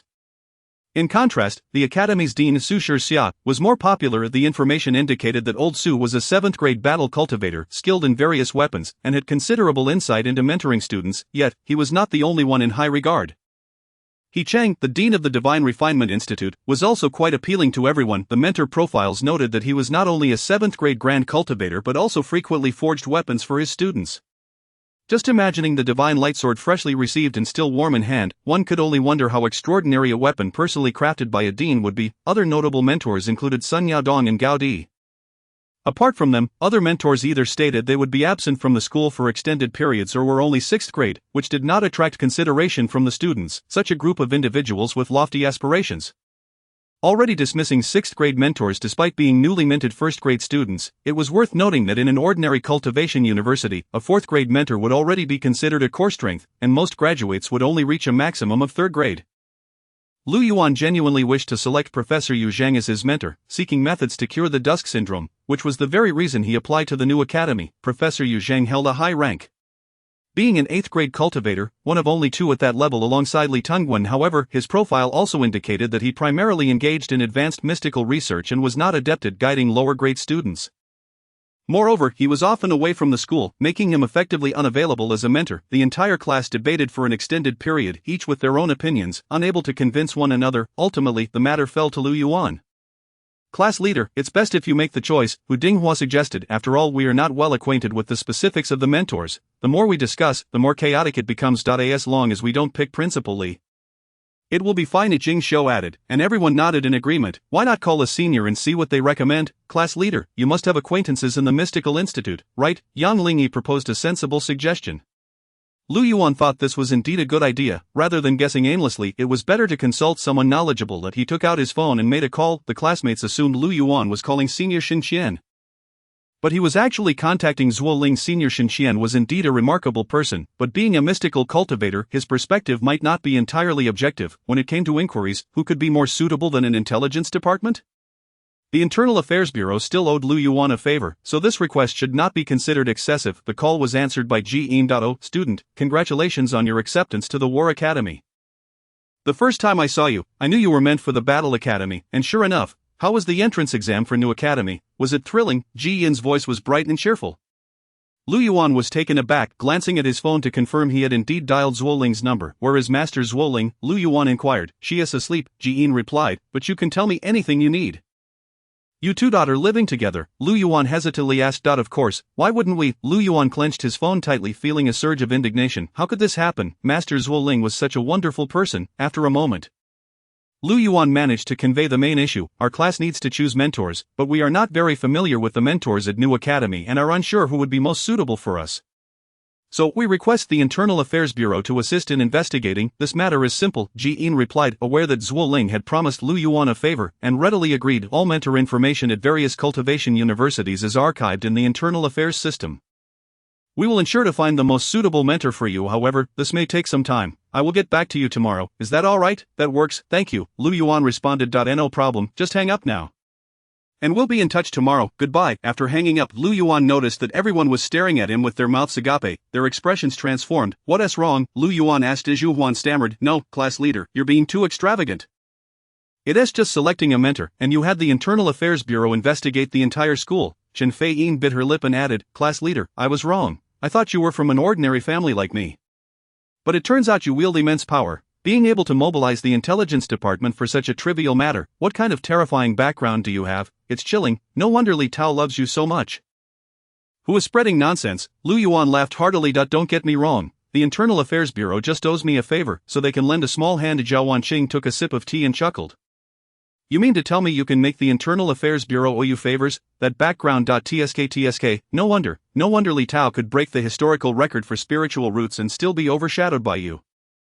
No wonder you, at such a young age, received the special commendation from the Cultivation Federation and earned the title of Jiangzhou's Young Tiger. Class 1 collectively felt they had unraveled the truth. Their gazes exchanging knowing looks, all convinced that Lu Yuan was a deeply hidden big shot. Realizing the situation was spiraling out of control, Lu Yuan could only remain silent and allow their imaginations to run wild. Chapter 100, Daydreaming, a 100-chapter commemorative edition. After a hearty meal and all matters settled, everyone returned to their rooms to rest. The beds were all new, and at last, they could enjoy a good night's sleep. Among them, Su Yao and Jing Xiu, as well as Zhu Huan and Wan Lei, shared a room. The two side rooms in the back courtyard could only accommodate 8 people at the moment. So this was the temporary arrangement. However, none of the 4 expressed any dissatisfaction. Zhu Huan remarked, sleeping together feels more like a dormitory. Perhaps some people simply prefer to share, although it was called resting. There were still tasks to be accomplished, for they were cultivators, and the training aspect could not be neglected. The seniors from the Mystical Institute had already drafted cultivation plans for each individual, tailored according to their profiles and the spirit arts they had mastered. Overall, this was certainly more effective than aimlessly experimenting on their own, so everyone followed the plans for practice. The initial phase required guidance, and gradually, they would grow into independent figures capable of choosing their own cultivation paths. Yet, that would be a long way off. Lu Yuan returned to his room, which was still quite simple, furnished only with a bed and a chair. However, he was not picky. Under the light, he began to reread the cultivation plan that Senior Shenxian had prepared for him. The first sentence in Shenxian's plan emphasized the importance of patience in cultivation. Haste makes waste. One must progress step by step, in an orderly manner. This served as a reminder for Lu Yuan not to be impulsive and to adhere to the plan. In reality, these cultivation plans had withstood the test of time. Or more accurately, they were the experiences forged through the sacrifices of predecessors. For instance, it was generally arranged for newcomers to practice visualization techniques for 2 hours each day. Many overly eager newcomers might feel that 2 hours was too little and would add extra hours to practice. Even going for 4 or 10 hours, however, such actions would be counterproductive. A visualization practice consumed true essence, and during the novice stage the replenishment of true essence was slow. 2 hours a day was precisely enough to keep pace with the replenishment rate. If one attempted to visualize with insufficient true essence, it would hinder the growth of their spiritual awareness. Shenxian was aware of the methods Lu Yuan had to quickly restore his true essence, so he made some specific adjustments in Lu Yuan's cultivation plan. He mentioned that Lu Yuan could extend the visualization time appropriately based on his true essence levels, but it should not exceed 4 hours a day. As for the visualization technique, Shenxian suggested that Lu Yuan use a cup of hot tea instead of dew, shifting his perspective to focus on the steam rising from the hot tea. This was not called the hot tea visualization technique. It was still fundamentally the dew visualization technique. In mystical practices, the dew visualization technique is a broad category encompassing any object that induces a hypnotic effect through movement, such as the ticking of a second hand. The suggestion was primarily to avoid having to source lotus leaves and dew for every visualization session. Using hot tea to shift the perspective was merely a tad more challenging than dew. Regarding visualization targets, Shenxian advised Lu Yuan to borrow some spiritual items from the school using his student card. The school had specific spirit items available for visualization practice, and during exams, the 9 spiritual orbs could generally be borrowed, along with various unique spiritual items. This service was provided free of charge, as long as they were returned on time. Lu Yuan nodded, realizing this was new information. He planned to visit the school tomorrow to see what useful items he could borrow. Lastly, Shenxian gifted Lu Yuan the hard body technique. He provided special notes regarding this martial art. Lu Yuan's protective shield was indeed effective for survival, but it consumed too much true essence and was not suitable for prolonged battles. Moreover, the most critical flaw was that once the true essence supply was cut off, the protective shield would offer no defense whatsoever. The art of solid body technique is distinctly different. It is a martial practice that employs true essence to gradually enhance one's physical constitution. In essence, it fortifies Lu Yuan's corporeal defenses, enabling him to sustain a commendable reduction in damage even in the absence of true essence supply. The combination of two defensive martial arts yields remarkably effective results. The cultivation of the solid body technique similarly relies on the rhythm of breathing. However, it requires the formation of pathways for the flow of true essence within the mind during this rhythmic process. Xinxian meticulously illustrated the corresponding pathways in a diagram resembling a meridian chart, complete with arrows and annotations delineating steps 1 through 4. Xinxian also provided elucidations on this matter. Mastering spiritual techniques necessitates precise control over the internal flow of true essence. Generally speaking, until practitioners acquire the ability for inner vision, they cannot accurately observe the movement of true essence within themselves. Hence, for novice practitioners like Lu Yuan, the sole means of acquiring spiritual techniques lies in visualization, essentially following one's intuitive sense and simulating the rhythm of true essence based on the sensations derived from visualization techniques. The cultivation of the solid body technique follows this same principle, being a relatively straightforward martial practice, thus presenting minimal challenges. However, Xinxian notably warned that for advanced spiritual techniques, relying solely on instinct could lead to dire consequences. Having thoroughly reviewed Xinxian's plan, Lu Yuan felt a profound sense of gratitude for the thoughtful preparation extended by his senior. Setting the plan aside, he resolved to immediately engage in practice. For knowledge acquired from written sources is inherently superficial. He decided to first experiment with visualization. Stepping outside, Lu Yuan poured himself a cup of hot water and placed it upon the table. Concentrating his mind on the delicate wisps of steam rising gracefully, entering a state of intuitive perception proved slightly challenging. After all, the steam's erratic movements are far less predictable than the rolling of dew. After several unsuccessful minutes, Lu Yuan remained unperturbed, dismissing distracting thoughts as he focused intently on the vapor above the teacup. In a fleeting moment, he felt a shift within his body. Suddenly the world seemed to lighten, and everything within his field of vision became hazy. Drawing upon prior experience, Lu Yuan recognized that he had successfully immersed himself in the intuitive perspective of the steam. Gazing upwards, he beheld a profound, dark dome stretching infinitely into the void, while looking down revealed an endless expanse of tranquil water that appeared boundless. An epiphany stirred within Lu Yuan. This was the very hot water he had just prepared. Within the perspective of the steam, a mere cup of water transformed into the entirety of the cosmos. Between the profound emptiness and the limitless stillness, Lu Yuan sensed the ephemeral nature of the steam's existence. This was an enigmatic sensation, prompting deep contemplation. When he eventually emerged from the visualization, he felt enriched, though he could not articulate precisely what he had gained. This instance of visualization did not involve any spiritual object as a focal point. Such visualization, devoid of a specific object yet rich in intuitive experience, is referred to as void visualization within esoteric practices. Xinxian had mentioned in the cultivation plan that void visualization is a crucial exercise, as it is currently the only known method to enhance one's spiritual awareness. Upon consulting the system, Lu Yuan found that his spiritual awareness had indeed increased by 1 point, reaching a total of 26. However, after refilling his cup and engaging in void visualization once more, he noted there was no further increase in awareness. It seems that the essence of enlightenment is most potent during the initial experience. Hence, he resolved to explore different perspectives in future visualizations. After several attempts at visualization, Lu Yuan had expended over 30 units of true essence, and while he could continue, he sensed a degree of mental fatigue.